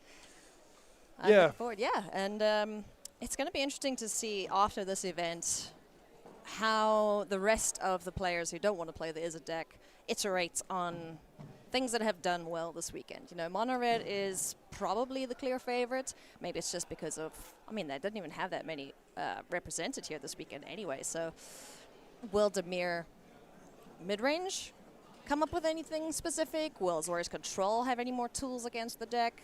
So it's going to be interesting to see after this. Yeah, so for sure we saw a lot of players having success with their particular deck of expertise. You know, we saw some cool sideboard plans, some tight play, Zachary with Demir, Daniel with Azorius Control, making it really far. Yep. But, you know, we said it since round 1, the story of this event was going to be a clear dominant deck, Izzet Cauldron, and we were going to ask the question of what other archetypes could compete with that. We've gotten a pretty definitive answer, which is that the lower tier archetypes could not this weekend hold up to the raw power of the Izzet Cauldron deck. The one exception being mono red. Yeah. So Izzet Cauldron, we started with 30% of the field of, you know, almost 700 players. Yeah. That rose to 54% day 2 conversion, rose to 75% of our top 8. Mono red along the way was even smaller. It was the 4th most played deck, I think, in our metagame share. That rose to 2nd most played, and then 25% of the top 8, definitely disproportionate success. And in particular, showing that it has chops and a very realistic game plan against Izzet Cauldron. But yeah, I mean, this was a rout. This was a dominant performance. You had to go down to 14th place in the final standings to see even a 3rd color of Magic represented. Was the teamer player, right? That was Daniel Fournier with Azorius Control. But like I've never seen anything like that. And the top 13 players in the standings all playing red and blue and nothing else. It's a little wild. It's a little wild, yeah. Yeah. So hopefully we'll see some variety come back in the next events that we cover, and you know, but all in all, take nothing away from these players. They've played superbly this whole weekend. You know, not playing the best deck is doing yourself a disservice, especially if you're a player of such high quality that you can take down a tournament like this. So look, tournament Magic is about problem solving. It's about having the best strategy and being a step ahead of your competition. Played a lot of Magic tournaments in my day. I always try for that goal of, like, I'm going to come up with a new original strategy. I'm going to find something. I'm going to do it differently. I'm going to do it my own way, come up with something nobody is prepared for. And sometimes that works out, and sometimes you have to say, like, you know what, the best strategy is right in front of me, and it's not right to overthink it or convince myself or talk myself into, believing that something's there when it's not. Yeah. So there's a time and a place for innovation. There's a time and a place for playing, the broken deck. Not every event is going to be a case of, Team CFB rocking up with Rakdos Vampires, for example, and taking down an event and then, basically establishing the metagame for another couple of months after that. But yeah, it's fun to innovate. It's fun to try new things, but it's also fun to win. And it's also fun to win lots of money and make it to the Pro Tour. So, again, congratulations to our top 8 who have secured their spots. Our 2 final players, when we eventually get to them, they taken home a big chunk of change here this weekend, and it's a pretty solid weekend's work, I would say, for our players who do end up taking this down. Totally, and at this stage in the tournament, it's is it Cauldron, but it's not just throw everything up in the air and let the chips fall where they will. This is again that concept of problem solving. So I'm playing Is It Cauldron. I know how good my deck is. I know that if I want to make it deep into the tournament, I'm going to have to beat really strong players who have the same information and expertise and skill that I have. So how do you do that? What do you come up with for the mirror match? How do you navigate the games? How do you sideboard? How do you be a step ahead of the competition? And the players that are still remaining in the tournament, they've done that. So they've asked the right questions. They've solved the right problems. That's why they're here. And I'm still quite excited to see how they continue in the last two matches. Yeah, I mean, one of these players is going to be the king of the VV deck, and or the Cauldron deck, I should say. And, one other thing that I've really enjoyed is that there's no right answer as to what build of VV is the best.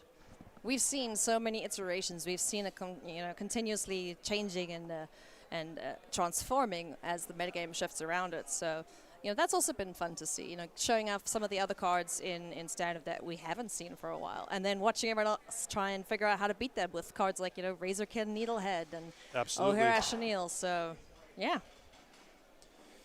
So that's the decks. Yeah. In terms of players, the one I want to highlight is Jody Keith, because he's a longtime player, been one of the top American players in the mix for many, many years. But he's coming out as a pretty standout player in this Magic Spotlight Tournament series, with his other highlight finish being the finals appearance at Spotlight Dragons. Yes. In a completely different format. Yeah. In a limited, Tarkir limited, that was. So a player like Jody showing expertise among a wide range of conditions. And that's kind of what I mean, problem solving, being a step ahead, being willing to identify what you need to do, to beat other skilled players. And pretty awesome. It's this is a guy who could show up with the best deck. This is a guy who can brew his own deck, which we've seen Jody do a million times in the past. This is a guy who's got chops in limited. Yeah. So, rad. It's nice to see his success, and Jody's a good guy who's been pretty easy to root for. Yeah, he's super happy, jovial. Got to chat to him a couple times now at the Pro Tour, especially as well. Got to interview him there, and like you mentioned, the best players are the ones who are well versed in every format, because if you get to the Pro Tour, which the top 8 here are going to do, you have to be good at limited as well. Because if you have a terrible start in limited, chances are you're not going to make the top 8. It's so crucial to have a good record in limited, because anyone who's going 1-2 or 0-3 in the draft portion, unless you're Yuta Takahashi, chances are you're not going to make it to the third day there of competition. So. Totally, yeah. I mean that's a big distinction. Magic's such a challenging game that it's an accomplishment already to be I found a deck that works for me. I'm good at this format. I'm having a good run.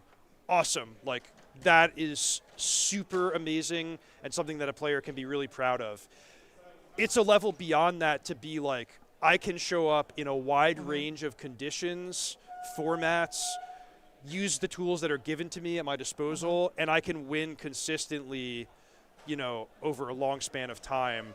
And that's kind of what like long-term success on the Pro Tour means. So, yeah, I mean, Magic's just a game that always presents you with new problems and always keeps you guessing. That's what's so fun about it. It's cool, you know. You have to evolve along with the game. You can't just dig your heels in and be like, no, this isn't Magic how I remember it. There's too many words on cards. Yes, we complain about that all the time. That's just because we have to remember all the words on the cards. And then people get mad at us when we get something wrong. But, you know, that's just how the... That's just the name of the game. Part of the job description. Yeah, part of the job description. As we wait for our semifinals to get set up, the players, hey, they're ready. So let's jump on down there. We'll stop yapping, and we'll get to swinging here. This game is probably going to be over before we can say 1, 2, 3 if Brennan Roy has his way on the play. Semifinals time. Here we go. Burnout, Bastronaut. Start your engines, please. I don't think I've seen that get to max speed, or at least have it be relevant yet. Yeah, usually it's like the player gets to max speed, but the Bastronaut itself is long dead, and no one really cares about the max speed mechanic anymore. But this has been definitely a nice one-drop. In particular, the well, I was going to say evasion, but specifically menace. Difficult to block, a deck that can back it up by removal, and Brennan Roy, he's doing his thing on the play with that nice opening, and Josh is going to have to suffer from the Razorkin Needlehead both attacking him, pinging him away at his draw step, and annoying some of his most potent draws like Proph's Eidetic Memory, Winter Night Stories, Quantum Riddler. So I'm going to be using that life total as a resource as much as humanly possible here. Is Josh Moscow. Brennan Roy, pretty great start here. Finds land 3, which is always, you know, a bit of a concern for the mono-red player. It's like, okay, did you keep a 2-lander? You found a 3rd land? Okay, cool. Basically, then your hand's unlocked, so go ham. And that is pretty much exactly what Brennan's going to do. Thinking about something else that he had in hand, but goes for Screaming Nemesis here. And we're down to 12 already for Josh Moscow. 12 already, 11 in the draw step. So this is already looking like a game where Josh is not going to be able to win fair and square by answering these threats on a one-for-one basis. Instead, it's like, let's try to combo off, do the VV, Winter Night Stories, Proph's Eidetic Memory thing. Yeah. But then you run into the question of how are you going to deal with the Razorkin Needlehead? So, I mean, VV, okay, this is a powerful card. It can maybe block something and then threaten to help you explode out if you get another turn. Yeah. But it's, I mean, this is not a lot. This is pretty sketchy. Because there's 3, 4, possibly 5 if the mana just gets sunk into the Bastronaut. 6, 7 damage just on board without anything else. Brennan's having a good think about something, so he's got options in his hand. Oh, all right. Yeah, gonna ding that, so can't block the first striker here. Yeah, I mean, it probably 4, still 5, 6, has to block. Jump in front of the Screaming Nemesis, take 7 more. Lordy. If you block nothing, you take 9 down to 2, and then you're at 1 in your draw step. It's just so tough any way you look at it. But perhaps the silver lining is that all right. Burst lightning. The silver lining just got blown away. Game 2, let's go. I was gonna say getting the VV in the graveyard, but it don't matter if you're not getting another turn. No. So that was Brennan Roy, turn 4 win on the play. In like a contested game, you know, Josh kept his hand. He had VV, he had Cauldron, but just not even close to being close. If I just had one more turn, Reed.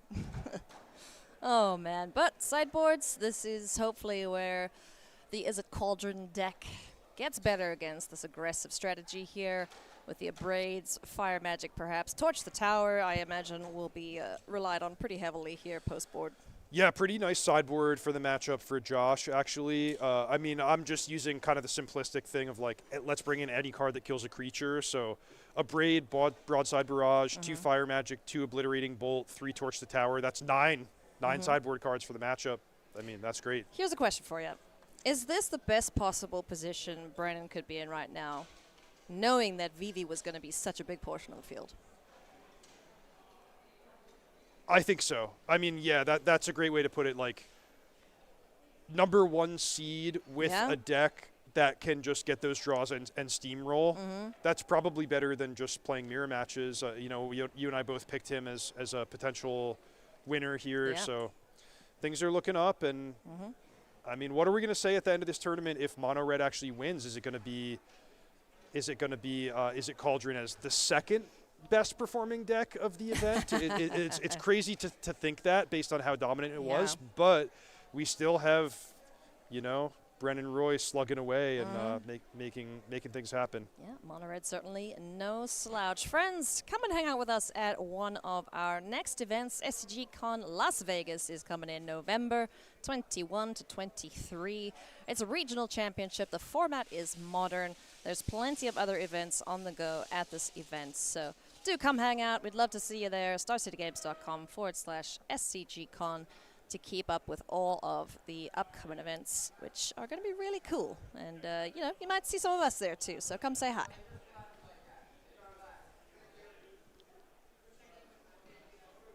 Let's take a look at our second semifinal here. I imagine they're still in game 1, unless I'm horribly mistaken. But, yeah, Jody Keith at the top of your screen there. Perhaps not much longer for this game 1. Yeah. These live look-ins are kind of fun because you can just all right, let's count the number of permanents. Let's count the number of dice on high numbers. And yeah, I think we're moments away from Jody Keith winning this game. Who has more pieces of cardboard? Wow, does Jack Potter have main deck annul? That is... I think so. That's respect for the matchup. Yeah, one annul in the main deck. Honestly, that's a pretty good position to be in if in this top 8 is like I'm playing Vivi Cauldron pre-boarded for the matchup. Love to see that. One of the best decks I ever got to play at a Pro Tour. It was Modern when Hogak Arisen Necropolis was legal. So it was like, okay, this deck was totally broken. Everyone suspected it was going to be quickly banned. And my deck was Hogak with main deck Leyline of the Void. Oh, so it was like, okay, any miscellaneous matchup, I'm going to have the advantage just based on the raw power of my strategy. Yeah.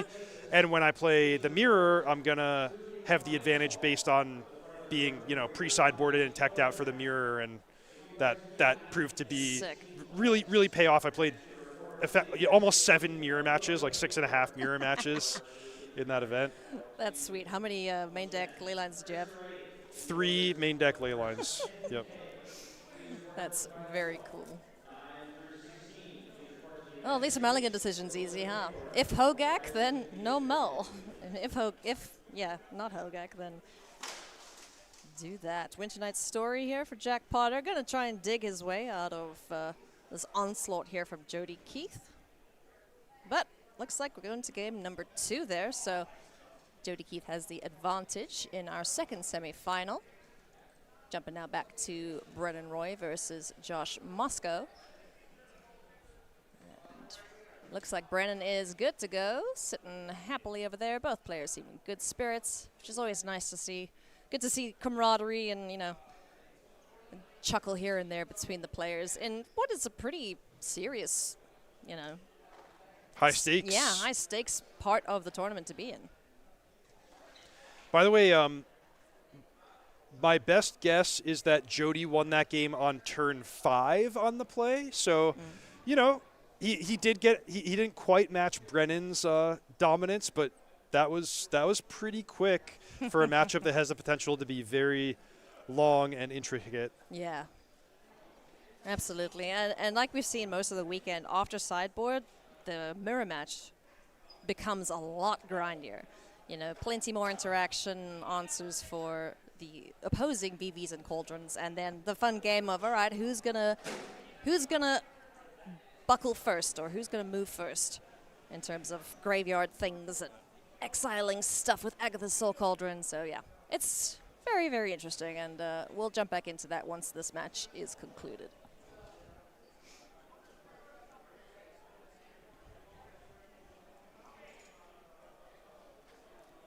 Oh, hey, Reed. I also just, it's not just 10K up for grabs for the winner of this tournament. They also get standard for a year, which is basically a massive case of cards of every standard legal set.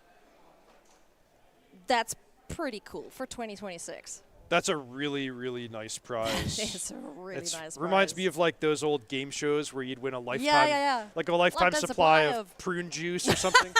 But this is much better than prune juice because they release a lot of sets into standard every year. Do. Yeah. So a case means 6 boxes of play boosters, which is like pretty high retail value.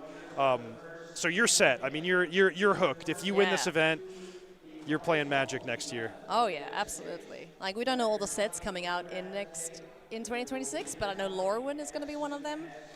I love Lorwyn. I've been looking forward to going to Lorwyn, so I haven't been there yet.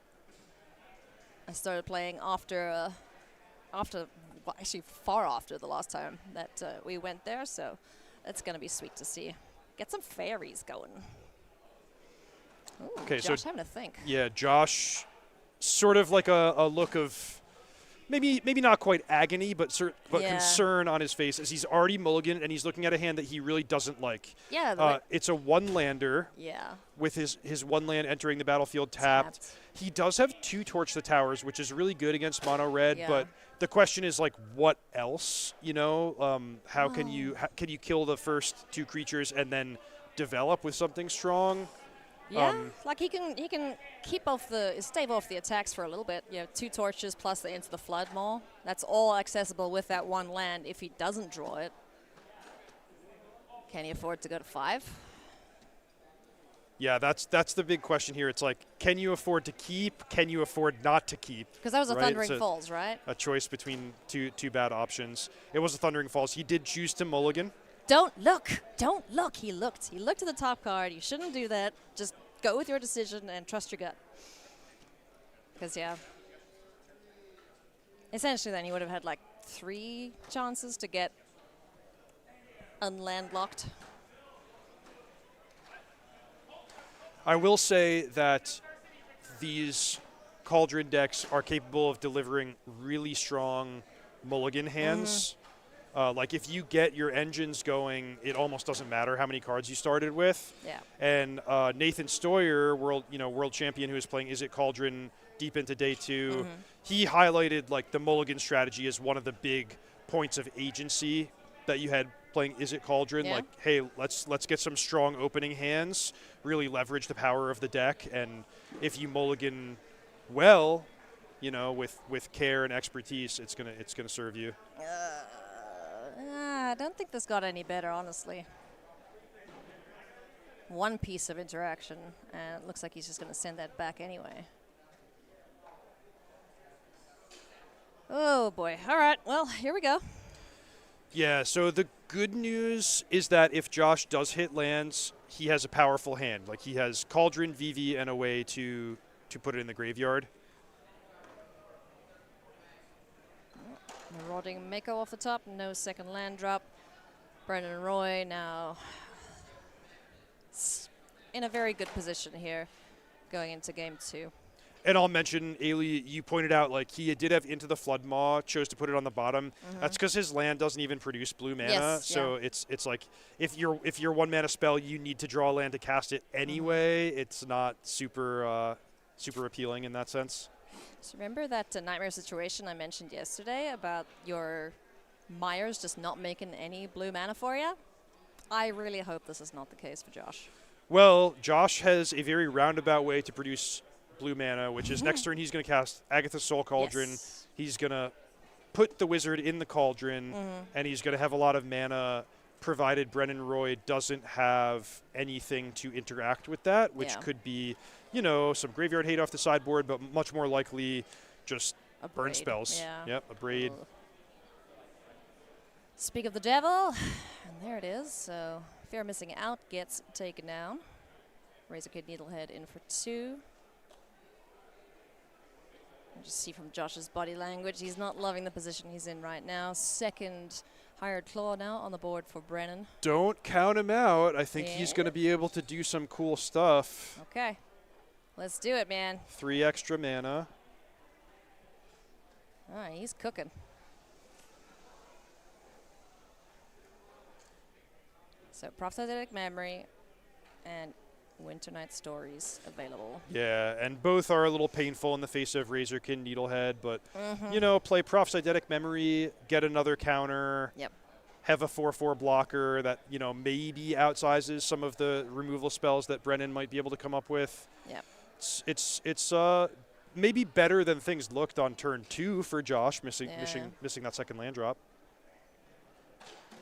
So he hasn't cost anything yet. I imagine there's a 3 mana floating. So going for Fear of Missing Out. Chucks the Winter Night into the yard. Still has the blue floating, perhaps? Yep. So he could Winter Night Stories, but it would mean both taking 3 damage and tapping his blocker. Yeah. So I think he wants tough to do sell. Yeah, Just and he gonna let decides that to just fizzle in. pass. Yeah, get a big old blocker.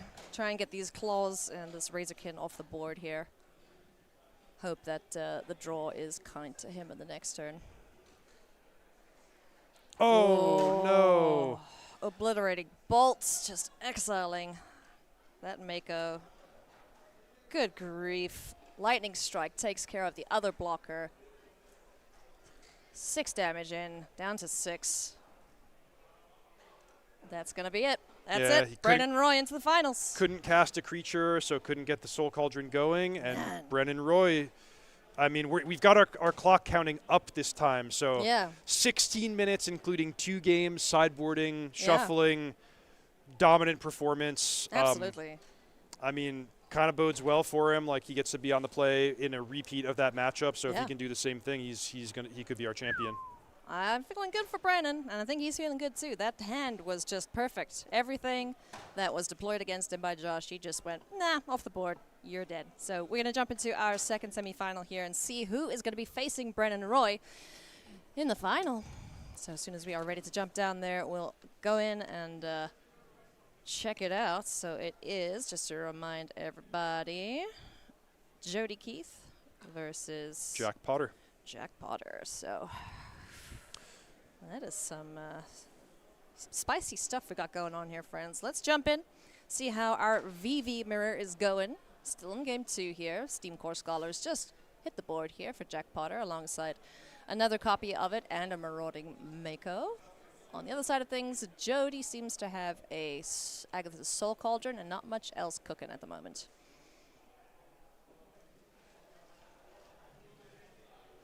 Okay, so this is I'll say a classic battle, or, you know, a common dynamic for the mirror, which is one player has the big fatties, the aggressive attack, while the other has to try to claw back using the combo. So you see Jody does have Cauldron on the battlefield. He does have VV in the graveyard. So if he can play a creature, sort of the sky's the limit, but he's got to do something special or else he's just dead.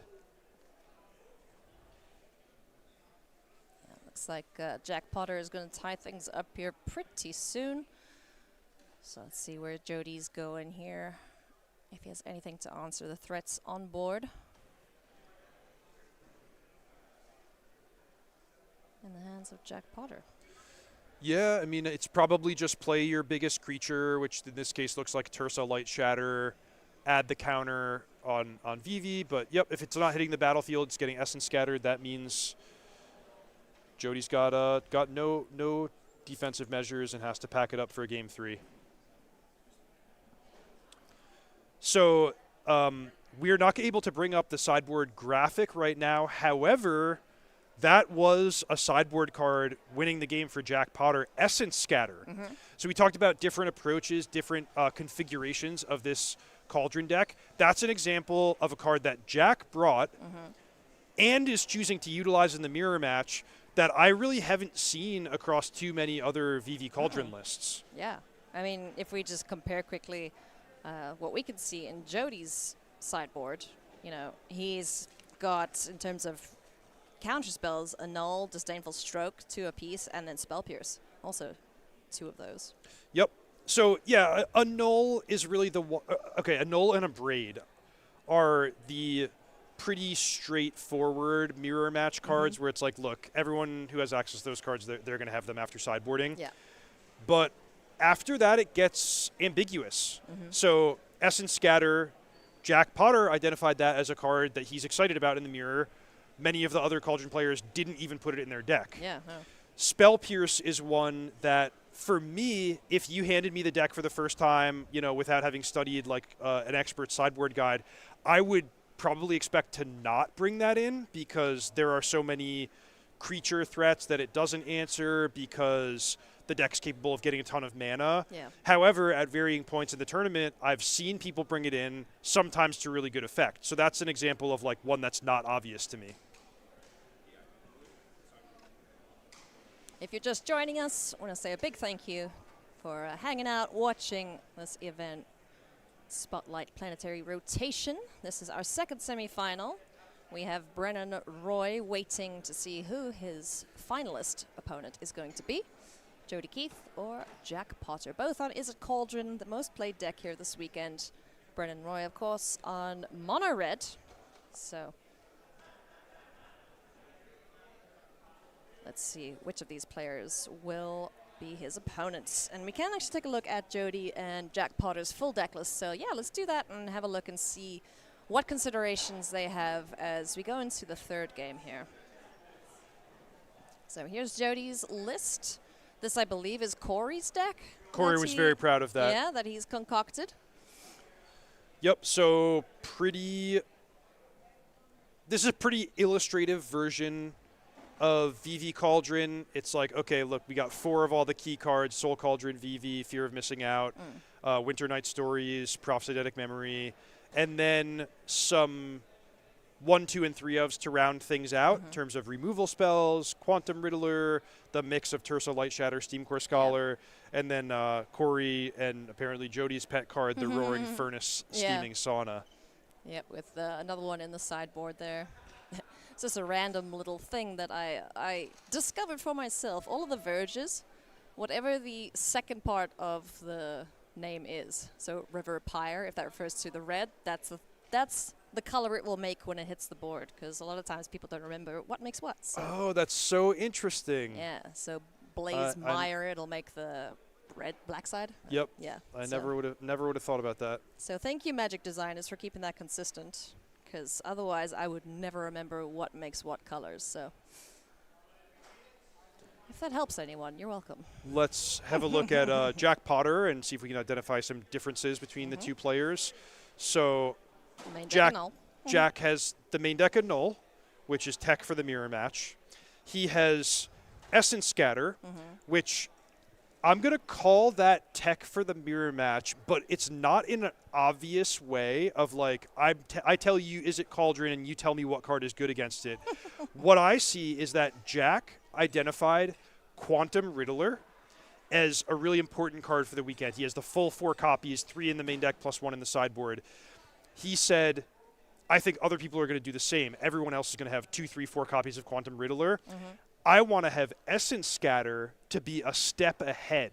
So I want to not be gearing for last week's metagame. I want to identify what the sharp players in the winner's bracket are going to be doing, and I want to be ready for that. So that's a pretty cool, to my point of tournament Magic being about problem solving. I really see Jack's list as like thoughtful, well constructed, and kind of anticipating this late stage metagame where he's going to have to be facing a lot of mirrors against good players. Here we go, game number 3, the third and final between our 2 players here. And interestingly, Jack also not playing Tersa Light Shatter, so another flex slot that players playing this deck can't seem to agree over, which is, again, really cool to see different builds of these lists. Mako a piece here for each of our players.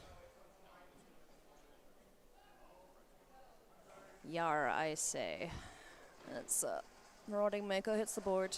Jody Keith thinking about his turn 2 play here. Almost looked like he just was paused for a second. He froze. This is good magic. This is something you'll see experienced tournament players do, which is I start my turn, I untap, I draw my card, I pause. Let me think about everything I want to accomplish in the turn and the best way to execute it.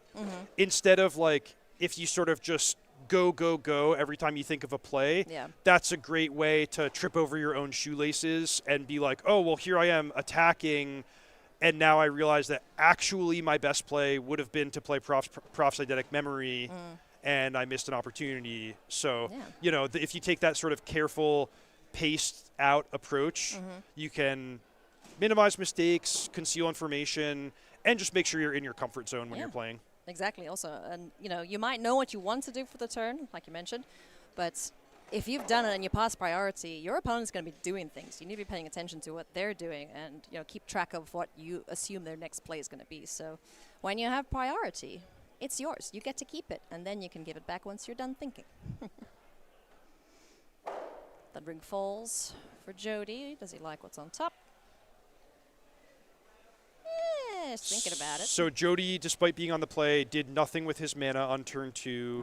Didn't have the annul, didn't have the removal spell. I got the Soul Cauldron. Hits the board here for Jody. Powerful 2 mana legendary permanents. 1 apiece for each player. So Jack likes his top card. And or doesn't want it to go in the graveyard. Because there's this whole dynamic about you don't want to put VV in your graveyard to be easy pickings for your opponent's Soul Cauldron. Yeah. Agatha seems to like stealing ingredients from other people's kitchens, so keep it secret, keep it safe. Wait, that's the wrong universe. Jody now tapping out for Winter Night Stories, or at least attempting to.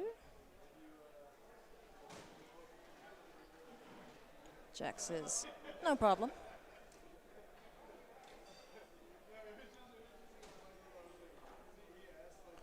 I bet he wishes he had a Prof's Eidetic Memory out now. Oh, hello. Okay. So we've seen this technique from other players before. It's a really advanced move. Jody there voluntarily discarding an extra card. He could have just discarded VV according to the text of Winter Night Stories, but discarded the starting town. The most obvious reason for that is getting a bonus counter on the Marauding Mako, but sometimes players will do it for Delirium. Sometimes they'll do it to empty their hand, get more value out of Quantum Riddler. And also, you know, Mako having counters on it itself, Jody would ideally like another creature on board to activate the Soul Cauldron and get a new counter on it, exiling the VV. And then, voila! All of a sudden, you have a little mana farm. In for 3, down to 15. It goes Jack.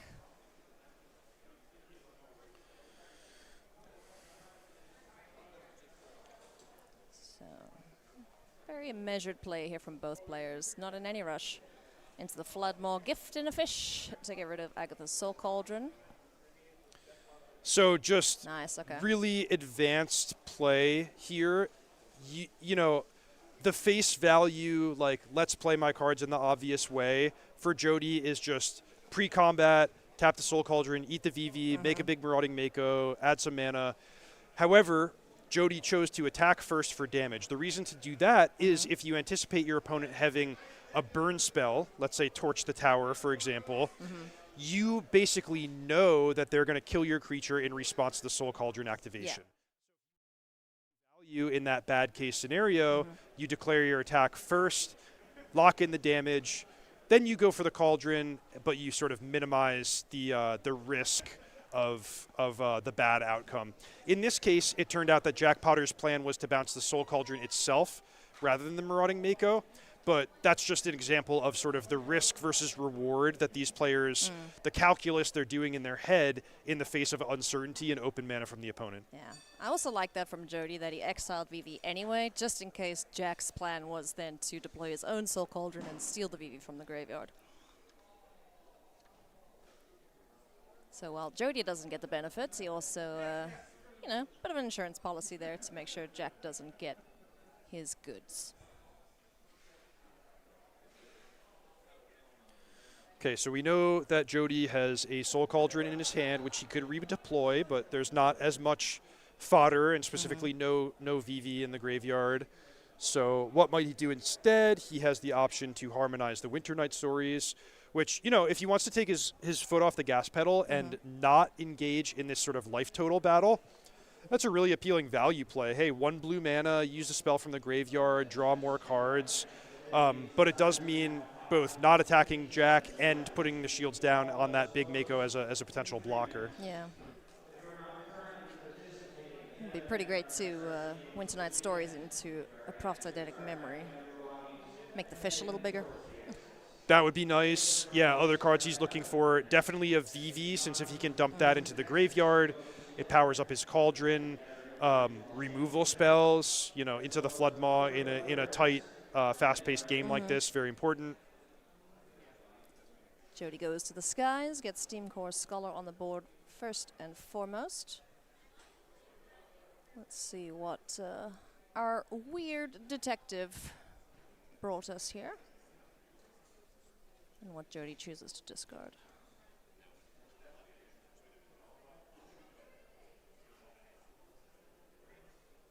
And in the semifinals, or in the top 8 I should say, the rounds aren't timed, so our players within reason are allowed to tank just a little bit longer, having the luxury to do so. Agatha Soul Cauldron number 2 goes into the graveyard. Mako gets bigger.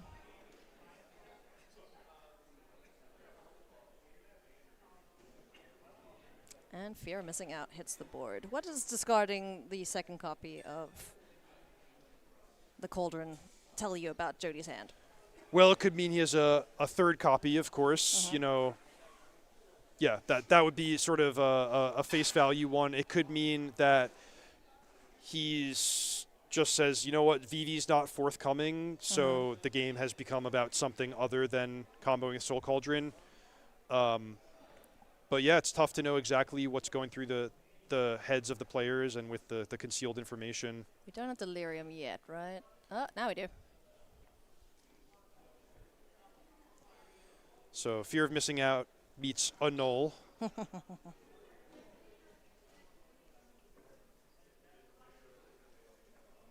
So 2 card types hit the bin there for Jody if he can find another one. Quantum Riddler, fancy version thereof. Hits the board here for Jack. Moves to combat and has a pretty nice attack here. Yeah, I'm guessing Jody's gonna chump block the Mako. Just like you gotta put something in the way of not going down to 3 life here. Yeah, that doesn't sound like a great place to be. Yeah, he could be thinking about chump blocking the Weird as well, the Steam Core Scholar. Yeah.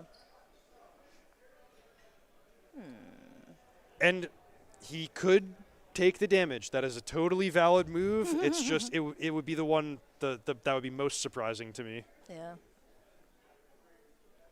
You know, players at this level, most of the time they're thinking 3 turns ahead, you know. If I take this damage, do I win before I take the final 3 points from my opponent? He did take it all. Wow. He's got plans, schemes, I tell you. Okay, Jody is going to do something big here. There is 2 mana open for Jack, so got to be thinking about that. Does Jody Keith? I wonder what the plans are for that fish. Is he going to try to turn it into a VV? Smack Jack with it. Is he going to try to assemble a lethal attack? I mean, look, Jody has 9 on the battlefield. Jack's at 9. Yeah. So if he's like, hey, into the Flood Maw, your Steam Core Scholar, attack, balls in your court, let's see what you have it as in terms of instant speed plays. Jack needs to have an answer for that. And likely would have thought about that going into it, so kicking things off. Jody Keith plays Prophet's Eidetic Memory. Jack says sure. That's not the thing that kills him, so he's not going to respond to it.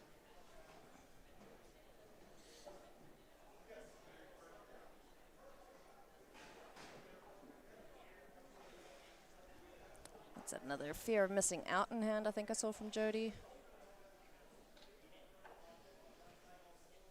Yep, Winter Night Story is still in the graveyard, but Yeah. tapping a creature in a game like this with low life totals, that comes at a big cost.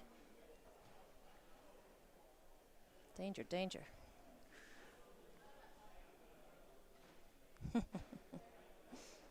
Plenty of decisions to be made here in the mirror match. Just playing this deck in general. Oh, okay. We are going to tap. We're going to tap our Mako here. Replay Winter Night Stories from the yard, harmonizing it. 1 mana, draw 3. What did Jody find? Yeah, it's kind of feeling like the tension's building here, as if Jody possibly can win on this turn. But can he find the right tools to do so? Well, tapping the Mako is pretty meaningful in terms of his ability to present a lethal attack. Now, it is possible he could juice up that Prophetic Memory a little bit more and make the Steam Core Scholar a 9/9, but that would require another card drawing spell and a way to remove the opposing blocker. Or maybe he's just going to make it a 9/9, force a chump block, and be like, you know, I have the biggest creature now. There's the third Cauldron. And there's a Vivi in the yard, too. Yep, Vivi in the yard from the Winter Night Stories. Oh, and it resolved. Nom nom nom nom nom nom nom nom. Fish. Okay. So it's still exiles, right? Correct. Yeah, it still exiles it. So Jack had the answer there. So now Jody is facing 2 lethal attacks. It looks to me like he can only get the Steam Core Scholar up to a 7/7, which is not enough to force Jack Potter to block. So this game is on super tight margins right now. Both players on the edge of their seat here. Jody looks a little bit more stressed than he did about 20 seconds ago. As, Jack had the answer there to stop any comboing of any sort.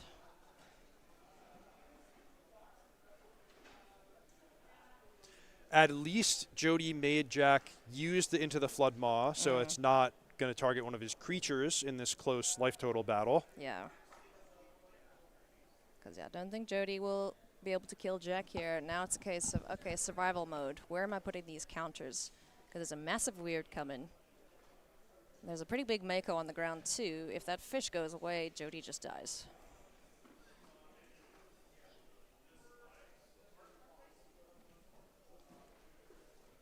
So Steam Core Scholar goes up to 7 power.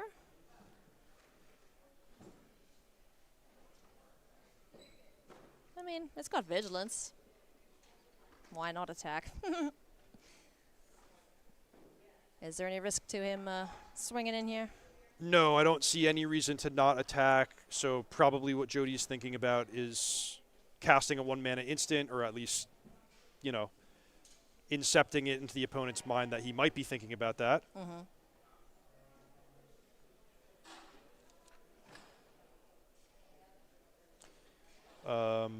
No burst lightnings appear in either deck list, so I don't think there's really anything to fear Jack going down to 2, provided he can win the game on his turn. Okay. Had another Into the Flood Maw anyway, and that is going to do it. Blockers out the way. Jack Potter makes it into our final. So he is stoked about that. Look at him. He's super pumped. Great game there for both players. Awesome GG's to Jody Keith. Always a delight to watch him play. And Jack Potter, super stoked to be in the finals up against Brennan Roy. Yeah, for sure. So we're setting up for another great matchup, one that Brennan Roy, as our mono red player, has played a lot. Congratulations to our 2 semifinalists, Josh Moscow and Jody Keith. You and I got to run into Josh earlier. He seemed like a nice guy who was just really thrilled to be competing and doing well, and Jody just padding the resume as one of the most successful players in this new Magic Spotlight Series, tournament circuit. So great job to him, and great job to our finalists, Roy Brennan and Jack Potter, who we'll see face off in a moment. Yes, we're going to get geared up here for our finals. Quick break. We'll be right back after this and see who our winner of Spotlight Planetary Rotation is.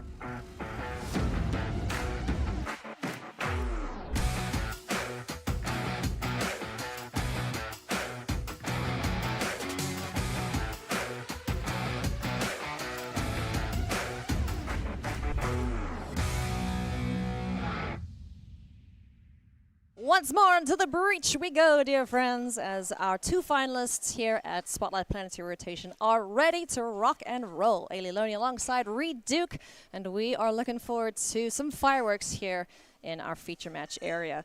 We have Brennan Roy up against Jack Potter playing Mono Red and Is It Cauldron. It's basically the tale of the 2 red decks here this weekend, culminating in our finals, Reed. Yeah, most definitely the 2 most successful decks of the tournament. What do you say we take a look at the players' tracks to get to the finals? Here is our top 8 bracket, so congratulations once again to our top 8. But you see Brennan Roy there dispatching the other mono red aggro player in the top 8. Doing very well here and making it all the way through to the finals alongside Jack Potter. Yep, so outside of that 1 versus 8 mono red mirror, the rest of the bracket was Is It Cauldron mirrors. Yes. So that means that Jack Potter defeated Benny and Jody, both 2-1 in Is It Cauldron mirrors to make it all the way to the finals. Brennan beat Marco in the mono red mirror. He beat Josh in the Is It Cauldron matchup, and now he has an exact repeat of his semifinals matchup, right down to that key factor that he, as the mono red player, gets to go first in game number 1. What a blessing for him, huh? I bet he's just sitting there going, yes, please, let's go. No crappy opening hand, no mulligans, please. Although I think, the mono red deck mulligans pretty okay. Playing 6 cards as opposed to 7. So this is going to be a spicy one. As soon as our players are ready to rock and roll, we'll jump down into the feature match area and bring you all that action. But, yeah, I like this list. I never thought I would see a Burnout Bastronaut here this weekend, to be honest. But, right. A big thing we've been saying about mono red is that the archetype opened up after the super powerful Heartfire Hero and Monstrous Rage were banned. It doesn't mean that mono red becomes a bad strategy. This is an archetype like as old as Magic itself. Yeah. There's almost always some kind of red-based aggressive deck in any format. But what it means is that it's not obvious how you should build it anymore. Do you want to tap into dragon synergies? Do you want to splash a color? Do you want to play techie cards like Razorkin Needlehead or Magebane Lizard? Or do you want to just go, go, go, So there's a lot of ways that people can build mono red. We saw a lot of them even deep into day 2. But Roy Brennan, he's the ones left. yeah, and he is itching to get going and have a repeat of that semifinals where he just absolutely crushed his opponents 2-0. Didn't break a sweat even. It took 3 minutes for game 1 and then 7 minutes to sideboard and then probably another 3 minutes to wrap things up there. So, yeah, definitely some explosive plays coming out of that deck. And like you mentioned, you can build it any which way you like. We saw the Leyline of Resonance deck too, making an appearance with using the Emberheart Challenger. The remaining mouse that didn't get stuck in the ban trap there. But yeah, let's take a look at our deck lists here so we can see what we're getting ourselves into as we prepare for our final. Here is Brennan Roy's deck. Take a look here at our mono red aggro list. Yeah, so he's got the Forward Hired Clause. Everyone plays that. He has Burnout Bastronaut, where some people maybe didn't have a 1-drop in that slot, maybe Fanatical Firebrand, whatever it might be. He does have Emberheart Challenger, so that's the really, really strong Valiant mouse. That's kind of a holdover from the previous versions of Mono Red. Still very potent alongside Rockface Village, alongside, just the prowess ability when combined with burn spells. Razorkin Needlehead, that was a huge card for the whole weekend as it's one of the best threats, with a relevant passive non-combat ability against VV Cauldron. Nova Hellkite has been a big one, flying over and just outputting huge chunks of damage against the opponent's life total. So just keep it lean, focus on the card quality here, some well-placed burn spells, and it has served Brennan extremely well so far. It has, and a couple key cards in the sideboard you've also seen do some really good damage there. Vengeful Possession, stealing your opponent's biggest creature because things get large in that VV deck. We've seen a couple of Makos get to 6, 7, 8 power, and our players are ready to go. So let's jump down to the feature match area, and let's see if we can crown a champion in record time. I'm going to start the clock. Yeah, let's see how they do. And away we go, off to the races here with Brennan Roy and Jack Potter. Brennan up at the top of your screen, playing in mono red aggro. Jack Potter down below. Is it Cauldron? Looks like we're just getting one quick judge. Just checking sleeves, making sure they're all in good standing, all in good shape, I should say. And Let's we're go. off. Good luck, have fun. Mountain. Hired Claw.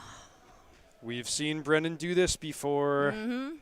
That beautiful start. Hired Claw outputs so much damage so fast. Yeah, it's so good. You know, every time I see like these little creatures doing 1 point of damage, I'm like, oh, Spectacles enabled. I know it's a mechanic that hasn't been around in yonks, but it's just so nice. Well, the lizards in Bloomburrow, they had a lot of spectacle adjacent stuff going on. Yeah, Even the true. Hired Claw itself, activate only if an opponent lost life this turn. Yeah. Razorkin Needlehead taken care of there for at least a turn. Fear of missing out hits the board and chucks Winter Night Stories into the yard here for Jack Potter. So keeping some damage at bay here, sending away that Needlehead. Perfect start for both players. I can see they've why they've made it this far. Just have having the right card on all the key turns. So I'll mention that when we saw Jack Potter face off against Jody Keith in the Is It Cauldron mirror, I made a lot of complimentary comments about his deck list being well set up for the mirror, a step ahead of the expected winner's metagame. However, it is not the best version that I've seen in game one against mono red. So no copies of Torch the Tower. Into the Floodmaw is his only 1 mana interactive card, but it's not quite the same. The difference between permanently dealing with that Razorkin Needlehead versus bouncing it back to the hand can be significant. But notably, Brennan did miss his third land drop, so his ability to redeploy his hand is significantly hampered here. Yeah, and an interesting choice of removal spell and Scorching Shot. 2 mana sorcery, deals 5 damage. It's a good answer for a VV, if the opponent manages to get it down early. A couple spells makes it bigger, gets it out of range of the typical burn spells you'd expect to see. Hired Claw getting in here for 1 point of damage. Steamcore Scholar hit the board here for Jack Potter, getting rid of the Soulstone Sanctuary and one of the Soul Cauldrons. Every once in a while, we see players make a cheeky block there and say, like, you know what, your Hired Claw can win combat here, but it's going to cost you your turn if you want to do it. But Jack Potter is not electing to make that strategic choice here. Instead, just takes the damage. And Brennan picked up the third land and double spelling here to kind of equalize things, get back on track. Yeah, absolutely. Razorkin Needlehead before the draw even. So untap, upkeep, die. Keeping that 1 point of damage off the life total. Here we see Quantum Riddler now, drawing a couple extra cards. Yeah, nice turn. Kind of like the old Shoulder the Apocalypse trick where you would you'd make sure to kill that before you take your draw step. But Jack, he would have loved to have like 2 on-board plays there, say a Braid and then Prophetic Memory or another creature, whatever it might be. But just being able to kill the most potent threat and restock his hand, set up well for next turn, that's plenty strong here, and this game remains close. Yeah, Brandon is not pumping the brakes at all. He is just full steam ahead as he deploys Screaming Nemesis now. Down to 10 goes Jack. Does the draw wield any removal spells here for this big old board? Marauding Mako, followed up here by another Steamcore Scholar. So, at least he's clogging up the battlefield here a little bit. Yeah, so this is something that Is It Cauldron is really good at, and a big strength of the deck in this particular matchup is just the ability to put a lot of power and toughness onto the battlefield, create some blockers. The most important card on the battlefield right now, though, is that Screaming Nemesis, because if Jack Potter wants to actually deal with that, he's going to have to do it inside of combat, which means triggering the ability in a big, painful way. Yeah. There are a couple of other Into the Floodmaws to just try and avoid any damage whatsoever from That pesky 3-drop there. As it stands, a couple of EVs in the yard now just to find a Soul Cauldron. Yep, and I remember also that Jack discarded Winter Night Stories, so he's pretty well set up with a stocked graveyard if he can find the right cards to pair with it.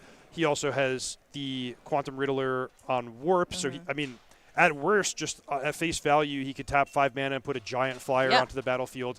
The big question is going to be if he can find a way to work around this Screaming Nemesis.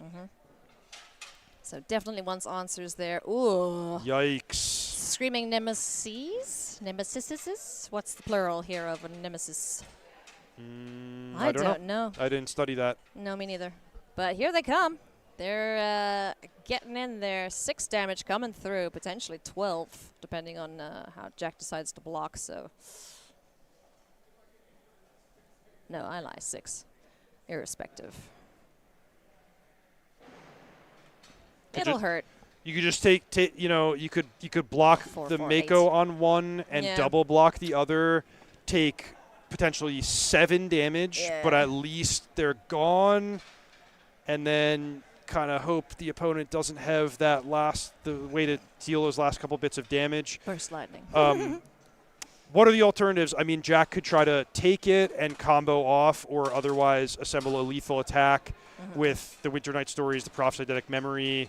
He could take some kind of middle ground here where it's like, let's trade with one Nemesis and then find an answer to the other. It's dicey any way you look at it. Yeah. So where's that 3 damage going then, huh? Face? Face is the place. Sure is. So Jack's going down to 4 then? Yeah, he's at 4. 1 burst lightning away from being dead here in game 1 of our finals. Woo-wee. This is a stressful spot to be in for Jack, but, you know, at least he doesn't have to worry about an opposing Soul Cauldron stealing his VVs. He's got that going for him. Yep, for sure. So, you know, this is kind of the moment where let's see if his deck can pop off. Agatha's Soul Cauldron would be the very best card. He could have here an answer to the Screaming Nemesis would be the second best. Failing that, he has to just put some blockers, you know, some stumbling blocks in front and try to hold on for one more turn. But yeah, Screaming Nemesis is a stressful card, no doubt about that. Yeah, it's something you just kind of want to, you know, tap, go to sleep, stun, let it just be there, and don't worry about it. But even then, Brennan could Scorching Shot it, for example, and just kill Jack. So he certainly still has ways to get Jack dead here. Let's just see if he has it once the turn passes back. Jack in his second main phase, trying to decide if he wants to get that Winter Night Stories out of the yard. And the answer is yes. So a little bit of a sign of desperation, probably looking for Soul Cauldron. Found 2 creatures there. Fear of missing out on a Mako by the look of it. So Thundering Fall. Nope, that's a discard. Mako in the bin. Land for turn. Go. Okay. Not promising. Even a single removal spell here puts Jack right in the line of fire against a menace creature, the Hired Claw, that can actually grow larger than the Steam Core Scholar. Yep. Jack, you know, he could have 2 things. He could have Abrade and Into the Floodmaw. That maybe would make the situation a little more tenable, but very... Even on attacks, he gets full speed. So the menace creature then has double strike. Yeah, that's so just lethal. Yeah, it's a great point. So is it true that Jack just needs to have 2 instant speed plays in order to survive the turn? Yeah. That's what it's looking like. He can only take, you know, a hit from 1 creature. So extremely dangerous spot here for Jack Potter, sitting at 4 life. It's not looking too hot, I will say. Yeah. But I love Brennan taking his time here. I mean, he's got to feel like he's close, but you really want to maximize this. The finals of a tournament, $10,000 on the line. It's like, hey, let's pretend Jack Potter has 2 instant speed removal spells here and make the best play I can in the face of the worst case scenario. Oh, man. Oh, scorching shot your own guy. Come on. That's not the safe play to do. It would be flashy and cool, but yeah, with another Emberheart Challenger on the board to extra attacker, Jack says, hold, please. Can I survive? I believe the answer is no, just based on the attack trigger from the claw. Right, and so if, 2 removal spells, get rid of the Screaming Nemesis and the Hired Claw, the Emberheart Challenger picked up a Prowess trigger, so that's still dead, yeah. 4. Yeah. So any 2 of these creatures present lethal. Yeah. Too many questions being asked here, and not enough answers for Jack Potter, unfortunately, in game 1 here. And again, Brennan, very measured, very calm in this attack. And he does have 2 instants. Huh. So a braid. What, kill the... no. You can't do anything about this, though. Well, yeah, I mean, the only thing you can do is into the Flood Maw, the Screaming Nemesis, a braid. Well, the Emberheart Challenger. Yeah, I mean, there's got to be a missed trigger somehow in order to survive the turn. Yeah. If your opponent just announces everything properly, it's 4 damage anyway. You look at it, so that is going to be game over. Yeah, he was dead in very many ways there, no matter which way he tried to interact. But played to his outs there, did Jack, and hopefully post-board things get a little better for him here in game number 2 of our finals. Who's going to be our champion? Brendan Roy is 1 game away from that. But let's talk sideboard here, Reed. What is Jack going to bring in besides everything that burns? Yeah, we're going to talk. Let's talk about that. I just want to take that one last moment to compliment Brendan Roy on a really tightly navigated turn where it's so easy in that spot to just be like, dude, he doesn't have 2 instant speed removal. I'm just going to attack and I want to get the game over with. But he actually took the time he needed to play around that exact configuration of cards and get the win and not give the Is It Cauldron player that one more turn, which can be deadly based on the power level of this deck. So great job by Brennan. Brennan, well-deserved game number 1. Now to your question about the sideboarding. As we have said previously for Brennan's opponents, anything that kills or answers a creature, I think that's coming in. Bounce off, Fire Magic, Flood Maw, Obliterating Bolt, Torch the Tower. Those 3 Torch the Towers, that's going to be the most meaningful change. And as I said, Jack Potter was not super well equipped to beat mono red in game number 1 due to the lack of cheap removal, but he's got it after sideboarding. So that's going to really help him improve. In terms of Brennan, I think he's pretty well set up in game number 1 against Cauldron without a dramatic overhaul to his deck. But the card you pointed out, which I'm really curious if we're going to see, is Vengeful Possession, because that can be, a way to drop the hammer on a complicated board state on a key turn. I love stealing things. Every time I see a steal effect in Limited, I'm like, yes, please give. Just using your opponent's cards against them, it's dirty, but it feels real good. So our players consulting their sideboards. Again, no time limit here in our finals. Just want to say thank you wherever you're watching from around the world. Thank you for tuning in and watching with us. And just a reminder, if you would like to sell some of your cards that you're not using at the moment, you want to get some extra cash, build something else, go and check out sellyourgames.starcitygames.com. You get great prices, 30% trade bonus. You can easily upload CSV of all your cards. It's also a handy QR code there, so if you don't like typing, just open your camera, take a picture. Well, click the link. Yeah, do the thing. Click the thing that makes the ding, and then sell your cards and get some great value off of them.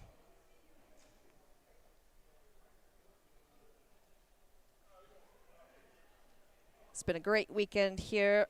A lot of innovation from the non-Cauldron players. Not to say the Cauldron players haven't been trying out different things, but, we've seen some really sweet deck lists here this weekend. Teamer, Battle Crier combo shenanigans. We've seen Mono Black doing pretty well. the usual suspects putting up a good fight against is a Cauldron deck. So overall, barring, aside from the overwhelming presence of VV Cauldron, I think this has been a pretty sweet weekend for Standard. Yep. The saving grace for me is that the games are good and fun. We have good moments. I think there's valid complaints about the metagame, the diversity of strategies appearing at the top tables. That's fine. We've been there before in various moments and formats in Magic. As long as players are having fun, getting to express themselves in terms of deck building and gameplay, that's what it's all about. Yeah. And don't forget, there's plenty of formats in Magic, so if Standard isn't doing it for you at the moment, well, the regional championships are all modern, so go check out some of those decks, see what cards like Quantum Riddler are doing. Quantum Riddler Ephemerate that you were talking about earlier, that's so gross. You just get so many cards, and you get, what, a 4/6 for 2 mana, essentially? Well, 3 if you cost the Ephemerate, but yeah, it's sweet. Let's take a look at these opening hands. 2 Makos. It's the Flood Maw. Do you have lands in that hand? He's got an island. He has lands. Yeah. Okay. Sick. All right, let's go. Let's boogie. Game 2 here. Jack Potter needs to equalize, or Brennan Roy is going to be champion here. Start things off with a Mako, and Burst Lightning says, "Get out of here, little guy." So that shark goes die-die. The play draw dynamic so interesting where, when you're going first, you just want to press that built-in advantage of getting the first turn by playing a hard-hitting one-drop. In the case of Brennan, it's Hired Claw. In the case of Jack, it's Marauding Mako. When you're on the draw, you can't just mirror your opponent's plays because you're going to be one step behind all game. So instead, finding a way to break serve, it's these 1-mana removal spells, Burst Lightning, Torch the Tower, into the Flood Maw.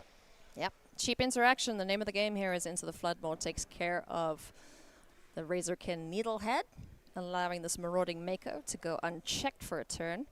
What does Jack Potter do before combat, if anything? 3 mana. Ooh, yeah, what you got? Steam Core Scholar, maybe? No? You got a VV?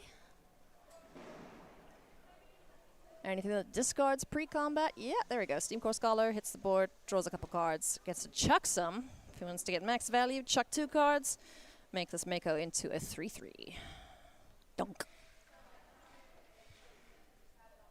2 lands out of hand here. Mako getting out of Burst Lightning range temporarily. Turn passes back now to Brennan Roy. Finds a 3rd land. Always a good sign for the mono-red players.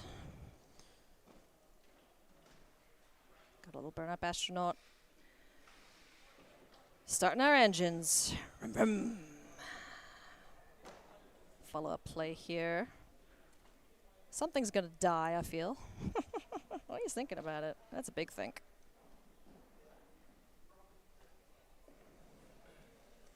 Yep, 2 mana. A Braid takes care of the Mako. So the growing threat dealt with. A creature on the board. Oh, goody. Prof's Eidetic Memory now going to make this Steam Core Scholar a pretty formidable threat. Brennan stopped to think about that, which is kind of funny because the Mako is the larger creature, and it's easier to grow even bigger. So, you would think about that as being the more potent threat that you definitely want to answer. However, Vigilance is so strong in this matchup where you want to be attacking your opponent's life total at the same time as, holding up whatever layers of defense you can. So I think Brennan had that brief thought where he was like, you know what? Even a big Marauding Mako, I can manage that because it can only either attack or block in a turn. But if my opponent makes some kind of crazy 6/6 flying Vigilance creature, that's going to be more problematic. But a really effective mix of removal and threats from Brennan. I mean, just great draw, like being able to remove these varying threats while still hitting land drops, presenting a clock. So both players doing really, really well in this game. That's what we want to see. We want to see players taking part in the game, and we're seeing answers and threats going around the table here. Marauding Mako and Fear of Missing Out now on the board for Jack. Doesn't look like we found land 4. So the turn passes back now. Razorkin Needlehead going to get chipping away. That goes unanswered for a turn from Jack Potter's side. Wow. Just so many removal. Oh my goodness. Are you kidding me? He's got to be hell-bent now, right?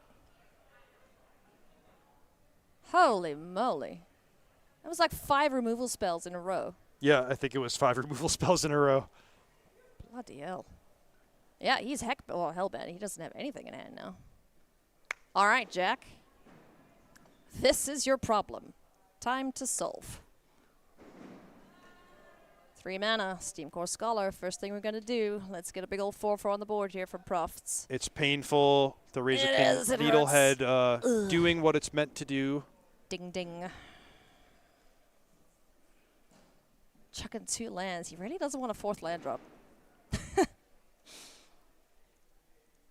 Why? Why? Are they both tap lands? Wow, Screaming Nemesis, What? such a good draw off the top here. Oh my goodness. That is some crazy top deck in here from Brennan. I mean, he might just have to block the Nemesis Yeah. unless you have a different plan for it. Because it's that spot where the Scholar would at least beat the Nemesis in combat, which means Brennan has to choose between throwing the damage at face or trading with the Steam Core Scholar.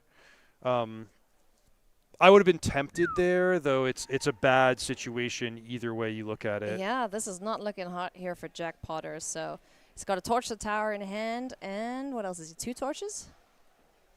He's flicking so fast I can't see what the other card is, man.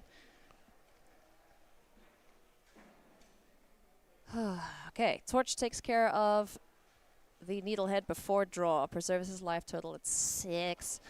That hurts. We need to into the flood more this guy or something, but yeah, we're gonna, oh boy, Obliterating Bolt, that Bastronaut. Now we gotta deal with this Screaming Nemesis here.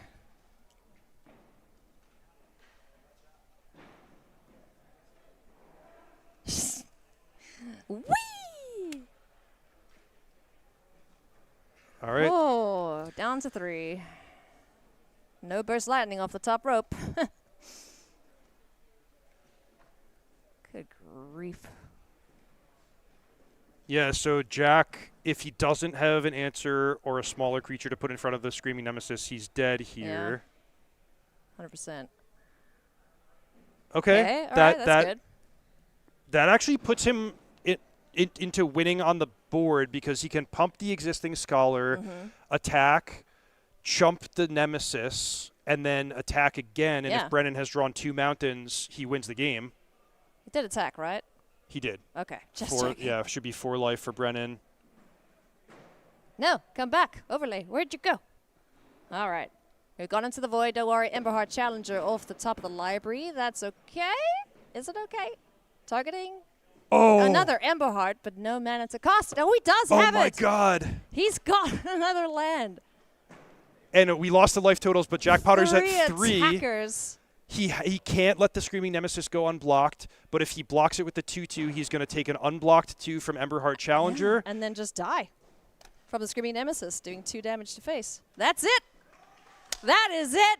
Brennan Roy picking up the victory here in emphatic fashion with mono red aggro. Congratulations to Brennan, and an excellent fight here put up by Jack Potter. Wow.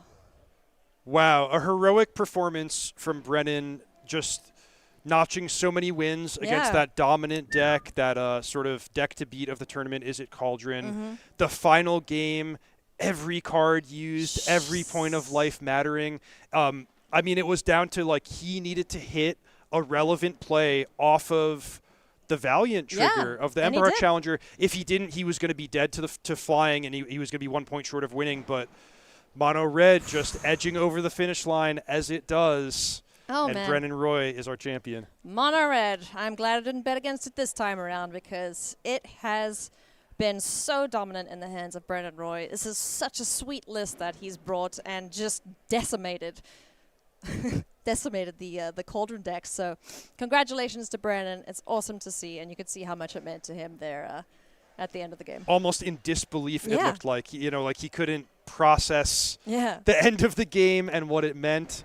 And yeah, I mean, it's just great to see, like, the end of a 700 player Magic tournament is awesome because it's the culmination of, like, people have worked so hard, the tensions have been so high, you're in this adrenaline mode, and then suddenly it's like, it's all over. Hey man, you won. Like, enjoy it. You know, you're the proud owner of $10,000, a Pro Tour invite, standard for a year.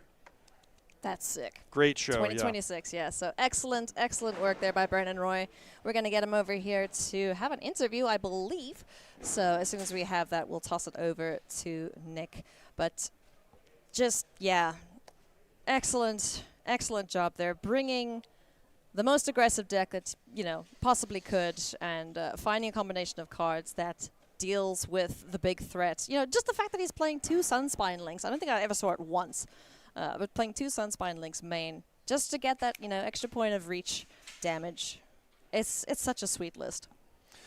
You know, across a year of Standard, it's Mono Red has always been here. It's always been kind of an underdog story, taking on the dominant decks. I mean, the last time you and I worked together, it was Is It Prowess with Corey Steelcutter, the menace of the format. Yeah. Mono Red won that one as well. It did. Mono Red won Pro Tour Final Fantasy. Mono Red won the very first Spotlight Series event way back, you know, a year ago or the start of 2025. So it just never goes anywhere. It's a classic archetype. It's always got that puncher's chance. And when the Mono Red players come with the nice tight deck lists, the nice tight play, sideboard plan for anything that they might face, it's just cool to watch. Yeah, absolutely. And looking forward to seeing a couple more Mono Red decks being submitted for the next of these events. Please and thank you. So that will be sweet to see. Let's see what Vivi can do, if it changes anything in the main deck configuration to deal with these hasty threats, you know? Who knows? Maybe we'll see some more Torture Towers coming back in and finding a way to deal with those, potentially. Well, that at least makes it interesting. You know, give the Cauldron decks something to worry about at least, where, all right, you know, enough with the main deck annuls, gearing for the mirror, pre-sideboarding. Like, hey, there are other strategies out there that are going to keep you honest. You got to have your removal spells. You got to be ready to deal with Mono Red, some flying dragons coming at you. So as long as there's that, as long as it doesn't truly become a one-deck format, then you maintain some interesting competitive dynamics in Standard. Yeah, absolutely. And, you know, like we mentioned earlier, new sets coming almost every 2 months or something. There's a lot of cards coming to Standard. You know, we're going to have the Spider-Man sets. We're also going to have Avatar. That's also Standard, right? I believe so. Yep. Yeah, all the Universes Beyond releases are straight to Standard now, which is exciting as a Standard player that you're getting, you know, new influx of cards just so frequently, new toys to work with, and new problems to solve. Yeah, absolutely. We have our champion getting ready here for an interview with Nick Miller, so give him a couple seconds to set up. While they are doing that, we just want to take a quick opportunity to say thank you very much to our sponsors of this event, Beckett and Dragon Shield. Without them, we wouldn't be able to put on such an awesome show, get some fancy new toys to play with. So big thank you to Beckett and Dragon Shield. Go check them out. Support those who support us in bringing you Magic coverage. You know, we know at one point Magic coverage was a little slim and undershown. So the more that we can bring you, the happier everyone will be. And just want to say thank you as well to everyone behind the scenes working here, putting on an excellent show for us. Thank you to all the players who took the time to come and register for this, and thank you to the commentators as well for bringing us all the action.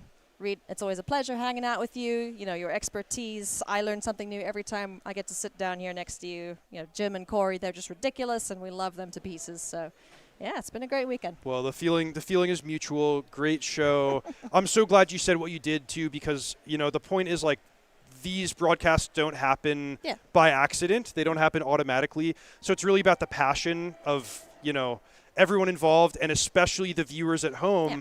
If we didn't have anyone to watch, we wouldn't be putting on the show. So thank you all to those of you who watched, who tuned in, and you know, Magic players across the world who are having fun and engaging in these big tournaments. Yeah, don't forget to like and subscribe.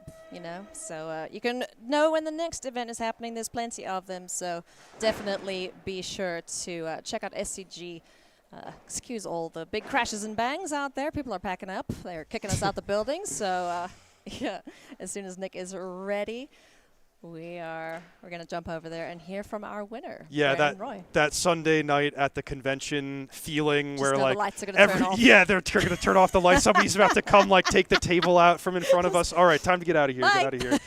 But you know, it's cool, like the excitement too of just wrapping up these big tournaments and the convention center's empty. You look up from your match and you're like, wow, I'm Where the did everyone last go? one standing. Where did everyone go?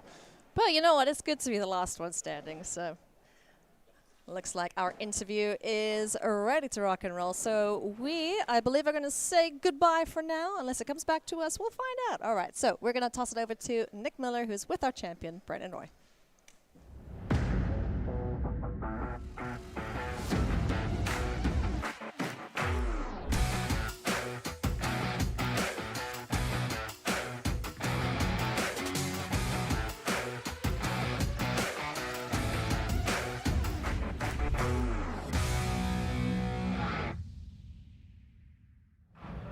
Hello, welcome back to the Sideboard one last time here at Magic Spotlight Planetary Rotation, part of SCG Con Orlando.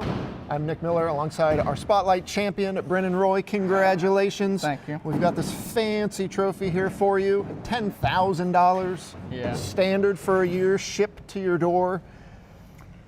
Yeah. The weekend was Is It Cauldron everywhere. Sure. But you showed everyone at home, Mono Red is the actual sheriff in town. You played it 13 times on the weekend.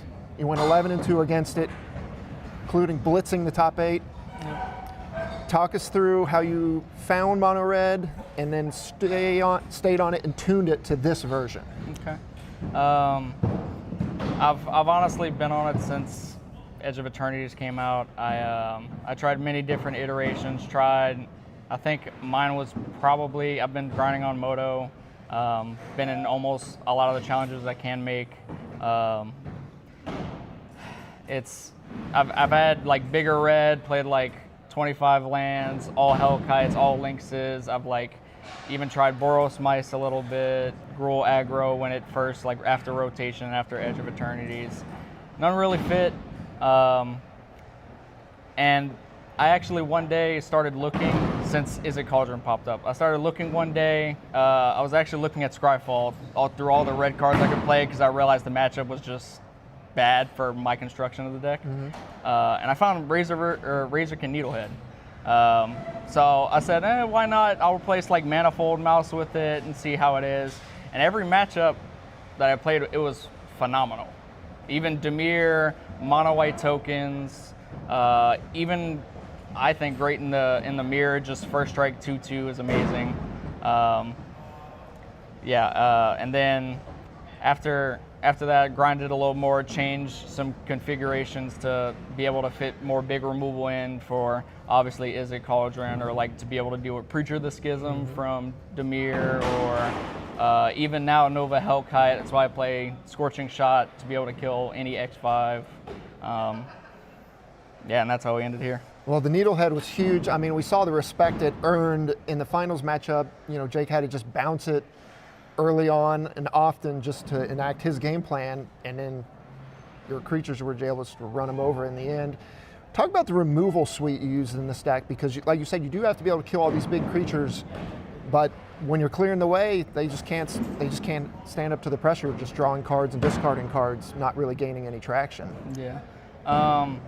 I mean, Scorching Shot has been phenomenal. I even replaced, at first I did the normal like 17 lands, 4 village, 3 sanctuary, but I really wanted to cast all my double red spells with Scorching Shot and Needlehead.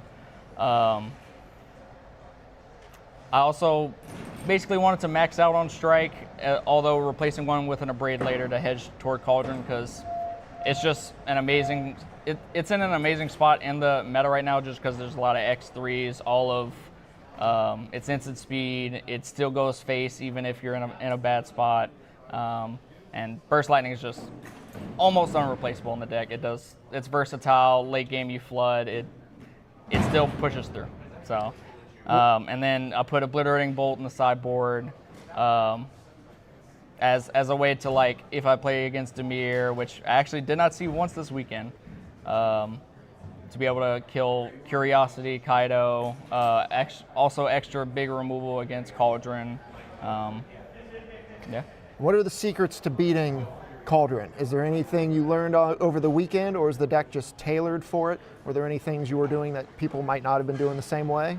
I would definitely say on the play, just pressure. That's literally it. As long as you can clear the way for your smaller creatures and be able to get through,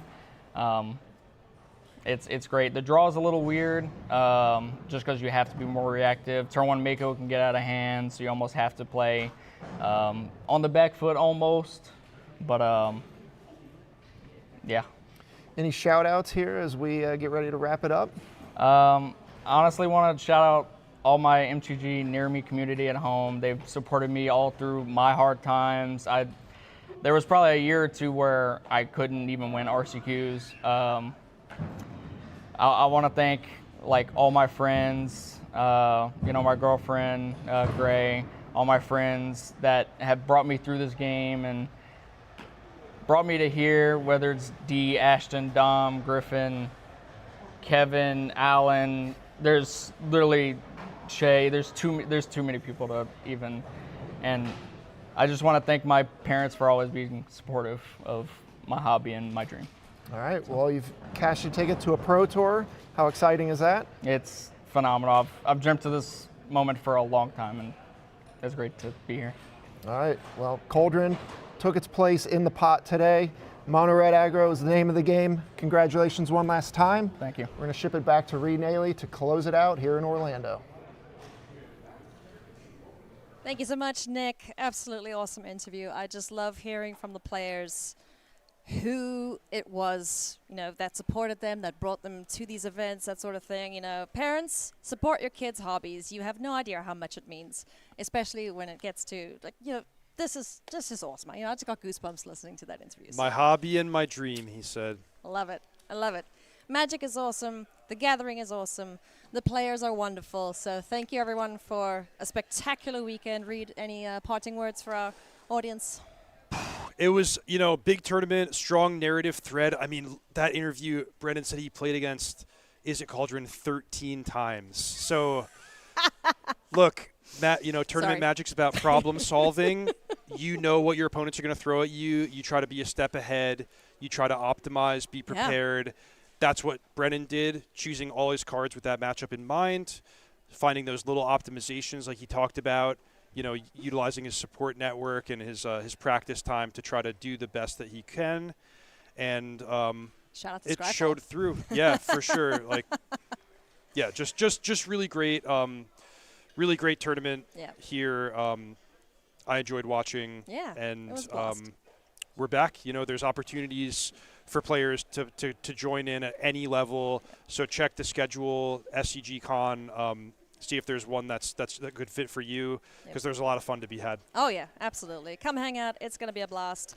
We hope to see you all at the next event. But from all of us here in Orlando, Florida, thank you so much for watching, and we'll see you next time.